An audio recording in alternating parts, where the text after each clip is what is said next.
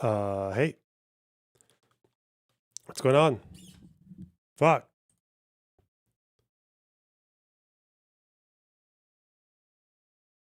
Hmm. Oh no, the chat. Oh no. Oh no, the chat. One sec. It's all under control, don't worry.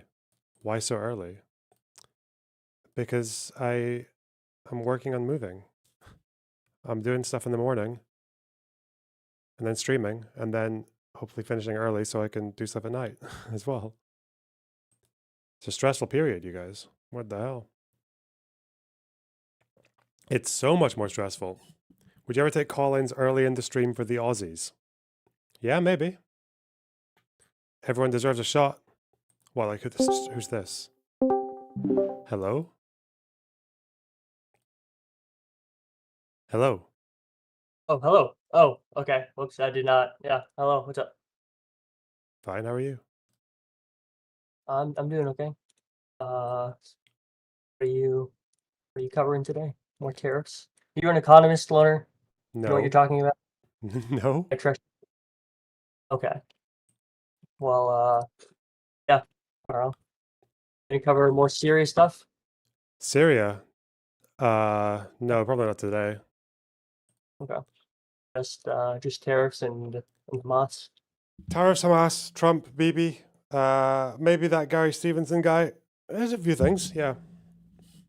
Do you think with the U.S. essentially maybe on a trajectory towards no longer being the global hegemon or whatever, that Europe is gonna like band together and become like try to save the day, or is it just gonna be a shit show from now? Like, is it like if the U.S. is gonna decide to not be the big dog or however you want to phrase it anymore, like what the fuck is gonna happen? Like, is the world just gonna just be shit for a long time? I don't know. I think What are America your still has thoughts? quite a bit of steam as the global hegemon. Yeah, I think yeah, it's it still should a for a little while. I while mean, yeah, before that's going to go away. Yeah, I think they're still gonna hold on for a good while. I wouldn't worry too much about that, especially because it's like already Trump supporters are kind of. I think a lot of people who voted for him but were not loyalists are starting to be a little bit fucking regretful. So I don't.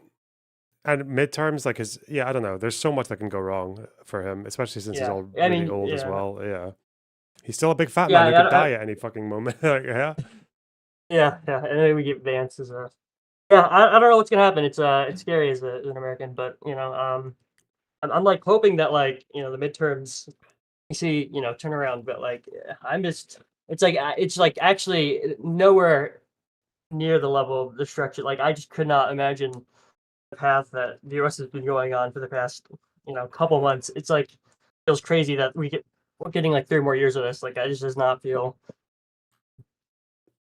I yeah. don't know.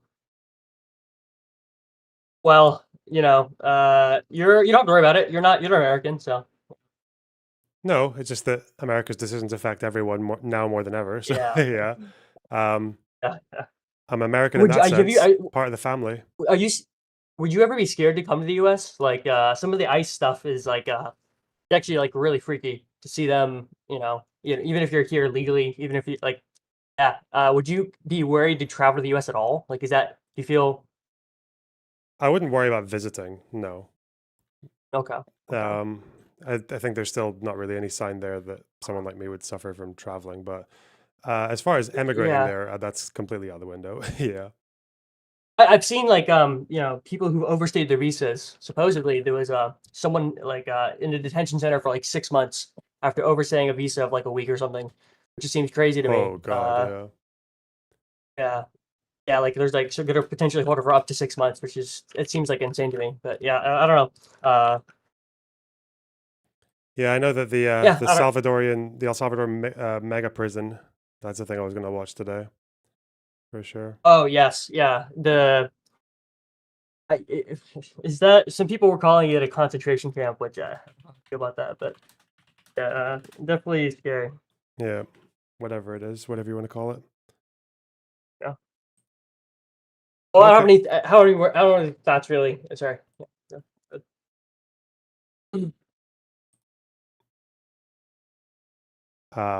Did you have anything else for us? No, not really. I was just gonna ask about. I was gonna see what you thought about if the U.S. is gonna be where the U.S. is headed. Don't know. Couldn't say. I feel like a lot of what Fair Trump's enough. done is already far beyond what anyone would have predicted. Like I felt like if someone told me even what Trump was going to do in his first 2 months or first 100 days or whatever, like I would just think that was hyperbole. But obviously, he can Yeah, say. I feel like it's like frustrating to me sometimes because like I've speaking to very progressive friends of mine, which I totally empathize with. I feel like consistently have painted the U.S. as like like this essentially fascist, like extreme. I feel like it's like we're giving like the U.S. is now giving so much credence to like the worst painted version of of the U.S. Like I feel like any pride in the U.S. is just like gone for so many people. It's like it's I don't know. I feel very bad. I don't know. Well, shit. Okay, tell you what, I'm Anyways, probably going to get to my stream now. So nice chatting yep. to you. Okay. Thank you. Uh, All right. Bye bye. yep. Whoa. That person did not sound Australian. What the fuck? Okay, the goal, the goal, the goal, the goal. You go.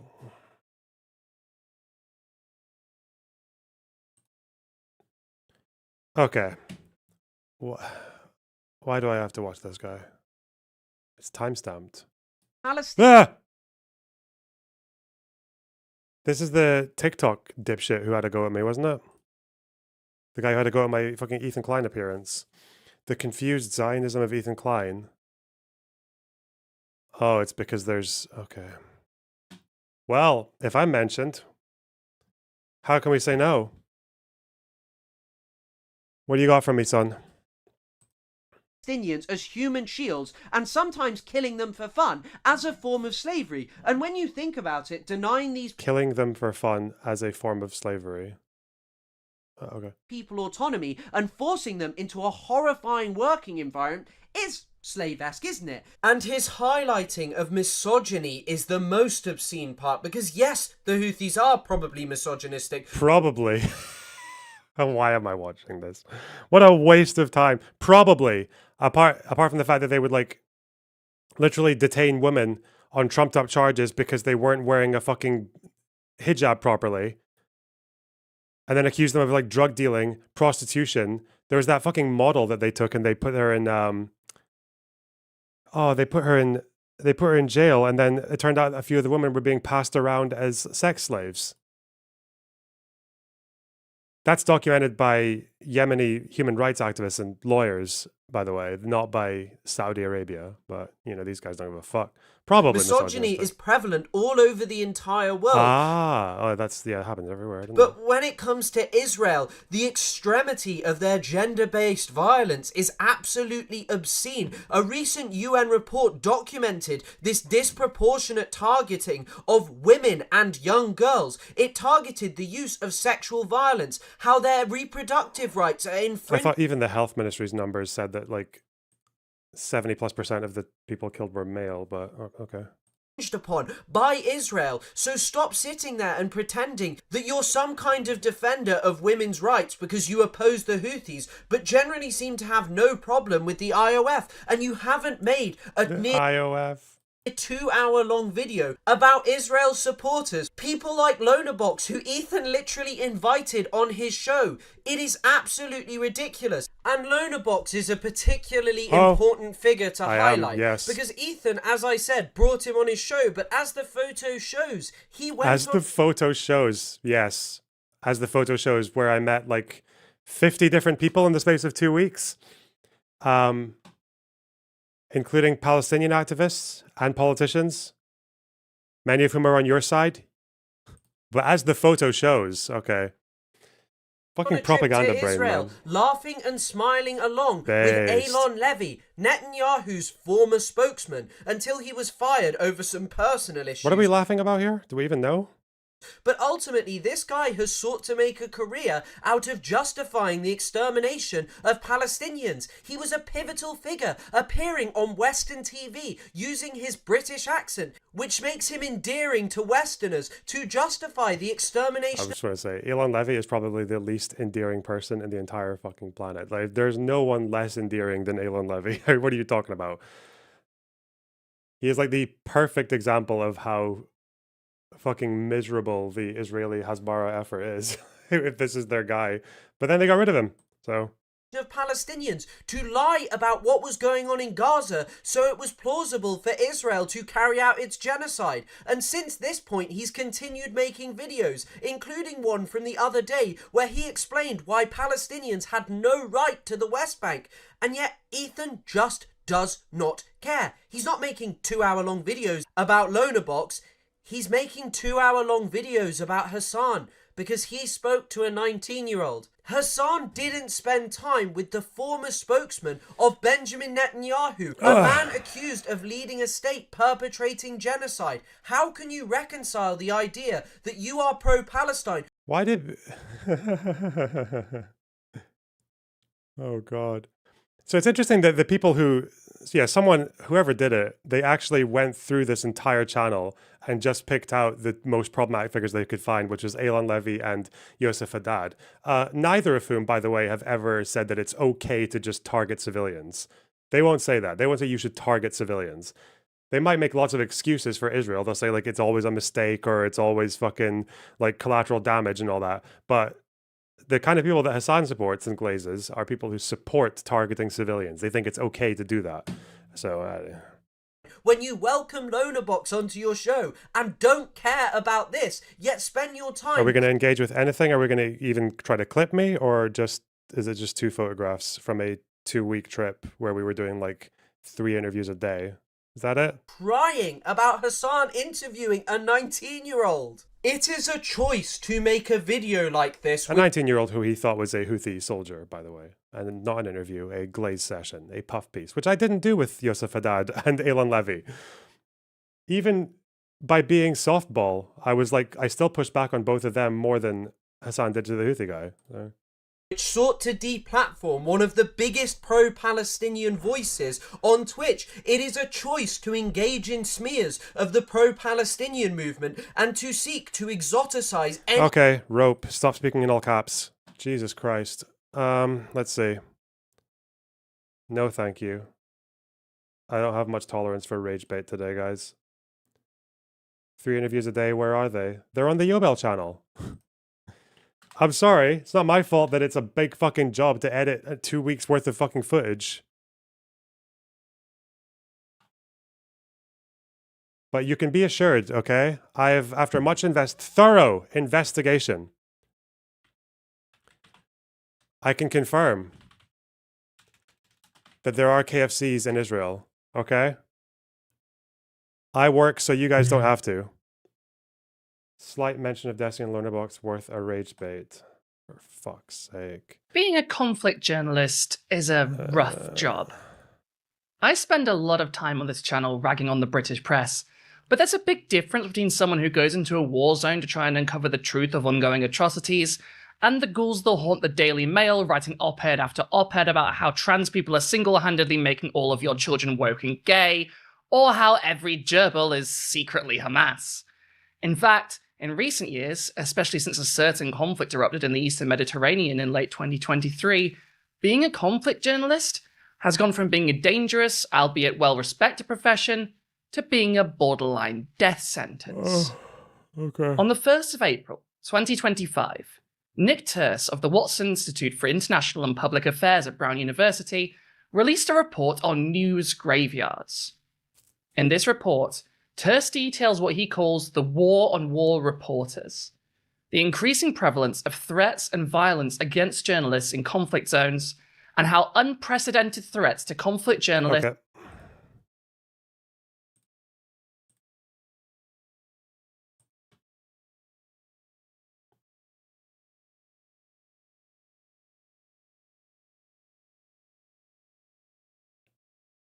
You know, it's really frustrating because like there is obviously a conversation that can be had about There's a number of variables. One, you can talk about how the definition of journalism has completely like broadened since, like, people compare it to World War II, a war where like over 50 million people were killed, where like bombing campaigns would kill tens of thousands of people in a single day. And they're trying to compare it to Gaza because more journalists, quote unquote, have died in Gaza, even though obviously the definition of journalist has massively shifted in those days. A journalist back then was someone who had like years of training and like really heavy camera equipment and audio equipment and a whole crew, and they were positioned, they were helped by the military to be in a particular area behind the front line so that they would be guaranteed like a level of safety, compared to Gaza, where a journalist can be someone who's working for, say, Al Jazeera or for Associated Press, but they can also be just someone with an iPhone, someone just walking around with a phone and a Twitter account. It can also be someone who is actually doing journalism on behalf of Hamas. And it can also, as we know from Hamas's own admission,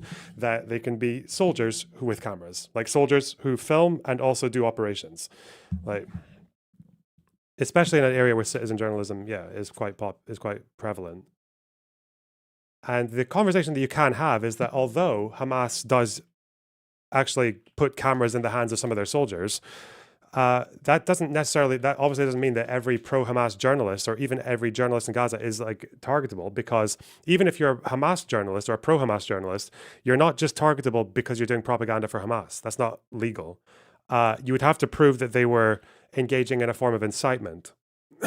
So if a journalist reports on what's happening, and like every time there's an airstrike, they run to the scene and they film the bodies and everything like that, and they talk about genocide and they talk about like how Israel is committing all the war crimes and there's an arrest warrant, and they never mention anything about Hamas, like that's a propaganda journalist, but they're not a target.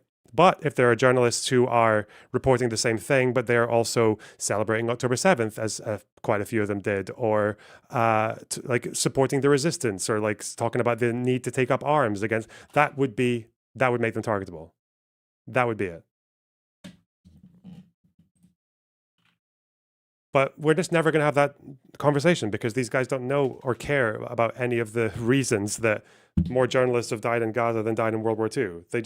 That's just their desperate fucking attempt to find any parity between the war in Gaza and fucking World War II.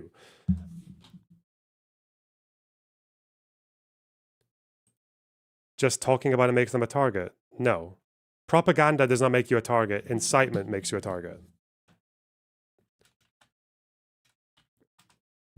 So you would have to find out if those journalists are actually engaged in a pattern of incitement.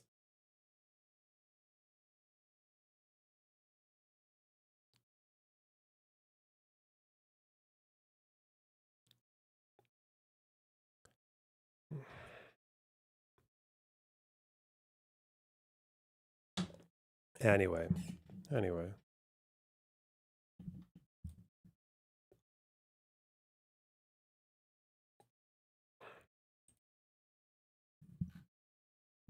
Do I want to read this article? I want to do maybe articles now, and then we can go to... You know what? I never actually saw this. The interview with Ahmed Tibi. Although I can't be fucked to watch it now.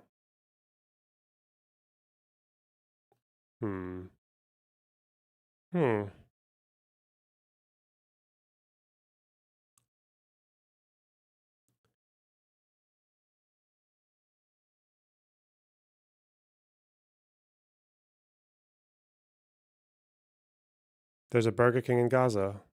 Sure. This is the wacky thing. It's that someone went to this channel, looked through so Shabbat, IDF encounter. Oh, not that. We definitely don't want IDF encounter.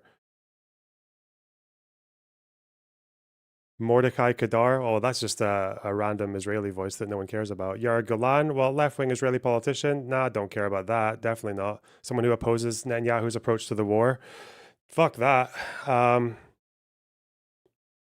Finkelstein, no way. Don't want to talk about that. Don't want to talk about any of this. No. IDF encounter, definitely don't want to talk about that again. Don't want to talk about Yossi Beilin, probably one of the most dovish figures in the entire peace process. Definitely not him. Definitely not IDF encounters. No, don't want to talk about like getting harassed by soldiers and settlers and troops.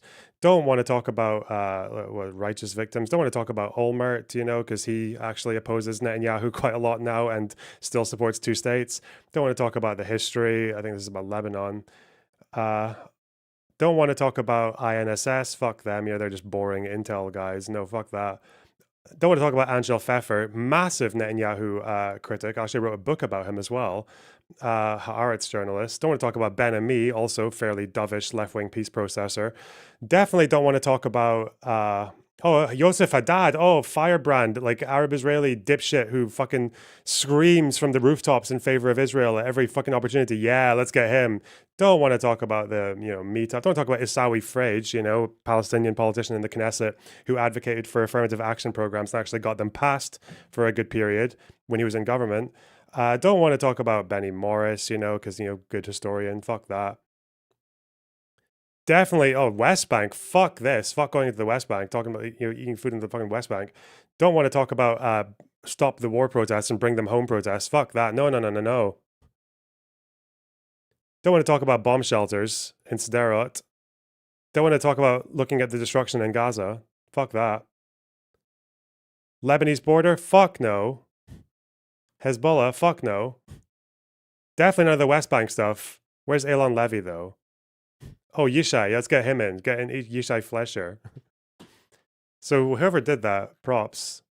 Very selective. Oh, definitely not talking about the Sheikh Jarrah evictions. No way. Palestinian refugee camp. Fuck no.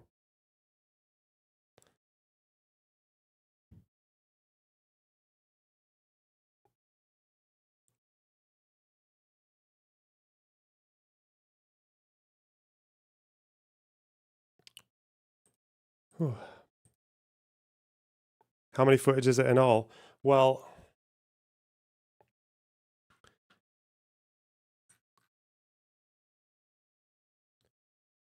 on that channel, those are just highlights, and that's, I don't know, maybe like an hour or two. But the whole thing, the whole trip is like over 100 hours. It's a lot. It's an insane amount of footage.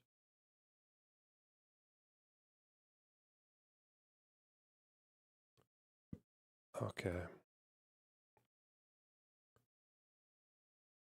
Whatever, though. I'm getting bored of it. That's probably all I'm going to talk about that particular subject right now.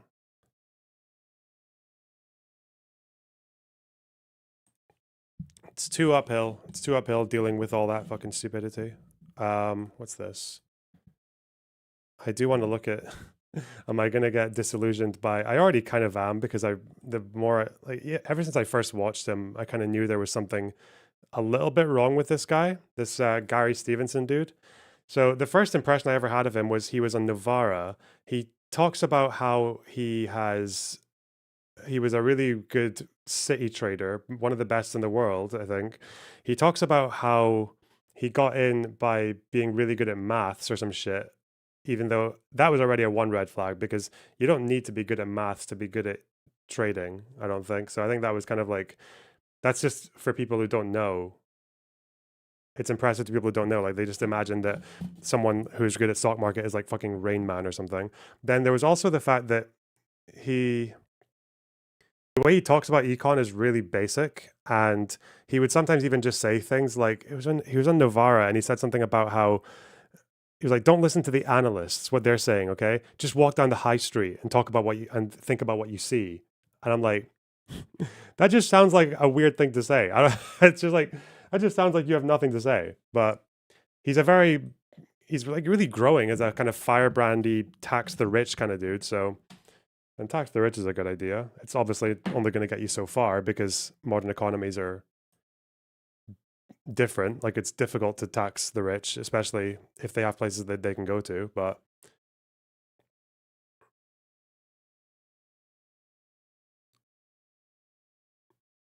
I thought Corbyn's idea was good. Tax the top 5%. Restrict it to the top 5%. Okay. Gary Stevenson claims to have been the best trader in the world. His old colleagues, sorry, disagree. You don't believe in tax the rich? Yeah, I do. What did I just say? I just don't think it's like a magic wand to some of the issues that we have in the economy. Isn't this guy just a bloke? Shut up. For someone who rails against the inequities of modern capitalism, Gary Stevenson sure does spend a lot of time boasting about the money he made on the trading floor. For many fans of the trader turned inequality campaigner, Stevenson's self-proclaimed success on Citigroup's foreign exchange desk is precisely what has made him such a compelling critic of the widening gap between the rich and the poor. Stevenson's straight-talking videos have earned him legions of followers online. Legions. His recent memoir, The Trading Game, has become a bestseller and just last month made the long list for a business book prize in a certain salmon pink-colored newspaper. Having made millions at one of the biggest investment banks in the world, the son of a post office worker from the east suburb of London of Ilford certainly has a knack for describing the cloistered world of big banks in terms anyone could understand. Here's a flavor from a typically four-letter word-filled recent interview. You become the best trader in the world for one of the biggest banks in the world, and then somebody sits you down and threatens you basically like a gangster. It kind of makes you realize that they're the same fucking people. Ooh.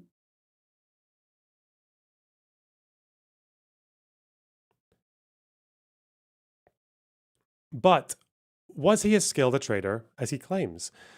Because, as you may have noticed, Stevenson doesn't claim to have been merely good or even great. He claims to have been the best. It's an assertion that he has made at least as far back in his 2020 column in The Guardian, published at the height of the first coronavirus lockdown, in which he wrote that he had been Citibank's most profitable trader globally. And the bold claim has only got more colourful in the telling since. Take this characteristically brash excerpt from a video interview earlier this year. I'm not fucking Mahatma Gandhi. I'm not here to talk about morality, okay? I was the best fucking trader in the fucking world, and I'm the guy that calls it right every fucking year. Whoa! I want to see that. That's how as soon as you understand that all the best economists are paid £2 million a year to shut the fuck up and bet on it, what do you think's going to happen to the economy? Wealth of the rich is exploding at the same time that wealth of the middle class is collapsing and wealth of governments is collapsing. You're supposed do you to not think these two timestamp. things are fucking connected? We can fix this. You know, inequality doesn't just have to go up forever. You know, the last time inequality really significantly decreased in this country and across Europe was after the Second World War. That happened because people fucking fought and demanded it. If you do not fix inequality, you're Here we go. kind of got this almost brainwashed idea that you can't think like that. That's zero sum. That's fucking politics of envy. Listen, I'm not fucking Mahatma Gandhi. I'm not here to talk about morality, okay? I was the best fucking trader in the fucking world, and I'm the guy that calls it right every fucking year, okay? If you do not fix inequality, your fucking kids' lives will be shit. And it See, can I'm get just thinking, like, again, that's also true. Inequality is probably like the best predictor of just about every social problem we have. It's inequality is a huge problem. The way he's talking is just like, how do you?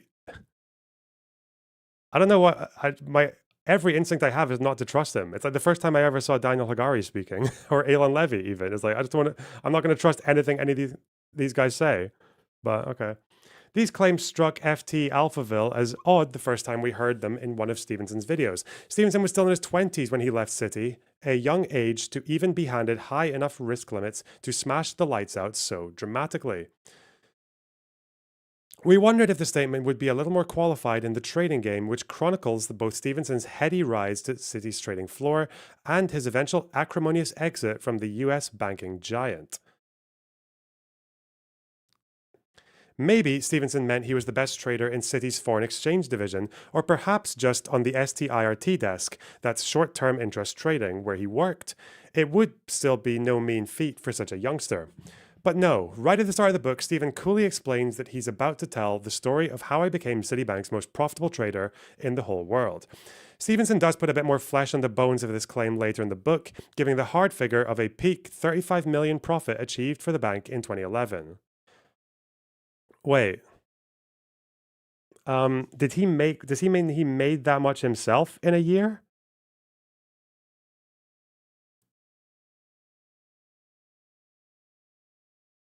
If you talk about Yargalan as a left-wing figure, you should probably at least acknowledge him being convicted for using human shields.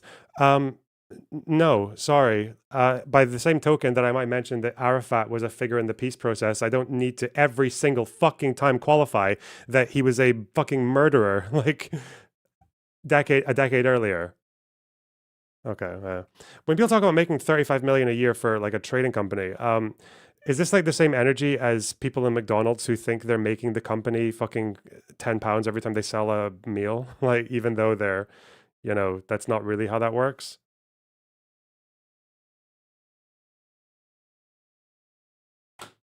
But, okay. Yet while that number may sound big to the man in the street, it still didn't strike us that wild for that era.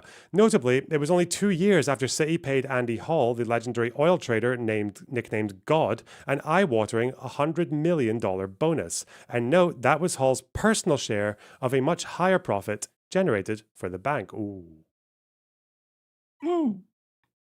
After getting in touch with some of the professionals who played the trading game alongside Stephen, it seems our skepticism may be warranted. FTAV has spoken to 8 former employees of Citi who worked with Stevenson at various points in his career, including some of the most senior managers in the bank's FX business. All of them disputed his claim to have been the bank's most profitable trader.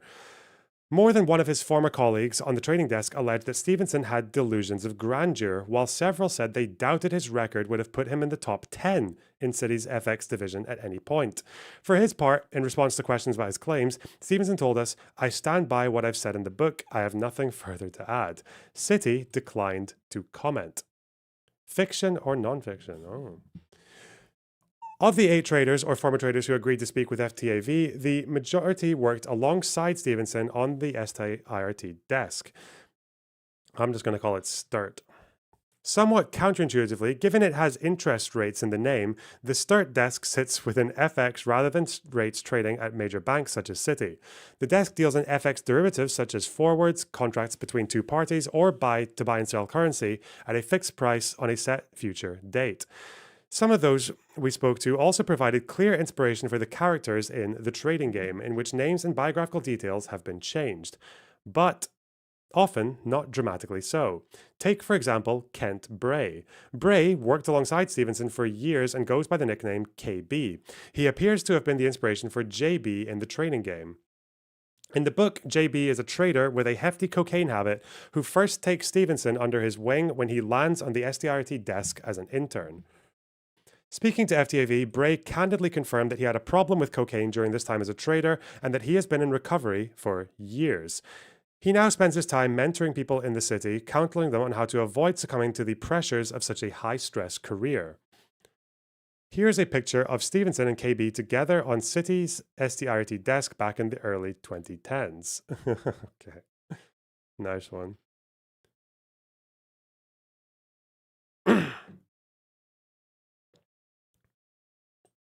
KB insisted that he wasn't trying to run Gary down, nor was he bitter.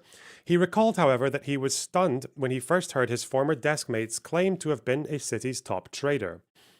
"I contacted him and I said, 'Is this book fiction or non-fiction?' And he said, 'It's non-fiction,'" Bray explained, adding that he told Stevenson that there was no way he was ever even in contention for the title of the best trader in Citi. In Bray's telling, at $35 million P&L a year, just wouldn't come anywhere near that accolade in the years that they worked together. "It sounds like a lot of money for people not in the trade," he said, "but in all the time I was at Citibank, that's not going to make you the most profitable trader globally." As well as speaking to people who worked alongside Stevenson on the trading floor, we spoke to several senior managers at Citi who he reported to during his time at the bank. One of those was Jeff Feig, who was a global head of foreign exchange at Citi for a decade between 2004 and 2014. Like Bray, Feig appears to have been inspired a character in Stevenson's book. He did okay, but he wasn't exceptional, and over his career as a trader, he wasn't even close to being one of the stars, Feig told us. He was someone we liked, who we thought had talent and smarts, but wasn't nearly fully developed. What about Ron Varro? True. On Stevenson's assertion that he was one of the best, Feig was damning. His claim about being the most profitable trader at Citi in any one year is laughable and clearly just an outlandish fib.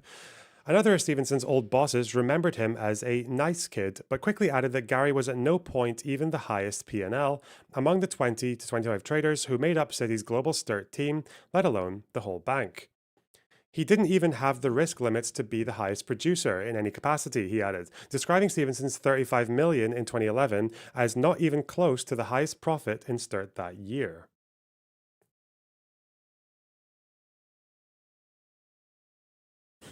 Just think about Nazi tank operators on speed and city bankers on coke. It wasn't weren't the Nazis on basically the equivalent of fucking crystal meth? I thought they were on the equivalent of meth, not speed.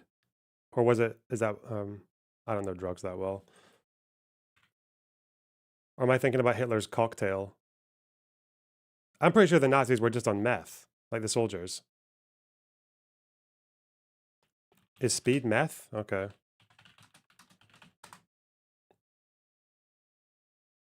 I thought speed was different. Okay.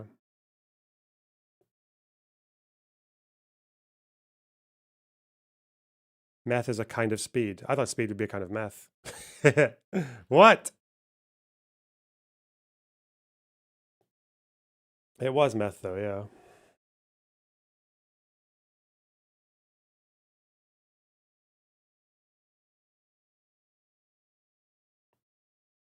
Taking too much credit.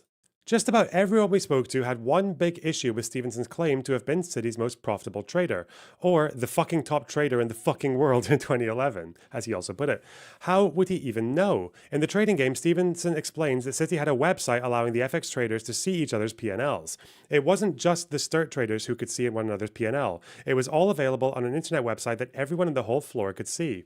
Several former FX traders we spoke to disputed the claim, saying the system did not allow for quite this level of transparency. Feig told us that he actually built this website. As he remembers it, the system allowed FX traders to look up the P&Ls of their immediate team, while desk heads had a wider view of how their global business was doing. So someone like Gary could certainly see how the guys on his desk were doing, and maybe he could see how other forward traders are doing. He couldn't see anything else, Feig said. Crucially, the emerging markets currency traders had different systems to those trading major G10 currencies, such as Stevenson. He sat 10 feet away from the Russian trader and the Polish zloty trader, but he would have had no idea what their P&Ls are, Feig said.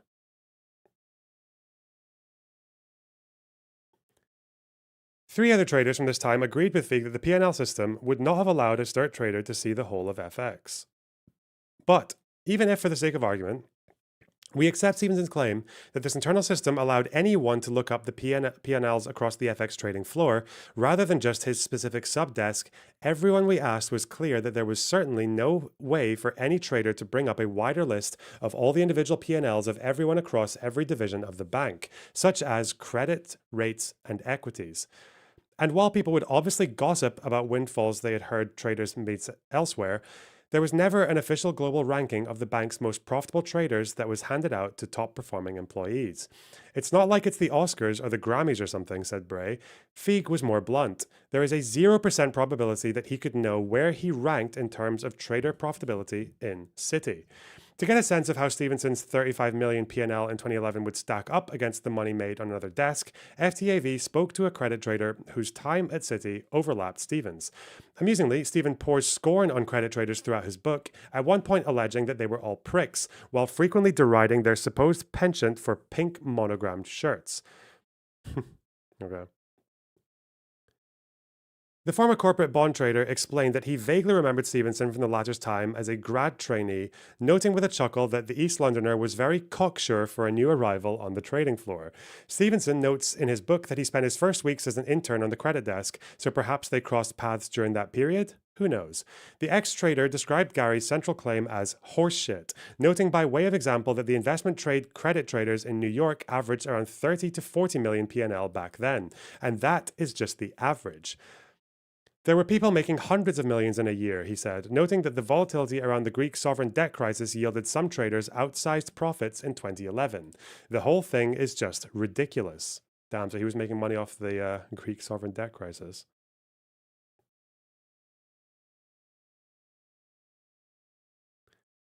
Flow Rider. The credit trader also noted that not all traders are created equal. He explained that some areas of FX and rates benefited from a massive amount of what traders call flow, essentially a constant stream of incoming orders from buyers and sellers that traders would match up, compared with some of the lower volume areas of riskier credit. That flow equals a kind of quasi-risk-free P&L, and so your payout ratio is much lower, he explained. In other words, this steady work tends to attract lower remuneration than those profits achieved by risking your own capital taking bets on the market, so-called proprietary or prop trading. Many of the former FX traders we spoke to explained that different seats within the STIRT desk enjoyed more flow than others, with traders dealing in derivative contracts linked to more liquid currencies benefiting from a naturally higher level of client activity. This meant that the trader could make higher dollar amounts of P&L simply from market making.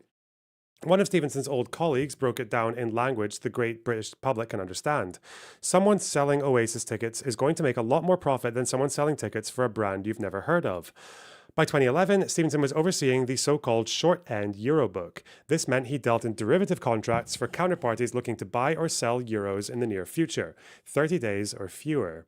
One of his former bosses described it as arguably Sturt's best franchise, his term for the market-making side of trading, because there are a lot of clients looking to exchange euros in the near term. You could easily end up with a P&L in the top 10 of Sturt with that book, he said, without really having to swing the bat. Fucking picture, bro. We didn't pay him like that as one of the top 10 because we also understood the levels of franchise he sat on, he said, arguing that the majority of money Stevenson made in his peak year probably came from market making. In the trading game, Stevenson himself notes that the... Have I been calling him Steven for the last fucking... Okay. Stevenson himself notes that the junior euro trader was a good job, in which a prior trader had made 100 million in 1 year, with the demand for short-end swaps translating to a hectic amount of trading activity. The end result is, with no exaggeration, that the junior euro trader does more trades than all of the other traders on the desk put together. If you can hold it together, you can make a lot of money. Rather than money earned from market making, however, Stevenson primarily attributes his 2011 windfall to an outsized bet on interest rates staying low. It is one of the book's pivotal moments, providing a through line to Stevenson's campaigning on economic inequality today. He writes that while many of the rich guys on the desk lazily assumed that economic recovery and interest rate rises were on the way, Stevenson could see the pain the families of his old friends in Ilford were still going through and bet the other way. Bro, what the fuck?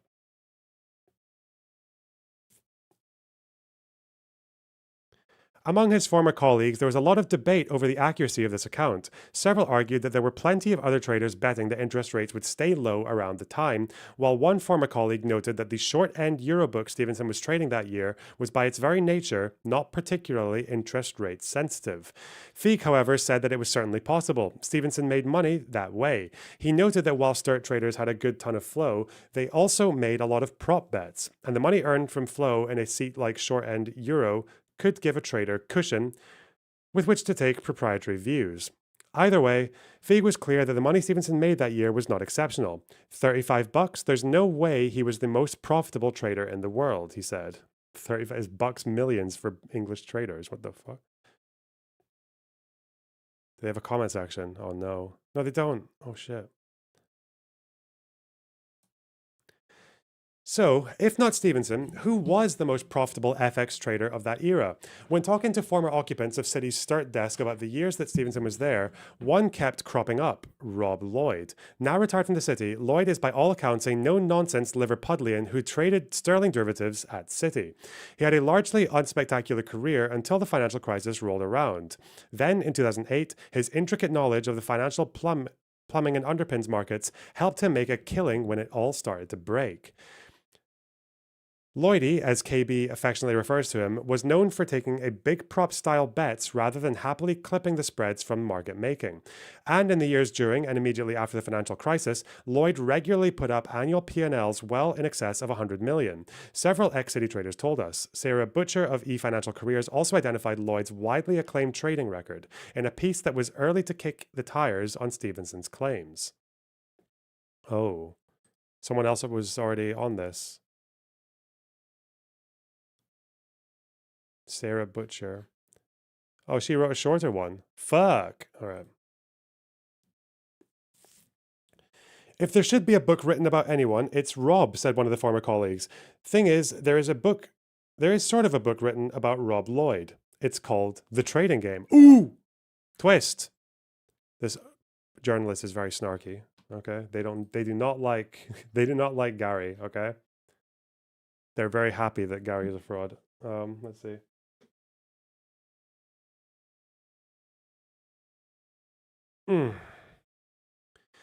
Lloyd is quite clearly the inspiration for the character of Bill. A no-nonsense scouser with a journeyman career, Bill joined Citi's Sturt desk as its sterling trader and made a fortune for the bank during the financial crisis. As a further possible hint, Stevenson's book gives Bill 3 middle names: Douglas Anthony Gary. Lloyd's 2 middle names are Douglas Gary, according to the FCA register.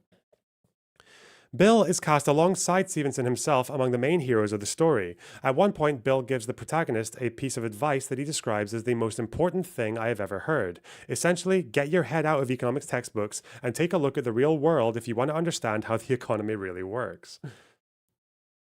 Stevenson is also pretty clear that Bill was the best trader on Sturt, describing him as an artist who built palaces out of his trading portfolios.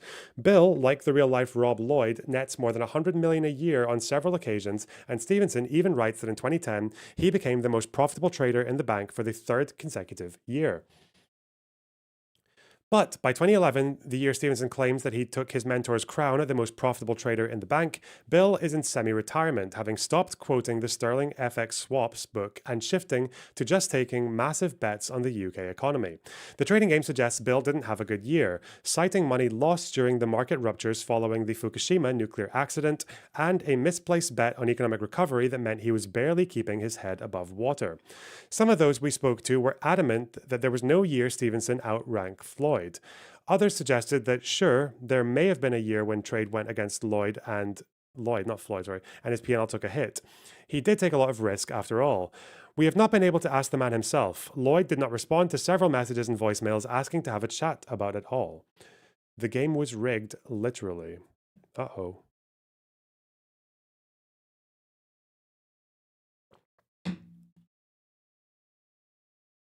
George Lloyd. That's not funny. Pink Lloyd. Speedy Taco, thanks for $5. And Hamstroker's Ejacula. Thanks for the €5. Normies who don't know better just enjoy the idea of a Guy Ritchie leftist character who's an apparent insider that can talk rings around the bigwigs. Yep. Given that everyone we spoke to was in agreement that Stevenson was never the city's most profitable trader, we wondered if any other major elements of the trading game might have been embellished. Perhaps the most extraordinary story in the book is about the card game that gives Stevens' memoir its name. After panicking in his final year at the London School of Economics that mathematical ability alone may not be enough to bag a coveted investment banking internship, Stevenson learns that Citi runs an annual card game for students called the Trading Game, in which the winner of the grand final bags a 2-week placement at the bank. The game has elements taken from Texas Hold'em poker, with players holding one whole card alongside several community cards that are slowly revealed, and requires players to make markets around what they think the total of the numbered cards will be at the end of the game. Stevenson soon realizes that the game is as much about bluffing as it is maths and makes light work of his competitors. But then, in the crucial final round, Stevenson totally blows up after running into a perfectly awful set of cards. He can't believe his bad luck, estimating the odds of such a terrible hand at just 0.0087%. Wait.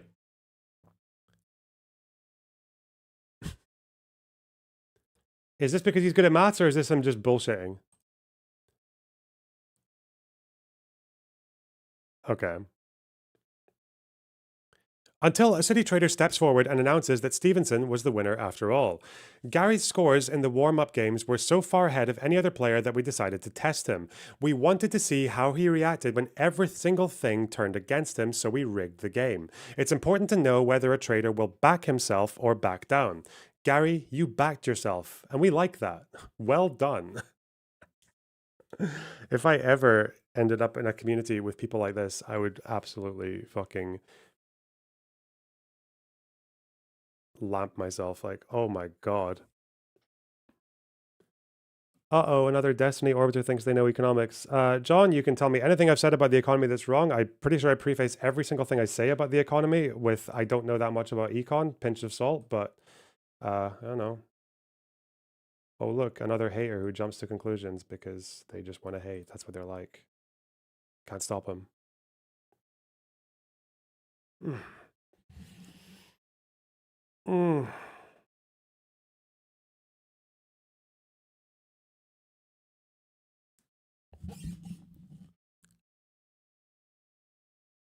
Yeah, I'm an H3 orbiter now. What the fuck? I'm a sundowner orbiter. It sounds a little unbelievable. A streetwise kid wins a place on a bank trading floor after winning card games so comprehensively that the organizers rigged the deck against him in the final round to see how he would react. And yet, several people we spoke to confirmed that this part actually happened. The trading game was a card game City FX traders played on the desk. One person claimed it had originally been invented by a German broker. Another said it was sometimes called Fix-It, but they tended to use that name less as the years went by, as the connotations around price fixing became more problematic. Okay. Citi started running competitions for graduates at various universities precisely to find people like Stevenson who had the instincts to make good traders, but lacked the social polish that can enable those from more privileged backgrounds to glide more easily into an investment bank internship. More than one person verified Stevenson's account right down to the final round being rigged against him. The story about the trading game is 100% true, said Feig, who added that Stevenson is an exceptionally smart guy. Titan stock.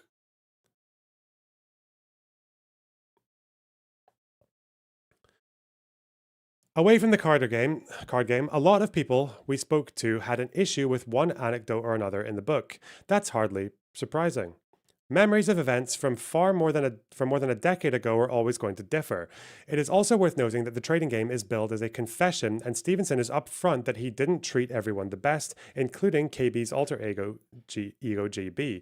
One aspect several of his former colleagues consistently took issue with, however, was Stevenson's account of his battle with Citi to keep his deferred stock. In the book's final act, Stevenson is growing disillusioned with his life on the trading floor. On the encouragement of the senior trader who first spotted his potential during that final round of the trading game, he moves to Tokyo, but the change of scene does little to reignite his passion. Feeling increasingly listless, Stevenson tries to find a way to leave Citi while still keeping his deferred stock.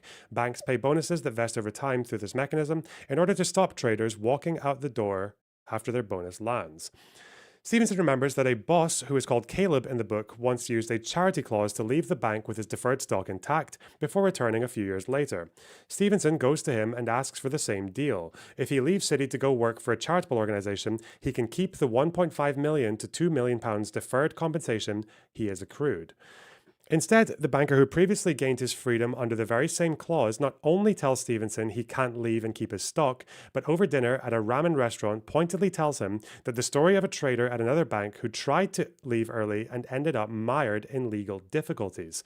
Sometimes bad things happen to good people. We can make life very difficult for you. He finishes the tale menacingly. This supposedly gangster-like threat is what Stephen was referring to in the interview we quoted from the start of this piece. Therein begins an epic battle of wills with Citi's HR department, in which Stevenson gets signed off from work by a doctor for 6 months, and on returning is taken off the trading floor and transferred to a meaningless administrative job. After Stevenson endures a year of this drudgery, the bank caves and lets him leave with his deferred stock. Stevenson casts his bosses as no different to mobsters shaking him down for money that was rightfully his. Yet it is pretty standard for banks to deny traders their deferred stock when they leave.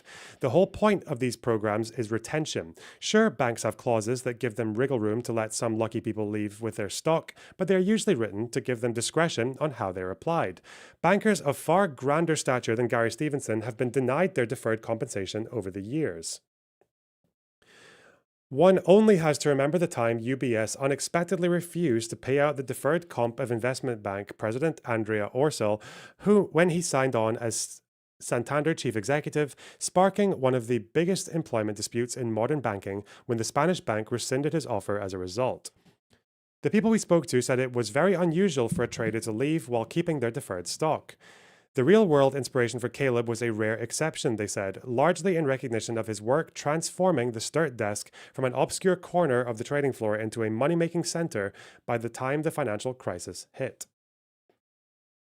In contrast, Stevenson explains in the trading game that by the time he requested to leave, he was regularly taking naps in his chair on the trading floor. His lack of work ethic was embarrassing for all, Stevenson confesses.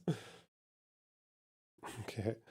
One of Stevenson's former colleagues noted that they too had been denied their deferred stock on leaving Citi, even though they had left the bank on very good terms for a job at a client rather than a competitor. They thought it was unfair, but they had to suck it up. The charity clause was not some kind of magic bullet, several people explained. We found a 2015 deferred stock contract in Citigroup's SEC filings, which includes a subclause specifying that management approval is required. Okay, I don't care. Right. It is, of course, always possible that the clause was added after Stevenson's dispute. Nevertheless, Stevenson recounts how Caleb told him deferred comp would be possible only with the approval of bank management, which would not be given. Jeff Feig remembers that the charity clause came in around the mid-2000s, but that it had always required sign-off from management and that over the years, Citi really tightened it up. This is the thing about this is like it's probably the biggest red flag because it's basically him like not getting what he wants, like some preferential treatment that other people don't get either, and seeing and reframing it as some kind of injustice and using people's, I guess, using the reputation of bankers and traders as mobsters to their benefit.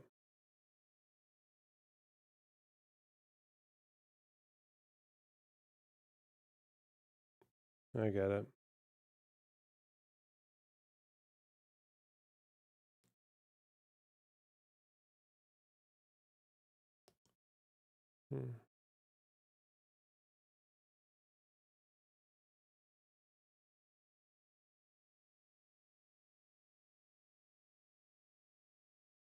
Okay.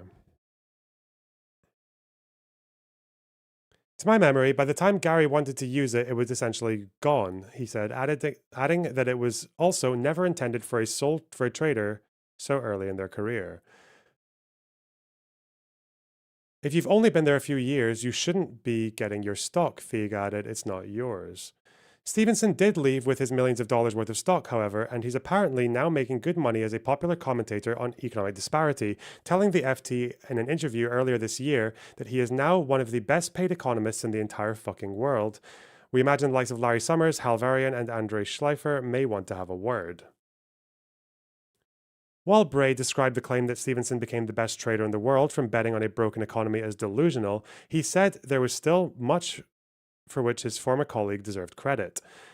What has to be acknowledged here is that a kid from a pretty humble East End upbringing gets into the bank trading game. He does make money and he does write a book, Bray said. Where I'm a little bit offside is parts of it are not true. Well, that's good old Gary. Mad Gary.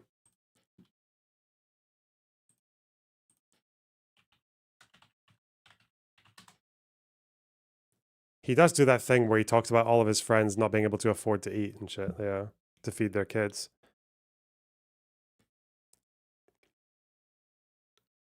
Of course, these guys love him, these fucking dipshits.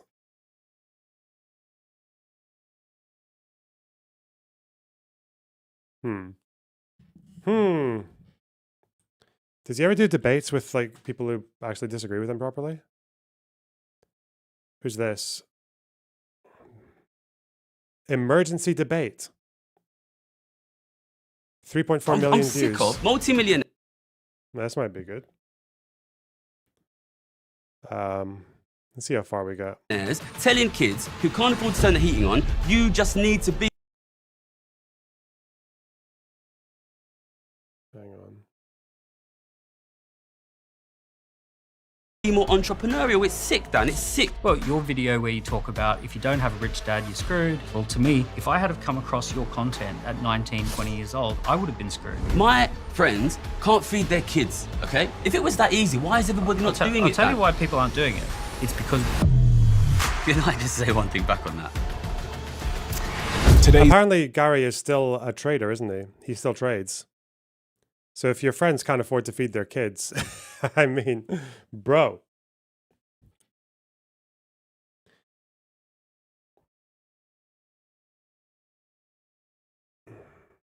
Even if he's a grifter, he probably holds the right position more often than not.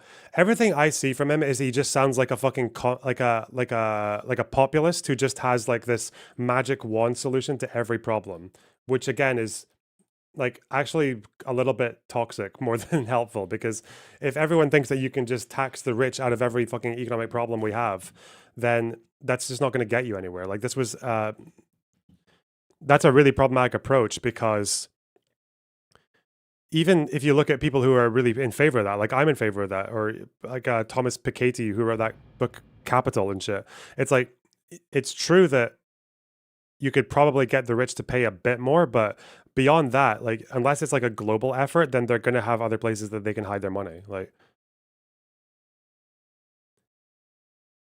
even when financial flow was really, really restricted internationally, like in the 50s and 60s, it was still difficult to collect high taxes. That's why the whole 90% fucking meme is a thing, right? Because it's a meme. But we'll see what he's saying. I just want to see what it's like to watch them with this in mind. I have no idea who he's up against. Probably some bootstraps wanker, but let's see. His debate is fiery, to Okay. say the least, but important Also, my character didn't die. I'm so happy.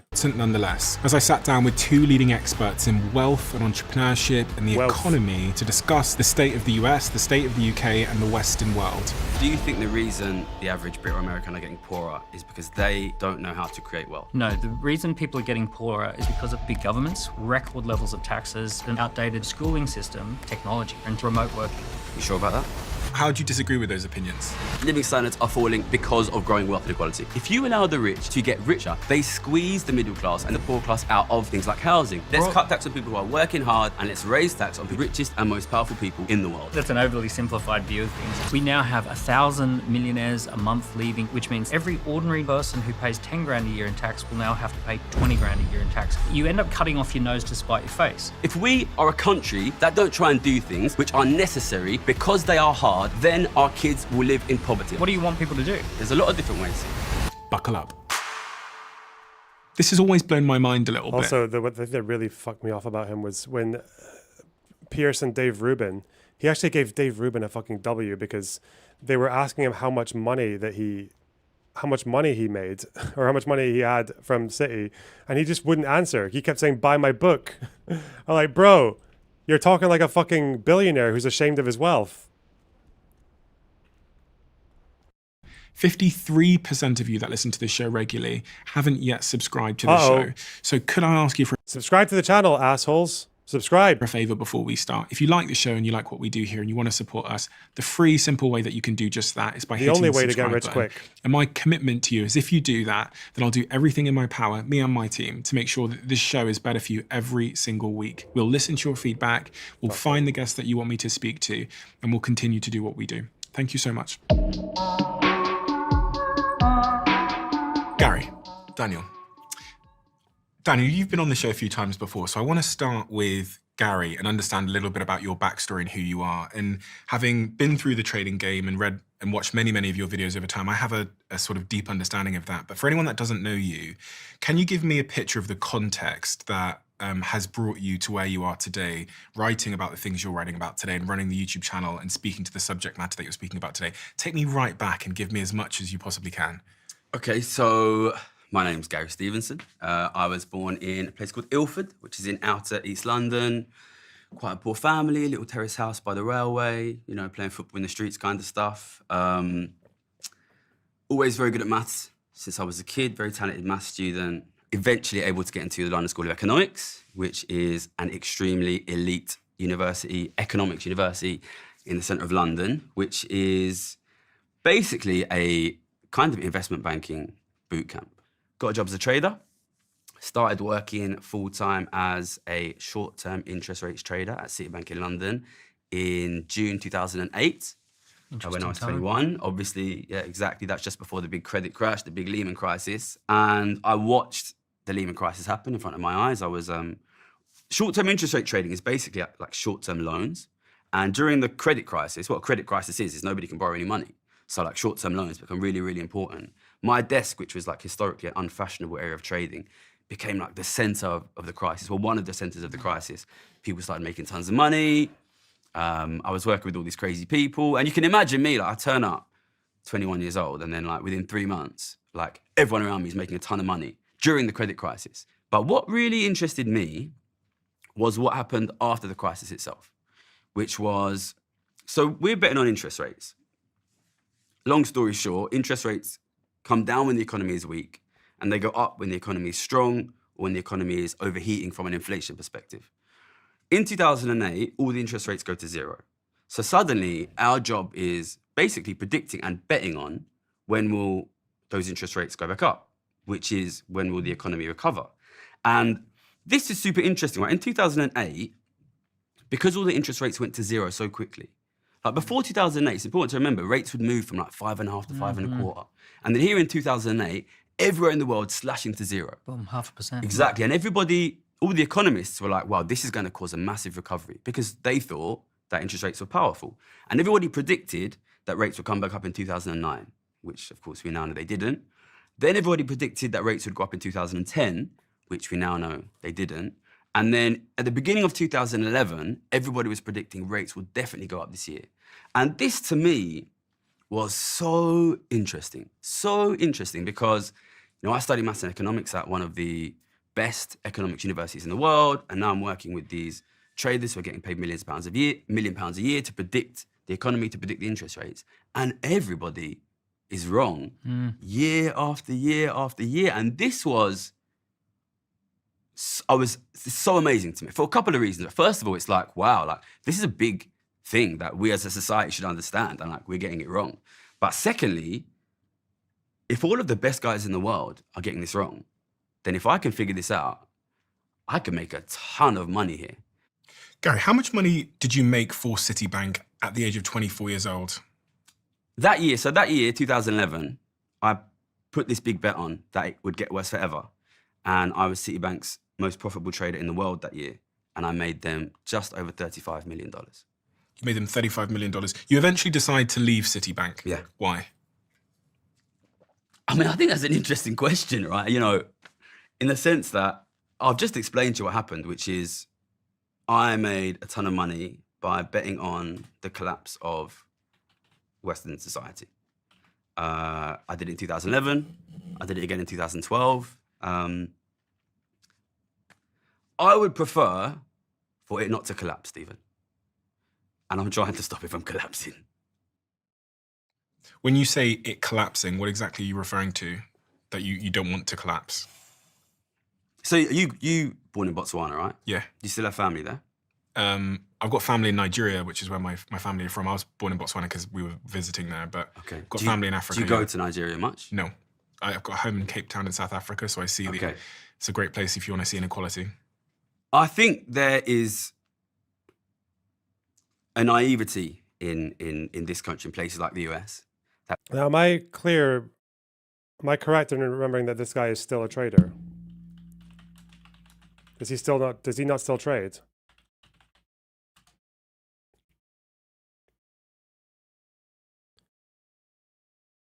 Apparently he does, right? He retired, but he still makes trades. No, he quit from Citi, but he still makes money trading. No? He says he does.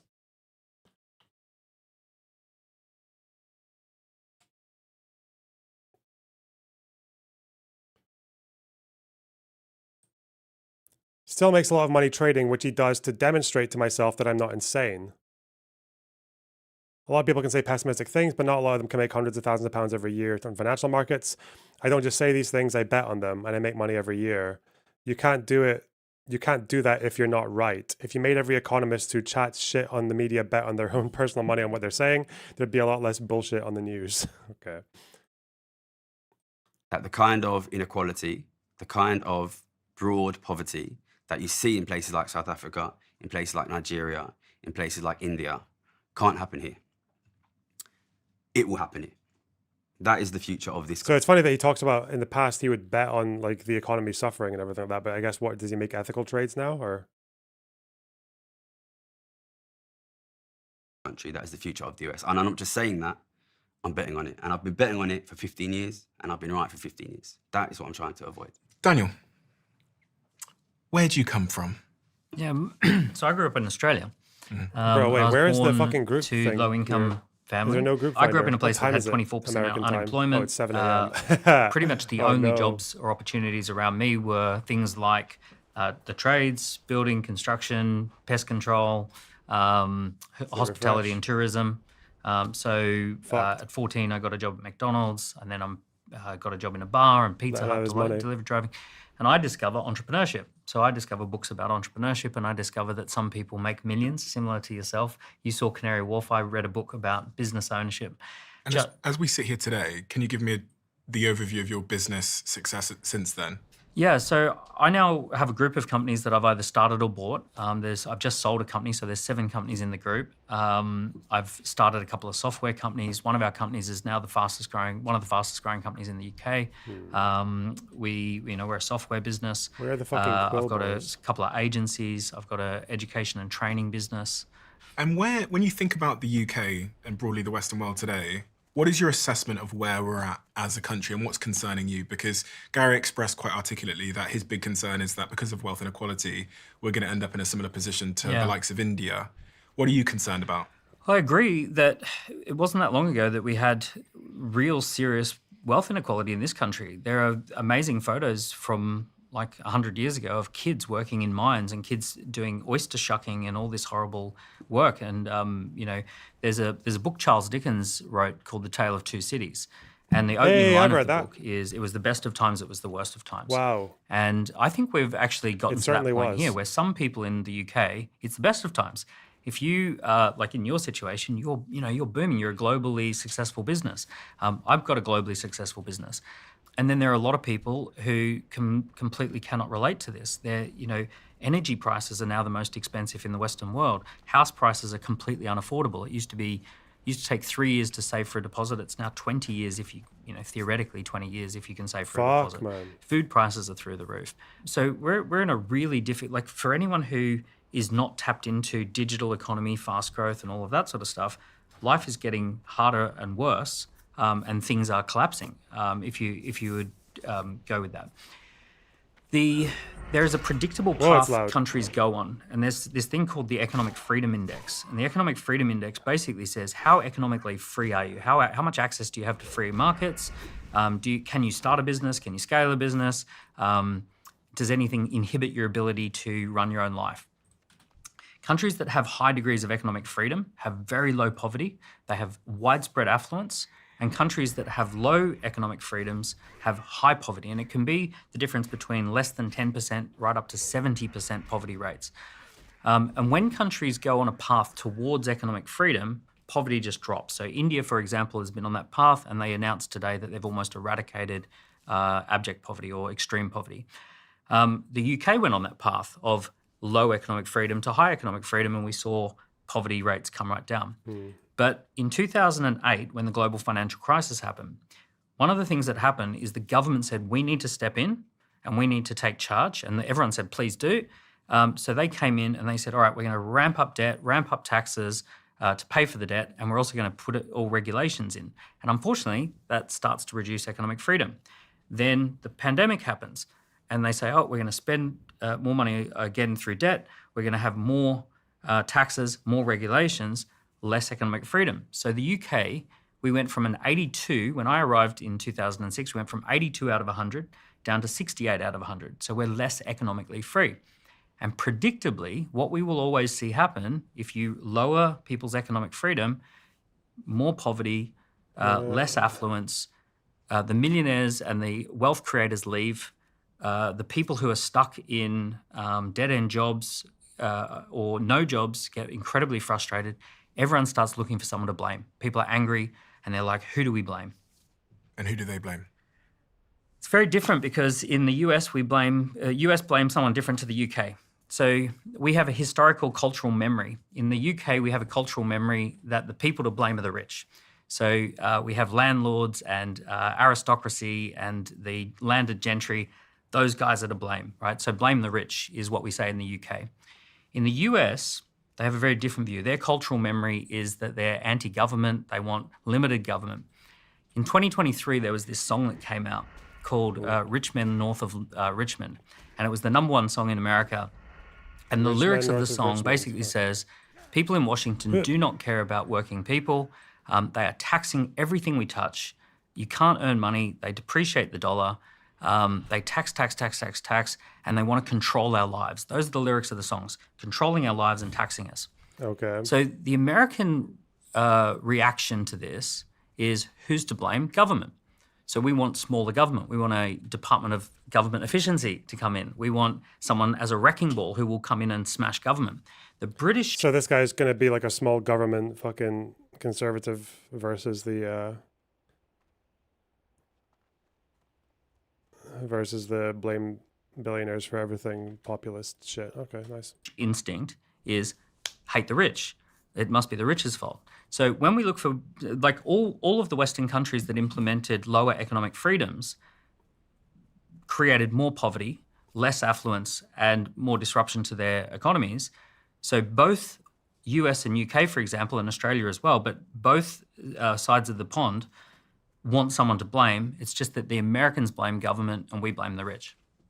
Gary, I'm sure you have a lot to say there. I know you both use the word collapsing, so you agree that there's a problem here, but I think from studying both of your sort of perspectives, you think that the solution and the cause of the problem is different. I mean, I put bets on.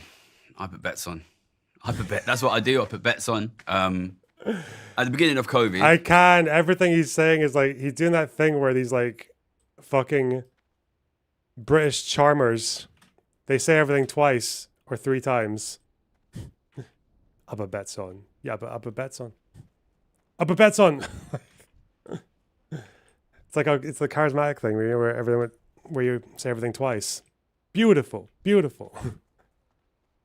How you doing, man? How you doing? We knew the government was going to give an enormous amount of money out. Total amount of money now. UK government deficit since the beginning of COVID is £1 trillion. US number is $14 trillion. That's £20,000 per UK adult. My background is I understand that when the distribution gets worse, when inequality gets worse, living standards fall. So when the UK government was going to give £1 trillion out, all I wanted to know was who's going to end up with that money. Yeah. That's all I wanted to know. And I mean, the US number, 13 trillion, 14 trillion, it's just outlandish. But I think the most amazing thing I've ever seen in my whole life was that at the beginning of COVID, the very beginning of COVID, we knew governments across the world were going to be giving out tens of trillions of pounds, dollars, euros. Nobody even thought to ask. I wonder if that small government guy, how he feels about tariffs. There's no way he would support that, right? Because tariffs are, it's like enormous government. Like the government is asking for so much just to import internationally, just for free international trade. Come on. Who's going to get tens of trillions richer? Nobody in the Conservatives, nobody in Labour, nobody in the Republicans, nobody in Democrats, nobody in the media, nobody in academia, nobody at the central banks. Nobody asked this. It's No one asked this. I love this. It's so good. Also, lots of people asked this. This was a huge fucking issue at the time of the bank bailouts in post 2008. It was about like what happens to the poor. You're bailing out the banks. Okay, what about the bailout for the taxpayers who didn't actually cause this? That was a whole thing. It was a whole fucking discourse, anti-austerity, everything. Like, but it's just that whole thing where you sell yourself by acting as if you're the only one saying this incredibly obvious thing. The media doesn't want to talk about this. The media, they don't want to talk about this. Because that's just code for you should watch me. You will only get this from watching me. It's almost beautiful. It's unbelievable. It's unbelievable. So I sat down and I did the analysis at the beginning. Because lockdown is essentially banning the spending of the rich and replacing that spending of the rich with printed money from government. What happens is the government gives workers money. They use that money to pay their bills, to pay their rent, to pay their mortgage. It goes to the rich. The rich can't spend it because they're locked indoors. And what you get is essentially an enormous amount of money from the government to the poor, to the rich. And this massive, massive transfer of wealth. That was so obviously going to happen. With the kind of transfer of wealth, maybe. I got given quite a lot of money for COVID just because I was a small business. I feel like the government handed out quite a lot of money to average people as well. Stimulus. I don't know if it was exactly the same in America. But does that count as a transfer to the rich if I was spending the money on like rent, food, bills, consumption? I mean, I was saving some of it as well.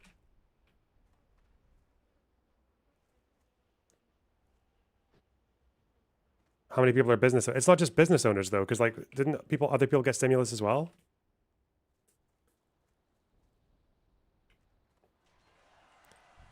because they recapture the funds. Okay, then it's all. Then apparently everything that happens in capitalism is just, it's all a transfer of money from the wealth, from the poor to the rich, right?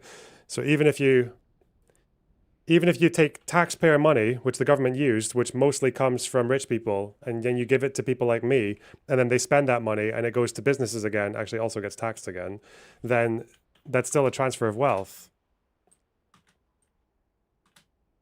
Okay. Happened at the beginning of COVID. Nobody discussed it, which I think is itself amazing. Let me ask you a question, right? If we were now to pause the economy for 2 years, and during that pause, massively increase wealth inequality, what do you think would happen to broad living conditions when we unpaused? See, one of the things that I think happened during the pandemic is everything went digital. And entrepreneurs and investors did actually think about remember what it would was called happen. that? The investors That was based. immediately boomed stocks like Plandemic. Zoom and Microsoft, and we ended up with the Magnificent Seven. I don't know if there's 7 big tech companies in the USA. Clearly no one saved that stimulus. So it's only not a transfer of wealth to the rich if you save the money. Is that it?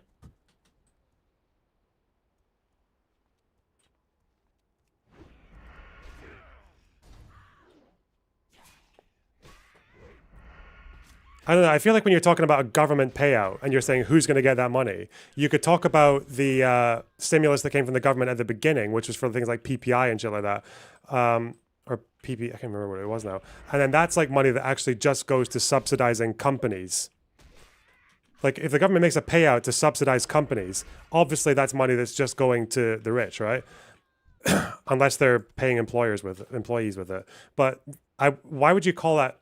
It's like putting a stimulus to, like, it's like giving a fucking subsidy to Elon Musk and saying that's on the same level as giving a stimulus fucking check to the bottom 10%. And these are both transfers of wealth to the rich because the latter is spent on goods that goes to businesses. That's a very silly thing to put them both under the same umbrella because they're obviously different. Market. And those big 7 companies have gone from 5 trillion valuation to 17 trillion valuation in the time of the pandemic. And if you think about what did the pandemic do, everyone had to work from home. Big government. So big we all government, had to big have government. Microsoft subscriptions. Big Everyone government. went onto websites. So we all went That's to what it did. AWS. Did big government. Amazon. We all started buying and learning how to buy what I from was gonna say. Amazon rather than buying from our local high streets. Wow. Every business in the world figured out how to run their business remotely. We had this massive transformation. It's actually a wholesale transformation of society that we all learned how to live and work differently. I saw a boom in entrepreneurship. So what I saw as an entrepreneur accelerator, someone who runs an entrepreneur accelerator, is just there was this sudden boom in people launching businesses, setting up Shopify accounts, setting up YouTube businesses. So the money really has moved from the traditional economy, the 2019 high street economy, over to the digital economy. And what we see is that the investors know what's going on and they just invest in this Magnificent Seven company. I think 50% of the gains of the S&P 500 is tech companies. So all the money just goes flooding into the technology companies. My belief is that technology is really dividing people. That essentially if you take anyone from any background, if they work in technology, if they're in media, tech, finance, any of that stuff that operates online, they tend to actually do pretty well after the pandemic. Can I ask you a question? Yeah, go for it. Do you think the average Brit, American, Australian, wherever the person out there is watching, if they quit their job and go work in tech, do you think they'll be able to get financial security relatively easily? Depends when you Interesting question. define financial security. The issue with house prices. The ability to raise a family, have a home. Yeah. So having a home is a big issue, right? So here's what I see with houses, because houses annoy me as well. My dad bought a house for $18,000, which is about £10,000 or less than £10,000, and it's probably worth over $1 million today. So something went on, and this, by the way, is not UK specific. The socialist countries had house prices go through the roof. If you go to Norway or Sweden, their house prices Socialist grew by countries. 600%. Bro. It's happening everywhere. It's everywhere. It's not specific to anywhere. It's happening everywhere. But what happened? What has definitely happened in the UK is we actually have a housing traffic jam. So in this country, in the UK, we have 9.5 million homes that have 2 or more spare bedrooms. Big family homes have 2 or more spare bedrooms. And when you look into who owns those houses, 78% of housing wealth is baby boomers. And now, anecdotally, I take my kids trick-or-treating at Halloween, and we go down a street that is big family homes, and you go knock on the doors, and it's all people over 65, right? And they're living in a big family home with empty spare bedrooms. You think the average American over 65 is living luxuriously? The average American over 65, so more than half of the US economy is in the hands of baby boomers, right? So they own all the houses. The houses got bought up cheap. Baby boomers still own those houses to this day. The big family homes with multiple spare bedrooms are empty. And now that creates this traffic jam where people my age... My grandparents, Yeah. they all owned property. All of them. All 4 of them died with nothing. Because that wealth which they had in property was used in equity release schemes. It was used in paying through their retirement. It was used in end-of-life care. Do you think when those old people die, young people today will be rich? There is half the economy held by baby boomers. It's either going to be passed down or passed into the aged care industry or passed into... But the issue of why we can't get homes, 2 things. Government massively inflated the value of homes through debt. So they just injected, like low interest rates that you're involved in. Who is the debt to? Well, the debt is to anyone who can take out a loan, because if 0% interest rates or 2% interest rates... Do you think it's the debt to ordinary families? Do you think the ordinary families are the creditors? When you say ordinary families, you mean bottom third? So if your average British or American family now has £500,000 of debt, it's anyone who has the credit? It's anyone who could get there at that... The point he's making is that you have these fucking boomers who have these big fucking family homes and all their kids move out, but they still keep the home and they don't downsize. Is that the idea, that they don't downscale even though they've got like a big fucking house with a bunch of spare rooms?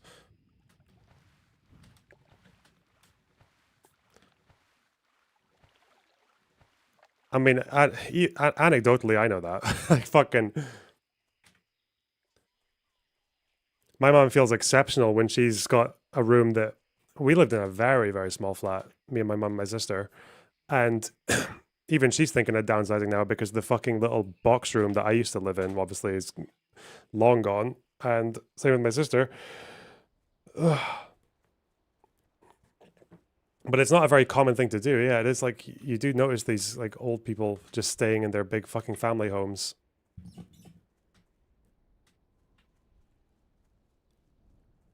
Little box room. It was actually a box room. Well, not really. It wasn't really a box room because it's a box room if it doesn't have a window. I think it was more like an annex, the room that I grew up in for most of my teenage years. It was really small. I had a very, very small room. But it hasn't been needed for anything for like over 10 years. So, yeah. Particular time, anyone who could get their hands on a loan to buy... What the fuck is an annex? I think back in the day, it used to be part of a dine-in kitchen. But then the kitchen and the dine-in space were partitioned, and the dine-in space became the bedroom. I think that's what happened to it. It looks like that's what happened to it.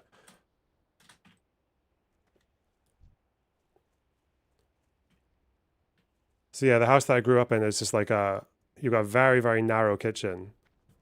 Actually, does that make sense? Because of I'm trying to think of the layout. Yeah. I've never heard annex used in that way because you just hear it and think of the West Bank. Okay. A house? But the UK, I'm pretty sure, also has like the smallest houses in Europe. Our houses are very small. Even going to America where they talk about like, oh, they pay a bit more for rent and everything, but my God, the house, like the flats are fucking huge. What do you need? What is this? Upstairs. But who has the credit? Who is on the other side of the debt? So if the average British family has £500,000 in debt, the banking license. Does the average British family have £500,000 of credit?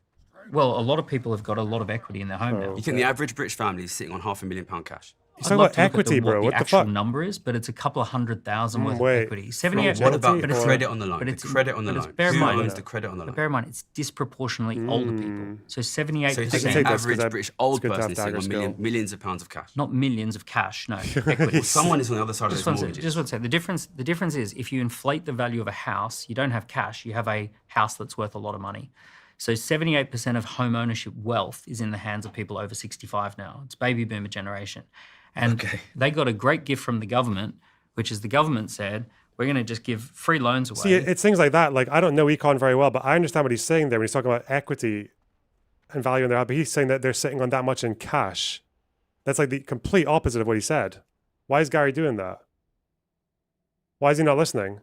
Is he just a fucking idiot, or is he being bad faith? Or what's wrong with him? Is he not listening? Oh no, I can't unsee it now. The red flags. It's a fucking communist revolution. Red flags everywhere. Oh no, it's server shut down in a second.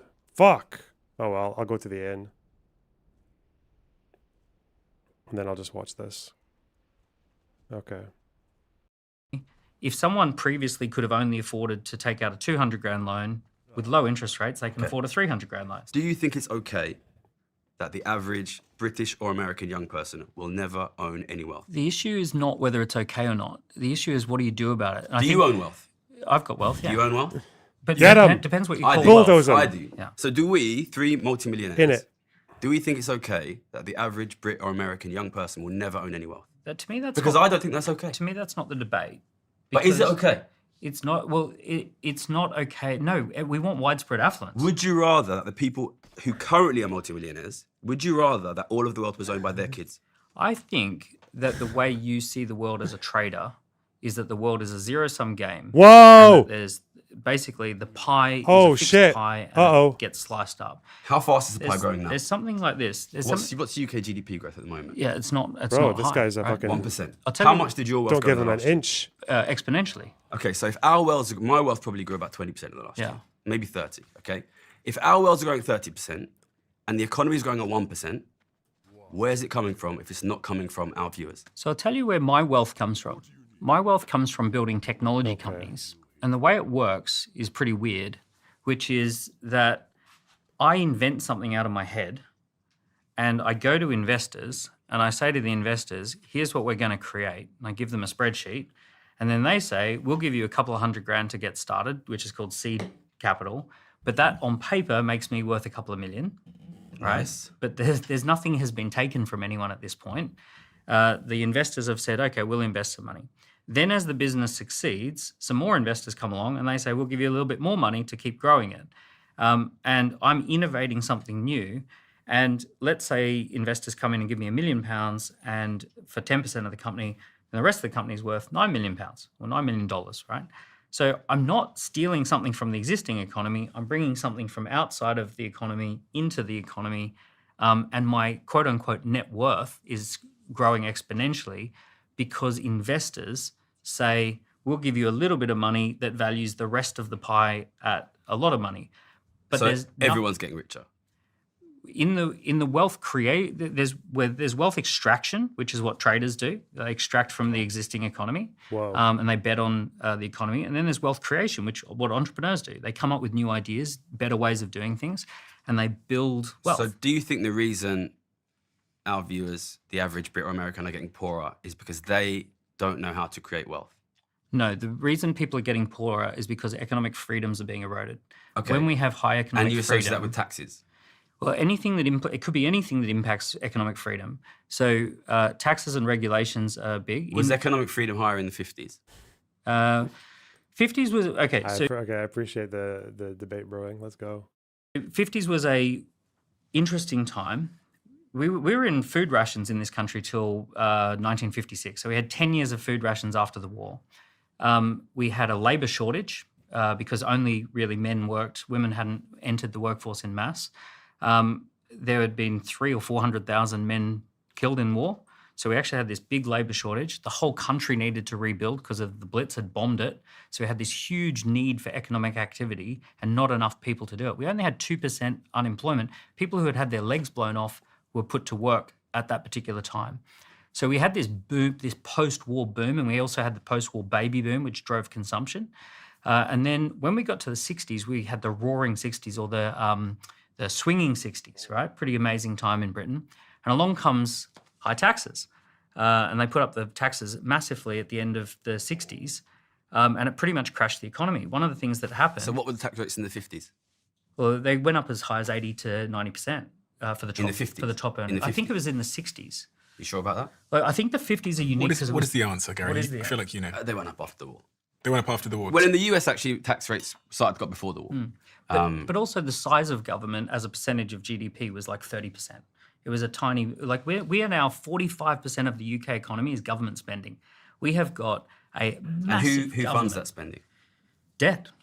The Bank of England allows them to print endless amounts of debt, which it Just debt? deflates. No taxes? Gary, I want to Yeah, it's not debt; it's also tax funded. But okay. get your opinion here because Yeah. you're asking a lot of questions, but I actually don't know your opinion. I just want to know what Daniel thinks. And I want our viewers to be able to research Daniel's opinions. But how do you disagree with those opinions? Listen, Daniel's a businessman. He's obviously a very successful businessman. You know, I've not been anywhere. I'm not a businessman. I'm not going to pretend to be a businessman. I'm an economist. I make money by being right in the economy. Daniel's a good businessman, and So traders are not necessarily economists. They wouldn't tell you that they are generally, but okay. I'm right on the economy. You know, it's as simple as that, basically. You know, I'm not a good businessman, but I've got 15 years of being right on this, on the economy. And look, I know you're probably a wealthy man. You probably don't want to pay high taxes. It's funny that he's doing this because he's basically selling the idea that like traders, people who are successful traders, are the ones who know the economy best. That's a really dangerous precedent to set because what if a bunch of traders who are, my guess is they're usually going to be right wing on the economy, are going to know more than you. He didn't say he's an economist because of his degree, JP. He said that because of his fucking trading career. He makes money on being right on the economy. It's like, You probably don't want your kids to pay high taxes. But we exist in an economy where wealth is being extracted out of the middle class, out of the working class, very, very rapidly. It's benefiting people like the three of us at this table. It will benefit our kids. You know, our kids will be rich, their kids will be poor. And I just think we should be honest with them. Capitalism's finished. We won. Well done, Stephen. Well done, Daniel. Well done, Gary. It's over now. Our kids will be rich, their kids will be poor. They'll pay the taxes. We won't Jesus. pay the taxes. We'll avoid it. I'll make money betting on it year after year. Why are we lying to them? Why are we lying to them? Yeah, I think that's an overly simplified view of things. I don't It's an think overly simplified view of things that has made me a multimillionaire. Yeah, well, look, entrepreneurs take bets on the economy as well. We take bets differently. When we start a company, we're betting on how Do the you think economy the average would be. British and American worker at the 50th percentile, do you think their kids will be richer than they are? It depends if we have economic freedom or not, right? We're going to have a split test Do you on think we this, will? right? We're going to have a split test. We're going to have the UK seems like we're going to have more taxes, more regulations, and it seems like the US is going to have less taxes and less regulations. Here's what I've noticed. I've noticed that places like Singapore that have small governments have got widespread affluence. There's not a lot of poverty in Singapore. Yeah, Same except for as the Swiss. cleaners living in the closets, yeah. You know, look, But we don't count them in the statistics, just like we don't count our viewers. that's not widespread in Singapore. Well, there's a lot of people. There's- Whoa. my economics lecturer used to say stock markets were basically gambling. Yeah, that's what I was taught as well. It's like there was one time when this lecturer asked us, because I used to sneak into lectures that were not from my course, but we had this lecturer who asked us once, like, he was like, what are stock traders good at? People who make money on stocks. Because it was obviously post-recession, everyone was interested in the stock market and all these people making obscene amounts of money. It's like, what are they good at? And people are like, do you have to be good at economics? Not really. Maths? I don't know. Not really. They said that, like, really, the thing that successful stock traders have in common is really nothing in terms of specialized knowledge. And they've done this. I don't know if this is actually still valid, but they said it was at the time, where there were like studies of people just like taking a trader's decisions, like a professional trader's decisions versus like a fucking 4-year-old like picking stocks. And a lot of it does just seem like gambling. So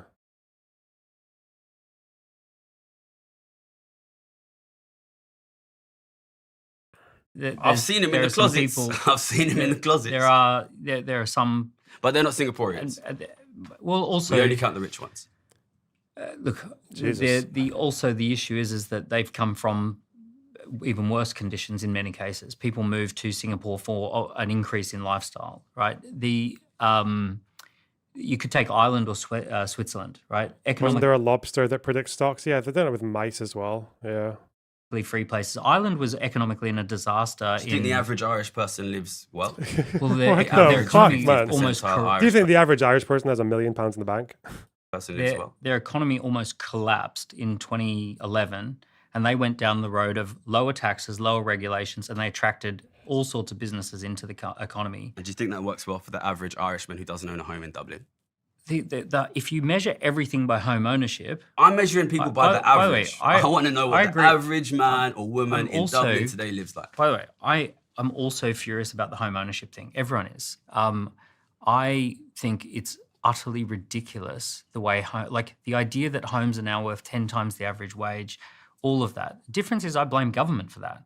I blame high taxes where because of high taxes, they can take out more debt. They can then inflate the economy. So do you think if we shrink the government, if we start to slash government spending, do you think that would improve living conditions? Well, the UK government is 45% of the economy. Like, that's a huge government. It's so do you think biggest US since World living War conditions II. will increase in the next few years because we have a US government now that's planning to slash the US government? Well, that's what the US voters have asked for. Do you think it will improve living conditions? Do I think it'll improve Well, not if the there's- average American. if there's smaller No. government? Yeah, I trust markets. So you think here's the thing. average US American will be richer in 3 years than they are Here's what now? I trust. I trust economic freedom. If people have freedom, they create better decisions for their own life. There's two ways to Do you make have freedom? decisions, right? There's two Do ways. you have freedom? I got less freedom Do than you I have did when freedom? I arrived. Just Because my sister can't pay the rent. Is that freedom? if you're living in a country, She can't afford to live in the city that she was born in. I agree. You and that I agree on freedom? the problem. You keep bringing back to the problem. I keep bringing it back to people because the people who watch, we're millionaires, okay? The people who watch us are mostly not millionaires. I can't watch this. I can't watch this. I'm just because I know half of you are fucking sold on this guy, and it's just going to trigger the absolute shit out of me. It's just like the total mid on mid violence. Oh my god.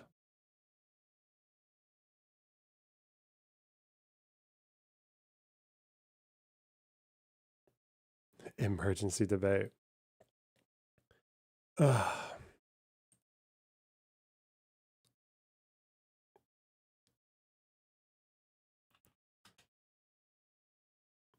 This is your trash on trash violence. Oh no. No, no, no. Not ContraPoints, hang on. I want people here in chat like this guy. Oh, people love Gary Stevenson. Yeah, they don't give a fuck. Even though he is like the most obvious, like grifting shitter you've ever come across in your fucking life. But he says we should tax the rich, so we like that, you know? Wow. One good policy. One good policy layer caked in fucking grift. Like, yeah, God. But apparently Piers Morgan is growing impatient with Trump and the sycophants. Is this, I'm going to be sexist, is this Libs of TikTok? You have to trust Trump on this. But you do not do it like this. He has done damage in too much. Genuinely asking what is the grift? Oh, the grift is that he doesn't answer any fucking questions, and he also tries to massively simplify the issues of the economy down to a zero-sum game between the rich and the poor by appealing to like high tax rates from the 60s that were barely enforced then, let alone now. And also that he just lies about his entire fucking background and like his life as a trader. Yeah, I don't know. And uses that in aid of making like economics arguments that are beyond just basic shit. Months to this country that we have not seen since, wait for it, 2020. Who was president in 2020?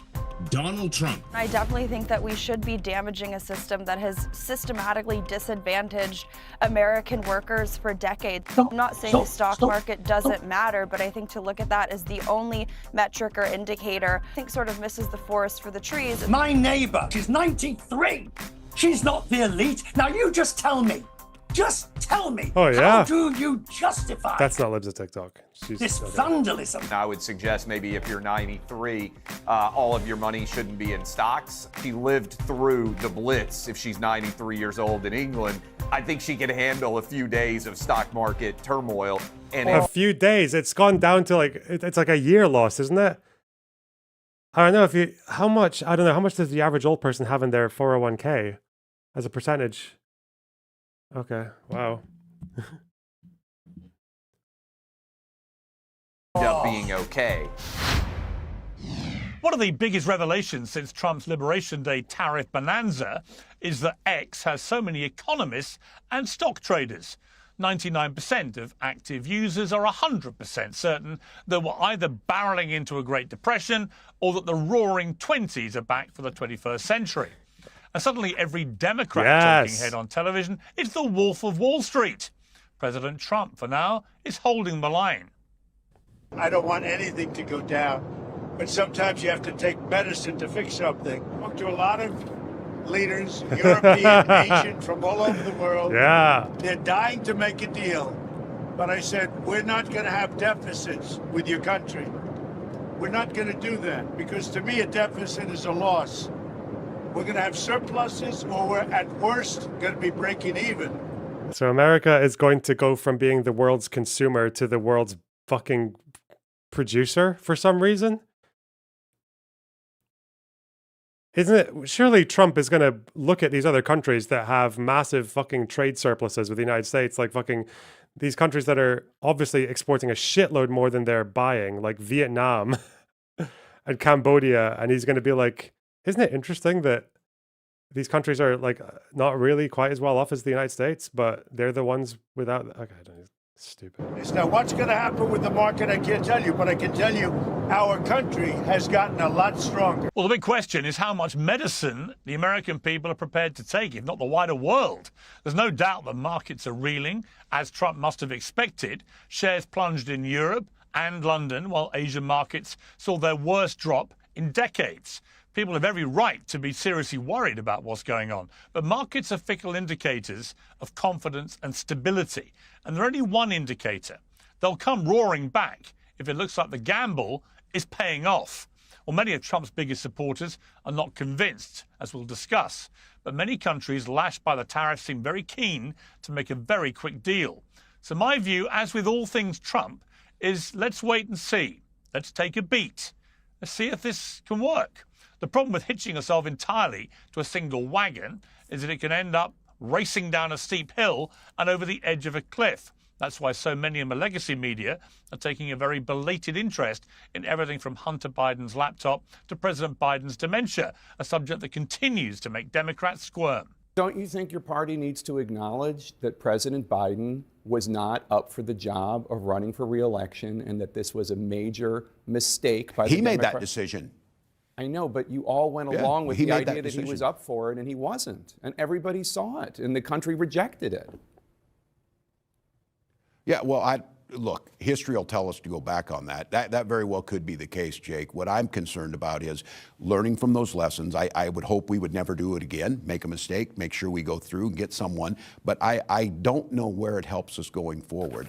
Well, if the last few years have taught us anything, it's beware of Democrats bearing emphatic conclusions and don't bet against President Trump. Well, to debate all this, I'm joined by Natalie Winters, the co-host of Steve Bannon's War Room, the founder of Outkick, Clay Travis, the host of Democracy-ish podcast, Jarhat Ali, and Amy Parnett, the senior correspondent at The Hill and author. Okay, we can confirm, after much deliberation and much forensic analysis, we can confirm that this is not Libs of TikTok. Okay, thank you. A fight inside the wildest battle for the White House. And Richard Quest from CNN, the Business at Large editor there, will be joining us very shortly too. So welcome to all of our guests. Clay Travis, let me start with you. Even for Donald Trump's biggest supporters, of whom there are many, this is a moment of concern where they're thinking, does he know what he's doing? Do you think he knows what he's doing? I do, Piers, and I just interviewed Trump a couple of weeks ago on Air Force One, and I know you've interviewed him several times. I think it was the 11th time that I've interviewed him in the last 5 years, which has to be up there. And what struck me in terms of his overall composure and comportment was this is a guy who doesn't care what anybody else says anymore. And I don't think it's been talked about enough, the July 13th assassination attempt. What it did when he survived that attempt and then also survived the attempt at West Palm Beach at his golf course is he is convinced, I believe, that he has a short period of time to truly do whatever he thinks is best in the interest of the American public. And I would say there are three big categories that he's focused on right now. One is the border, which nobody talks about anymore because the United States southern border is effectively closed. Now, getting the violent perpetrators of crime out of the country is still underway, but he shut down the border. The second, I would say, is a focus in general on trying to get the American marketplace to work in a strong fashion. And he understands that that is a major battle because our trade policies have been broken. The third's the budget, where he's got Elon Musk underway. Those are the three big things that I think he has undertaken in the first 100 days. I think he knows he has to get them fixed in the first 18 months because by the time we get to the summer of next year, we're going to be well on our way to the second term. And he is taking big swings. He is doing what he believes is the absolute best to put America on the best footing for the next several decades. This is not a tiptoe up. No. This is not a sort of make little changes along the margin. Yeah. He believes there are three major issues that has to be fixed, and he has dove into them fully to try to get them fixed instead of just... Can we please talk about the formula? It was so frustrating seeing Sam Cedar and Patrick Bet-David's podcast and them just completely avoiding the question of the fact that this formula had nothing to do with tariffs. But trying to, like I said, kind of cut around the edges. This is an implementation of a massive change in all three major areas. One of them's 100% a success already. Stock market's not pleased so far with this one. And I would suggest that Elon Musk and Doge is headed to being a massive success as well. But Clay, very quickly, a difficult question for you. If this was Joe Biden who'd done this and tanked global markets out of nowhere, not because of a reaction to a crisis, but entirely through a deliberate decision to slap unprecedented tariffs on the entire planet, would you be so enthusiastic, or would you be calling it one of the biggest disasters in modern presidential history? It's a good question, Piers, and I think let's go to look at what Joe Biden did. Really, this is mostly about China, right? Because China has flouted American global commerce and global commerce in general by deciding that they're going to be making products in different countries, whether it's Vietnam, whether it's Cambodia, to avoid having to deal with the larger issues of fair trade, right? They're moving all their shipments into Mexico, for instance, to take advantage of the fact that there aren't substantial tariffs inside of the North American continent. I think Wall Street traders saying without doubt we're hitting recession. I don't understand how this works, because if enough traders think there's a recession, they're not going to... Isn't that the case that you don't really know there's going to be a recession until it actually happens? Because if people think there's going to be a recession and then they start like acting accordingly, even that belief can affect the stock market as well. But I don't know. Trump is threatening 50% new tariffs on China because of China's reciprocal. What is that even going to be? Because he was already above 60 if you added the previous tariff to the new one. The 34 plus 20 would be 104%. Ooh. What did Joe Biden do with China? He left in place the Trump tariffs that everybody told us were unprecedented on China. It's one of the few things that he didn't change at all. So no, I wouldn't trust Joe Biden to have any idea what he's doing, because everything Biden touched got worse during his 4 years. I do think, given his history in the marketplace in America and in understanding China taking advantage of us, and given the fact that he just won a popular vote, you have to trust Trump on this. I trust Trump in a way, frankly, that I would not trust Biden. And to your point, I think in your opening, the stock market itself is a measuring device that is not always accurate in the short term. And, you know, my advice to everybody out there, I don't know about you, Piers, I buy S&P 500 index funds, and I put them away, and every 10 years they're going to double on average, because I believe in American exceptionalism and also that we're going to continue to lead the globe. And I think that's what Trump is trying to ensure. But no doubt at all, I wouldn't... Trump went bankrupt 6 times as well, by the way. Just saying. Trust Joe Biden on anything, because everything Joe Biden touched, whether it was a withdrawal from Afghanistan, whether it was the southern border, whether it was violent crime in America, whether it was inflation. Remember, he took it up to 9%. I'll point out that all the people panicking over the... Isn't the third guy an IRGC shill? Based on what? This guy? Okay. Stock market now didn't panic in any degree when the stock market didn't move in any way. and actually was down for the first 2 Not that I know years of. of Joe Biden's presidency. I trust Trump on the economy, and I think he's going to get this worked out. American homeowners are at risk of a growing real estate scam, Yes. which the FBI calls house stealing. The This is Pierce how it advert. works. Yeah. Someone No. hears or just click No. when you No. Wajahat, I could see you nodding away there, agreeing with every single Hey, pearl hey, of hey. wisdom. It's funny that because he's came not agreeing out with of Clay's anything. mouth. Hey. Am I right? I have a new book for you and Clay. It's going to be a bestseller with MAGA. It's called Go Broke Before You Go Woke. You don't have to give me any of the money. You're going to need it, especially as we're waking up today and seeing the stock market go down. Asian markets are down. S&P is down. Dow Jones is down. Briefly, United States entered a bear market. And then guess what's going up? Prediction for a recession. Goldman Sachs yesterday put it at 45%. The prices of everything is going up. Taxes are going to go up. This is going to be a $6 trillion tax hike on Americans over 1 year, folks. Measles are going up. Measles deaths are going up. Folks, this is why you need competent people. And speaking about China, just today, New York Times came out with an article that said Trump's stupid, no good, reckless, horrible trade war, a unilateral trade war, unilateral tariffs imposed upon our allies. It's making China great again. Chinese exports. We're losing our allies. Japan and South Korea is now talking to China. We just found out today that the EU is planning on retaliation. A bear market, I think, is when, is it S&P or Dow? Or it's when one of them falls like 20% or more after a recent high, I think. Bear market.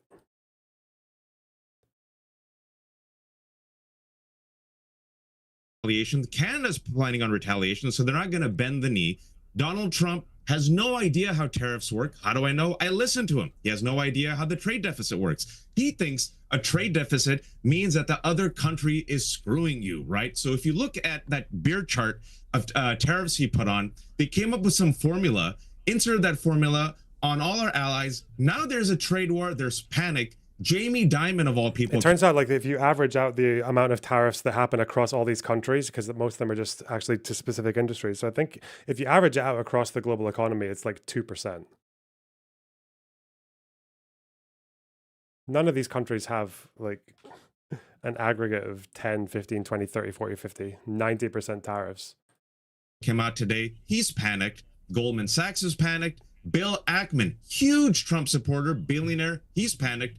MAGA just lost the host of CNBC Market. Pete Navarro was on there. He's panicked, right? Americans are losing their 401ks. Americans cannot afford eggs. In America, folks, right now in 2025, for those who are watching, some Americans are being told to paint potatoes instead of eggs in 2025 America because they can't afford eggs.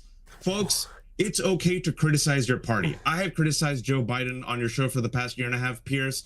It is okay to criticize Donald Trump. Right now, the world is responding to this chaos. This man has no idea what he's doing. And by the way, you can criticize Biden, but facts matter. Facts. Biden, despite his diminished age, diminished capacity, right? In the 4 years that Biden was president, the economy recovered from when Trump was president, right? Inflation was down. These are facts. The American economy coming off of a pandemic, which has still impacted the world. That's not true at all. Clay, I know you live in MAGAverse. I kept quiet while you said lie after lie. Just let me finish. Facts matter. This is for the global audience, not for MAGA. This is for the global audience right now. And by the way, that global audience includes a lot of Republicans who voted for Trump who are freaking out right now. I cannot win over the MAGA cult. Let me just finish. Let me just finish. Right now, in 2 months, folks, Trump has only been president for 2 months. He has done damage in 2 months to this country that we have not seen since, wait for it, 2020. Who was president in 2020? Donald Trump. And we were suffering from a pandemic. In 2 months, this man has cratered everything. Don't believe me. I'm an English major. Use your eyes and look at the markets right now and look at consumer confidence, both here and around the world. It is a disaster, folks. And you do not have to polish this turd, Clay, for the world, because this clip is going to be used against you in 2 years. What the fuck? Okay, let me bring in Richard Quest, who's joining us now from CNN, because Richard, I've known you a very long time, longer than either of us would like to admit. I'm detecting, seeing you in the last few days on the airwaves, increasing incredulity and mounting deep frustration about what you're witnessing. In all your time covering economic matters in America, have you ever seen anything quite like this? No, absolutely nothing. And my first major financial story was the stock market crash of 1987, and then everyone since then. And I'm very much aware, Piers, that nothing I say is going to change the view of the hard views on left or right, and maybe some of the people on your panel. Those who believe that Donald Trump is leading the US to a nirvana of trade policy and will be opening new borders, those who believe it's the worst thing since sliced bread, no one's going to change their view. But the reality is this. Look how many planes he has. Why does he have so many planes? This guy. Who is he? The idea that you can suddenly launch on the entire global world trading system a brand new policy of such broad depth and magnitude, and that everybody's going to rush off and say, oh, yes, we'll deal with it. Oh, yes, yes. It's just barking mad. Barking mad. And the mad. fact that you can have such wanton destruction of value unnecessarily. That's the definition of vandalism. I've called this economic vandalism. I agree with Donald Trump that there needed to be a post-Second World War rebalancing of trade in the US favor. The magnanimity of US policy had gone too far. It had to be reversed in favor of the United States. But you do not do it like this. Why? Because the damage is done. Take today. Yeah. Right? Take today, Piers. The market's down 3.5%. There is a rumor that Donald Trump's going to give a 90-day pause on the tariffs. The market shot up 3%, the Dow. That rumor was proved to be false. It went back down again. Now, if anyone on this panel can tell me this is evidence of responsible policymaking in the 21st century, please go ahead. If you've ever felt like you're being watched online, it's unfortunately because you Oh, are. no. Hundreds of companies. No! Letting Natalie, this you go play ahead. out, but I would. That's expressvpn.com/peers. Now, on with the show. I definitely think you're right in terms of letting Natalie, this go play ahead. out, but I would just say good riddance. And I definitely think that we should be damaging a system that has systematically disadvantaged American workers for decades. I know the critique of America being a country, not a special economic zone, is usually heard in the confines of the immigration debate, but I think it applies to economic policy too. Now, I'm not saying the stock market doesn't matter, but I think to look at that as the only metric or indicator of what's going on with what President Trump is trying to do, I think sort of misses the forest for the trees, especially here in the United States, given that the top 10% of people own, what is it, I think 93% of all equities. Meanwhile, the wages of the working class have absolutely plummeted. And I think to sit here and say that it's actually China who is somehow benefiting this, I'd have to fact check you. I think it's the EU saying that they want to lower their tariffs or at least start negotiations. That's a very important word in all of this. I also think Japan is getting ready to send a delegation over to negotiate those very things. But I think you have to understand the systematic abuse that the Chinese Communist Party has waged against this country for decades. Intellectual property theft, illegal. And every other country on earth, apparently, that's abusing the United States with a trade deficit somehow. Okay. Trade subsidies, currency manipulation, exporting their work to real wages went up, by the way. She's just lying about that. other countries because we sanction them directly. That's why this tariff program is so vast, to avoid any loopholes or cutouts for other countries. I know it's nice to maybe pat on the backs of the Wall Street elites who are apoplectic over what's going on in the stock market right now, but the lived experience for America's working class, the status quo, is demonstrably worse and more radical than what you're seeing happen in the stock market right now. Stop. You're sending Richard into some kind of anaphylactic shock. So, Richard, respond. It's simple. I'm tired of this nonsense. Nonsense. Yes, about the top elite they are of the nonsense. stock market. The reality is, ma'am, the number of people with 401ks, the number of people with IRAs or Roth investment funds over decades that they've put together. My neighbor, who has worked all her life to put together a small amount of savings that she can live on for the rest of her. She's 93 and just seen her savings go down by 15 to 20%. She's not the elite. Now you just tell me, how do you justify this vandalism when it was unnecessary to reach the same goal?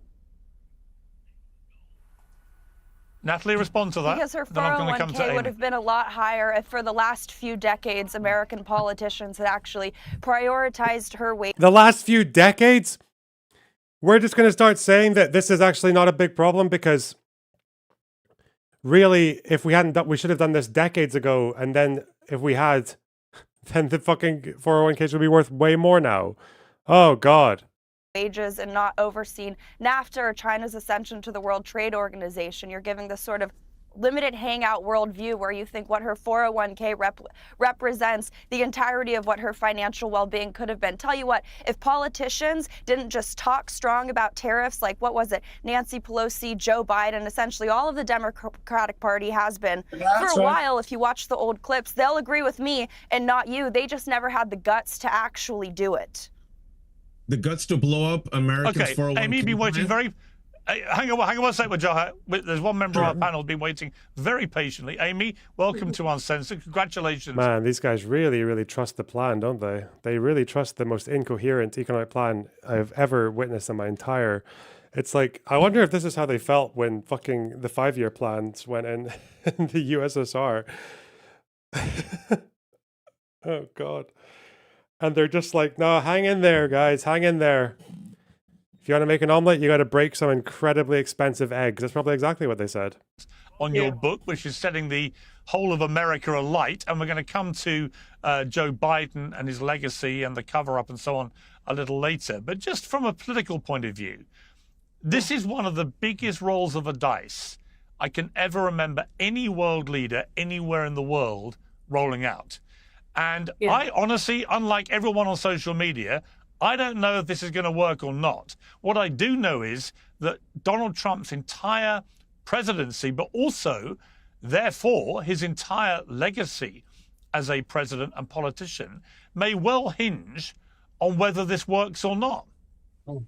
Oh, it absolutely hinges on this, Pierce. And here's the real talk. I'm hearing from a lot of Republican strategists, lawmakers, others who support Donald Trump and support his policies, and they are nervous. They are so nervous about what is happening right now because they know that they're going to go home to their districts for the Easter break and they are going to hear a mouthful from people who supported the president and supported him because he backed the economy and campaigned on the economy and ran a good campaign talking about the economy.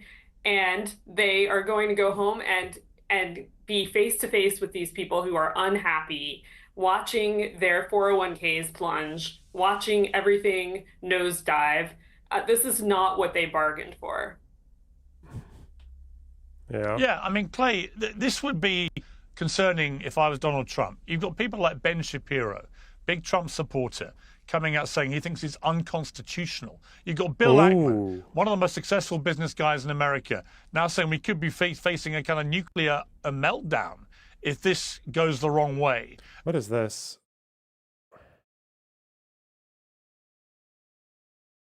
Benny Johnson. Benny the Kremlinoid Johnson. Oh, I remember this. Losing money costs you nothing. Whoa, he's very loud. Losing money costs you nothing. I love it. Man, those Kremlin bucks go hard. Those rubles, you get what you pay for. Losing money costs you nothing. This is just the reality of life. Guys, there is a goal, okay? If you want to support the stream, if you want to see more of this content, if you want to support what I do, if you want to support me pushing the Sisyphean fucking rock up the cliff for all eternity against these crazy fucks, there's a goal, okay? And it needs 7 more super chats. 7 more. And I say that because really, super chatting costs you nothing. Builds character.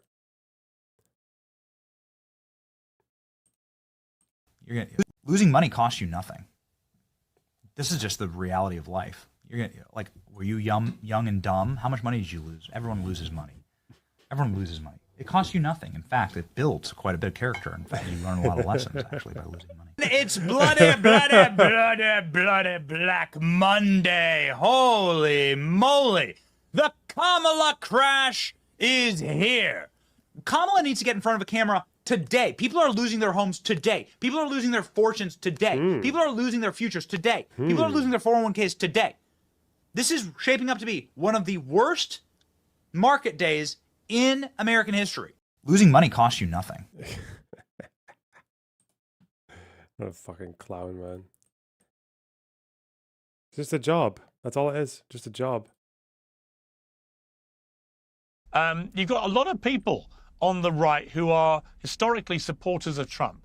Elon Musk has said he wants to have effectively free trade between North America and Europe, for example. So clearly he doesn't like this whole tariff war either. And not surprising, given he's probably losing hundreds of billions of dollars as we speak. So if you're Donald Trump, only he seems to really understand what the grand plan is. He's articulated it to a degree. But if you're him, would you not be concerned that so many of your traditional supporters are beginning to get very twitchy about this? Well, so I think there's a bunch of things that matter here, which have been talked about so far. First of all, we're the same stock price right now, roughly, as we were last year at this time. So I understand that everybody wants to lose their minds and throw histrionics and everything else. The 93-year-old woman, I would suggest maybe if you're 93, all of your money shouldn't be in stocks, but also... All of your money? What if it's a good portion of your money? I thought that was the American dream, wasn't it? You're supposed to stick a bunch... I feel like Americans are always telling people to shove their fucking pension fund into some 401k or... No? So she has the same money that she did when she was 92, and she lived through the Blitz if she's 93 years old in England. I think she could handle a few days of stock market turmoil and end up being okay. Several other things going on out there. Mr. Ali came in to give us all an economic lesson, and he said Biden cured inflation. Inflation was 1.8% when Joe Biden came into office. It went to 9%. It's still not back to where it was when Trump left office. Let me tell you this, Piers. What's today's date? April 7th? If in 18 months of the Trump administration, the stock market is down and inflation... That Benny Johnson clip is very much giving me... It's like reminiscent of you'll own nothing and be happy. Dwayne, thanks for the $5. And IZ, thanks for the €2. Wow, it's actually free. You should try it too, guys. That's a good idea. It's a very good idea. Is up. I will come on and I will say, you know what? Trump has not handled the economy well. That is a wager that I would take right now. Go ahead and start the clock. You can put me on the calendar for 18 months from now, Piers. You can play this clip and I'll wear a clown face if I'm wrong. I think the stock Are all of these guys just talking with fucking speakers and having it echo into their microphones with a delay? Why the fuck? Market will be up from where really it was annoying. when Trump was elected in November, probably up from where he was elected in January 20th when he was sworn in 18 months from now. I think this is going to moderate. I think American trade policy with China is going to get better. I think the Chinese are in much more difficult financial straits than the United States is. And the one thing you can say about Donald Trump, whether you like him or hate him, is he is a master of leverage. And I think what he has recognized right now is the United States has a lot of leverage on global trade partners around the world, and he is going to take advantage of it early in his term, get this taken care of before we get to the midterms. Yes, there may be people with apprehension around Easter when they go back home for breaks. I hope that there is steel in their spine, like I know there is steel in the spine of Trump, and all of this is going to get regulated, and by the summer, I think things are going to be rolling economically in the United States, the likes of which we have never seen before. What I agree with you on, Piers, is this is an extraordinary gamble that I'm not sure any other American president would have taken. And I think it goes back to the comportment of Donald Trump right now. He believes he knows best what is for the country, and he's going to act on it in all three of those major categories that I laid out. And I think he's going to be successful. I trust Trump to fix a lot of what Joe Biden got wrong. And I think, again, if you are out there right now and you're panicked over the stock market, buy. If you can't handle the emotion of the stock market, put your index funds in a drawer. Don't look at them for a year. Don't look at them for 18 months. I think you'll be happy. Okay, before I come to a jar hat, hang on one sec, chaps. Before I come to a jar hat, Richard, you were going nuts again about something Clay said. Just respond to that. Right, let's just get rid of this inflation business, if we may, please. If you look back, Clay, at inflation post the pandemic, first of all, I will concede that the Biden stimulus package, when he came into office, made a bad situation worse and was unnecessary. I will give you that. But if you just look at rates of inflation, every single nation, Western nation, had similar inflation to the United States. Fucking hell. This person's a fucking moron, but this is quite funny, I guess. I get it. I get it. Parasite. Hassan talking to the Iranian Uber driver. God, he is an old dude, isn't he? Wow. Grassroots Hegemon, thanks for the $20. By comparison, it is just a higher earning investment to just give you this money, then put it in my EFT or 401k. Lost 12k a day for a week. Fuck it, have some. 12k? What the fuck, bro? Why are you guys put so much of your money in stocks? What the hell? Mugs game, I'm telling you. Thanks for the $20 though. Appreciate it. Would have been much safer with me, I'm just saying. United States, every single one, all went up to 8, 9, 10%. Because they all made the same poor choices. Possibly, but you can't say that the US was unique in this scenario, that the US was somehow sui generis in this scenario. Everybody had the same thing. Now, the next question is, remember, today's people, well, us, you, me, everybody, we don't enjoy the luxury of the final salary pension. Remember the old days, my parents, when my father retired, it was a final salary scheme where, you know, you got so much of how much your peers will remember those grand old days. He's probably still got a final salary scheme somewhere in his past that he can look forward to pulling apart. No, wait. Hang on. When you guys say you lost money, are you saying you lost money compared to what you had when you started investing, or you just lost money compared to where you were last week? Because if you put $100 in the S&P 500 like 5 years ago or whatever, and now it's what, 130, 40, 50, but you lost 10 of that, are you saying that's what you lost? I thought you were supposed to treat these investments as long term, like very long term, like for your retirement and shit. Loner Unbox, thanks for the $4.99. Here's some YouTube money, and also enter your webcam and stare at the camera for 5 seconds and say Maryland is terrible and make me mod. That's quite a lot. Okay. Unless you just invested it yesterday. Yeah, then you're fucked. Today, it's 401k. It's money purchase. We have to make our decisions. And yes, my 93-year-old neighbor, fine, good, yeah, she's still got enough money. But she's worried. She's worried that she might live till 96 and not have enough money for medical bills, blah, blah, blah, etc. All I keep saying to you is, I agree with what was aimed at. I disagree with the way it was done. This was a nuclear option that didn't need to happen. It's not even like a nuclear option. It's just a fucking brain damage. It's not even a nuclear option. That's like saying, like, the nuclear option is when you are facing a threat potentially and you overreact by sending a fucking nuke, something that you could have handled with conventional warfare. That would be like the nuclear option that you didn't need to use. This is like turning the nuke at yourself because you misread the instruction manual and blowing up one of your major cities. That's what this is. Self-inflicted. Okay, I mean, I think, look, there's no doubt with Jarhat, most people seem to agree with the criticism Trump has been making about American jobs being sourced out of the country, about the reduction in manufacturing power and so on. Most people agree with this.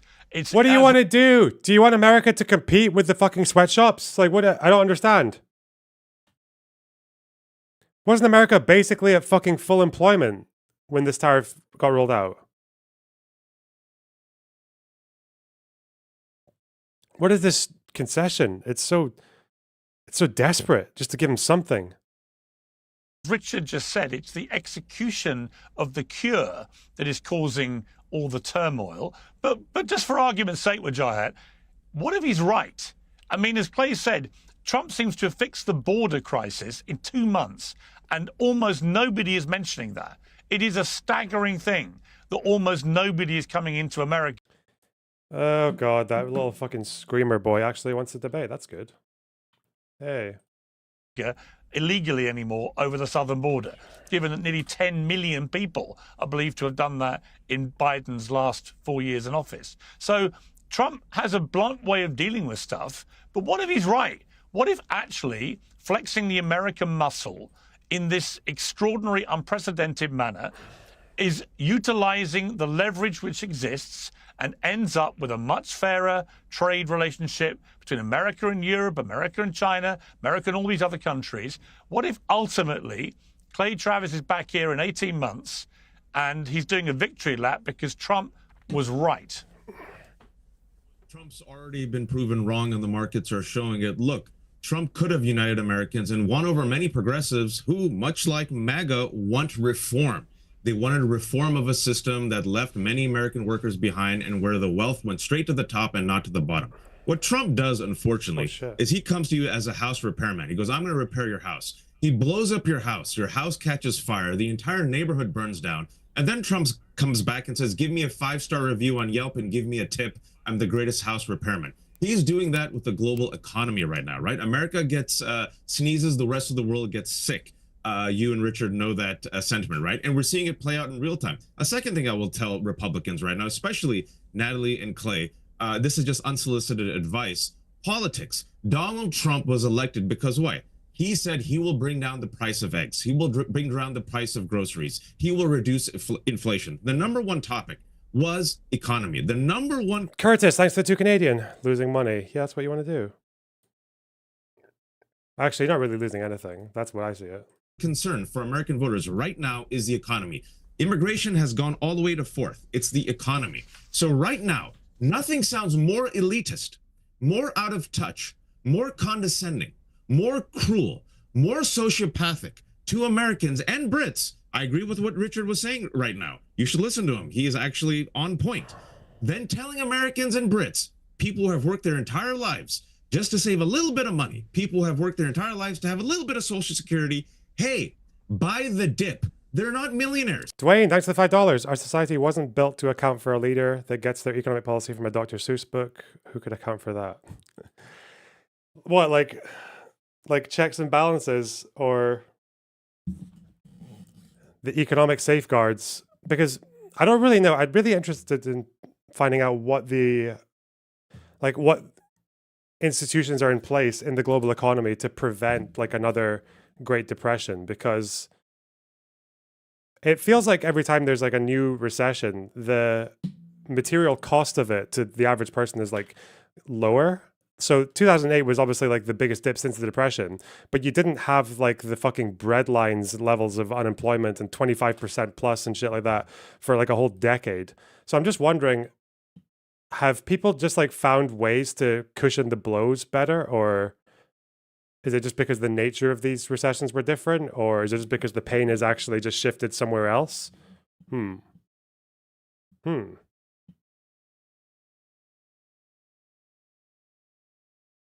Moved around geographically is one of the arguments people might make, I guess. Dwayne, thanks for the $5. Our society wasn't built to account for... Oh, yeah, why, I just read that. My fucking idiot. Jesus. ADHD They're not brain. multimillionaires. Whoa. They're not rich like Clay or like Megyn Kelly or like JD Vance who are telling people this advice. They are struggling to buy eggs, and you're telling them just write it out. They won't write it out when they lose their home, their 401k, their jobs, their Social Security.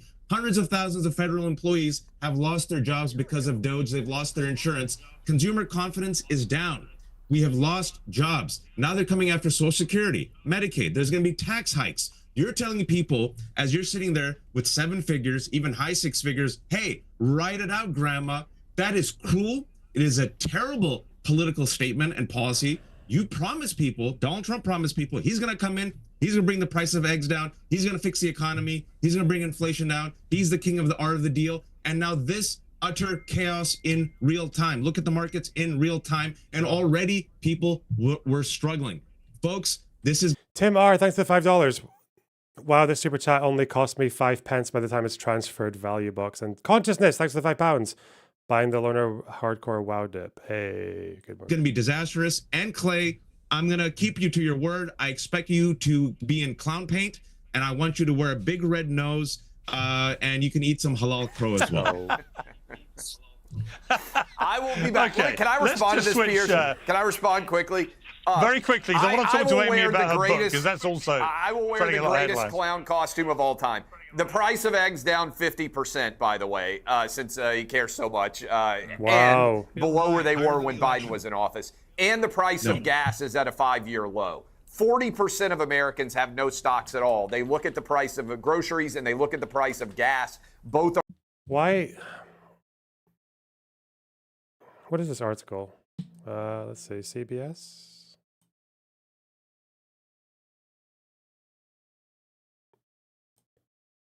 Whoa. Oh, the ad blocker. I still haven't recalibrated for all of these ones. Ooh. Wholesale egg prices are falling. Will consumers see some relief? People say there's a catch to these egg prices falling. When announcing his latest round of tariffs on April 2nd, President Trump veered into the subject of eggs, noting the prices dropped 59%. They're going down more. The availability is fantastic. Wholesale eggs, the price paid by large buyers like grocery stores, have declined 43 since the year start, with much of the decline occurring since Trump's inauguration. Retail data for March isn't yet available. Grocery stores tell CBS Money Watch that lower prices are now starting to trickle down to consumers. There should be plenty of eggs available for Easter and Passover later this month. Oh, that's cute. Lower egg prices may represent a bright point for consumers at a time when inflation remains sticky and may reignite this year due to Mr. Trump's tariffs, economists say.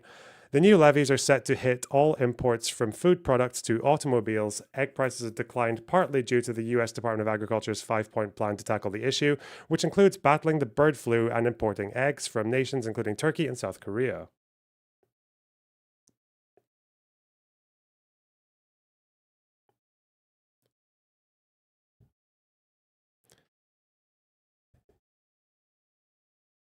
Egg prices at Northeast grocery chain Stu Leonard declined recently. Conventional eggs now down to about $5.99 a dozen from $10 to their peak. God, fuck America, bro.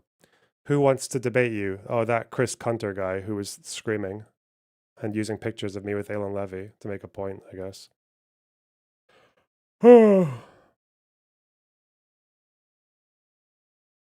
We're definitely back to low prices again. There's lots of relief and plenty of supply.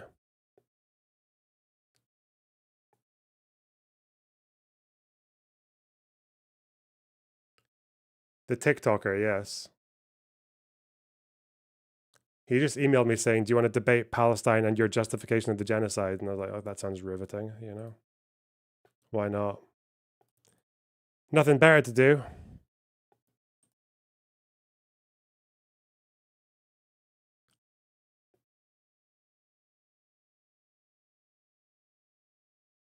One issue that could pose a threat to egg prices are Mr. Trump's new tariffs. Oh, okay.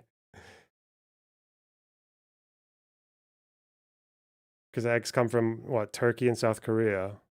Really? America gets eggs from South Korea? That will be great content. Will it? I feel like it's just people who can get away with lying about absolutely everything, but as long as they do the right fucking virtue signal and appeal to the right HRW report, then they just get away with it, no?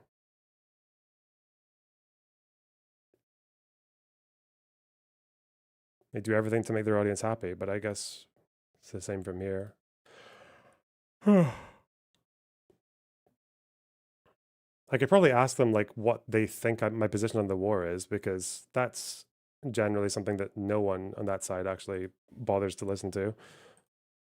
Are down since Trump came into office. Clay, they have to pay more due to the stupid trade war and tariffs.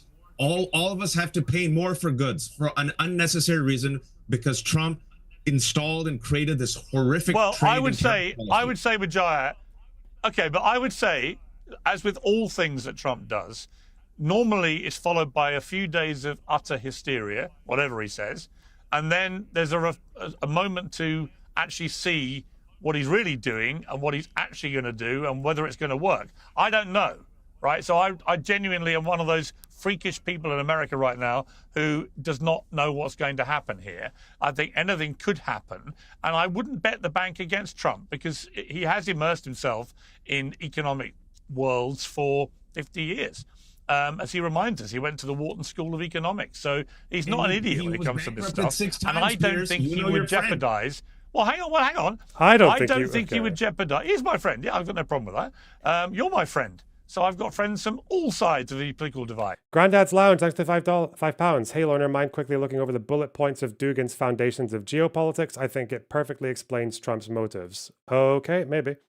Thanks for the what's up as well. That's how But you and me have not been bankrupted 6 times.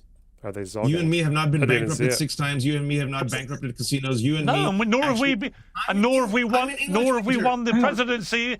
Hang on, nor have we won the presidency twice either. So we've all got our crosses to bear. Look, I want to switch gears to Amy to talk about your book, because in a way it all plays into this too, because Trump would not be president again if it hadn't been for, I think... If you really want a new goal. I didn't know people were so eager for a new goal. What the fuck? The horrendous failure of the Democratic Party to try and work. Okay, we have a new goal. There you go. 0 out of 10. Lap 2. New round of tariffs coming in. Work out a message which resonated with the American people, mainly because they had in Joe Biden a guy who was by the end a walking zombie, and then they coronated Kamala Harris, despite her having very little in terms of her back catalogue of experience to suggest she'd be anything but what she turned out to be, which was a wholly ineffective candidate. And that allowed Trump, along with other events like the assassination attempt, which I think had a huge impact on the election because of the way Trump responded, whatever you think of him, to get back up and punch the air and shout, fight, fight, fight, was an incredibly powerful moment for him, and I think propelled him back to the White House. But the incompetence of the Democrats is one thing. What your book has laid bare in searing, riveting detail as this massive inquest now goes on is that I believe what it constitutes, your book, is clear evidence that there was a deliberate lie perpetrated on the American people for a number of years about the mental acuity and physical ability of Joe Biden to serve as the President of the United States. Now, I say that as somebody who wrote regular columns for the New York Post from the start of 2022, saying that from everything I was seeing and witnessing with my own eyes, much of it from across the Atlantic, it was clear to me Joe Biden was not fit for office. Why did the Democrats persist in perpetrating this lie? And who's going to now be held accountable, do you think? I mean, when you read your book and you finish it, you're like, well, who's going to be held accountable for this? Well, I think, Pierce, there are a lot of arrows being directed at Biden and his inner circle right now, and rightly so. I mean, I think when you look at our book, Fight, and we detail this in page after page at the start of the book, you can see we kind of lay out what was going on, how he didn't recognize a colleague with whom he ran against in 2020, Eric Swalwell. You know, they were concerned about the optics around his age, and he had a makeup crew meet him in wherever he went on foreign travel. We detail how he was sort of lost. He took a group of people on a tour around the White House, and was sort of lost wandering around, and people observed all of this and continued to let it happen. And then we detail about what happened with the switch and why Kamala Harris. And one source admitted to us, well, we picked her, at least she has a pulse. And that's not the right strategy you need when you want to defeat someone like Donald Trump. Making America healthy again is all the rage, and many people are yes! to put their Pierce, you're first. spoiling me with these adverts. 3 in one show. Promo code PEERS. No more excuses. I mean, Natalie, I I was watching, and to be fair to Wijaya, he never tried to pretend anything different. There were people on the left who absolutely saw this for what it was. But in terms of the lie perpetrated on the American people, I'm not American, but if I was, I'd be unbelievably shocked and outraged by the contents of this book, because what it shows is, like I said, clear proof that a lot of people around Biden, his family, the people that worked for him at the White House, all the big donors, the former presidents, Barack Obama, the Hollywood crowd led by George Clooney, they all knew for a long time that Biden was not fit for office. And yet he was allowed to carry on not just being president, but also commander-in-chief of the American Armed Forces, having to make potentially incredibly big... the current president is crashing the economy because of a fucking formula that could have been written by a 12-year-old pseudo-academic. And your Pete Hegseth and your fucking Department of Defense and your head of intelligence and everyone else got caught sending classified information about vital fucking military moves over a signal chat. Those are two instances of incompetence that are not even close to anything that happened under Biden, Obama, Clinton. Decisions in the middle of the night. I feel outraged on Americans' behalf.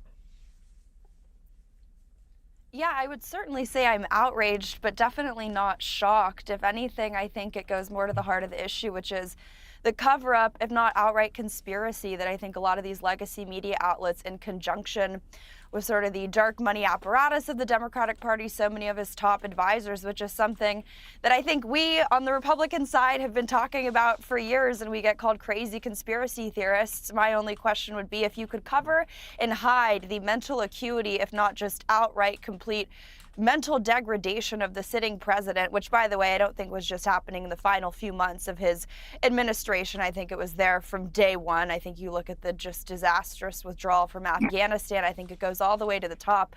But what else are they lying about? What else are they using the legacy media to cover up? I mean, that seems to me to reek to high heaven. I really don't know what could be more of a national scandal. And I think the most important point, too, that I would make as someone who is one of the new media members in that White House press briefing room, they have been apoplectic about the addition of new media, streaming services, podcasts into that room, because I don't quite know, we're still beating and trouncing them in terms of viewership.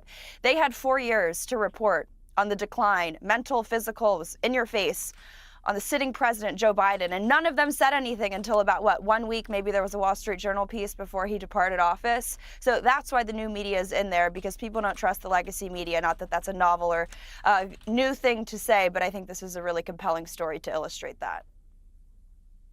Well, Richard, as the honorary member of the legacy media sitting on the panel, would you concede that the legacy media collectively massively dropped the ball with Biden, was nowhere near critical enough in terms of obvious what we were all witnessing with our own eyes? Yes. Yeah. I think I would, in the same way that I would say, if you're old enough, and I think there's probably only 2 of us on this, maybe 3 of us on this panel who are old enough to have covered the end of the Reagan years, Reagan and his Alzheimer's and the whole Jim Baker, all of those sort of, how bad was it during those last few years of the Reagan administration? Absolutely. I think if you're looking back over again, time and again, I think that there is more than enough blame to go around by everybody on how the failure to, if you will, to put into sharp focus.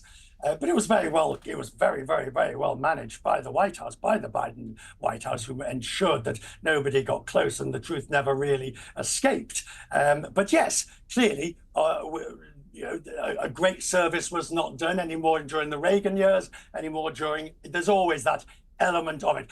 Piers, you said something really interesting when, which I can't even believe I'm saying that sentence, but you said something when you just said, you asked me, is he right? What if he's right about tariffs? What if he's right? And I've spent some time thinking about that. What if I'm missing the point? What if he's... But I have to come back to, you have to go by what you've seen before. You can't go by just maverick whatever. You have to go by the fact in 1922, 19 this, 19 that, 19 that, because to proceed on the basis of other than precedent is foolish and or arguably arrogant. But can I throw that back at you? Let me throw that back at you. Yeah, but let me throw that back at you. I would say the precise reason Donald Trump is doing this is because he believes everything that's gone before in the management of the US economy has failed. And he would point to the debt of $37 trillion as the clear evidence that the established way of doing things has actually been a disaster that could ultimately, as Elon Musk keeps warning, could ultimately bankrupt America. So everything, I do understand, I've said this to Trump myself, I do understand the grand vision here, and I don't disagree with it. I just don't happen to know enough about how this is going to play out as to whether he's right or not. But I think to everyone on the establishment side of economics would have to look at themselves and say, does $37 trillion worth of debt indicate that system has worked?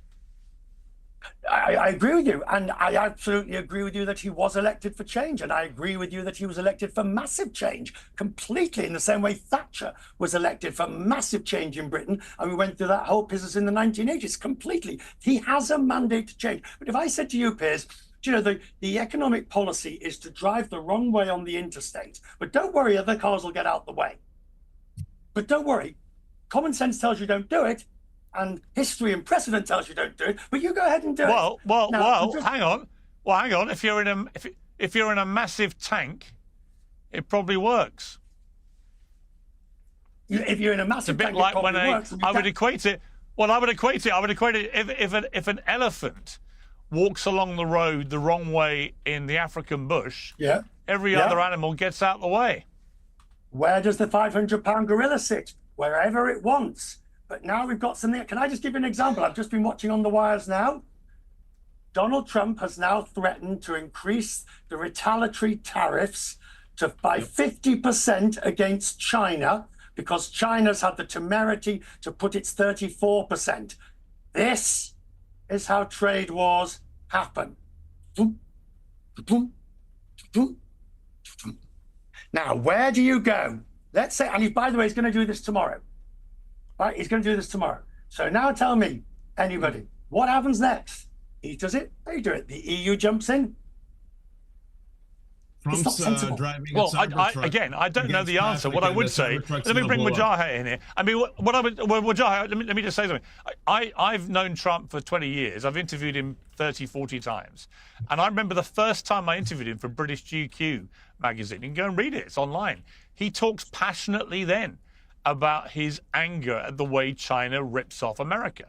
And he was feeling that nearly 20 years ago. This is not something he's just suddenly thought about. This is something that's been burning away inside Donald Trump. I think the first time he talked about tariffs as a potentially effective economic weapon was in the late 80s.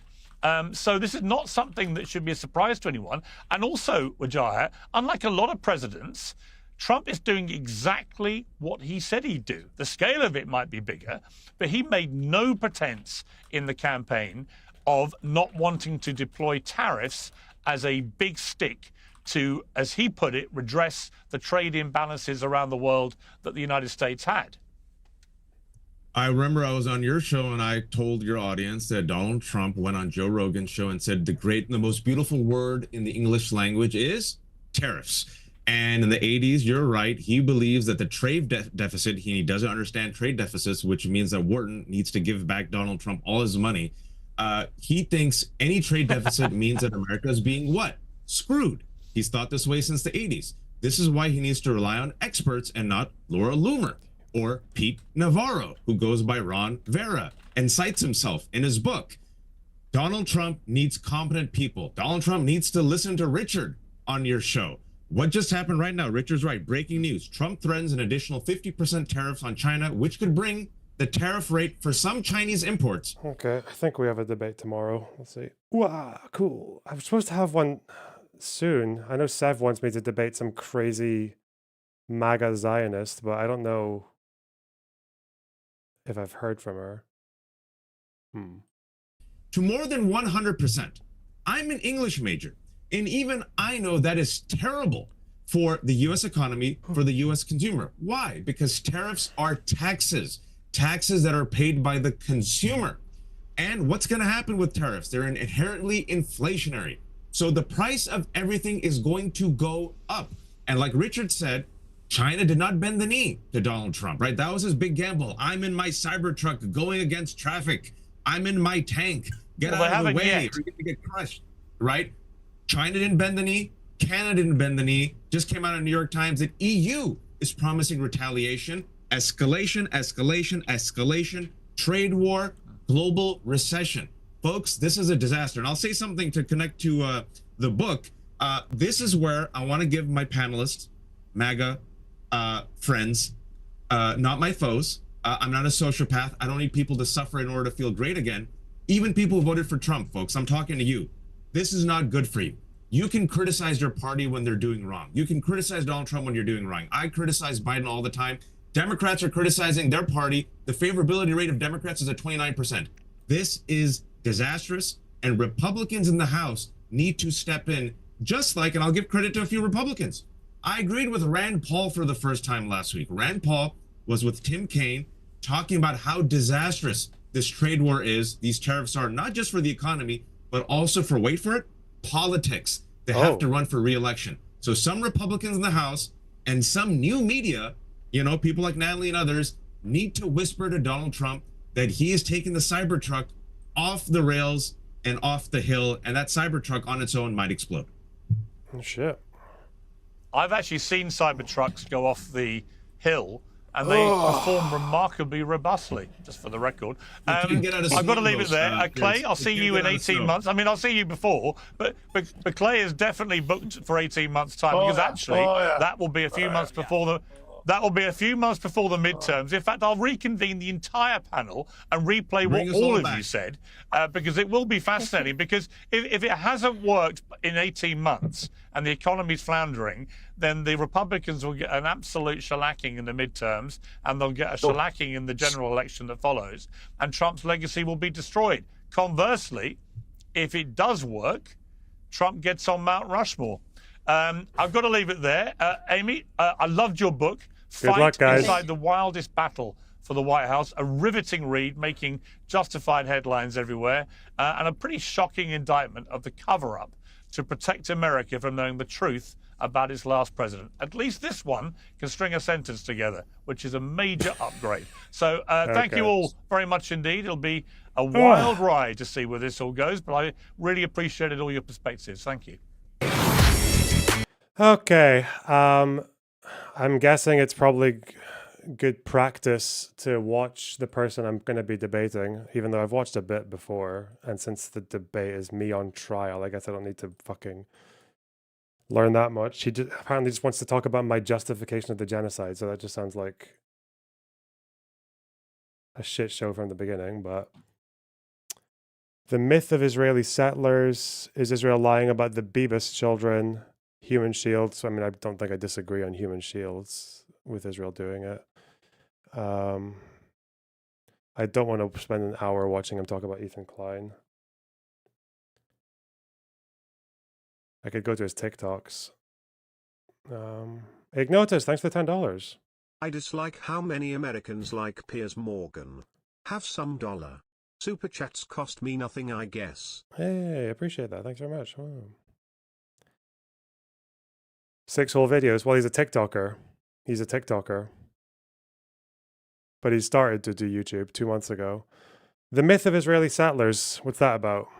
Nearly 700,000 Israeli settlers live illegally across the occupied West Bank and East Jerusalem. Almost 15% of these people are American, and the vast majority of them are religious fundamentalists and fanatics who believe that the Palestinian people, even if they have lived in this land for generations and have proof of it, have no right to inhabit it, and therefore it is the right of these settlers to go into their land and ethnically cleanse the Palestinian people. I mean, if you ever watch a documentary like the one by Louis Theroux about ultra-Zionists, you will see it in the way that they speak. Or you could look to the recent speeches of figures like Daniela Weiss, the female leader of the settler What's the myth then if we're talking about settlers? Okay. movement. Or take their Jerusalem Flag Day, where Israeli settlers marched through the old city of Jerusalem, attacking Palestinians, smashing up Palestinian-owned businesses, and chanting their favourite slogan, "Death to Arabs." And although you may not have heard about it because the ceasefire has given mainstream media in the West yet another excuse to stop talking about Palestine, for 2 of the last 3 nights this week, Israeli settlers have rampaged through multiple Palestinian towns, enacting pogroms, burning down Palestinian agricultural land, houses, cars, and attacking and killing Palestinian people. In fact, one of these pogroms got so out of hand that Israeli police officers had to shoot 2 Israeli settlers, which led to riots in Jerusalem. And these attacks were even condemned by Israel's Minister of Defense, Israel Katz, who said that the law must be enforced even against these settlers. But of course, this is not true, and the man is simply trying to distance himself from the most violent acts of Israel's settler colonial project. And this is where the title of my video comes from, because if you're familiar with my content, it may confuse you. And don't worry, I'm not trying to imply that the settlers are some kind of myth, because everything that they do is illegal. I mean, the ICJ recognised this in 2024, so even if Donald Trump continues with his policy from his first term of claiming that these settlements are illegal, under international law, there is no legality about them. Even governments who barely support Palestine, like the United Kingdom, do at least still maintain that they don't like the settlements and that they're unacceptable. But this is where the myth I want to talk about comes in. It is the way in which people who support Israel act as if the settlers are some kind of aberration, that they have nothing to do with the Zionist project, that they're just some unfortunate right-wing excess of Zionism. This is not the reality, and it's a classical trick of settler colonialism. The truth about Israeli settlers in the West Bank is that they are key to Israel's settler colonial expansion and the Zionist project. Now, if you've ever dealt with a liberal Zionist, you will know that they recoil. The question you could ask there is why was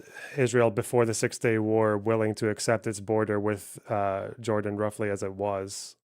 Why wasn't there any big plans for them to go into the West Bank and start settling before the 6-Day War would be the question. And even why during the 6-Day War did they actually like ask Jordan to stop firing on them? But okay. I think Diane was the one in the cabinet who wanted to expand to Jerusalem and the West Bank, but the other ones generally didn't. They didn't really care for it. Or it was more like it would be nice if we could have this, but like we're not going to instigate to go and get it. From the right-wing extremes of Netanyahu's government, and before they go on to justify Israel's horrifying crimes in Gaza, they let you know how much they disagree with Benjamin Netanyahu, his right-wing government, and the settlements in the West Bank. They claim that these excesses have nothing to do with the Zionist project. But as the key scholar in the field of settler colonial studies, Patrick Wolf, once wrote, this is standard behaviour of settler colonies. In Wolf's profound article from 2006, Settler Colonialism and the Elimination of the Native, this article is absolutely fucking retarded. This is the one where he clip chimps. He literally like quote snipes at Herzl when he's talking about, I think the quote is something like, when I want to build something, I have to destroy first. But he's not talking about like houses or settlements or anything like that. It's just him talking about having an argument with other Jews about assimilation versus like integration to Europe versus emigration to make a Jewish homeland.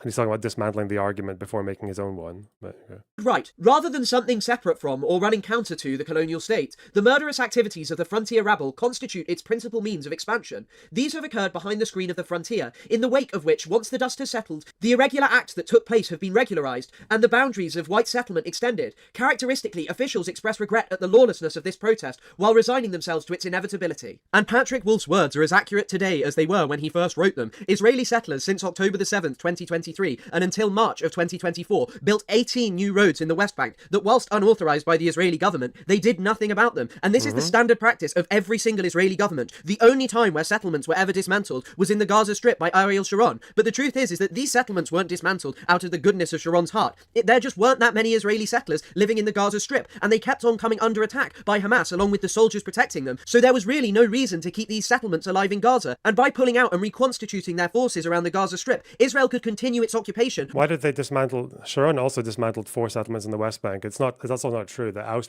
outposts were dismantled throughout the peace process as well by Barak's government. Okay. Whilst exposing its soldiers and settlers to a far smaller risk. On some previous occasions, small numbers of settlements built illegally in the West Bank without government permits have been dismantled. Yep. However, these are rare cases. Normally, Israeli governments don't care, and the so-called opposition as well is just as complicit. Take the last time Netanyahu wasn't in power in 2021 and 2022. The Yair Lapid and Naftali Bennett government actually increased the number of settlements being built, and even Benny Gantz, who represents the key opposition figure in Israel right now, has referred to settlements as sacred. Therefore, whilst his policies towards settlement may not be as aggressive and confident as Netanyahu and his current cabinet, it is unlikely that things are going to change in Israel. Settlements did indeed become a bigger issue after the 1977 election of the Israeli Prime Minister Menachem Begin, who was the first Likud Prime Minister of Israel and consistently referred to the West Bank as Judea and Samaria in order to enshrine Israel's biblical right to the land. However, the fact is that even under Yitzhak Rabin, Israel's allegedly peace-loving Prime Minister who signed the Oslo Accords with the Palestinians, a key moment in peace which produced this famous handshake, allowed settlement to go on during the Oslo Accords, and they even got bigger during this time. So when people try and draw this distinction between their support for Israel and how they're a Zionist, but at the same time try and reject what the settlers are doing, this simply does not work. The settlers are key to... I can't for the life of me understand why Arafat did. I know that the Washington delegation, they did make a demand to free settlement expansion. Rabin only expanded what he delineated between political settlements and security settlements, like the ones that covered the hilltops on the West Bank that overlooked Tel Aviv. But like I don't know why Arafat just accepted the Oslo Accords without an assurance on settlements. It's very fucking dumb. And after Rabin died, obviously, it wasn't about building new settlements that was the problem, is that they, quote unquote, expanded already existing settlements. Like they just built within settlements that already existed. But what that sometimes meant was, because of the way that territories and territorial boundaries were decided, was that some of these expansions within a settlement would be like 4 miles away from the settlement. So yeah, it was it was a very sneaky move.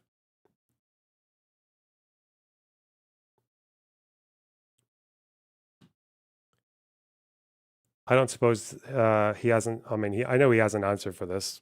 It's a very stupid one, but again, like there were statehood offers from Camp David, Clinton parameters, and from Ehud Olmert that would have not only evicted quite a lot of settlers, but also like guaranteed the end of them ever expanding again. But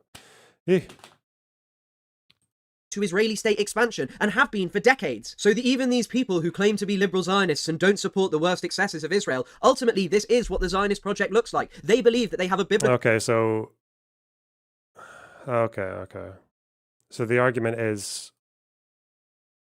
even if you say you oppose them, you still support them. Well, that's there's no way out of that one.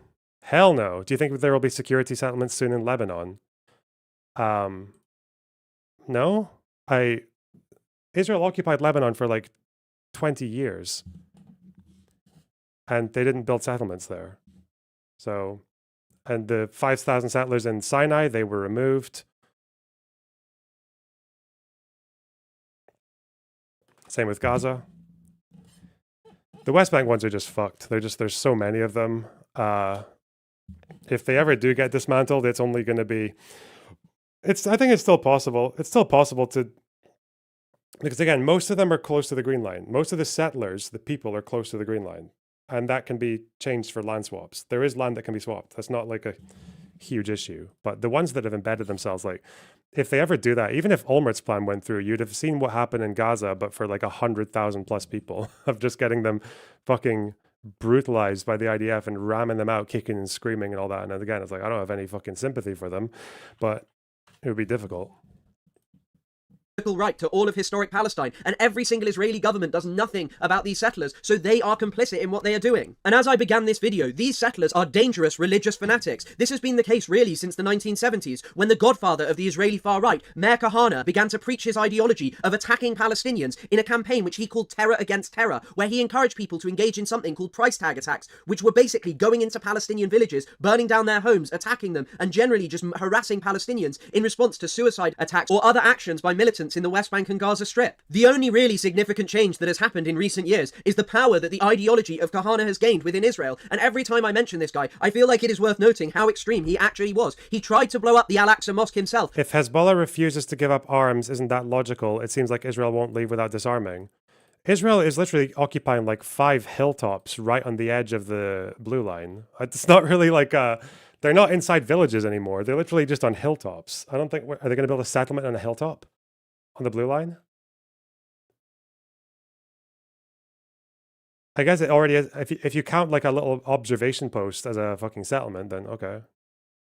and received administrative detention, which was one of the first times that it was used against a Jewish person in the land of Israel. This guy said that all Palestinians would be expelled or he would slit their throats. His response to the Palestinian uprising, the First Intifada, which was predominantly non-violent resistance like economic boycotts and strikes, was to say that all journalists should be expelled from the area, every camera should be shut off, and the Israeli military should enter there and do what they needed for 3 days. Are you talking about Jenin? Jenin was not economic boycotts and strikes. Like, Jenin was where they were building fucking suicide bombs and where there was a battle where I think it was like it's probably like the best it's the best kill ratio that any Palestinian militant group has ever achieved against Israel. I think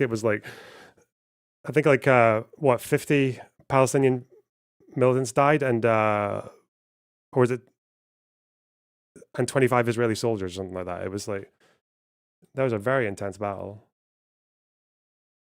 I don't think that battle happened because of boycotts. Or is he talking about the First Intifada?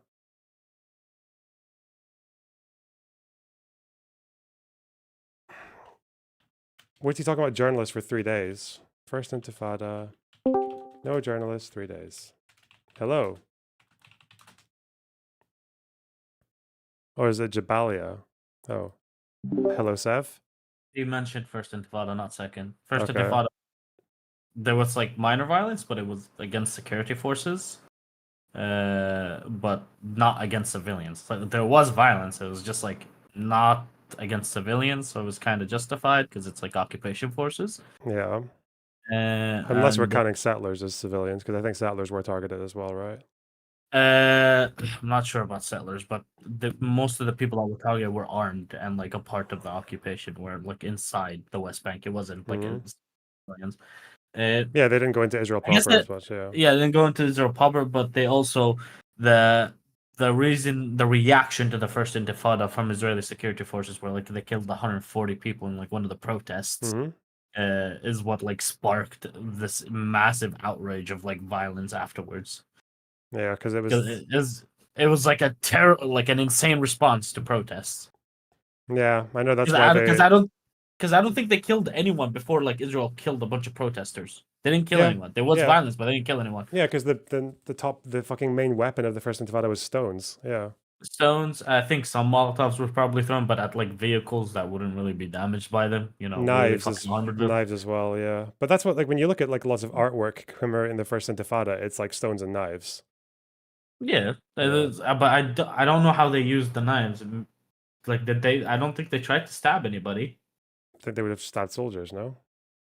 No, they didn't. Like, that's the thing. They weren't trying to kill anybody during the First Intifada. Well, there were some actors. Yeah, most of the people didn't, but like, so this is when Hamas introduced themselves to the stage, and they were okay with using hot weapons as well as knives and things like that. Like, they were okay with using guns and shit. Yeah, But for the majority most of the people, fucking, it was stone throwing. Yeah, it was just stone throwing towards fucking soldiers. Like that's like why I would say like the First Intifada is like probably one of the justified times of violence from Palestinians, because it's like it targeted. Yeah, and look what it did, right? Like, it resulted in Israel turning left for one. Yes, it had a positive effect. The problem is, the groups that were like a lot more violent in the first fucking Intifada were like, hey, violence equals something good. Why not keep doing it? So they just upped the violence instead of keeping up the same level. Fucking, I hate it, bro. They fucked us so much. Ugh. Well, yeah. But yeah, no, he said First Intifada, not Second. I don't know what he's talking about with that press thing, but yeah, the Israeli response to the First Intifada was really bad. So Yeah, I don't know about the press shit. I thought he was talking about Jenin when he was talking about sealing off the air, because that's what happened in Jenin. But I don't know, whatever. No, I'm pretty sure at the beginning of the sentence he said First Intifada. He could be mixing them up, or it just happened both times. I don't think. See, the thing is, this person doesn't seem like the ignorant type. He seems, fuck's sake, he seems like the fucking dishonest type. So good luck with that, Bibi. Hey.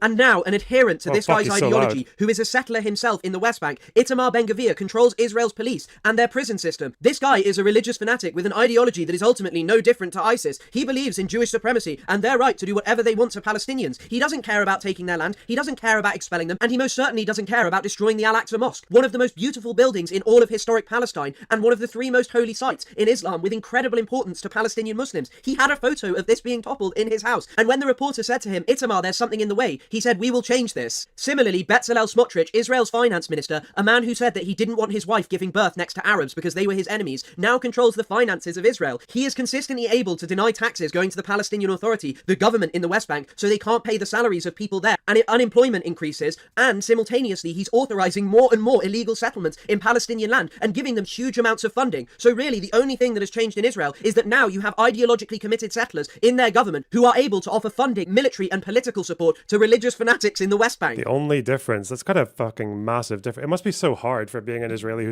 who opposes all this, because his argument against you is like, no, actually, you're kind of all the same. Sorry. What the fuck? This is just Zionism. This is just what Zionism is. It's always has been, apart from the times when they weren't expanding into the West Bank. Okay.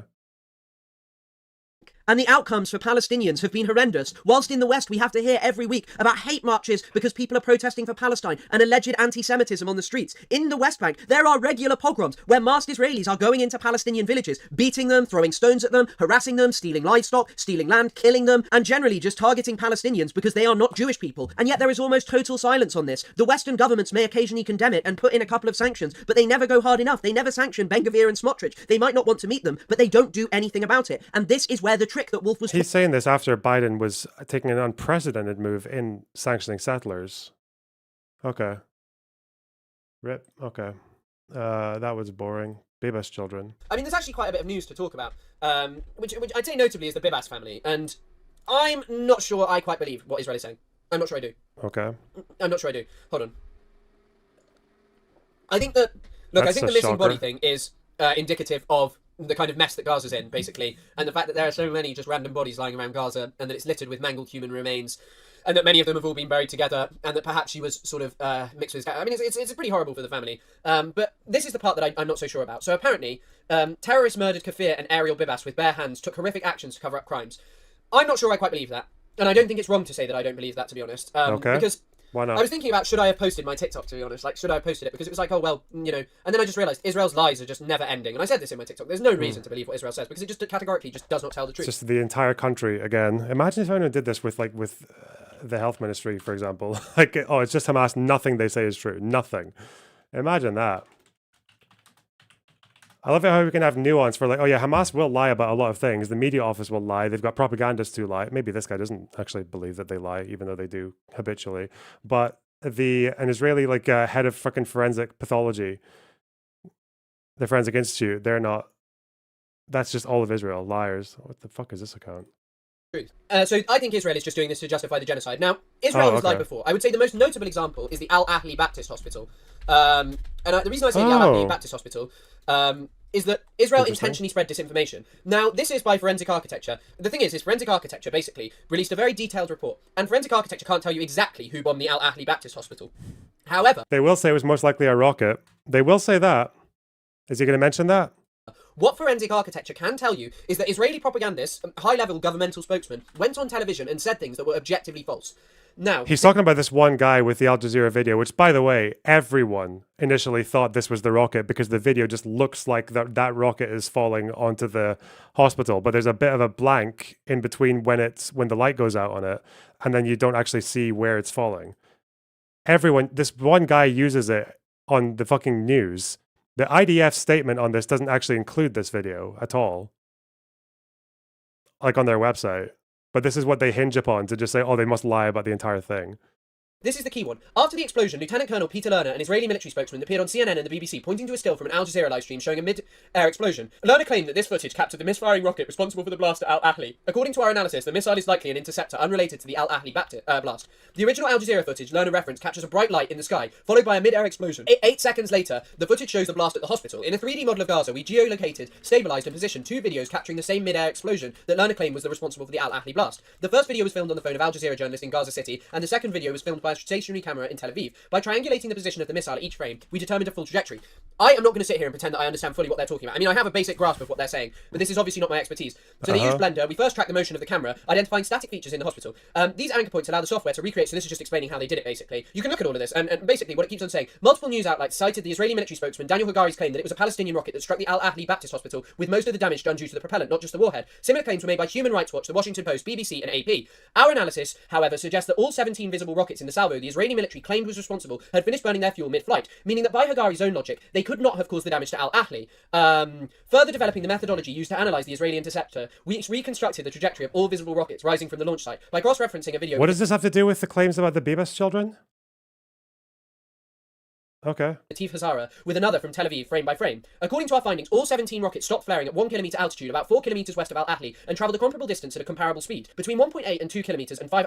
Yeah, again, I don't understand this. We consulted an aerospace expert with a specialism in rockets and missiles who prefers to remain anonymous. They told us that the distance and speed of the rockets while flaring is consistent with an Arash or Grav rocket, typically used by Hamas or Palestinian Islamic Jihad. The speed and distance traveled while flaring indicates that the propellant had finished burning in all 17 rockets while they were still mid-flight. Once a rocket's propellant has started burning, it is highly unlikely that it will stop burning with fuel still remaining in its chamber. This is the key point here, guys. Look, Israel does not tell the truth. Daniel Hagari, the guy that they've got on television to go up and say this, has lied before for gain. They do this. They lie and they lie and they lie. They lied about Shireen Abu Akleh. They said that she was killed likely by a Palestinian bullet after IOF investigations, later admitting that it wasn't the truth. And this, I think, is the best example. This was used as a pretext to claim Israel would never, ever, ever attack a Palestinian hospital. And yet, the reality... Well, the question was whether or not they airstriked a hospital and flattened it with 500 people dying inside.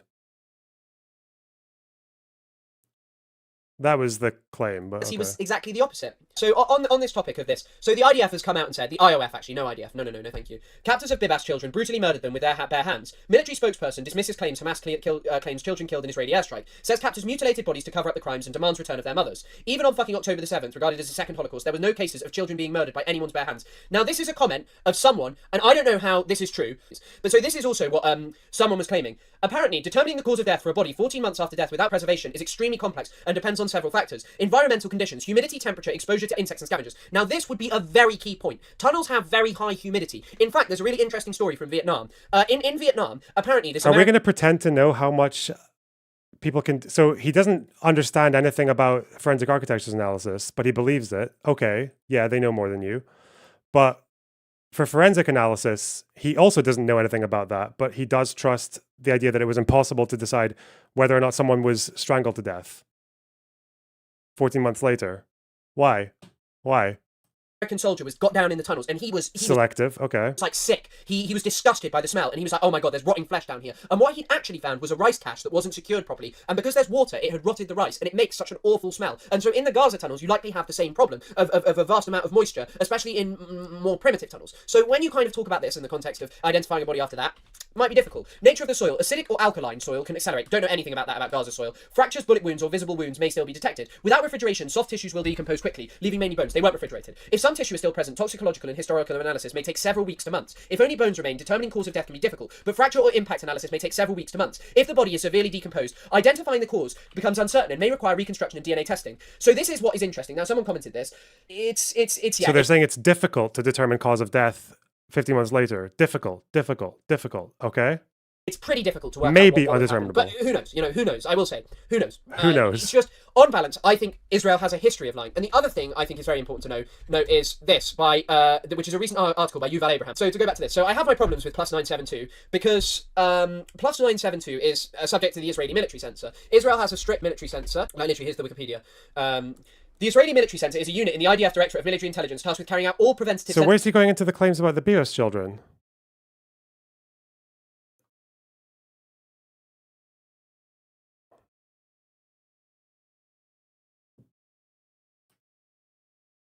The army recovered their bodies and returned them to Israel the following month. Initially, the army told the hostages' families that the three men had been murdered by Hamas. Later, however, they said that Sherman Beitzer and Toledano, whose bodies were found intact and bore no gunshot wounds, had died from carbon monoxide poisoning caused by Israeli bombing. There's the key point that I have to make here. So the IDF might not get the cause of death because that's not their job, so they might get it wrong, but then the forensics later found out that it was a different cause. Okay. Israel has lied about this before. Israel has definitively claimed things that are not true, specifically in relation... Wait, how did they know it was different? Who corrected them? Was it Israel, perhaps? Oh my god. The killing of hostages. This combined with this, and I'm not a forensic analyst, so this may not be 100% correct, and I cannot affirm that, but I can say that it doesn't seem like this would be an insane thing to say, or that it would make absolutely no sense. I feel like when you hear about... I remember a while ago, some guy died near where I lived. Like, no one knows who he was or who he is. He just sort of died in a clearing and was left there for a really long time, and they found him a long time later, and they were never able to ascertain who he was.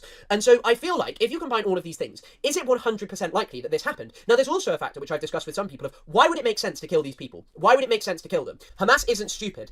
You're right, Hamas isn't stupid. It wasn't Hamas, it was Mujahideen brigades that had them. for one. For two, I don't know, maybe they determined it's not like they're a fucking professional army, okay? They don't get fucking blowback for committing war crimes, okay? The IDF barely does, but some people will be dismissed or reprimanded or fired or jailed. Like it happens to some of them. It doesn't happen for any of them in Hamas. Not for committing crimes against Israelis anyway. Obviously, if you do something like if you're caught doing it with a dude, they might fuck you up, as they did with Sinwar, for example. Okay. But that was Mujahideen brigades. That wasn't Hamas who had the bodies. Maybe they just thought it wasn't worth like taking care of a fucking toddler, like a baby, in the middle of a war. Like they would be too heavy, too much baggage. Maybe they decided that. I don't know. But the evidence seems to be that they did it, unless you believe Hamas's like claim, which is not apparently from forensics. They just said that just came from like one of the spokespersons. Stupid. So why would they kill the three most important hostages, arguably? The Bibas family. Figures who they could have exploited over and over again for propaganda. If there was any reason to kill them, they would have done it prior to October the 7th. There are videos of them with their captors where their captors are like, oh, we're... Prior to October the 7th? Okay, misspeak. We're not going to treat you poorly. And this, by the way, of course, anytime you talk about this, people will be like, oh, you're justified. No, Sinwar wasn't banging a dude. He wasn't banging a dude. He killed people for banging dudes. There was a top Hamas commander who got accused of being a collaborator and tortured and murdered because he was gay. This because it's the same with anything about Palestine. You're justifying October the 7th, you're justifying this, you're justifying that. It is not a case of justification, it is explaining and exploring what might have happened. It is giving analysis of, oh, well, this may Oh, be so it's fine to explain and explore what happened. Interesting. happened to them, and this is why I think Israel is on balance of lying about this. And I think historically Israel shows a consistent pattern of lying in order to gain and to justify ethnic cleansing and murder and such and all of these things. And so I just don't see how this story really adds up. And I think that the detail of that they did it with their bare hands and strangled them is particularly interesting, and I think is indicative of what Israel wants to do with. Okay.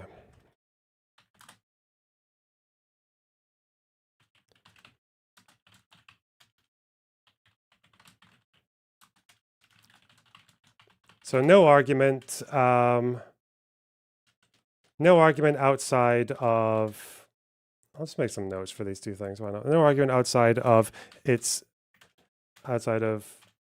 unsourced screenshot saying it's difficult to analyze cause of death 14 months after the fact.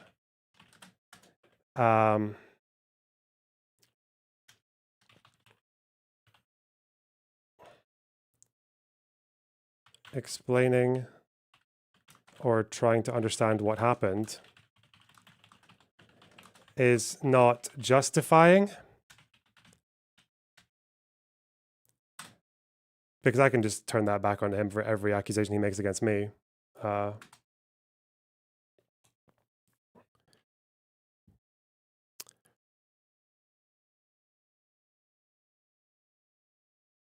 else was I going to say there? Didn't even, again, this is more like a just asking questions thing.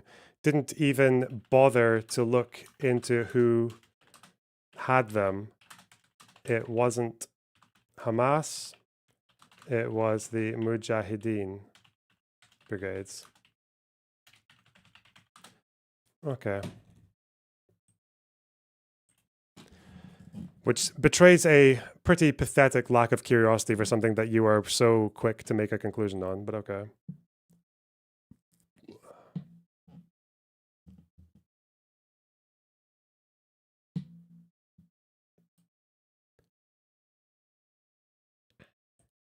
Out of interest.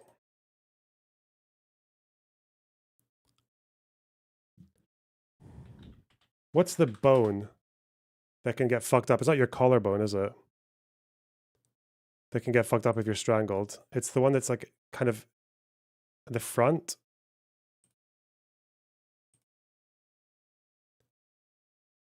Hyoid bone. That's the one. I think if you're strangled to death, it would be this. That would be... Does the hyoid bone break during strangulation? Fractures of the hyoid bone are known to occur in 17 to 71% of fatalities following manual strangulation. Infrequently recognized in survivors. Oh, that's not hard at all then. because a bone can survive. We're not talking about flesh here. I don't. Were they thinking that there would just have to be strangle marks on the neck?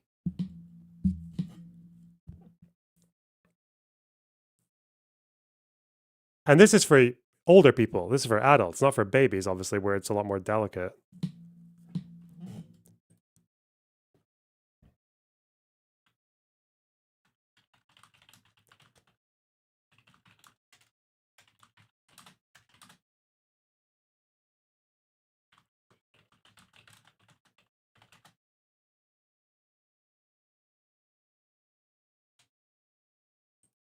Okay.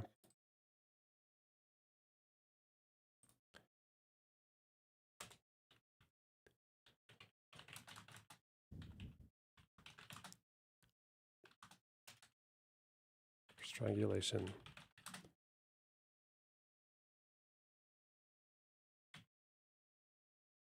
More likely in fatalities. Why is it 17 to 71%? Fuck! Oh well. Write down that killing babies is easy. Yeah.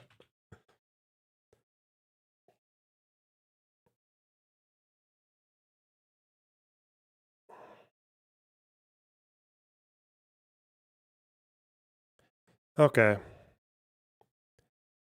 At the end of the day, does it matter? A baby hostage is mega illegal? No, actually, it does matter because it shows how much of a fucking partisan demon you are.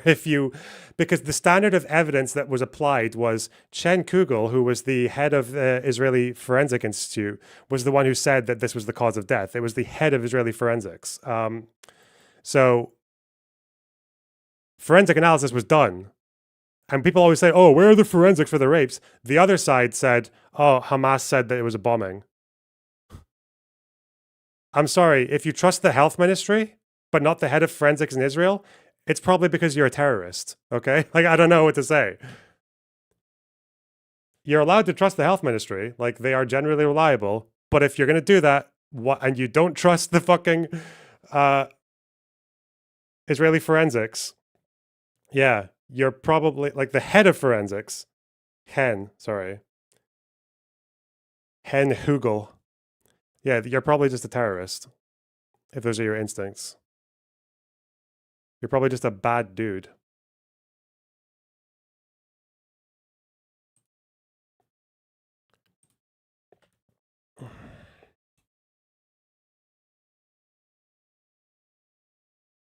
We can do it today, not spending hours though. Oh.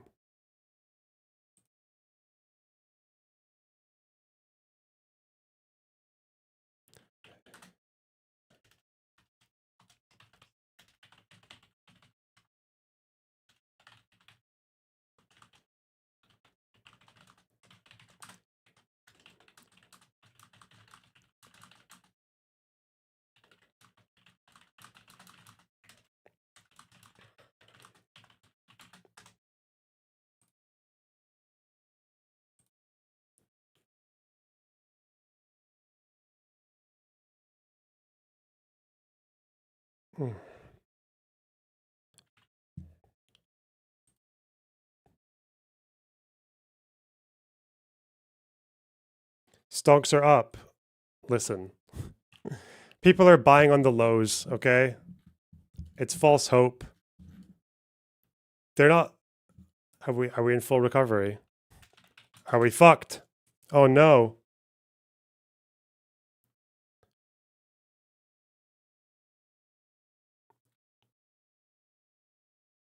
Well, I gave him my Discord link, so we'll see what happens.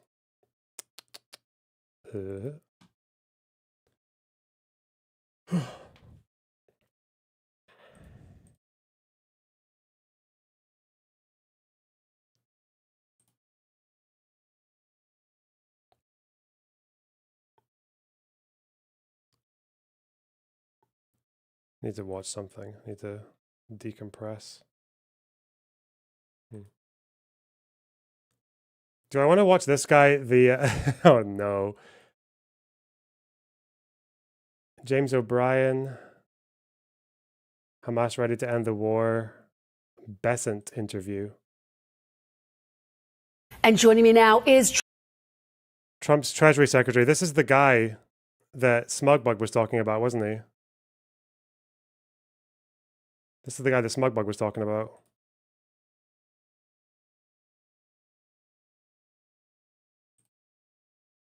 Give me a minute.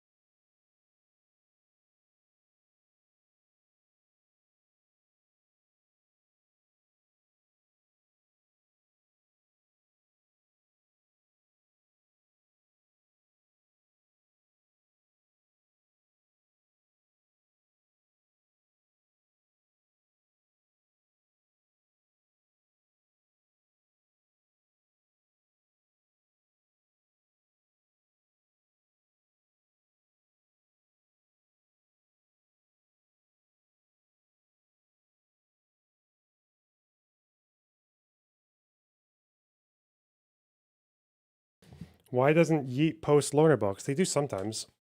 I know I need to look at Yeet fighting with fucking Queeman because that's an incredibly hot topic. We care very much about that kind of shit. Oh.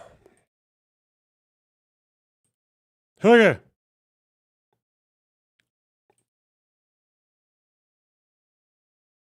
Fucking cold today. What the hell? All right. This guy's a fucking nutcase, man. And joining me now is Treasury Secretary Scott Bessent. Secretary Bessent, welcome back to Meet the Press. It's good to see you. It's great to have you back after a very big week. Let's start with the market reaction to President Trump's announcement of his tariffs. As I just laid out at the top of the program, the markets lost more than $6 trillion in value. Was this disruption always part of the plan, Mr. Secretary? Look, this is the guy that Smugbug said was the sort of ideologue brainchild behind the tariffs, and this guy actually does have a very ideological reason for wanting to do it, which I think is something to do with realigning global affairs so that like the big countries are in a position where they can just like extort the small countries, and we'll see. So he might be, because he's Treasury Secretary, which suggests that he might actually be more aware of what's happening, but is also just kind of doing it as a ruse. But we'll see. We'll see how he carries it. He looks kind of sinister, doesn't he? So markets are organic, the animals, and you never know what the reaction's going to be. One thing that I can tell you as the Treasury Secretary, what I've been very impressed with is the market infrastructure, that we had record volume on Friday, and everything is working very smoothly, so the American people can be very take great comfort in that. And in terms of the market... What does he mean by volume?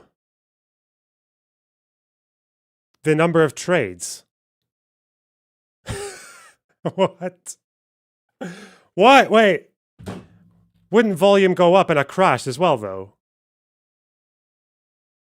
Because of people selling, panicking.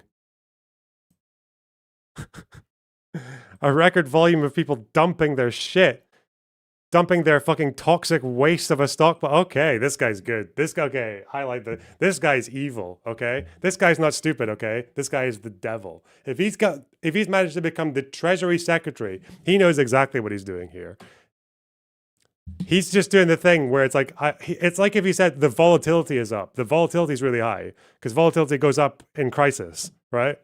Yeah, this is the guy. Okay, this is our wolf. reaction. Look, we get these short-term market reactions from time to time. The market consistently underestimates Donald Trump. I remember that in 2016, the night President Trump won, the market crashed. And it turned out he was going to be the most pro-business president in over a century, maybe in the history of the country. And we went on to very high after inflation returns for the next 4 years. Well, but this was the biggest two-day crash since the pandemic. The president on Saturday urging people, quote, to hang tough, saying it won't be easy. You mean the plandemic? And I guess the big question on people's minds, Mr. Secretary, how difficult is it going to be? And how long are Americans going to have to hang tough? Well, I reject the assumption.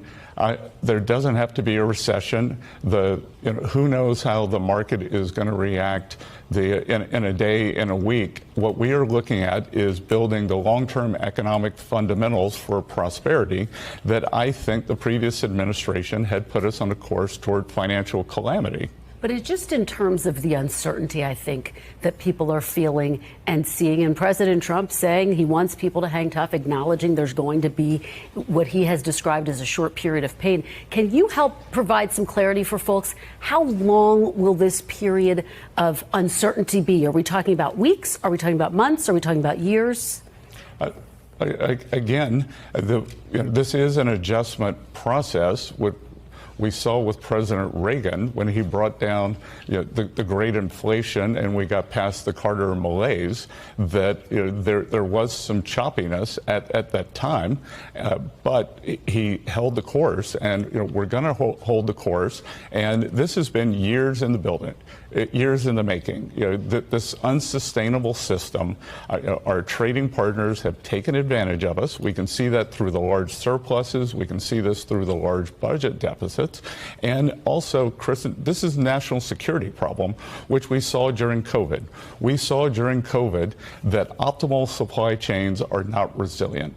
And what I could say is the only good outcome from COVID is it was a beta test for what would happen if our supply chains got broken.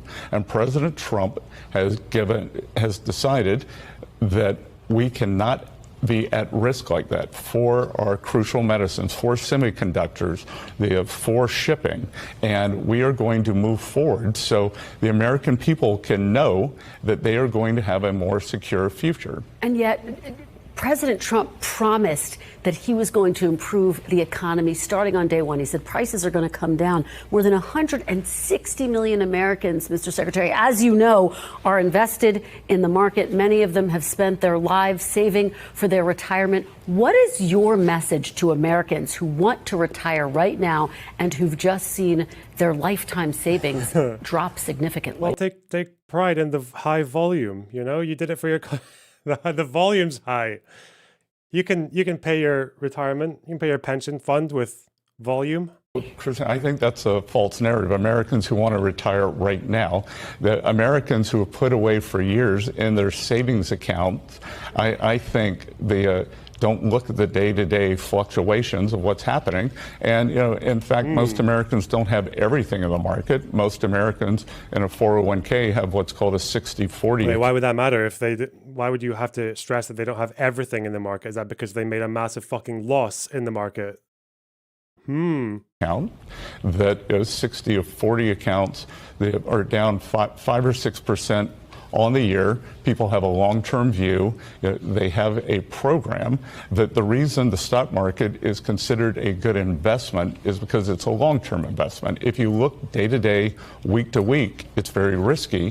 Over the long term, it's a good investment. President Trump's tariffs are being described as the biggest tax hike on Americans in decades. They could cost the average household thousands of dollars. Republican Senator Ted Cruz had this to say. I'm going to play it, get your reaction on the other side. Tariffs are a tax on consumers, and I'm not a fan of jacking up taxes on American consumers. Oh, shit. Do you acknowledge that President Trump's tariffs will cause prices to go up on a range of goods? Well, Kristen, what I like is data. And if we look at data from President Trump's first term, and there's a big study that just came out Get us some completely cherry-picked data. Yes. Yes, tell us the volume's high. The volatility is high. Let's go. From a group of economists, mostly at MIT, that showed that a 20% tariff on China led to a 0.7% tax or price level increase over 4 years. I think that's pretty good. If we can take in 20% in tariffs and it's a 0.7% increase. And Kristen, the little publicized story this week, everyone wants to look at the stock market going down. You know what else went down? Oil prices went down almost 15% in 2 days, which impacts working Americans. Oil prices down is not necessarily a good thing. That is not necessarily a good thing. It's because people are panicking. They don't want to invest and demand is down. Like, that's a problem. That's why it happened. Much more than the stock market does. Interest rates hit their low for the year, so I'm expecting the mortgage applications to pick up. Well, just to be very clear, though, I mean, during President Trump's first terms, the cost to Americans was nearly $80 billion in new taxes due to his tariffs. Prices did go up on everything from washing machines to tires. Well, no, but let's go back. Where did you learn basic econ from? My basic econ education is just that when a fucking issue happens, I just learn about that issue on Investopedia and then read some articles. Seems to get me further than most people, though, because at least right now, man, half the fucking people in this discourse still don't know what a tariff is, you know? So for tariffs, I Googled what a tariff is, watched some videos, Wall Street Journal, read some articles, read some couple of papers, learned about the formula. Aggregate number was 0.7, so we can discern the individual things. Also, households saw real net wages go up.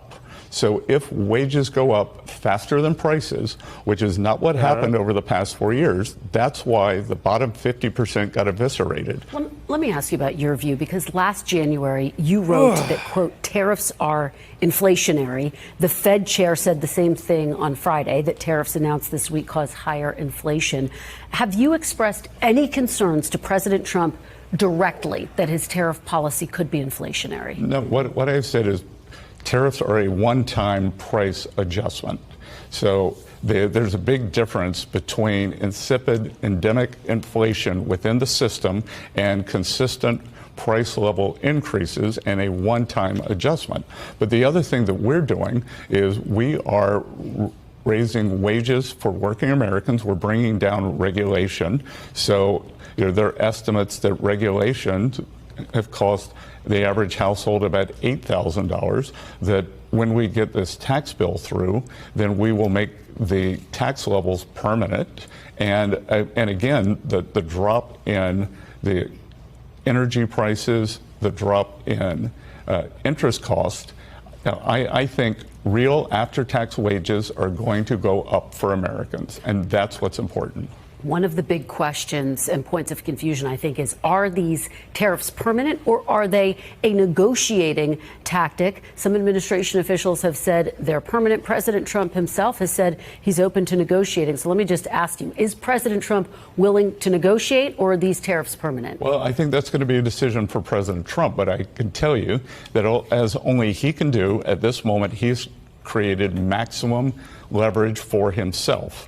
And more than 50 countries have approached the administration about lowering their non-tariff trade barriers, lowering their tariffs, stopping currency manipulation. And they've been bad actors for a long time, and it's not the kind of thing you can negotiate away in days or weeks. You yourself have said that he's using these for negotiating. He has told me directly he's open to negotiating. So just very clearly, for the American people, can you say definitively, is he planning to negotiate? Has he already started negotiations with countries? I think we're going to have to see what what the countries offer and whether it's believable. Because again, so he's open to it, is what I hear you saying. No. Is I think Allow me that to we are dodge that going question, to have please, to see the path forward, because after 20, 30, 40, 50 years of bad behavior, you can't just wipe the slate clean. All right, let me ask you about one of the big smiling questions. is so Recession. weird, man. This guy's a fucking freak. Ugh. As you know, analysts say the chances of a recession are rising in the wake of the tariffs announced this week. Do you believe that President Trump's tariffs are risking the chances of a recession? I don't. And I think we could see from the jobs number on Friday that was well above expectations that we are moving forward. So I see no reason that we have to price in a recession. Okay. Before I let you go, I know you've been one of the officials spearheading the efforts to get President Trump's budget bill passed on Capitol Hill. It includes the president's plans for tax cuts, extending the 2017 tax cuts, for example. Are you confident that the president's budget bill will pass before the August recess? We are shooting for even a much earlier date. And Chris and I can tell you the underreported story in D.C. is, it's fun from our side of the aisle to watch the Democratic chaos, but the underreported story is the Republican unity. And Speaker Johnson has done an incredible job with a small minority. He got reconciliation instructions out on the first try. He got a clean continuing resolution. Speaker Thune, the Senate issued the reconciliation instructions, so things are moving very quickly. Very quickly, President Trump called on the Fed chair to lower interest rates. Do you think that Fed Chair Jerome Powell should lower interest rates? I think that when we see inflation dropping, that the Fed will do what it always does and lower rates. But in the meantime, what we can control is the longer term rate, the 10-year rate, which hit a new low on Friday. That's where mortgages are priced. That's where long-term capital formation is priced. And, back to the tax deal.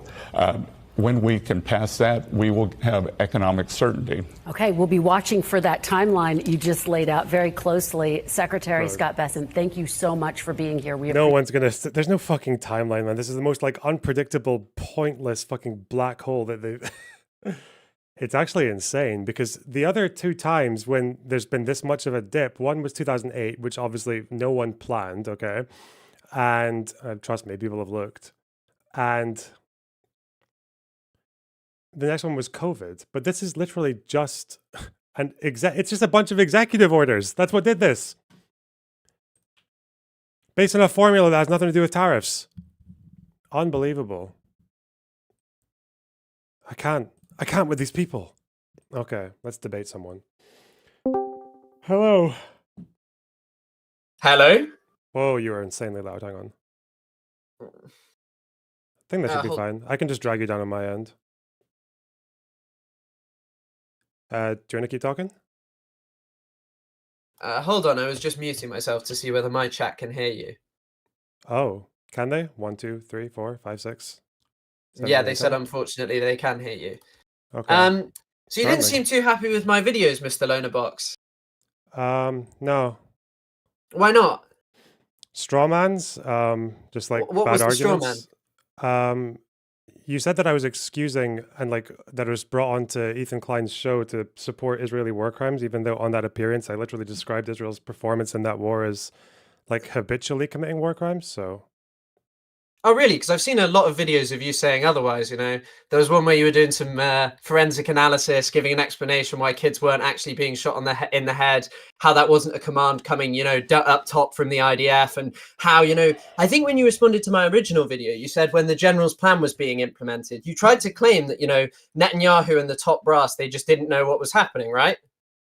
I don't know whether they knew or not that it was happening. My claim was that it hadn't been signed off on by Central Command, which was what I read. So why do you think they've now pivoted to saying we're going to expel everyone from Gaza? Do you think that was just a plan they came up with out the blue? No. What did I? Hang on, wait. One thing at a time. What did I just say? What do you mean? What did I just say? That you thought that it didn't come from the top brass, right? Yeah, does that mean that they disapprove of it or don't know about it? Well, no, I think it's part of a wider systemic plan, which is what you try and obfuscate.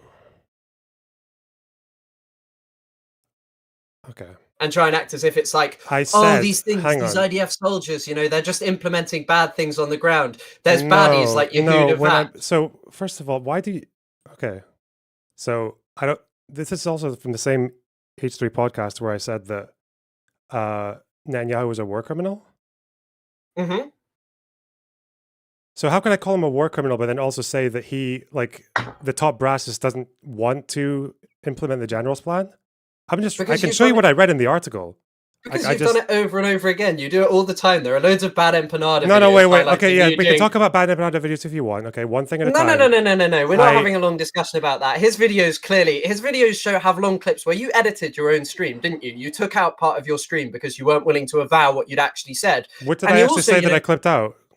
It was the part about talking about what they were shot in the head with. I don't remember exactly. You brought it up. You brought it up. You could. Well, okay. What? I can show you the whole. I can give you the whole stream unedited. Do you want to just sit here and just watch a whole bad empanada video together? Well, no. I just want you to admit that you don't even know what your claim is. Why are you being so hostile, man? What the fuck? Lonabox, I'm not being hostile. I just think yes, it's pretty inappropriate. You know, your general behavior. So what did I say about what did I clip out of that stream? Oh my goodness! You know what? I didn't keep like a long dossier of all of the things that you've said and done. But you wanted to confront. This is your idea. This debate's your idea. You're not prepared. I want to confront you more about your general opinions. Of course, well, you're I'm not prepared, though, are you? I messaged you within 3 hours. You knew I wasn't going to be prepared. Come on, stop with the whole debate launch stick. You know. Let's have a conversation about what you actually believe about Palestine. And first of all, actually, the videos. You called me a terrorist supporter in a couple of minutes ago, didn't you? Because you said I didn't believe Chen Kugel.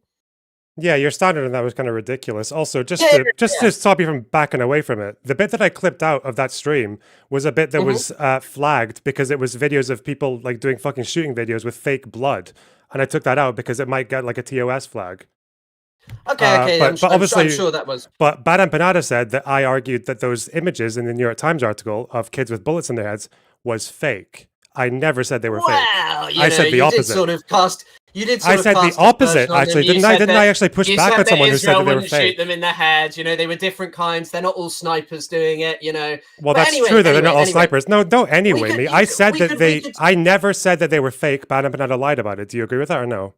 No, I don't, because you tried to obfuscate what was happening.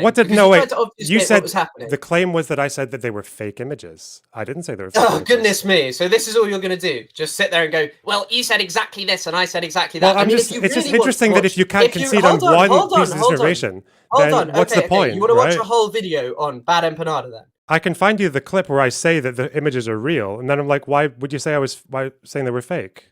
It's quite a simple discrepancy, isn't it? Just to be clear, you brought up the claim that I was trying to clip stuff out of the stream to hide stuff. Yeah, you brought that up. We're talking about that because you made that claim. I've explained to you that I pulled out a clip because it was TOS. Not that I tried to hide anything. Really? So I mean, if you're just willing to concede that you had no fucking idea what you're referring to when you said that, we can say that and you moved on. I'm not going to concede because I think it's very obvious. Okay, so you can just obviously lie. I didn't write down. You can obviously lie and then just refuse to concede. That's fine as well. Yeah.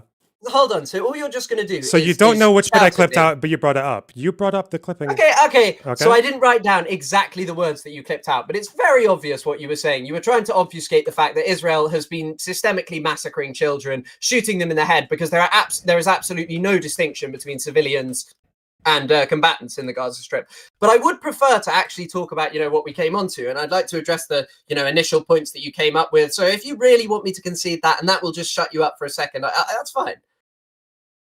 Took you a while. Okay, brilliant. So you said that I was a terrorist supporter for believing that Chen Kugel might lie. Not that he might lie. What the fuck? That he might lie, or that you said that you basically didn't believe that the Bibas children were strangled. Yeah. And your argument was some screenshot on Twitter says that it's difficult to analyze cause of death 14 months after the fact. And also, they lied about Shireen Abu Akleh. a systemic pattern of lying much more like lying about the Al Ahly Baptist Hospital. Well, your lie about the Al Ahly Baptist Hospital is absolutely ridiculous. What was my lie about the Al Ahly Baptist Hospital? You said that the Israeli government or the IDF lied about that rocket from the Al Jazeera video. But yeah, they did. You understand they did so lie on one, television. Yeah, they lied one on television. spokesperson. So... Do you realize that the entire fucking press thought that Al Jazeera video was most likely the rocket, right? Who did those press work for, Loner Box? Which press? AP, who gives them their directives? Reuters? How free is the Israel's Zionist press? Do you think? Well, we're not talking about Israel's press. We're talking about international press. Yeah. Go on. International press also used that Al Jazeera video thinking that it was most likely the rocket because it just looked a bit like it. I think they like to parrot Israel's claims. I think that it's very different. Associated Press? What? BBC? Yes, I think it's... Yes, 100% Loner Box. That's not even questionable. So we have Zionist-occupied press and the international... You must know the BBC parrot what Israel says. The BBC were criticized because they parroted the Hamas claim on the rocket. That's what the initial press reaction was. And then they pivoted very quickly and just parroted Israel's, which because was the it turned out lie, right? Because it turned out that it was completely false, that it was an IDF airstrike. But okay, so when it turned out that Israel lied, why was there no pivot again into saying all of a sudden, actually Israel's lied here? Well, it's pretty provable because that the lie from Israel was one spokesperson from the IDF said, "I think it was this rocket," which it wasn't. You're doing it again. That was the lie. He's not one spokesperson from the IDF. Who does he get his directives from? Do you know the interaction between the spokesperson and the IDF when it comes to investigations? Oh, come on. Israel doesn't have free press. They have an extreme military sector. Hang on. You know that, Loner. So you just dodged the question. You don't actually know what process the spokesperson goes through before he goes on the media and talks about what Is this all you're going to do? Just be so... You just admitted that you don't know, but okay. Censor. But what do you mean I admitted that I don't know? Yeah, you admitted you don't know. Yes, you did. And you're just a very pathetic man going... I was repeating what you were saying. An adult.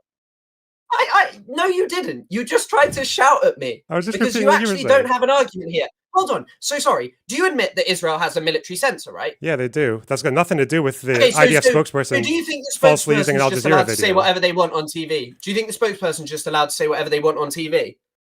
The spokesperson's allowed to say whatever they want on TV. Spokespersons don't usually have that much regulation on what they're saying before each press statement. The consensus, it seemed to be in the international press as well as from the IDF, was that they thought that that rocket in the Al Jazeera video was the one that struck the hospital. It didn't even go into the IDF's final report, though. You can go on their website. They don't use that video. That's fantastic. Do they not? Do they really not? So why did they do it then? Why did Peter Lerner go on television and say, we know that this happened? He claimed that this footage captured the misfiring rocket responsible for the blast.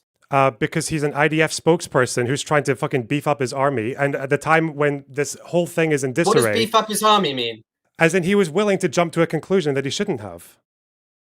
Oh, okay. Without any government approval, and no other Israeli government official said the same thing, that, oh, Hamas definitely struck this hospital. Well, they probably were. Everyone was saying that at the time. But you know as well, like Ghassan Abu Sitta, who was there, maintains 100% that Israel struck it. Who? And he was actually there. Wait. Okay, he was actually there. And yeah, he was there. So wait, do you think Israel actually did strike the Al Ahly hospital? Are you still there? 100%. Yeah. Why do you disagree with forensic architecture when they say it was most likely a rocket?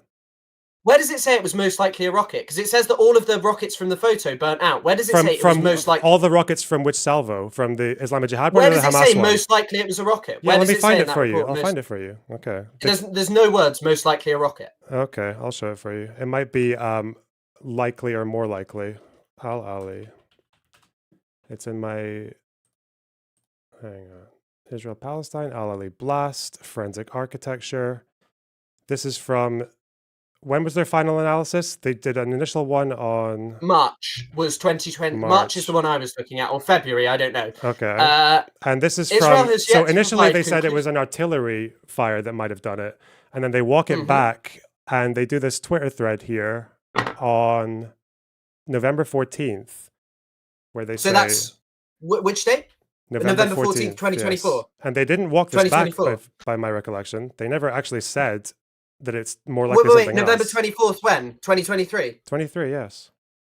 Okay, so that's before the report It's before the one that you're going for, but the one that you're going for doesn't actually make a claim about how likely it was that it was a rocket or not. They just said it wasn't the salvo from Islamic Jihad, but they weren't the only ones firing rockets that day, were they? So why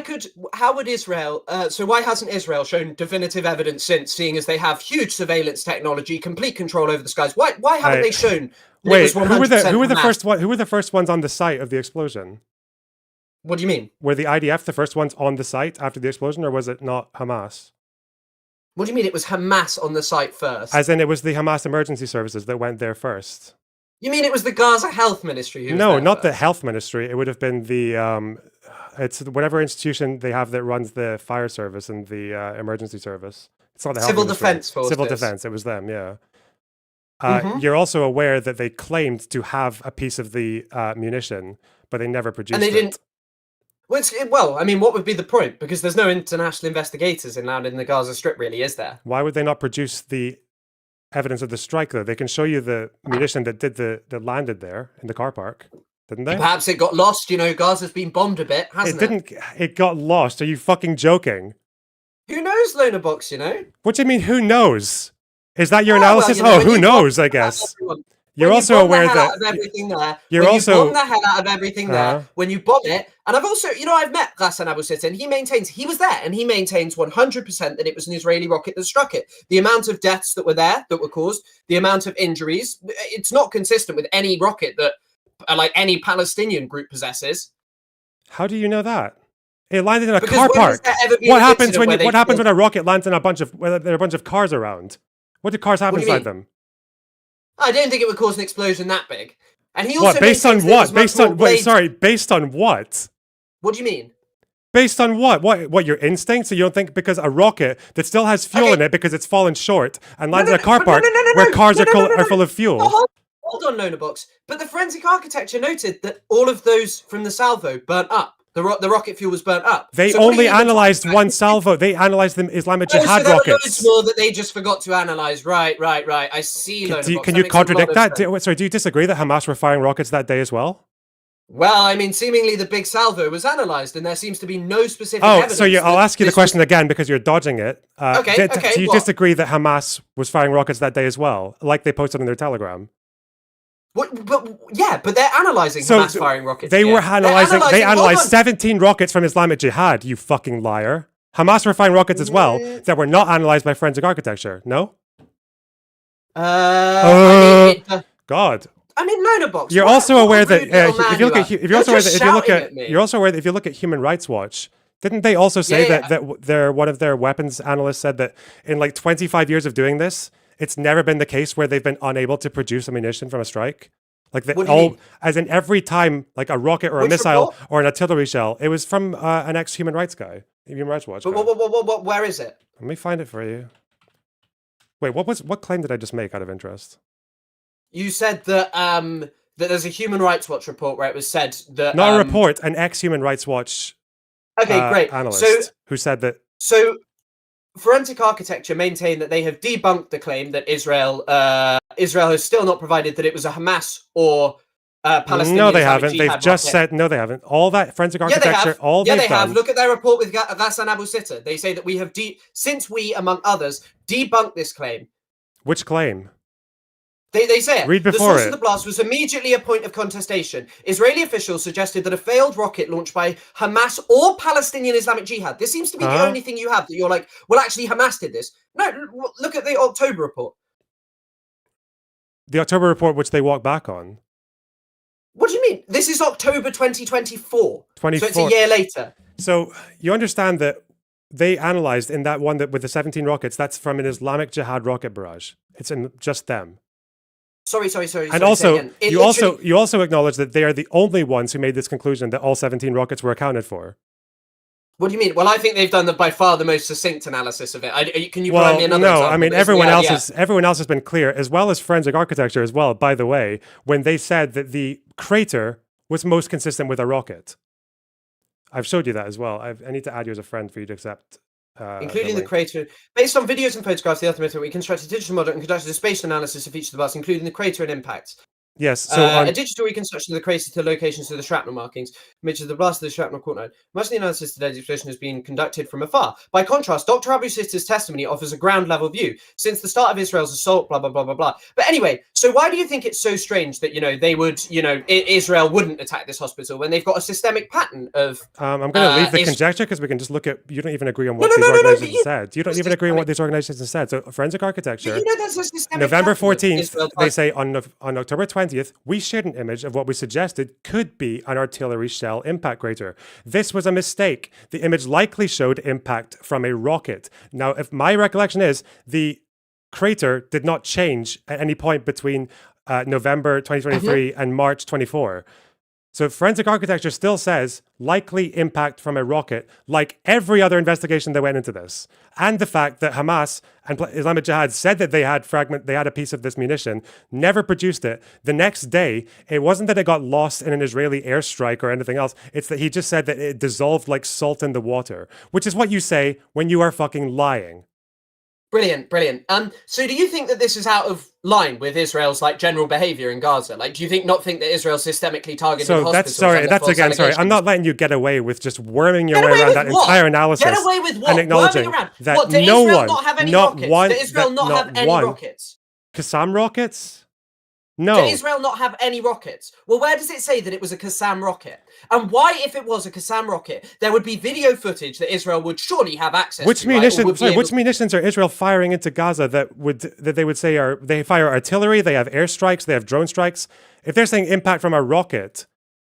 But also, it doesn't say that it was impact from a rocket on here. Likely, on the one they say likely showed impact from a rocket. Have they walked back on that? Have they changed that since in recent investigations? I don't think they have. So, Dr. Abu Sitta's assessment, this suggested to him that the rocket was likely a fragmentation bomb. Following the blast, many news outlets cited the claim. However, our analysis suggests that the rockets identified by the Israeli army would have burned through their propellant. This is exactly what they're saying. So you keep maintaining that this is a Hamas rocket, right? But there's no example.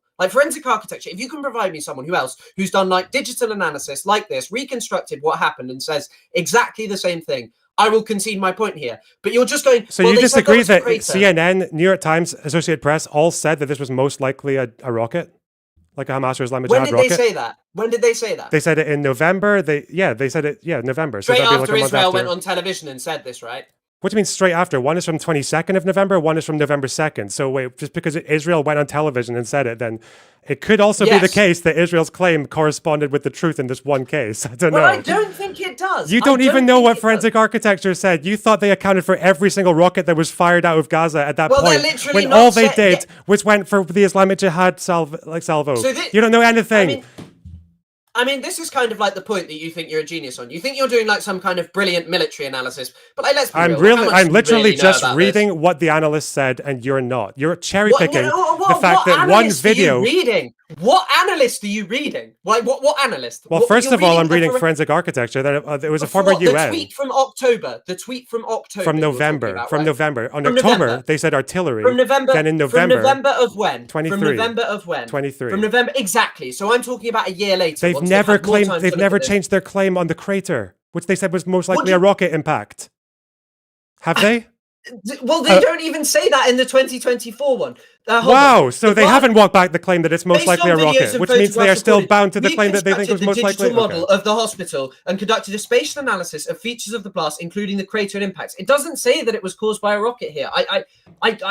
It says it suggested to him the rocket was likely to have been a fragmentation bomb. Do Hamas possess those? You're just talking about Abu Sitta's, though. Do Hamas possess fragmentation bombs? Well, he was there, and I kind of trust his testimony over Israel's. Okay, well, that's your...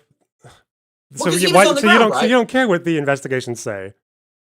What do you mean the investigation says? This is an investigation with Forensic Architecture, where they reconstructed what he was saying. I'm talking about investigations from, first of all, Forensic Architecture when they looked at the crater and said most likely a rocket, like everyone else did. I don't know why, just because Forensic Architecture, who literally calls them the IOF in their Twitter threads, by the way, not a particularly... Yeah, they should. It's run by an Israeli. So just admit you're a propagandist. You don't give a fuck. What do you mean? What do you mean? If you're going to literally change the name of an organization to a propaganda term, calling it the IOF, then you're just a propagandist. You don't give a fuck. What do the Israeli occupation forces mainly do, Loaderbox? Where do they serve? What are they called? Is the question. They're called the Where do they IDF. serve? No. Where do they serve? Oh, okay. Where I do they guess serve? I'll just call Hamas a resistance organization, even though they fire their attacks into a Brilliant. Thank sovereign you, country. Lonabox. Even though they fire their attacks into sovereign territory by international law, right? Hold on, Lonabox. So, right, where do Israel operate? Where are the Israeli forces predominantly? They operate right now in Gaza, Lebanon, Syria, and in the West Bank. But where are they predominantly? Where's the largest amount of forces right now and generally over the last 20 years? West Bank. So that doesn't mean that what, is the West Bank occupied? That doesn't mean you have to call them. But is the West Bank occupied? That doesn't mean you have to call them the No. IOF. But is it? Stop nitpicking. Is the West Bank occupied? Yeah. So would it be someone saying, well, actually calling them a defense force when they spend most of their time defending settlements, arresting Palestinians and harming them? Would it be that inaccurate to call it? Yeah, so should we just not call it the USSR because it's not a union of Soviet socialist republics? I mean, if an organization wanted to, yeah. And if an organization wanted to call them the fucking batshit Central Command like famine overseers, really, that would be okay because that's what they were. Yeah, and you would trust the historian who calls them that. Okay, that's kind of stupid. Yeah. I don't know. That's kind of dumb. I mean, Lonabox, what's Israel done over the last month? What's it not allowed into Gaza? Journalists. No, not just journalists. But food, water, anything, right? They're calling it Hell's Plan. Okay. So what, you think calling them famine overlords? Why am I letting you dodge the fact that you still don't actually, you didn't even know what happened with the fucking forensic architecture investigation. You thought they accounted for every rocket that was fired that day. Lonabox. The whole point no one has proven. So apart from Abu Sita on the apart from Abu Sita, you're shouting. I'm shouting. I'm just matching you. But also, what your point here is, and what you're trying to say to me is, you don't know exactly what happened. Oh, wow. Wow. Well, these are claims that you brought up, by the way. You brought up these claims.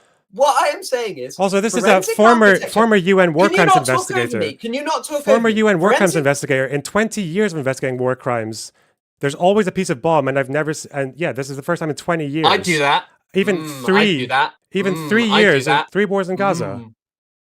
So, Lonabox... Even 3 wars in Gaza. And he hasn't seen a single piece of a bomb. Again. You're going to shout over and over me again. From the strike. The point in my video was not what I mean. I knew you would do this. You're just a debate lord. You're like, oh, you don't know every single thing. You've literally dodged every single fucking point that gets brought up. Let me just say something, Lonabox. Let me just say something.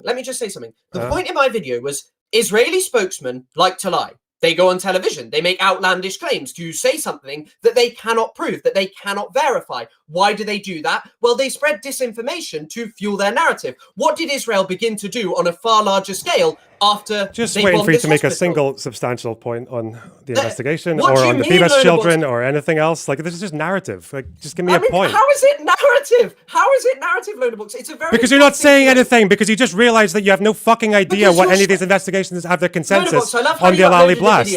You don't know. I mean, you don't know what the consensus is on the Al Ali blast. I don't know what the consensus is. Lonabox, I you don't. The consensus is that it was most likely a rocket. All you can do is shout over me because you keep saying I'm dodging. You keep saying that I can't answer things. So why I brought this up was to say Israeli spokesmen lie on TV. Do they lie on TV? Do they spread lies? You said it was to fire up their army, whatever the fuck that means. But really, you know why they lie, don't you? To discredit Palestinians and make it seem like they spread lies, and so Israel could then go on and attack more. Isn't this literally why every army lies? Like, do you think why does Hamas lie? What do you mean? Why does Hamas lie? But like, why are you saying? Why does Hamas lie? Yeah, why do they lie? What do you mean? Why do Hamas lie? For their own gain, but we're talking about Israel lying. Why are you just pivoting to Israel? I'm not pivoting, but you're just asking why a particular army lies. Yeah, probably for the same reason that spokespersons from every army lies. Is there something special about the way Israel lies? That isn't. Yes, because they have systemically attacked hospitals since. It is not outlandish to think, okay, let's add up this forensic the claim wasn't about raiding hospitals. The claim was about airstriking a hospital and killing. The claim was about airstriking. I 100% think Israel does that. The claim was about airstriking a hospital, flattening the building, and killing 500 people. That was the original claim. It was never flattening the building. Well, the original claim was that it killed 500 people. You'd have to formally flatten the building to do that. I think it's now claimed. I mean, on the ground, mate. If you're dealing with 400 bodies in front of you, but you do actually admit that that 500 claim was bullshit, right? You actually it's 471. Yeah, and you admit that was, and you admit that 471 was bullshit. That no one else confirmed anything close to that. I mean, How? Well, the problem is, loader boxes. I would love them to be able to confirm it, and someone's So going you to confirm can't. You that. can't do it. Hold on. But why can't that happen, loader There were boxes? international. There were international aid workers on the ground when that happened. But it's not just international aid workers. There's no one allowed to go in by Israel. Why do they keep denying full UN investigations into October the 7th? Why do they keep denying journalists to go into Gaza, international journalists? Why do they keep completely allowing pivoted from UN the fact journalists? that what does that have to do with the fact I'm that there not were? pivoting, loader What boxes. does that What I'm have to saying do with the fact that there what were I'm saying international is- aid workers on the ground when that strike happened? So yes, the loader 471 claim box- is bullshit because there were already international Hassan people Abu on the ground. Sitta is one of them. What is your point here? Hassan Abu Sitta is one of those international aid workers who maintains what he saw. And he said no one asked him from Amnesty, Human Rights Watch, all of these places. They chose to not speak to him. Now, my point here, and even in the video, I actually say what forensic architecture cannot say is definitively who struck this. But what they can say is that Israel lied. And that was the point there. And what you have Can they done not say? here is Did Hamas not lie about the strike as well? They said 471 people died. That was a lie. That didn't happen. I mean, They how do you also- know it's a lie? How do you know it's a lie? Because there were international aid workers on the ground and people corroborated okay, their where's claims the of how many report? people Where's the died. report? Where's And then the it was report? what report? Do you mean what Which report? ones? Like you need a UN report to show how many people died on one day? You trust no, the no, health? no, no, but- Wait, you trust the Hold health on. ministry? What do you mean? Where's the report? I mean, what do you mean? What do you mean? Where's the report? Like what report? Like a news what's your report? point here? So apparently the United States estimates between 100 and to 300 killed. Al-Shifa estimates 250. Gaza Health Ministry estimates 471. Either way, loader box, I do think that that's splitting So hairs. 471. Any strike that- Wait, so it's at minimum. so there's a lot. At minimum. Do you know what else is Hold splitting? on. Do you know what else is splitting hairs? Arguing over an Al Jazeera video of a rocket that everyone thought looked like it was the one that hit the hospital, and then saying, "Oh, well, that one wasn't actually Well, I'm the not sure rocket, everyone and therefore thought the they did. IDF lied." Like that's I'm not yeah, sure that would be everyone thought they splitting did. hairs. Would be well, this video wasn't actually the rocket that struck the hospital, but everyone still agrees it was a rocket. Pointing to a still from Everyone an still Al Jazeera agrees it was live most stream likely showing a mid-air rocket. explosion. He claimed that this footage Yeah. captured the misfiring rocket. So he claimed directly that it captured it. He didn't just say, "Oh, sorry, excuse me." Sorry, Lonerbox, I haven't got much respect for you, so I didn't mute my mic. But anyway, Peter Lernerbox went on and lied, right? So sorry, I just have mixed up words there. But Peter Lerner went on and lied, right? Like that happened. So that happened. That's Yeah, and the point, Hamas lied Lonerbox. as well, though, didn't they? The health ministry But lied you about it as keep well. saying Hamas lied. You keep saying They did Hamas lie. lied. Hamas about what? About the death toll. No one Okay, else agrees with it. But what would it matter if there was? Okay, so What would it matter if it was a different rocket and not the one in the video? It's split. Why is one splitting hair and one isn't? well, still even Lonerbox. Why is one the splitting US hairs and one estimates- isn't? Okay. The Lonerbox. Why is the one Gaza splitting Health hairs and one Ministry isn't? says 471. Ah. They've been pretty accurate on every. In fact, they've undercounted the deaths in Gaza. Can you admit that? Yes. Why is one splitting hairs and one isn't? But About I the don't rocket understand your video. point because this because- is just debate, Lord. My point is that No, it's Israel not debate, lied on Lord. It's just that you television. think it's It splitting is, hairs. You it think is, it's split, it is, you it think is. it's splitting hairs to fabricate 270 deaths, but it's not splitting hairs to say that it was actually But what this do you video mean? of a rocket when it was something else. What? Why is one splitting hairs but not the other? Because one influenced massive amounts of international news, and the other one, regardless of how many Wait, people you died. don't. The entire Hold on! every fucking Mate, news organization mate, you walked can't- back on mate, the all you 471 can do claim. is shout. All you can do is shout over me to make yourself feel better whilst your chat are all like, You "Oh, you're literally- so great." But the truth is, Lonerbox, You right? literally let's talk be in all frank. Let's caps. end this here. Let's end this here. I just have a loud voice, mate. Let's end this here. Oh, You're I just have a actively loud voice raising as your well.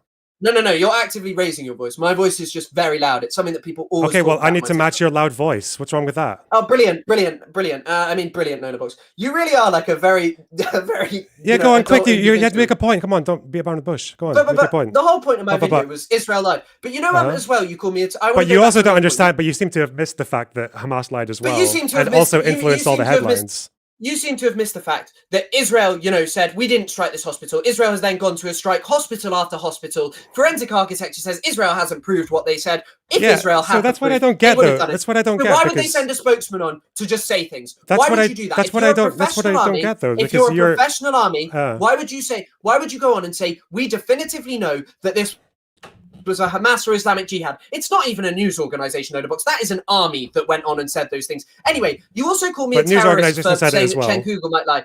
Hold on. You call me a terrorist for saying that Chen Kugel might lie. No, that's not what Anyway, I said. That's not what I said. I said you were doing, because you basically said that you didn't think that the BS children were strangled because you saw a tweet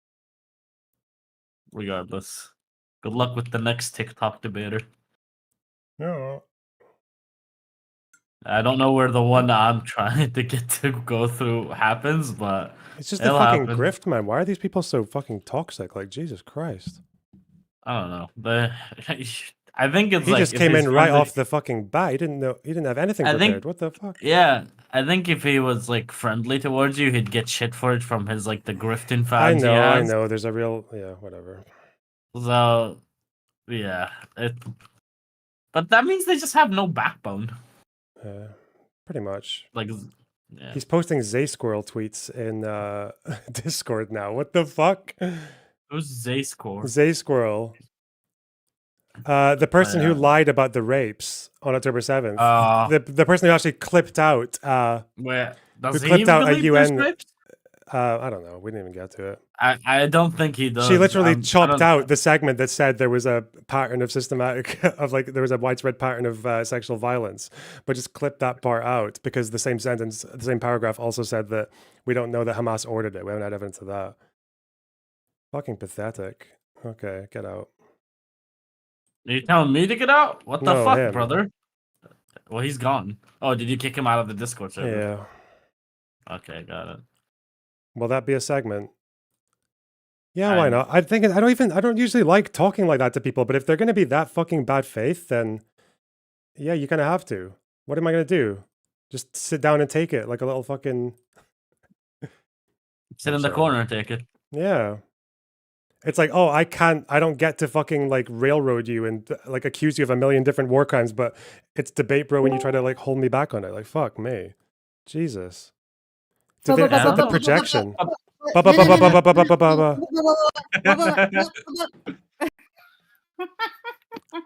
That is ableist.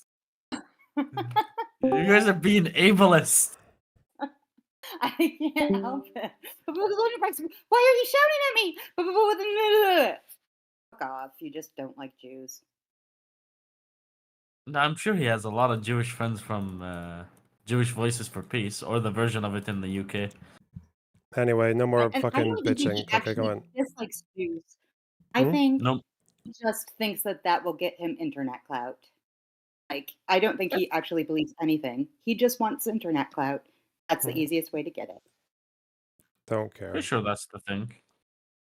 All right. Talk to you guys later. Goodbye. So how you been? How have I been? Yeah. Oh, you know, just justifying all the war crimes. Yo, I guess. based. You know, I can't. I'm pretty sure. You know the person I'm telling you to like debate or whatever. She's talked to him like a couple of fucking times, and they hate each other's guts. It's kind of frustrating now that I can't really like do these debates anymore because every time I do, some fucking like lefty psycho comes into my chat to dox me and shit. Someone actually posted my address during that debate just as well I'm moving. What? Why? What the fuck? Yeah. Like just now? Okay. Yeah, then. like just like a half an hour ago. I mean, we got them banned pretty quickly, but like, yeah, fuck. Who's the Not the nice. guy? Who's You the guy? debate. Oh, he's just some TikTok bedwetter. I don't know. Bedwetter. But You know he fucking doesn't know what that means. Why do you keep saying it to him? You know what bedwetter means, Mr. Spider? Me? Does it mean like you wet your bed? Like you pee and shit? Yes, exactly. Okay. You have any okay, of those in boomer. America, or are they just only in? Do you have wet beds in America? What I'll say beds? yeah. I'll say yeah. You have water beds in America. I think we do in Miami. Are water beds actually worth it? Or are they just like No, they're disgusting. I've never even been on one. I just know. Okay, I know. you just know? Okay, that's a lot of assumption from a guy that's never experienced it. Okay, True. that's like telling how a Gazan should feel in Gaza. Whoa, Russ! Thanks for the 20 gifted subs. Thank you so much. Yeah, I got one. You know, I can't Yo, stay what did subscribed they to put in you. there? It's not enough, honestly, because my God, what a fucking toll. Listen, you do that toll to yourself, buddy. Yep. Jesus I Christ. as soon as you pulled up that video, I told you. By the way, that guy is literally known as Chris Cutler. I don't think you're gonna enjoy this in your fucking chat. And you just, I don't know if you saw it. You probably didn't. Yeah. It's so weird that someone like accuses you of being a debate bro and then just does all the fucking debate bro tactics where they can't even like concede the most obvious point, like no preparation, fucking dodging every question that's going to get them exposed for not knowing what they're talking about. Like, it's just so stupid. Fuck. Like how many fucking stumbles was that? Like, first of all, it was not knowing, falsely believing that I'd clipped stuff out, that I said the New York Times images were fake. Then it was the Al Ali hospital blast and not knowing that everyone's consensus on that now is that it was a rocket and that Hamas's claims were complete fucking bunk. I'm angry with you about this, actually. You should have fucking, like, forced him to watch the anti-Hamas protest videos. Oh, what he would say whatever. about that. There was, what else was there? Because There was he called Hamas the resistance, so he probably thinks they're completely justified in anything. There was him not even knowing how the Bibis children were killed, and then not knowing that there are obvious reasons why you wouldn't publish an autopsy report of a dead fucking baby, but apparently it's okay for the health ministry to not publish autopsy reports for every death. Like, fuck me. It's not even that. It's What a you wouldn't hack. even accept your friend request to see the evidence of what you were saying. Yeah, well. Also, by the way, next time for people like that, if you do want to show them evidence, or should they shut the fuck up? And they're like, I'm not accepting the friends of a fucking war crimes justified. Just send them into your stream chat. You have this channel that's a voice channel. It has a side chat that you send shit in. Oh yeah, I know I can send it there. Yeah, we'll do that next time. Why don't you? Like every time I have to send it to you private because you never use this chat. Just like have your sources like on the standby. All right. Boom, boom, boom, boom, boom. He did. But The guy just didn't want to accept the friend request to take the source. Well, he's gonna do it. Source? He'll do his little fucking What TikTok source? video and screech at the camera about it for 10 minutes, so that'll be fine. Hassan will watch it. He'll get his little He was worried that industrial complex payout. He was worried that Leonard was going to get him while he was young. That was what he was worried about. Get him while he's young. Get him while he's young. Oh, it's because Bad and Panada's doxing me on Instagram. That's why. Okay, nice. Okay. Yes. Still. Banger. That's crazy shit. Well, it's a good thing I'm leaving soon, eh? These fucking freaks. What, for Israel? United States? Yeah. Hey. Colonizer? Fucking All right, what are we talking Israel, about? boys. What's the news? The news is there's protests against Hamas. Probably covered them by now. Oh. It's a banger chat. You should have responded to the sniper thing. With what? Like, fucking... He doesn't You believe think these in guys Hamas. give a shit? Yeah. Oh, the stock market is good, I guess. What, I don't know. is it actually rebounding, or is it just... Like It's what? it's like a fake rebound. It's going up a tiny bit. But But you were they're wrong posting about as the a children. W. It was intentional free fire zones. No, for what? What are you talking about?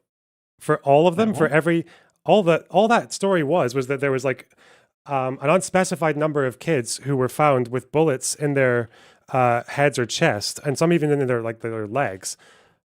Whether or not they were all in free fire zones was not determined, you fucking liar. Like, what the fuck? That was not determined at all. Some of them will have been, and I condemn that, and I think it's a horrible policy.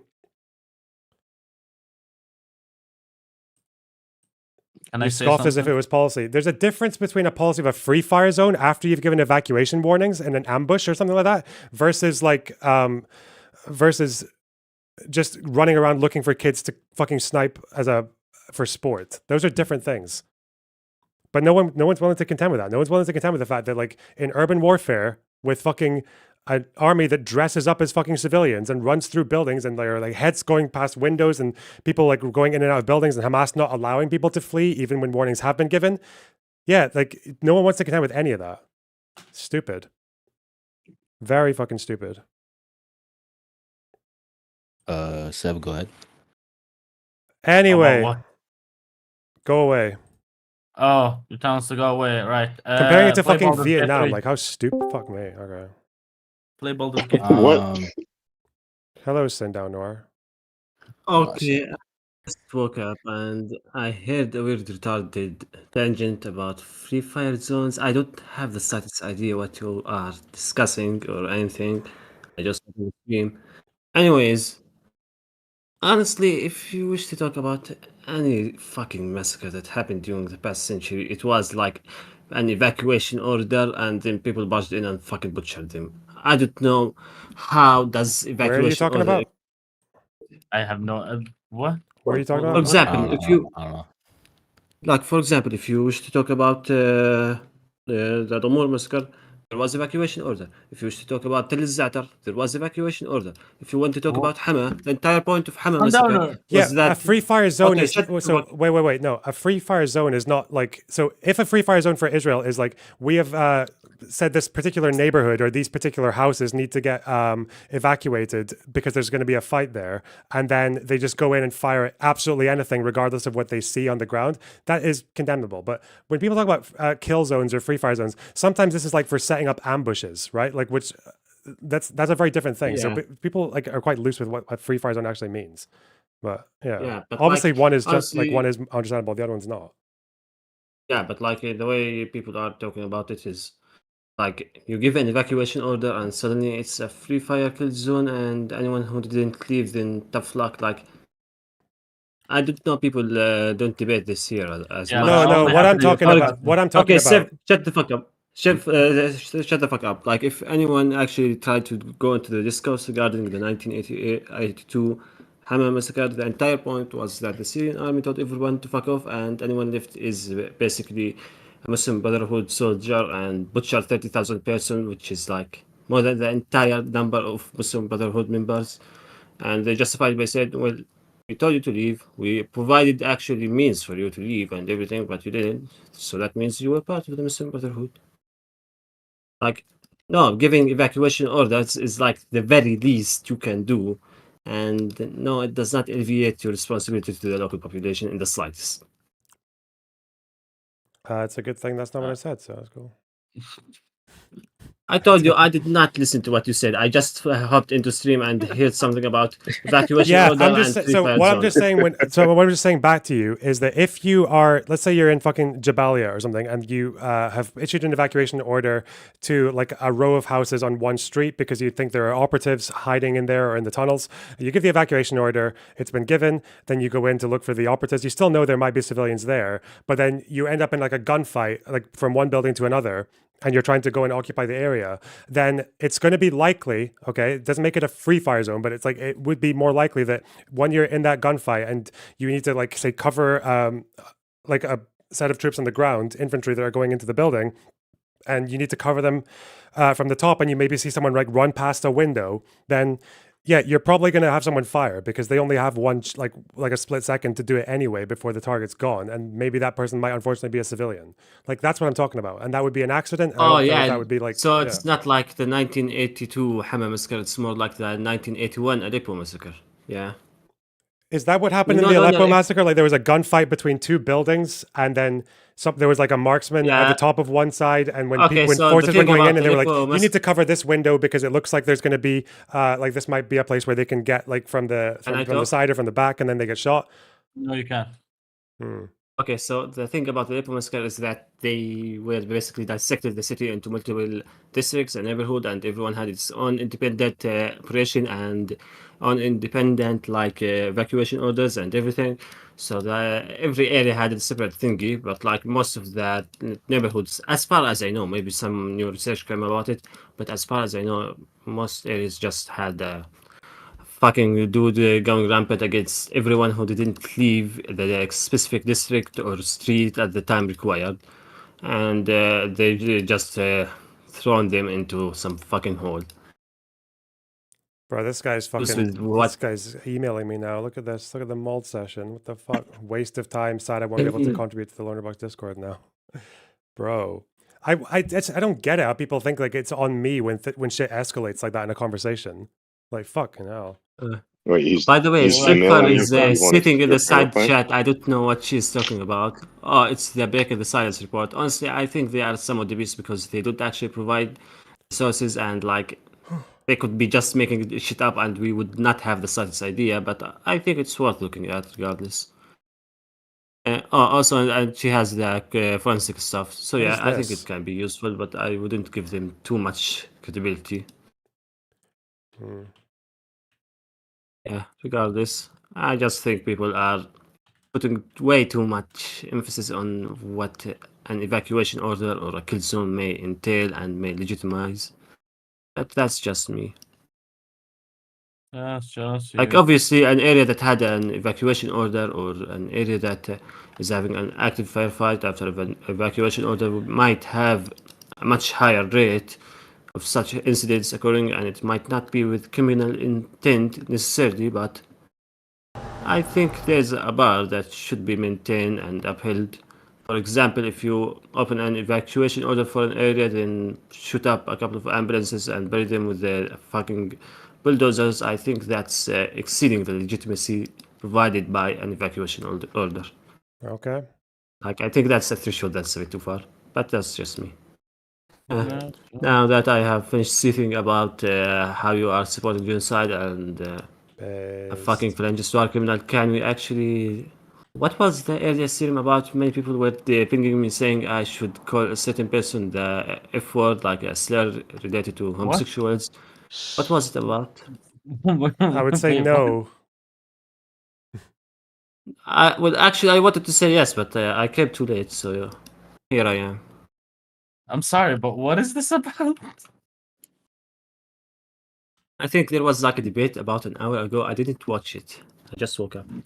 About an hour ago about saying slurs. No, it was Wait, a what? British That was 2 person days that ago. sounded... Okay, a British person that's properly signed and sounded like Owen Jones. Oh. And people Chris were Cutler. telling me to call him slurs. No, you can I call him don't Chris necessarily Cutler. disagree with that. No, the sweater debate was What the fuck is yesterday. that? What the fuck is that? That's the Why Saul are you Goodman like chick. this? Sundowner, why are you like this? Why would you think that anyone was telling you to say that slur? But did you see my DMs? Did you see my DMs? How would I, unless they're DMs with me, how would I have seen your DMs, buddy? Okay, then you did not see that several people were actually inviting me to share such profanities, and I totally did not do it. So I think Do you you should not commit... remember your time in Guantanamo Bay? You were Holy there for so long. shit. Russ, thanks for the 50 gifted subs. What the hell? Russ Russ is is fucking rockstar. he's giving Man. you the money they had to lose while dealing Do you with think I Chris should Cutler. debate these losers more often? Because it's a pain in the ass, but it's also... That's very He's profitable. also This always, that's yeah, 70 this gifted. always happens. You Every did time I tell me debate one of earlier. these fucking psychos, there's like some fucking weird benefactors who just like want to watch me suffer and reward me like incessantly for it. Like, fucking hell. They're trying to program you into liking it. Yeah, it's when I debated Bana Banana, like fucking chat paid my rent within like 2 minutes. I was like, what the fuck? Yeah. Yeah, maybe you should debate him again. Yeah. Just saying. Buy a house. Can I Sounds pull like this a... back a little bit? Maybe Like, don't what- debate the guy what's slur? doxing you What's currently. slur? No, we'll leave that one. That guy was on fucking thin ice when he was deciding to... He was I threatening want to to know leak what my shit slur we're quite talking quietly about. there. I don't know if you What slur consider are we talking about? No, don't We're not talking fucking... about any slurs because nobody's going to be slurring, right? well, I am. Sundowner? Yes, me. Yeah, Yes, me, absolutely. hello. Nobody would say slurs on stream really or just in Spider, this isn't it? specific chat. Yeah, it's No, just me, we bro. would not. Like, yeah, that's me. Like, he has the Well, past, but we Don't don't. leave me out of this. I say slurs every now and then. that's not something you want to admit. We're not, but we're not doing Why that not? with any of them. Just to be clear, I don't say slurs. Senator, why And you anything. lying? What? Sundowner, called- like I have to time you out every week for like saying a slur. Buddy, I don't even speak in your server. I wonder fucking why. You're timed out. Oh, I mean, well, the server. Okay. I mean, the server's kind of mid. I'm not gonna let you. Like, it's kind of dead.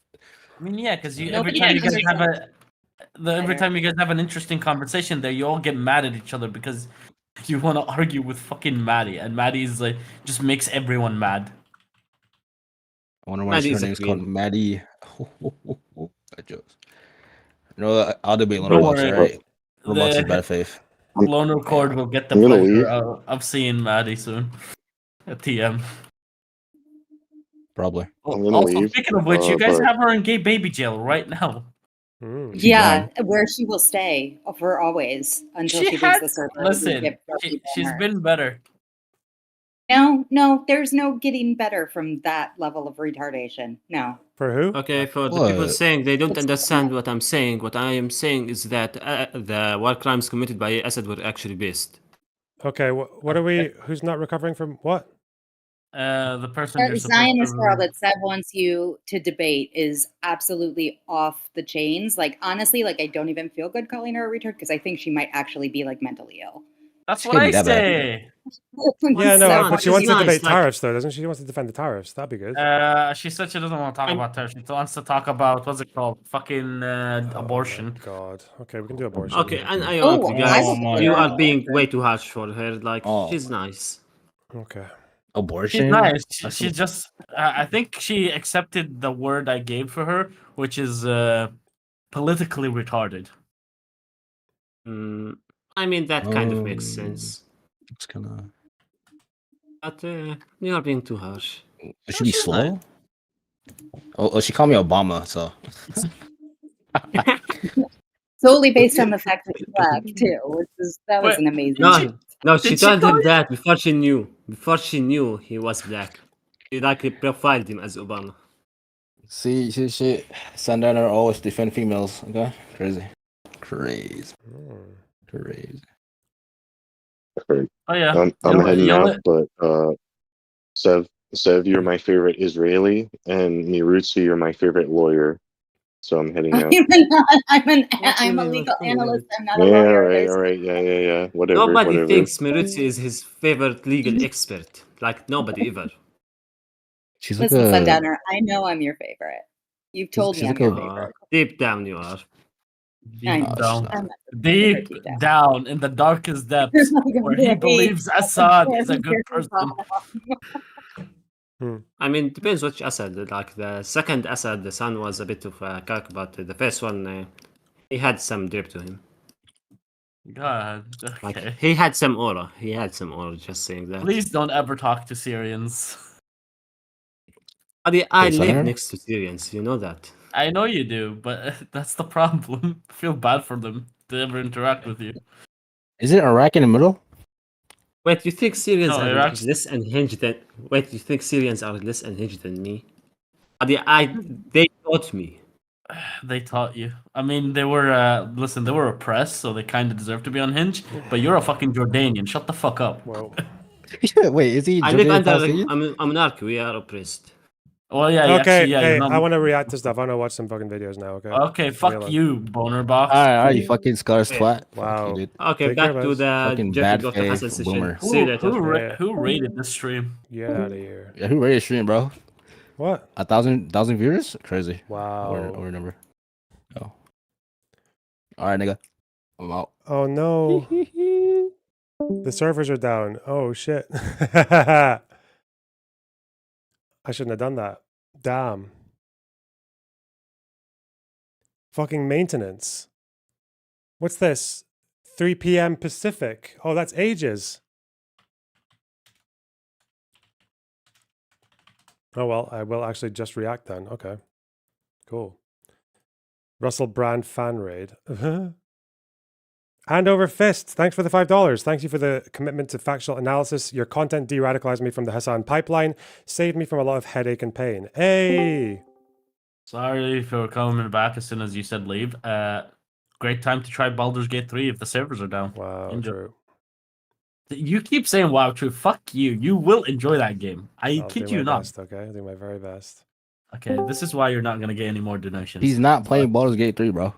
Shut the fuck up, Spider. Spider, go play Minecraft. Shut your Palestinian ass up, alright? I'll cook your bitch ass, alright? Okay, I don't know what to respond to that. So yeah. Yeah, you don't. Alright, Lone Bucks, good luck. Watch some banger Hassan clips, alright? Okay, will do. Scolin's been. I am definitely not watching Banger Hassan clips. What the fuck? You expect me to do that now?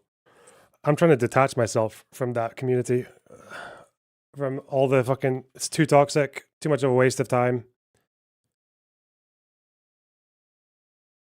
Doesn't really do me any good. Doesn't stimulate me. Doesn't inspire me to learn anything. Doesn't really. At this point, it's like it's not. I'm not even arguing, defending my own positions. I'm like defending a fucking straw man. So.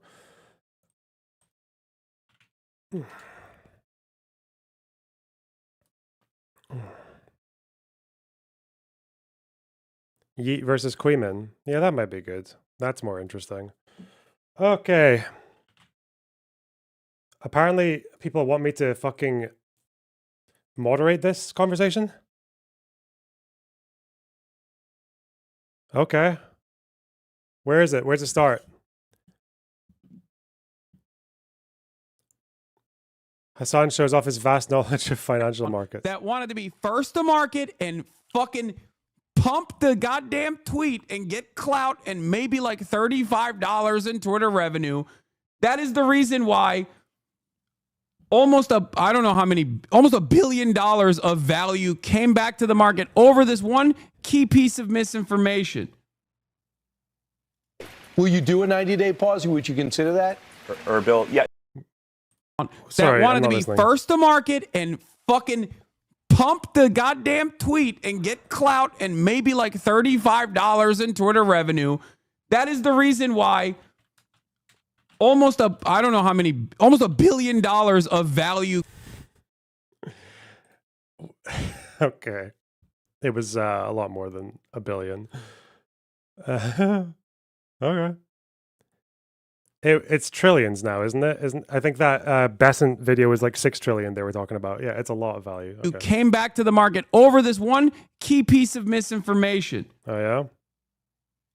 Will you do a 90-day pause? Would you consider that? Or Bill, yeah. You know, I think that the president is going to.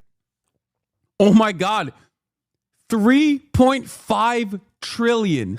3.5 trillion over. Oh my God. Oh my God. I thought it was. It's hard to estimate because people are probably trying to salvage some through the slight upticks that we're having now. So some people have said 9 trillion. Some people are trying to cancel out because of the brief upticks and trying to say there's more like 3 or 6 trillion. I heard 6 trillion in the Besant interview, which was 2 days ago. So billions. I didn't realize it was fucking. Oh my God. Yup. I apologize, chatters. I was on the plane while this was happening. And I was like in and out of sleeping. So I didn't even realize. And then it fucking dipped again when the White House said this is not correct. Insane market action right now. Cute.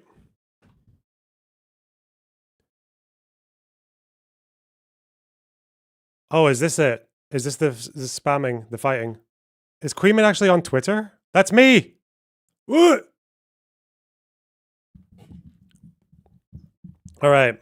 I got my first small beans commentary YouTuber obsessed with me.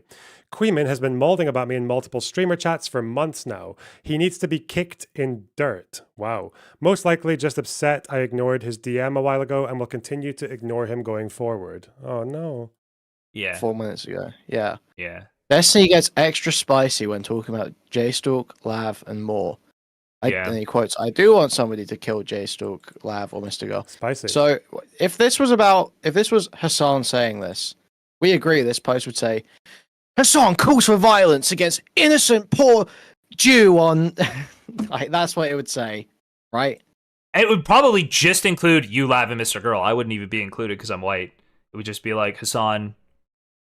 Curiously, so only this guy's once like a pathetic, Jews killed. cock-sucking hack loser, right? He needs to be like absolutely kicked into the dirt. I think he just hates Hassan. But this I guy mean, needs to yeah, be stomped into the fucking dirt. He's so grumpy. Queeman is so grumpy.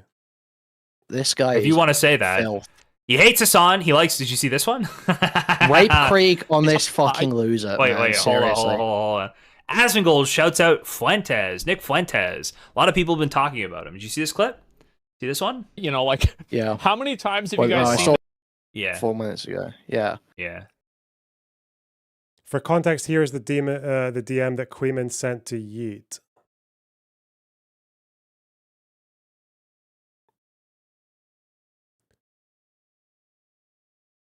You know this isn't what he said, right? Oh my god, is this Queeman defending my honor? He's responding to chatters. He made a deliberate effort to avoid saying the reason for him stepping away. He's very clear that the reason you gave is not his reason. Huh. Man. Queeman, Chud Logic's twink bastard bedwetter child. Yes! The human cigarette. Let's go. The human cigarello. For context, the guy goes around chats threatening me. I didn't respond to his DM because I saw him say he's okay with lolicon. I don't want to have to waste time in any private DM with somebody like that. Damn. I don't think he was actually defending me because he cares about my honor, obviously. Just, it's nice. Anyway, in aid of the truth. The queetard. I don't know. I don't know. He cares about the truth, man. He's a warrior. Says he's fine with lolicon. It's fine. It's a cartoon. There's no harm. Oh, no. You're not doing anything wrong. Just keep it in your room. He's just a very, he's very sulky, you know? He's one of those guys that's just kind of grumpy about everything. Legit calling her pedo bait. Well, I mean, yeah, her fans of Gorogura, people who are watching these streams, Gorogura fans are doing it because they like simulating having a romantic relationship with a child. An anime child. That is why people watch lolly VTubers.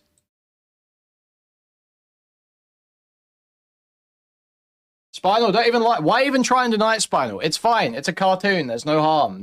You're not doing anything wrong, okay? Just keep it in your room. Don't go to any schools, okay? It's fine to admit.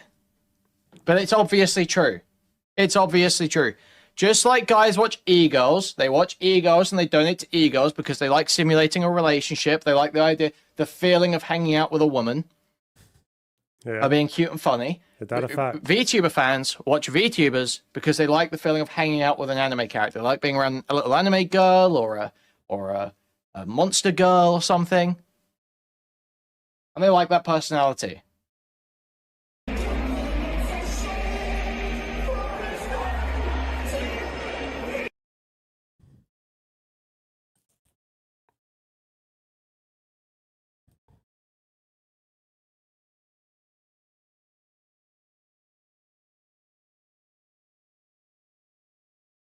Mm-hmm.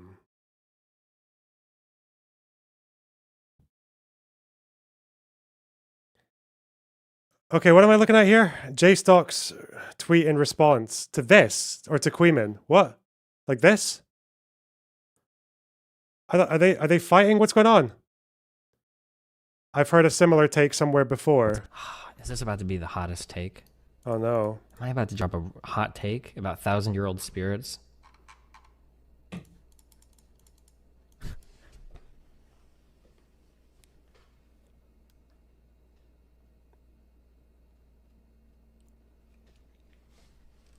You know what? I am gonna drop one. I don't really give a fuck. People that obsess over, like, people that watch Lolicon, I don't know, who the fuck cares? They're fucking cartoons, bro. Who cares? Why are you so... I think, I've said this before, and now that we've learned that projection is real, because it obviously is, I think the most likely place to find pedophiles are the people that are online constantly seeing pedophiles in everything. I think they're the most likely to be pedophiles. Where some guy will be like, wait a second, did you look at a kid in Disney World when you were at Disneyland? You must have thought about fucking them, right? It's like, no, dog. Actually, like, I see kids all the time. I don't think about fucking them ever. It's kind of weird that you would like. It's kind of weird that you would think that I would though. Is that like? So what are they fighting over? I don't care about this. Why are Queeman and JStock and Yeet fighting?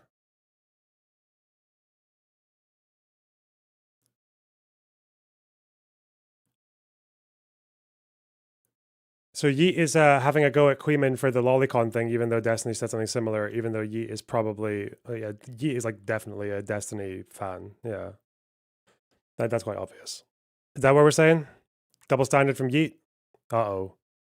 I want my tabloids to be impartial, though. That's what we want.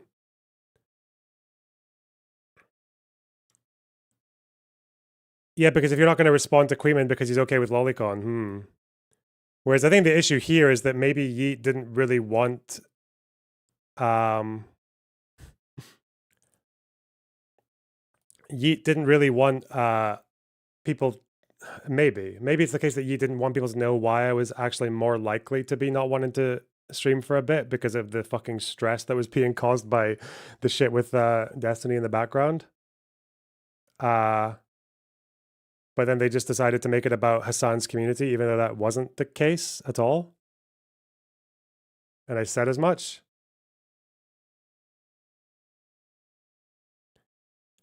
And Queeman wanted more accountability. Yeet is an Asmongold fan. Okay. Wow. Is that like a thing that you think about a lot? If you like see a kid, does your mind instantly like, you have 15-year-olds in your Discord server? I bet you try to sex them and send nudes to them and get nudes from them and you masturbate over every fucking thing they say in chat, don't you? All the time. Like, no, not actually, dog. No, man, it sounds like you got some firsthand experience. That, like, I don't know, man. Sometimes there are people that go like really overboard sometimes when they like point out, it's like, that guy's a fucking pedophile. It's like, how do you know he's a pedophile? He drives right next to a fucking grade school on his way to work every morning. And there are other routes that you could take. It's like, okay, is that like, that's it for you? That's the line? That's how you know? Like, Jesus. I don't know, man. Because I've like... So it's the idea that pedo hunters are projecting nonsense. Okay. Now I've seen so many cases of projection before where people will like project like this insane shit. I hate that this meme is real. But how many guys do this shit where it's you like... don't think Yeet is a Destiny fan? Yeet is like the most obvious, transparent Destiny fan there ever has been on Twitter. What are you talking about? So what's happening now? Are they supposed to be debating? Was there a stream? What the fuck? Do I care? Not really. If it's about Destiny stuff, I don't give a fuck about doing that on stream. That's I've dealt with enough of that stuff without a camera on me. Plenty. But they're all freaking out about each other and state of it. They were trying to get Yeet to speak on the beef between Queeman and Yeet. Okay. That sounds like an incredible sentence.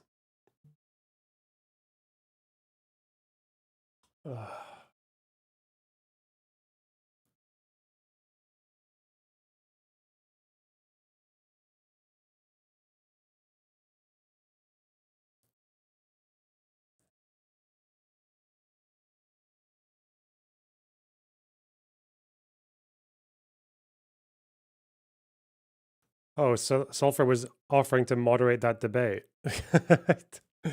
Bro, you are pissing in the wind if you think that kid was ever going to engage in any fucking level of good faith. Like, no way.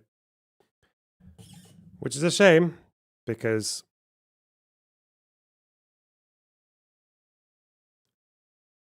it's sad to see how that kind of behavior gets rewarded, you know?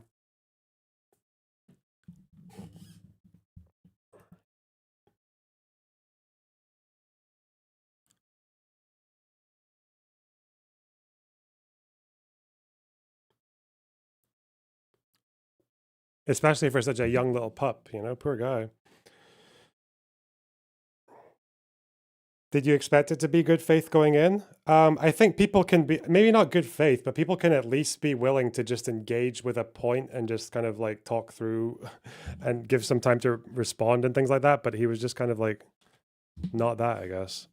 I think it's what a lot of these people do is like they have this image of a debate bro in their head and they think they just need to come in and behave like a fucking toddler because they think they're matching like what's happening to them. But bro,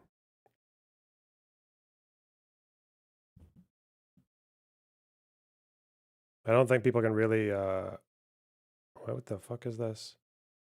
But it's funny to see how people like struggle with live scrutiny. Did he actually deny how the Bibis children died? Yes, he lied. Yeah, he said. Well, yeah, he said that he doesn't believe that they were strangled because he thinks Hen Kugel made a claim about beheaded babies. Even though, if you look at the way that he's talking about that, he's never actually quoted directly saying that he saw beheaded babies. It's like there's like a thing where people are asking him questions and talking about babies, but like the conversation is about children and babies like intertwined, and obviously going between Hebrew and English. Like it sounds like he's saying babies, but if you look at him specify, the youngest death that he specifies about for beheading is an 8-year-old, 8 or 10. He doesn't say anything specific about like any particular beheaded baby. So people have tried to do that a lot, though. They've tried to debunk a lot of Henkugel's things, but none of them really stick.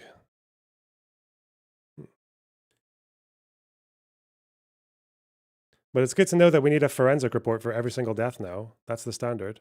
We have crossed 0 in the S&P. Yes! Massive! Couldn't believe he asked you not to shout. I know, right? Well, I shout by default.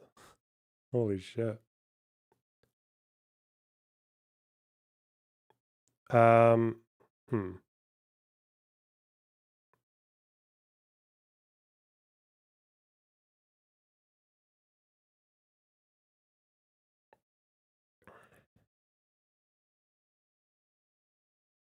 He was on Twitch.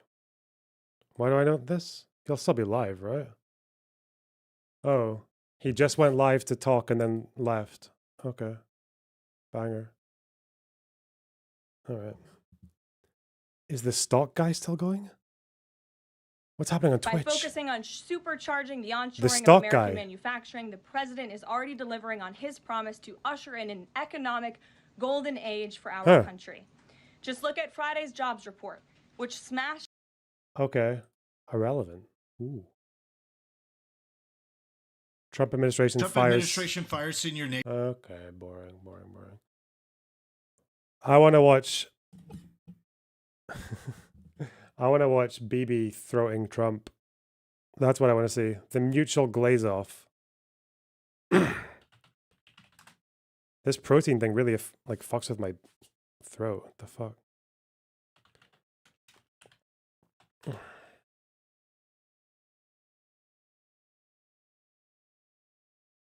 Trump meets Netanyahu at the White House. Is it the 51-minute one, NBC? Yeah. Are the best president that Israel has ever even thought of seeing. And is he talking about himself, or is he calling Netanyahu a president? Okay. It's an honor to be so, and to be so thought of. And many friends in Israel. They are not in an easy area. It doesn't go easy, but we are helping them. And likewise, they've been helping us very much. And so we'll see how it all works out. But we had great discussions today, I think, on the obvious subject of Iran, and also the less obvious subject with respect to Israel, and that's trade. And I think the Prime Minister is going to tell you a little bit about trade and what they're doing for the United States. So I want to thank you all for being here. Thank you very much. And thank you. Benjamin, thank you very much. Thank you, Thank Mr. you, President. Thank you, Donald. Thank you. God, how many thank yous was that? Holy shit. Say thank you, quick. Is he even, is Vance, is he looking at Vance? Good, okay, that's one hurdle out of the way. That's a lot of thank yous. How many was that? So I want to thank you all for being here. Thank you very much. And okay, he said two. Benjamin, thank you very much. Thank you, Thank Mr. you. President. Thank you, Donald. Thank you. Was it 3? Okay, solid 3. Good. Mr. President, I want to first thank you for inviting me. Hey, Vance is upset now because he can't get mad about it. He's like, oh shit. Nah, this is different though. This is a fucking glaze off going on here. That's what we got now. A rampant fucking glaze off. Again, to the White House. You've been a remarkable friend of the State of Israel. You stand by us. You're standing with us. You are a great, great champion of our alliance. And you actually do the things that you say you do. And I think that people respect that enormously. I certainly do, and the people of Israel do. And I think the Jewish people do as well. We just saw your representative in the Department of Justice fighting anti-Semitism. Standing up for Israel in international forums. I just want you to know from the heart, it's deeply, deeply appreciated. It helps the Jewish people so much to deport a fucking permanent resident with a green card for Hang on, wait a minute. I'll remember what crimes he was charged with. I'll remember what he was actually accused of doing.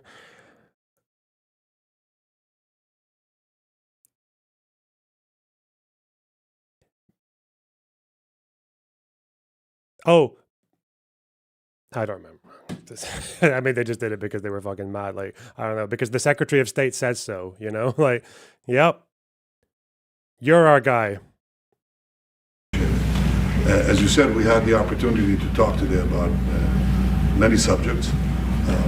First, if I can mention tariffs, it's a subject He was being knowingly brown. True, knowingly. That's of some interest. Can't even claim negligence. I can tell you that I said to the president a very simple thing. We will eliminate the trade deficit with the United States. We intend to do it very quickly. We think it's the right thing to do.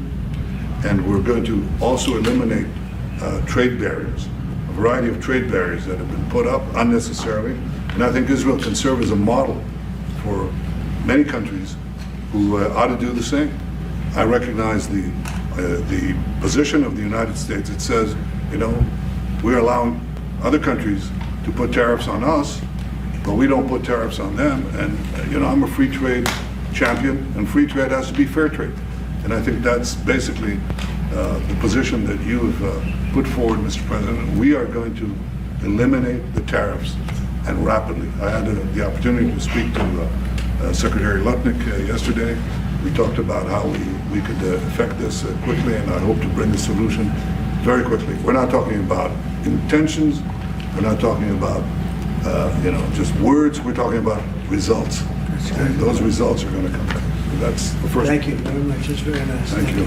Thank you. Mr. President, what about the hostages deal? Well, What about the hostages? Let him I didn't finish. I'm going to begin. We spoke about not only the hostages, but about Gaza. Whose families fucking hate you, by the way. Yep, they fucking hate you, bro. The hostages obviously is a human story of just unbearable The story of humans who hate you. agony. I speak to the families. I spoke to them yesterday. Spoke to another one when I was in Hungary before I came here. I speak to them every day. They're in agony. The hostages are in agony, and we want to get them all out. Steve Witkoff, who's President Trump's very able representative, helped us get a deal that got 25 out. We're working now on another deal that we hope will succeed. And we're committed to getting all the hostages out, but also eliminating the evil tyranny of Hamas in Gaza, and enabling the people of Gaza to freely make a choice to go wherever they want. Oh God! They should have that. Yes, to freely make a free choice, an elective choice, so they can freely choose to get the fuck out of Gaza. Yes.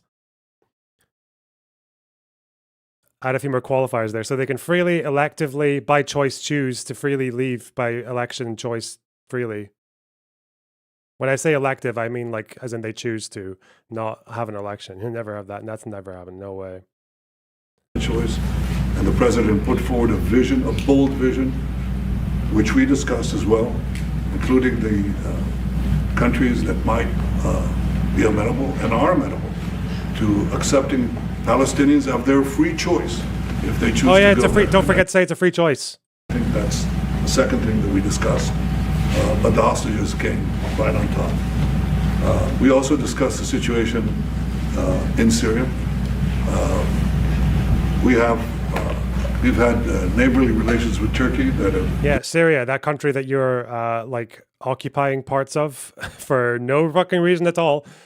The country that you bombed the shit out of all of their fucking military infrastructure that was left behind by Assad, occupied well beyond the demilitarized zone, despite the fact that Jelani said that he wants to honor the demilitarized zone and reestablish it, and you're still just saying, nah, you know, nah.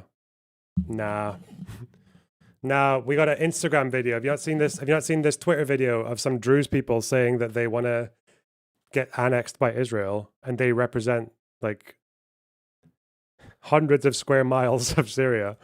Deteriorated, and we don't want to see Syria being used by anyone, including Turkey, as a base for attack in Israel. Turkey's going to be the new Axis, the new Ottoman Empire. Oh no. Is that what he fears? Country that has a great relationship with the United States. The president has a relationship with the leader of Turkey. We discussed how we can avoid this conflict in a variety of ways, and I think we can't have a better interlocutor than the president of the United States for this purpose. And of course, we also discussed Iran. Look, we're both united in the goal that Iran does not ever get nuclear weapons. If it can be done diplomatically in a full way, the way it was done in Libya, I think that would be a good thing. But whatever happens, we have to make sure that Iran does not have nuclear weapons. Man, Iran is so fucked. And when I say Iran, I mean the regime, because Iranian people hate the regime. Good on them. Iran is fucked. The Ayatollah, the whole... Oh, God. That nuclear program is not surviving 4 years. I'm sorry. Don't see it happening. I'll be very surprised. I think there were B-2s that got moved to... Well, there was something. There was some military equipment that got moved to Diego Garcia just yesterday. Even more so.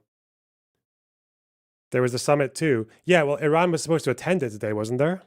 Did they go, though? I think the speculation was that they weren't even going to turn up. Excuse me, was that the case?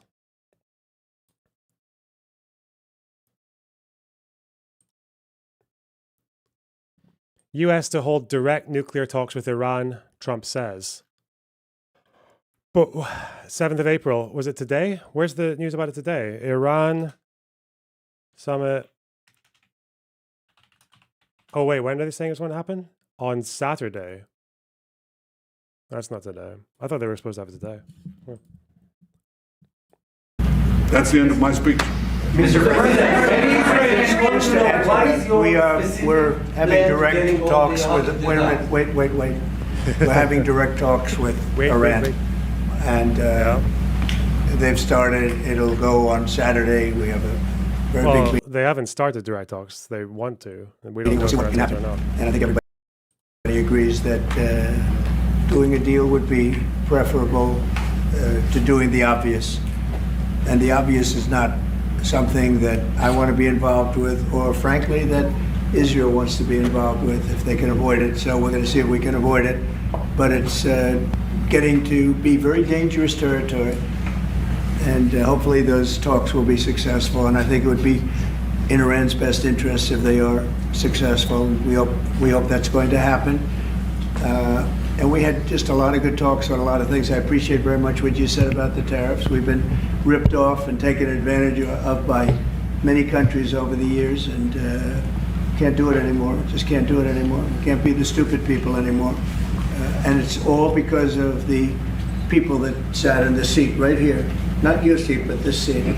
They allowed things to happen to our country that they shouldn't have allowed to happen on trade and other things, many other things. I mean, look at what's happened with our last president, where he allowed millions of people to come into our country with an open border.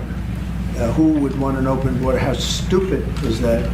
But he allowed millions and millions of people, and of the millions, and I think it was 21 million people, but let's say 3 of them were serious criminals, serious murderers and drug dealers and gang members and people from jails. All the jails emptied out right into our country, right along the open border on Mexico, generally the Mexico. Okay, they came in from Canada too, by the way, a lot. But generally speaking, on the southern border. And what a shame it is that we are now working very hard to get them out, get the criminals out, get the murderers out, the drug dealers, the mentally insane, get them out. They dropped the mentally insane in our country too. He still thinks asylum seekers are people that came from asylums. He thinks Hannibal Lecter is still lounging about in a 5-star asylum in the United States that they seeked out. And this was all done by the Biden administration. It's a disgrace that we have to... Why is this relevant? Oh, because it was all the Biden administration and it's a disgrace. What are you talking about? Why would you even ask that? Of course it's relevant. Work so hard. And then we have judges that try and protect these people. But they didn't protect us when the people were being let in. But to get them out is never easy with these people. So I think we're doing a great job. The border is the best it's ever been. Dilute Mule, thanks to $5. Thanks for the last debate. Good content. Bro, it really wasn't. It was a fucking waste of skin. Like, I just... Well, one of the debaters was. God.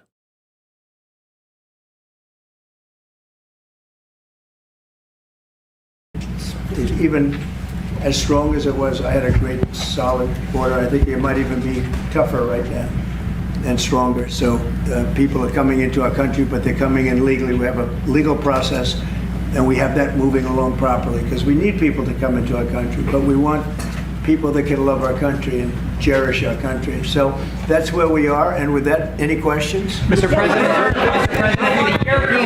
reaction to the markets today, and would you be open to a pause in tariffs to allow for negotiations? Well, we're not looking at that. We have many, many countries that are coming to negotiate deals with us, and they're going to be fair deals. And in certain cases, they're going to be paying substantial tariffs. There'll be fair deals. As you know, I spoke this morning with the Prime Minister of Japan, and we had a very good conversation. They're coming. And I said, one thing, you're going to have to open up your country because we sold no cars, like 0 cars in Japan, and they sold millions of cars into our country. They don't really take our agriculture, a little bit of it just to keep us slightly happy, but they don't take what they're supposed to be taking. So we have a great relationship with Japan. We're going to keep it that way, but they're coming in to meet, and other countries are coming in.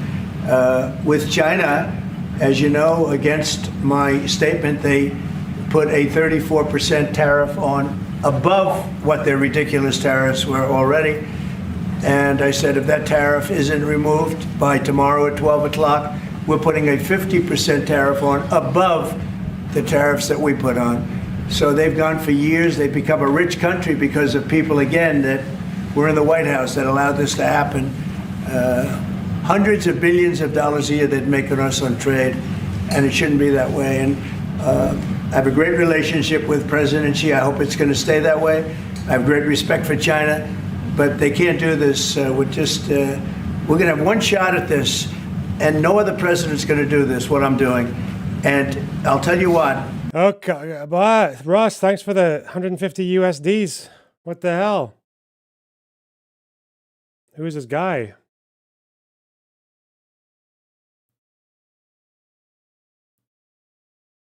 I really hope this isn't just because of the debates. Like, what the fuck? I'm going to have to do it more often. It's a bad idea. Saudi prince. Oh, yeah, thank you. Wow, couldn't be happier. Ooh. It's an Apparently he's an H3 donor. Oh.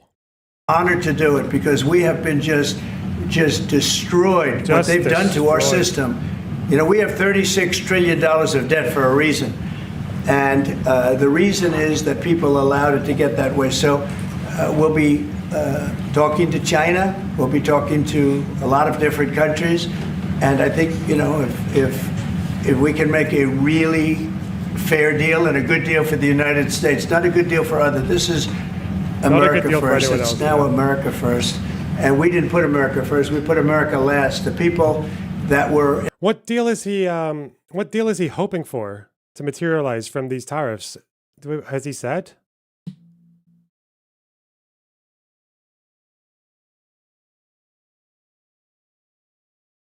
Loanerbox, TikTok debates and gifts are actually solid money sources. I accidentally made $20 worth of gifts debating Parker. Interesting. Well, like you got the gifts or you made them for Parker. What? Anyway, what's he saying here? What's going on? Like, in the Oval Office, put America last, and we're not going to stand for it. They sent it to you. Oh, okay. It's about trade deficits. What does that mean, though? Does that just mean, yeah, we'll buy lots of American goods just as soon as you make them and export them and sell them for an affordable price, which is going to be quite difficult if they're competing with fucking sweatshop labor and third world prices for manufacturers, but okay. Yes, we promise, Mr. Trump, we will buy American diamonds as soon as you find the diamond mines in Wisconsin. The Pennsylvania diamond mine industry. Let's go. U.S. in the talks with Iran. Two questions. Do you expect any of these deals to be made before April 9th? And secondly, there have been some mixed messages from your administration. You're talking about negotiations, and yet others in your administration are saying that these tariffs are actually permanent. What is the action? Well, it could be. They can both be true. There can be permanent tariffs, and there can also be negotiations because there are things that we need beyond tariffs. We need open borders. You know, we almost had a deal with China where we're going to open up China. It was almost done. Some of you remember it during my first term, and it was very disappointing. We ended up making a great deal, $50 billion worth of great deal, the best deal. So $50 billion, you'd like that in Israel. Do you oppose the U.S. bombing campaign against the Iranian program, the nuclear program? My understanding is that they can probably get a deal, but if they don't, and Iran actually keeps pushing their enrichment to the, I think there's some threshold, isn't there? There's a threshold of enrichment that needs to be reached before they start the process of weaponizing, and between reaching that level of enrichment and then weaponizing is, I think, a few months, maybe weeks. I think if they keep pushing and they actually reach, and we've been told by people from American Intel that I think it would take, they would get at least 2 weeks notice before they were actually ready to start weaponizing. So I think if like Intel actually gets that warning and they know, like they do have time after they reach a level of enrichment where they can weaponize, then I would just wait for then and then bomb them. Like, I don't know why you would do it before when diplomatic sources can't actually get them to hold off first, you know?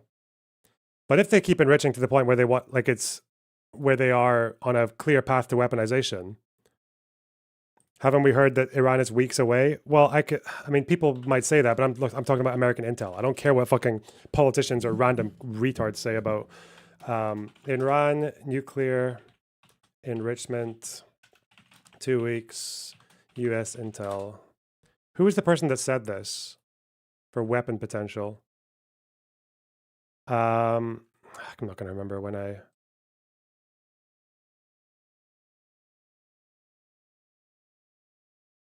think US Intel said that there would be a 1 week window, but let me just find MISC. Is it in here? I think it might be IRGC, nuclear program. Where did I get this from? What was the article? It's Bill Burns, I think, who said it. Do we trust Bill Burns? The Bill? Is this the article? It's a good thing I keep this stuff. Obsidian. Okay. The brewing war with Israel is boosting Iran's young hardliners. Is this it? Burns? No. I can't remember where I got this from, but if you look up this claim, you can maybe confirm it for me if you want. Yeah, Bill Burns said that once they reach, it would take them a week or more to enrich enough material for a single bomb. But after they reach that level of enrichment, it would take months to deliver a weapon. So a move towards weaponization would be detected relatively early on. If they make a move towards weaponization and that's picked up on, then yeah, just bomb the shit out of it. I don't care. Yeah. I don't want Iran having a nuke. It's not worth it. Not worth it. No. The people who actually have the nukes already have kind of shown that they can keep them without firing them for no fucking reason, at least so far. I just don't want to add to that list. Every time a new country gets a nuke, you're just increasing the probability by unnecessary level. Just leave the nukes. Leave them alone. Get away from them.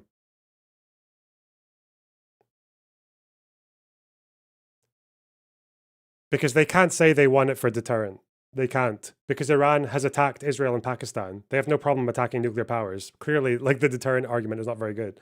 And I made that deal, but it wasn't the deal that I wanted. It was the deal that I wanted was that, plus they're going to open up China so that our companies could go into China and compete with other countries and China for for a large number of people. And at the very end, that deal was terminated, and we went to a piece of the deal. And there are a lot of things outside of tariffs, but tariffs are very important. But there are a lot of things like opening up countries that were totally closed. China is essentially a closed country. In fact, it is a closed country. And what they do is they charge tariffs so that if you sell cars or if you sell anything, nobody's going to buy it because the price is out of control. But that's true with a lot of other countries also. So we're going to get fair deals and good deals with every country. And if we don't, we're going to have nothing to do with them. They're not going to be allowed to participate in the United States.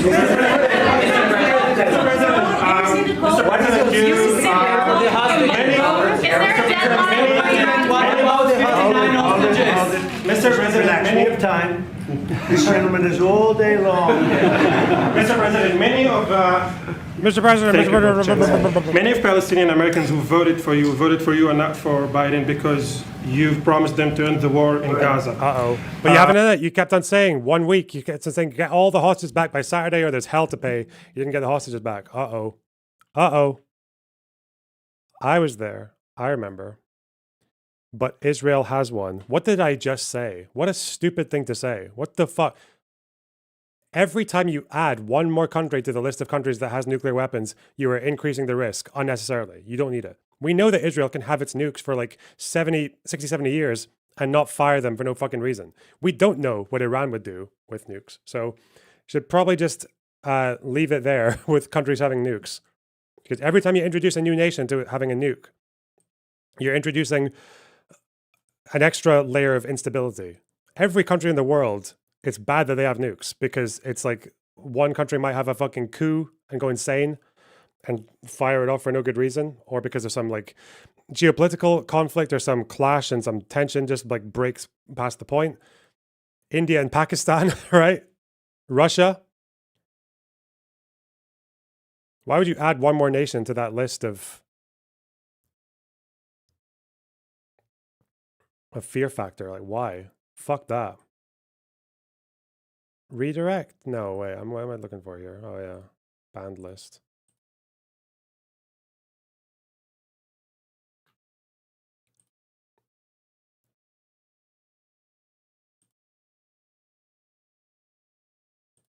Very honored by that vote, too. The war is still going on and there's no hostage deal. Do you have any update on that?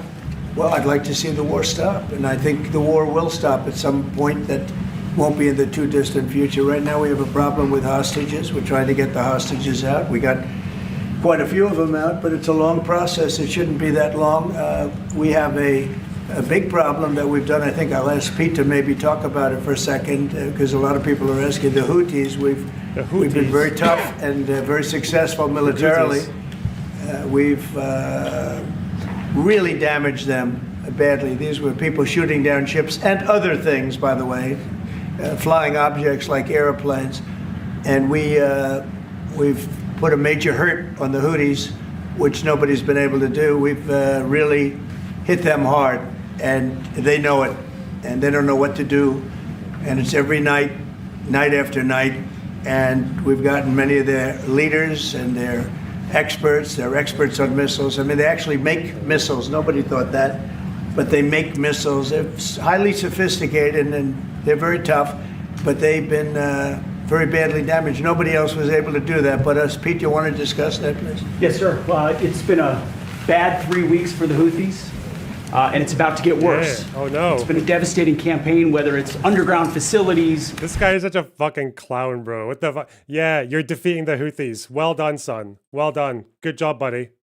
I'm so fucking proud of you.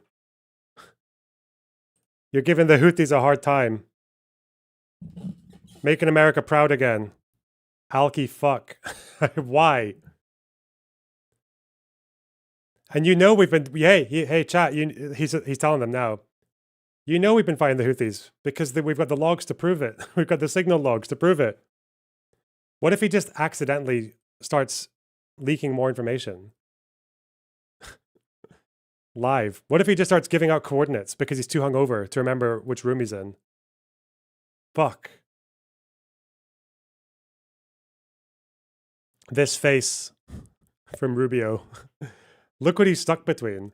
Trump's fucking aggressive stance over here, Vance on one side and this fucking dipshit on the other. How embarrassing. Because Rubio has demonstrated multiple times that he actually is a little bit above this, or at least in his head, or has been, but he's just every now and then he just realizes how much he's what he's signed up for. Not good.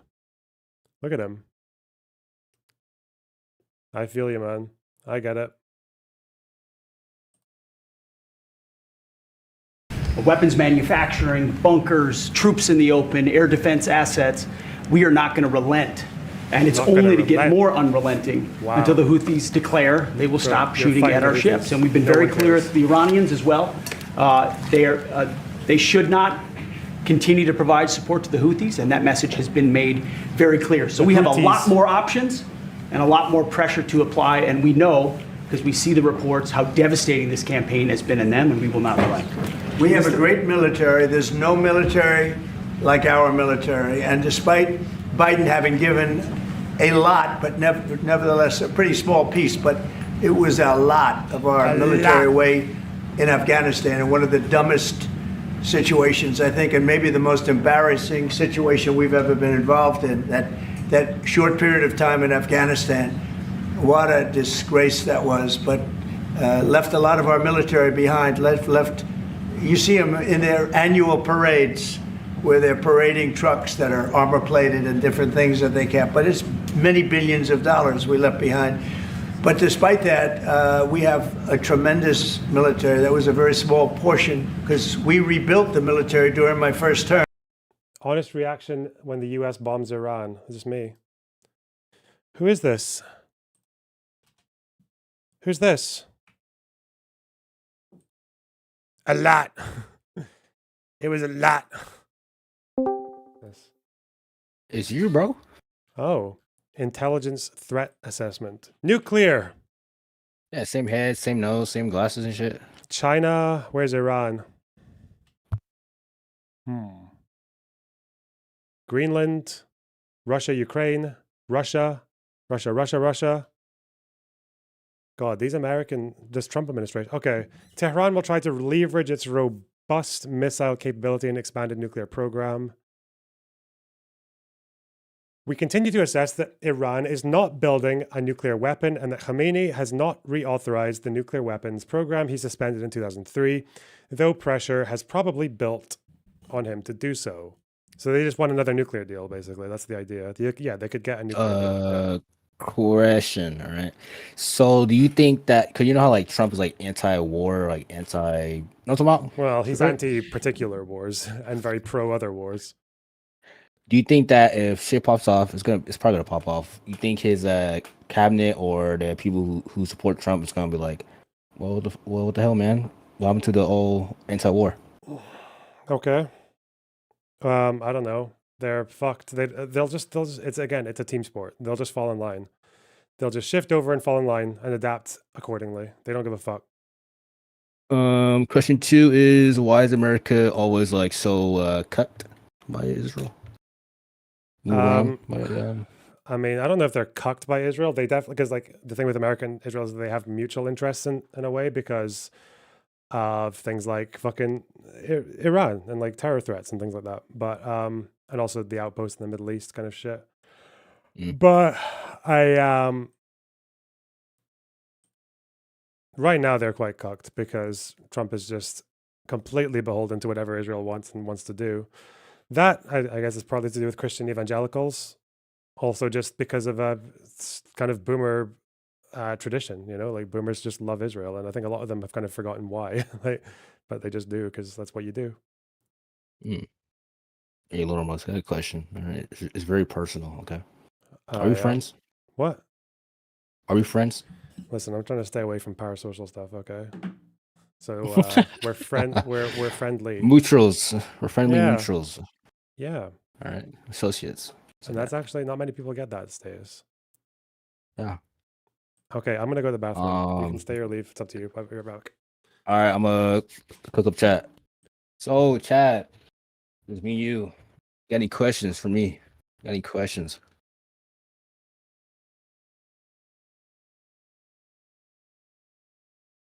Spider, are we associates? I think we never. I think we never spoke. Think so? Probably. Coworkers on? Yeah, I did. I got cut. What team does Neymar play on? He plays in Santos. Am I actual Spider? No.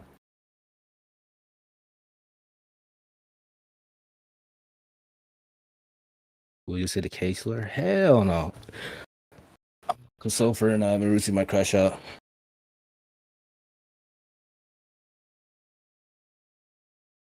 Is hot dog a sandwich? Yeah. How does it feel to get friendly zoned by Loaderbox? Yeah, like no. It's like Israel and America right now. Right. That's the current situation. What's your favorite war? I kind of like. What's my favorite war of all time? I kind of like the Chechen War. I like that one. Oh, he's back. All right, he's back. All right, chat, I'm out. I bet. I'll be back, maybe. I don't know. All right, take care. Who's this? Hello. Hey. I just wanted to know, well, I didn't know Spider had that feeling about Israel. That's interesting. But also, what do you think, what do you think is, do you think that there's an actual possibility of any sort of huge nuclear fallout with like Iran, or what do you think? What do you mean a nuclear fallout? Like if they Well, not- bomb the nuclear facilities? Yeah, no. I know that nothing's gonna happen with that, but I think I mean by like, is there gonna be any huge like repercussions with like Russia or anything around those lines when it comes down to, you know, America bombing Iran or Israel being included? Because I don't know. I mean, Russia really hasn't been doing anything when it comes down to like their proxies in the Middle East. I don't know if any of these countries really give a fuck. Like, look how quickly Iran just abandoned the Axis. Like, they were so useless for the entire period. Like, yeah, these countries don't give a fuck about each other. Like, it's just, I don't know. That's what happens, though. You know, authoritarian dictators, they get into little clubs, and those clubs are always massively self-interested and usually based on some very illogical fucking ideology that doesn't really mean that it's they ever actually need to insane. align with each other properly. Yeah. I feel like that's the only thing that America actually has in its backing, is that at least before our allies would actually like fall in line and like we'd all work together, compared to this, you know, I'm just gonna take care of myself and we'll figure it out from along there. But yeah, no. Yeah, that was my question. That's all I had. Okay. Thank you, brother. Take care. Bye-bye.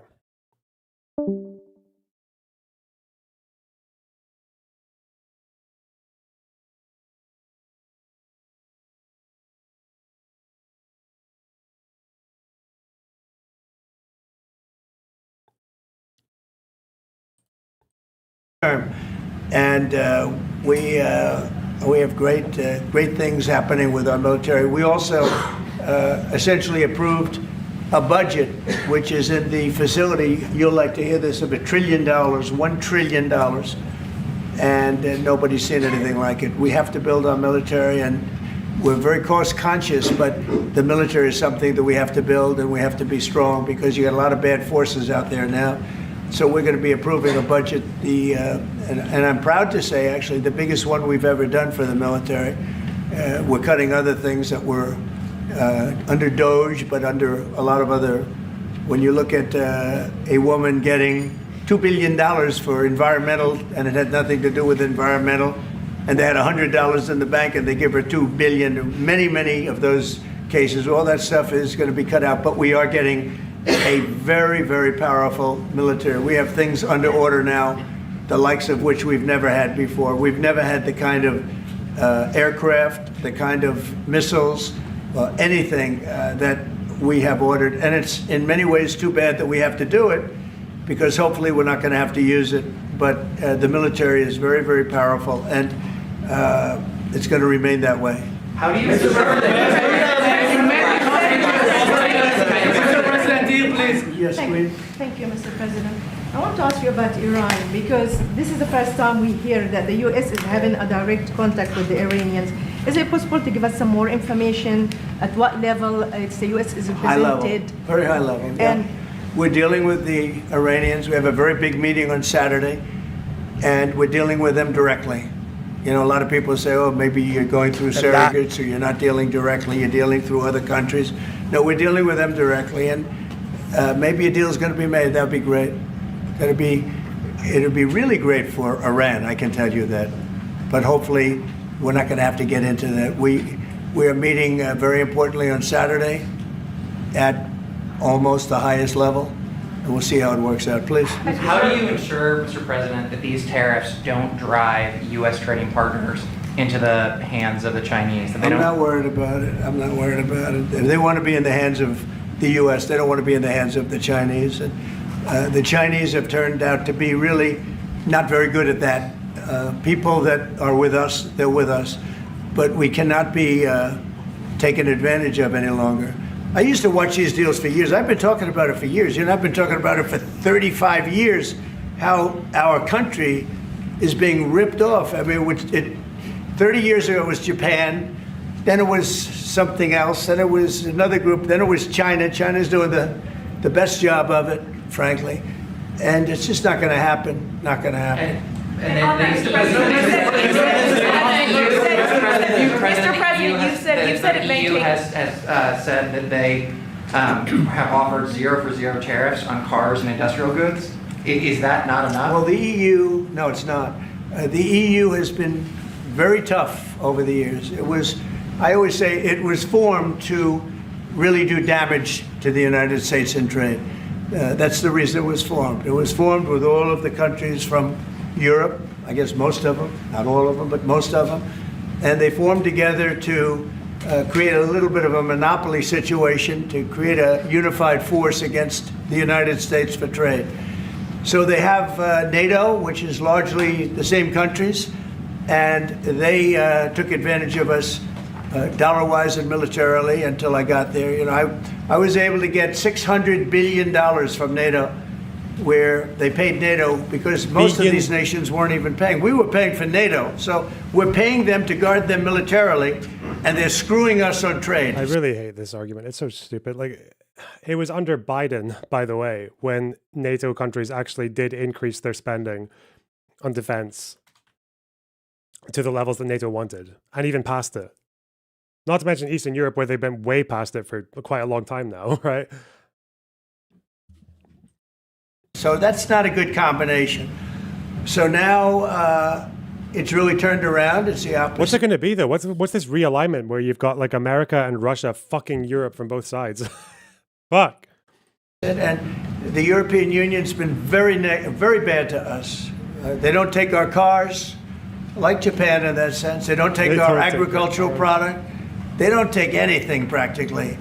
And yet they send millions of cars in a year. Mercedes-Benz, Volkswagen, BMWs. They're sending... Bro, have you seen the size of American cars? They can't even fit in Britain. If I tried to take one of these fucking fat fuck Teslas, Chevrolets, whatever, and put them on like old Aberdeen on the fucking cobbled roads, bro, you have no idea. Do you have any idea how wide American vehicles are? And they're guzzlers. Bro.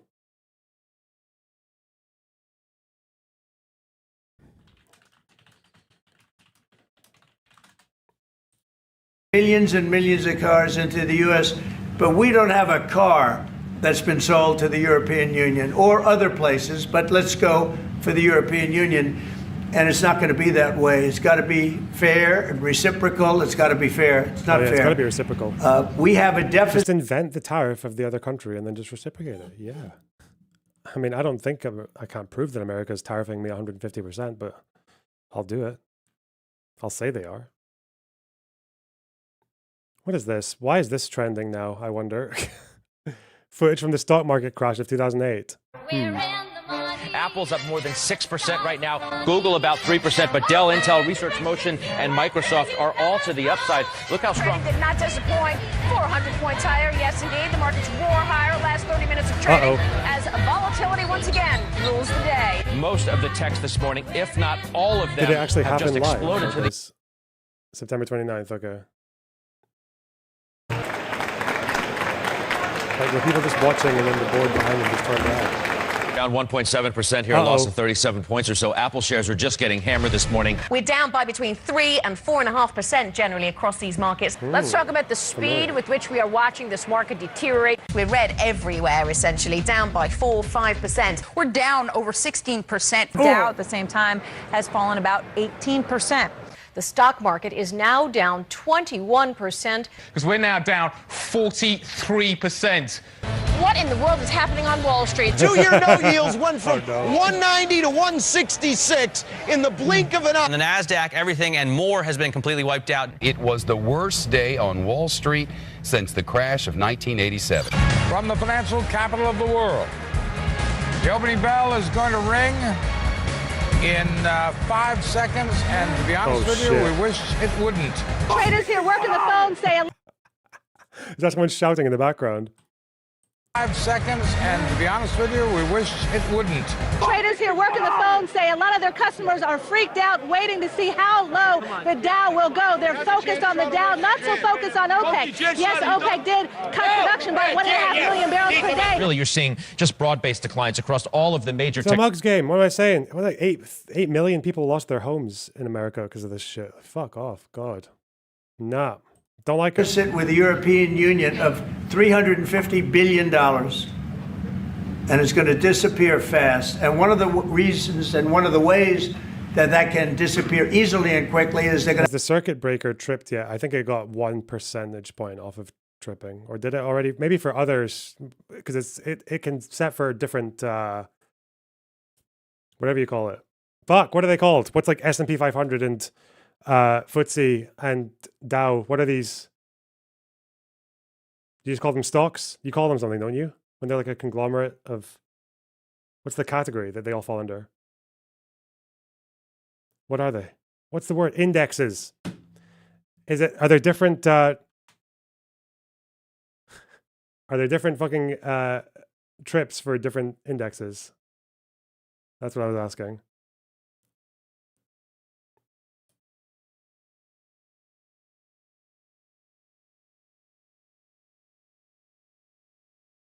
Or is it for all of the market? I don't know. Whatever. Gonna have to buy our energy from. It's 7%. Yeah, but 7% where? In all of them? Like combined? Or I thought it was just S&P 500 was 7%, but I thought it might be different for different indexes. Us because they need it. They're going to have to buy it from us. They can buy it. We can knock off $350 billion in 1 week. They have to buy and commit to buy a like amount of energy. And we have that.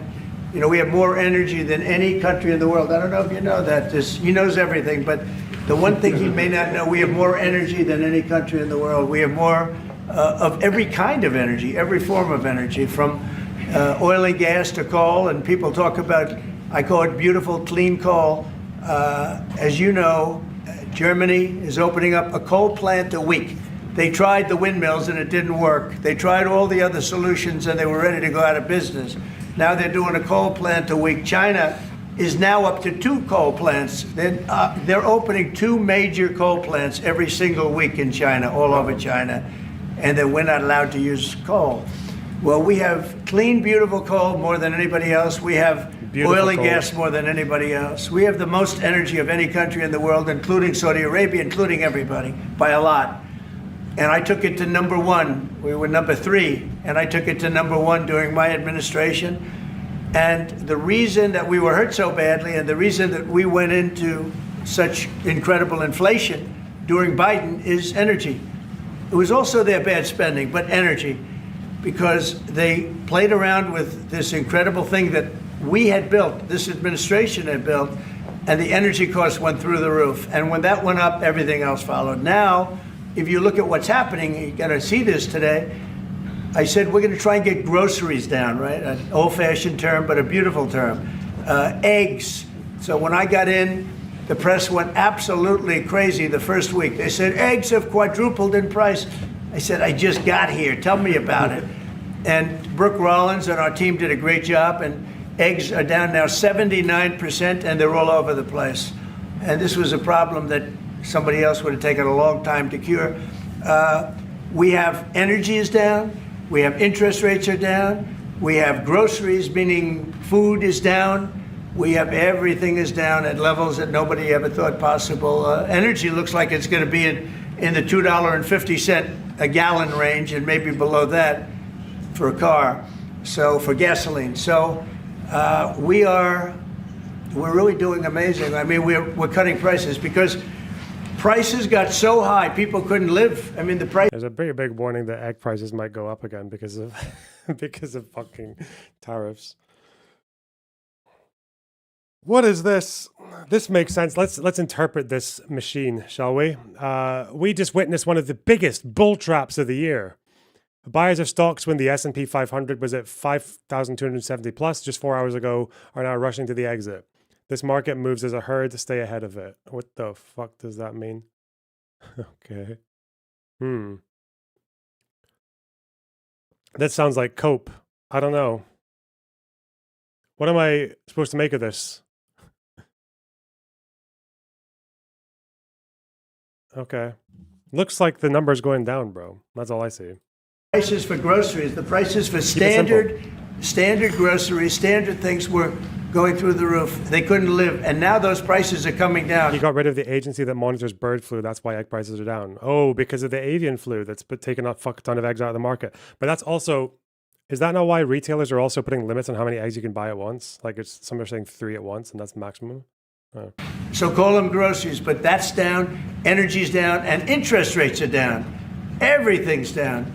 And the interest rates, the beauty there is when we refinance debt, you know, debt's become such a big factor in this country. We're going to start paying debt off with tariffs and other things. But it's such a big factor because the interest rate's so high.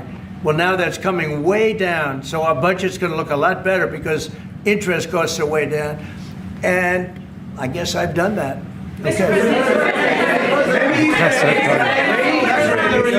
Many Israelis are watching you now on live show. Good. What is your specific way of getting the hostages out from the horrific captivity?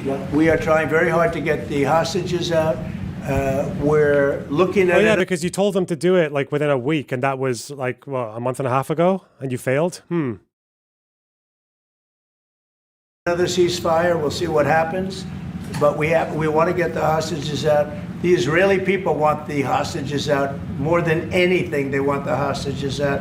This man is working very hard with us to do that. I mean, I don't know. I hope he's being appreciated because he's been a great leader. He's working very, very hard on the hostages and many other things. And there are plenty of things you have to work on. It's a tough place in the world. I have a good partner. Yeah, you do have a good partner, and so do we. We're working very hard on the hostages. If you're going to negotiate a new deal with Iran, can you elaborate how it's going to be more effective than the JCPOA? Well, I can't really say that, but I can't really tell you anything about because that would give away the art of the deal. That's what that would do. That's Trump's fucking cop out. He has no idea. He has no idea why he's going to be making a better deal. He'll just say that because he doesn't want to. I think it'll be different and maybe a lot stronger. Oh yeah, it'll be a lot stronger. But maybe they were so happy when we made that first deal because we did get a lot out. You know, I had people right in this office, this beautiful Oval Office. They came in, 10 people, hostages, you know that. And I said to them, so how was it? And the stories they told me, I mean, as an example, I said to them, was there any sign of love? You were there, 10 people. It's only 10, but it's pretty representative. Did the Hamas show any signs of like help or liking you? Did they wink at you? Did they give you a piece of bread extra? Did they give you a meal on the side like, you know, you think of doing? Like what happened in Germany, what happened elsewhere. People would... I hate it when people did... fucking Warthongs did this on Twitter. I'm really triggered. People talk about fucking... there's this thing that goes around on Twitter. You'll see it every now and then. People saying, oh, well... In World War II, there were some Germans who saved Jews. I haven't seen a single Gazan saving the hostages. It's so stupid, bro. It's like, first of all, the Germans had millions of prisoners, okay? And second of all, the Hamas held hostages are kept by very, very tight, trustworthy cells. And they don't communicate with one another. That's what we know about them now. And we know that that's a big reason that the IDF has no idea where the hostages are. They are struggling so hard to find them because this treachery is not happening. Also, we know that some of these hostages, the rescue missions were possible. Some of these German rescue missions, these hostage rescue missions were possible because people leaked their whereabouts.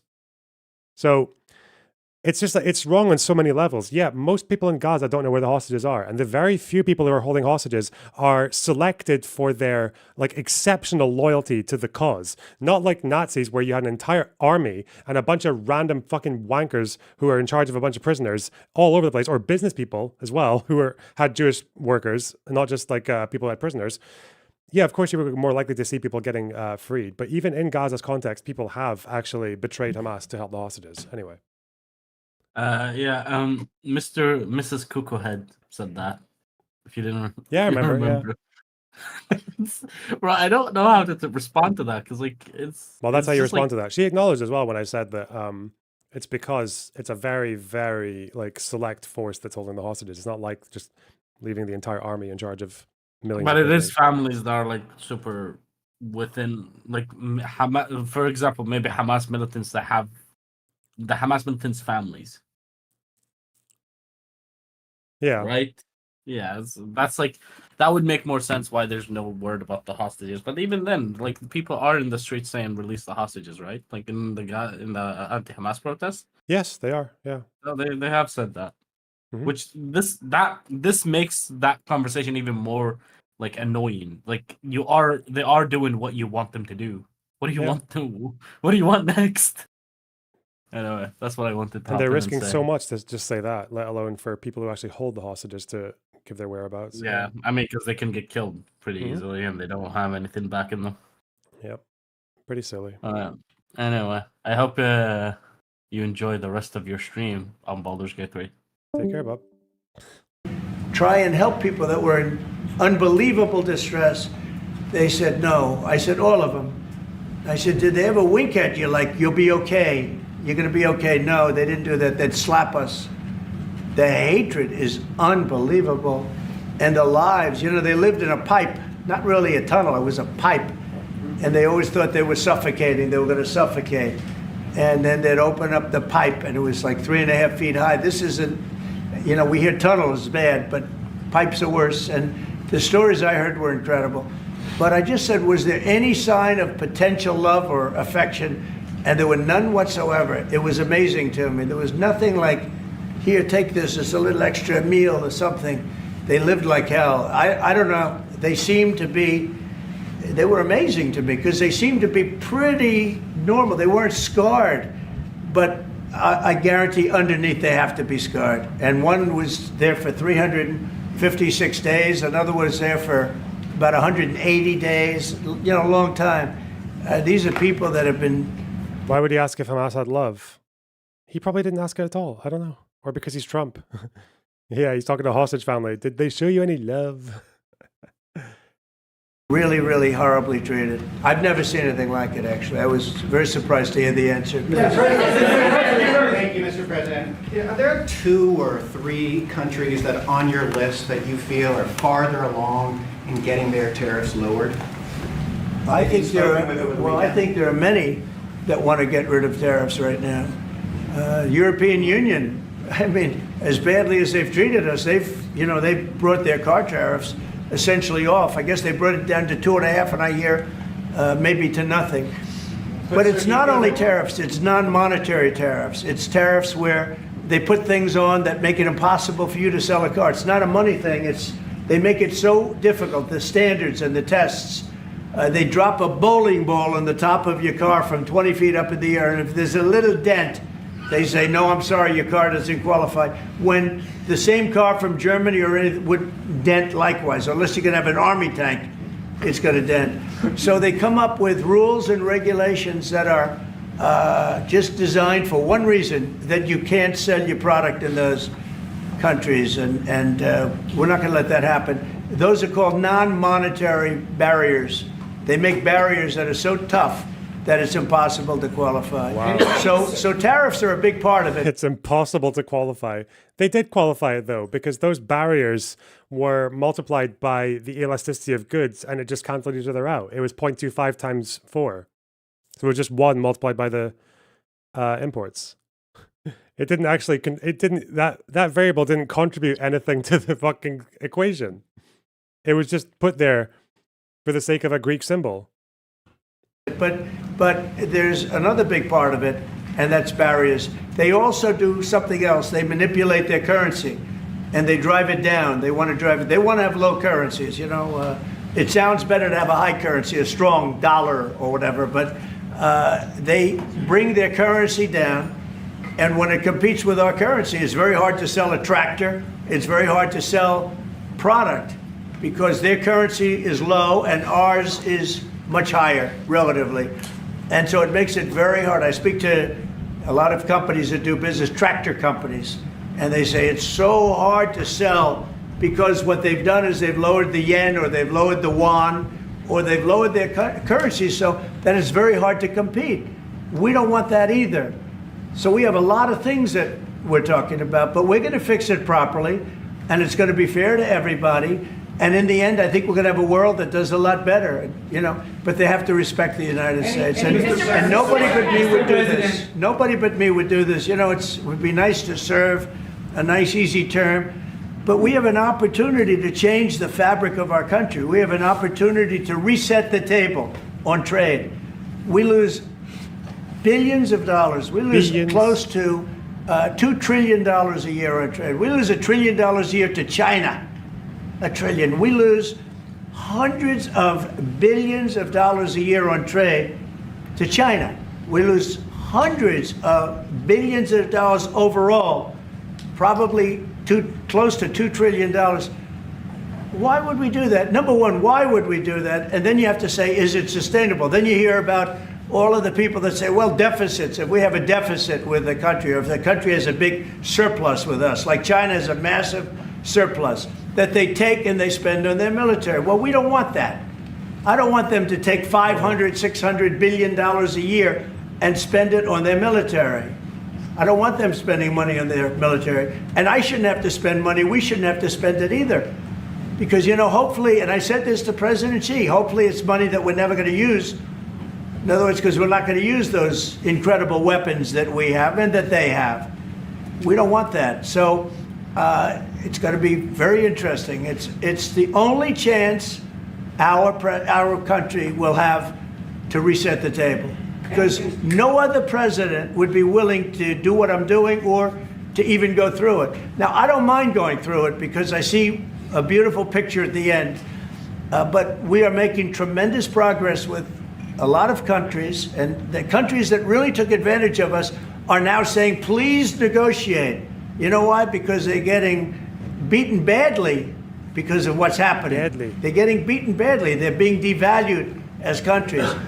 But it's the Part of only the things he says, tension raising. Yeah, of course they are. Everyone's in a fucking panic because this is so unprecedented. It's so illogical, which means we don't really know what his next move is because Trump is not responding to external stimuli. He's not. It's all. I imagine there are some ideologues behind the scenes who have a really good reason to want to do this in a way that enriches themselves or serves some kind of depraved ideological goal. But the rest of it is really just it's bogus. The economics behind him doing these tariffs are totally bogus, which does actually instill a shitload of anxiety in everyone else because we don't know what the next move is going to be or what's even going to come out of this.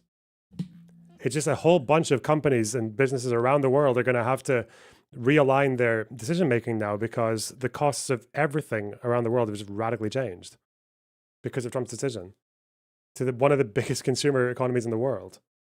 only chance we're going to have to reset the table on trade. It is the Great Reset. He just said it is a great reset. Yes, you will own nothing and be happy about it. Yes. Losing money doesn't cost you anything. On that note, the goal, chat, the goal. Oh, the goal ended. I guess it was 5 off or 4 off, so let's make a goal of 5. The goal. Doesn't cost you anything to lose money, chat. Why wouldn't you? And when we do, we're going to come out unbelievably well. We're going to have a strong country economically again. And we're going to have those factories that are empty all over the United States. We've lost 90,000 plants and factories. Think of this, 90,000, you wouldn't think it's possible. 90,000 plants and factories since NAFTA, which was, by the way, the worst trade deal ever developed, ever had by any country anywhere, NAFTA. And I terminated NAFTA. Everybody said it would be impossible. and I terminated through Congress. We terminated. Well, we're about to see a much worse one coming in right now. You had to get it through Congress. It was a trap. It was a horrible thing, and we got it done. And we went to the USMCA, which was much better. The problem is they cheat. They cheat like crazy. Canada cheats, Mexico cheats, just one of those things. But we are resetting a table, and we're going to have great trade, and we're going to have a very strong... Imagine, I wonder how Netanyahu feels about this. I wonder if it's a relief for him that he just gets to... He's got a lot less, like, chances of error. And also, people just don't have any spotlight on his actions right now in Gaza and also at home.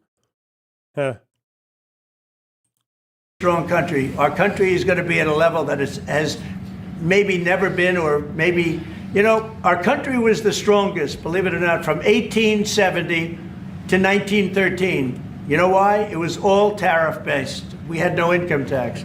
Then in 1913, some genius came up with the idea of let's charge the people of our country, not foreign countries that are ripping off our country. And the country was never that kind of wealth. We had so much wealth, we didn't know what to do with our money.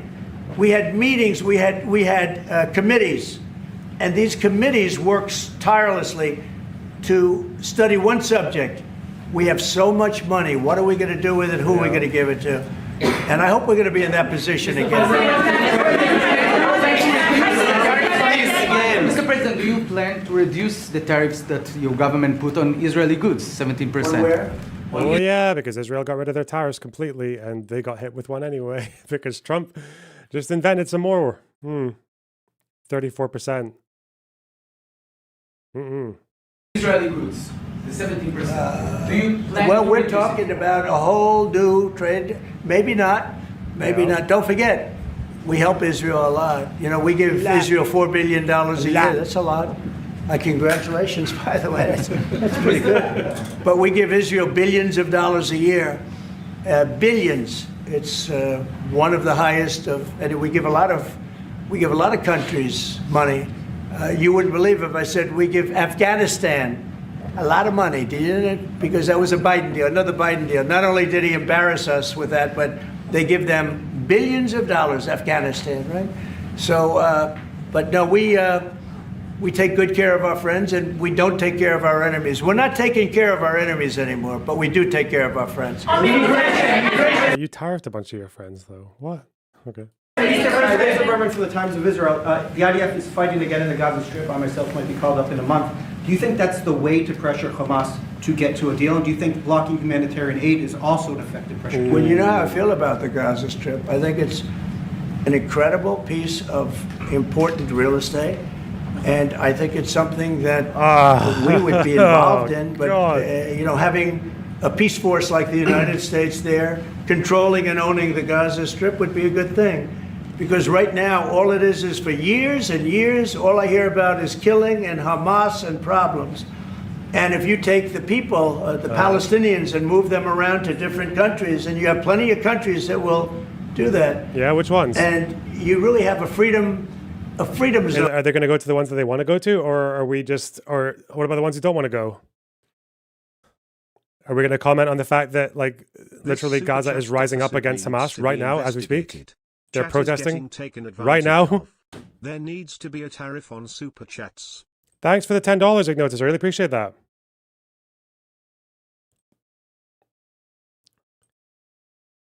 Man, he's so gross. At least because I think Trump's plan was supposed to be involuntary, like 2 million of them gone with whether they like it or not. And at least Netanyahu even has the fucking sense to be like, it will be voluntary if they want to. Voluntary elective voluntary movement. It'll be voluntary. Like after you've bombed the shit out of like everything there.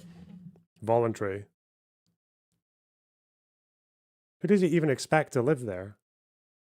Americans. Honkler, thanks for the $5. I don't have my own goals in life, so I might as well help you with yours. Wow. You call it the freedom zone, a free zone, a zone where people aren't going to be killed every day. That's a hell of a place. It's a, you know what I call it, a great location that nobody wants to live in because they really don't. And when they had when they have good living, real living, where Hamas and all of the problems they have, the level of death on the Gaza Strip is just incredible. And I've said it. I don't understand why Israel ever gave it up. Israel owned it. It wasn't this man, so I can say it. He wouldn't have given it up. I know him very well. Well, Netanyahu actually did vote in favor of the withdrawal, so he, whilst preaching against it. Is that right?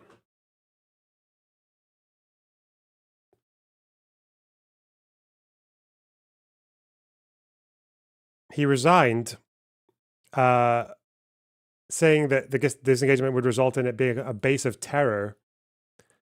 But he also voted in favor of it. But then he tried to explain it, saying that his votes were cast before the plan finalized. So, bit of an epic fuck up, Mr. Bibi. Whoops. There's no way. They took oceanfront property and they gave it to people for peace. How did that work out? Not good. They didn't give it to them for peace. They gave it to them because Sharon was bricking it about Gazan demographics. It wasn't given for peace. It's because Sharon thought that there was no point in negotiating with any Arab ever because he was mental, and then decided to pull out so that they could just say, well, not our problem. That's not giving it up for peace. It was the opposite of giving up for peace. It was a unilateral disengagement.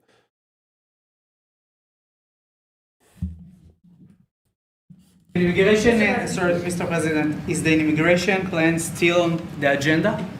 Which immigration? From Gaza. From Gaza. All it is a concept that I had that I think is good, and now people are copying it. You know, Bibi, do you want to tell? People are talking about the Trump plan. Gee, why don't we do that? Would you like to answer that question? I think what the president talked about is, first of all, to give people a choice. You know, Gazans were closed in. And every other place, including in arenas of battle. I mean, whether it's here? Go on. Talked about is, first of all, to give people a choice. You know, Gazans were closed in. And every other place, including in arenas of battle. I mean, whether it's Ukraine or Syria or any other place, people could leave. Gaza was the only place where they locked them in. We didn't lock them in. They're locked in.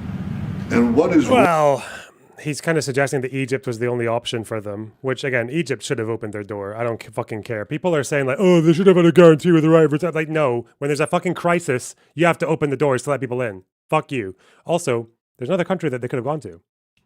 What's next to Gaza? It's a fucking desert, bro. What's the argument? What's the argument against Israel opening their door as well? Just have people there, have a screening process, let people out, and let them fucking hang in the Negev until the war's over. I'm sure a lot of the protesters might fucking enjoy that privilege right now. Like, you'd have shitloads of international bodies willing to, take care of them and set them up if Israel doesn't want to pay for it themselves. Bro, that was Bibi's choice to keep them in. Or they could have gone to the West Bank. The fuck? Wrong with giving people a choice. Now, we've been talking, including over lunch, about some countries, I won't go into them right now, that are saying, if Gazans want to leave, we want to take them in. And I think this is the right thing to do. If you give, it's going to take years to rebuild Gaza. In the meantime, people can have an option. In the meantime, interesting. In the meantime.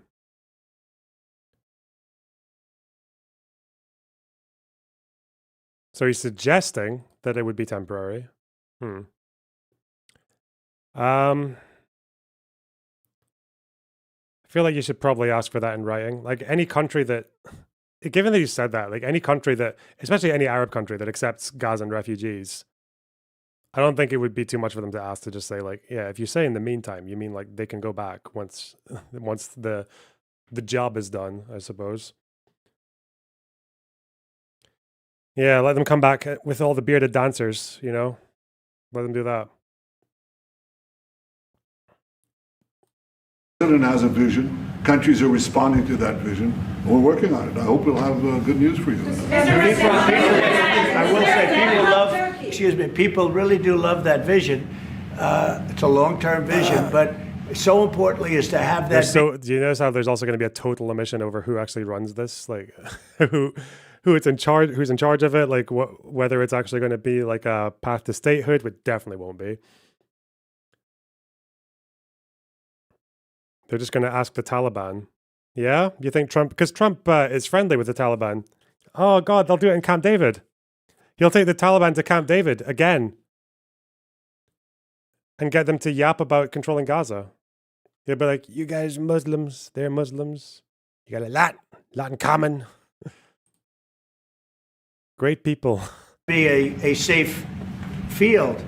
Because you're right smack in the middle of the Middle East. You're right along Israel. It should have never, ever been given away. It shouldn't have been given away by Israel. I don't know why they did it. I mean, I do know why, because they were promised peace, but that didn't work out too well. Because that's not what they did. It's one of the most dangerous pieces of land anywhere in the world. Wow. Gaza is one of the most dangerous places in the world. So they gave it away for good intention, and it didn't work out that way. And a lot of people like my concept, but you know, there are other concepts that I like too.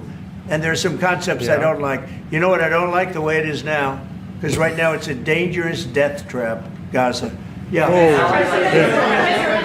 Thank you, sir. Can you talk a little bit about your potential meeting with Vladimir Putin? Do you still plan to meet with him? Could that happen in Saudi Arabia? And maybe you could elaborate as well a little bit on not providing tariffs on Russia, sir. So the reason we're not talking about tariffs with Russia is because we're not doing business essentially with Russia because they're in a war. And I'm not happy about what's going on with the bombing, because they're bombing like crazy right now. They're bombing. I don't know what's happening there. That's not a good situation. So we're meeting with Russia. We're meeting with Ukraine. And we're getting sort of close. But I'm not happy with all the bombing that's going on in the last week or so. Horrible. It's a horrible thing. It's a horrible thing. Can countries negotiate to get below 10%? In terms of tariffs? In terms of tariffs, yes. Look, we've been ripped off and taken advantage of for 40, 50, 60 years. And the reason we got ripped off and the way they did it was tariffs. They would charge tariffs, massive numbers of dollars.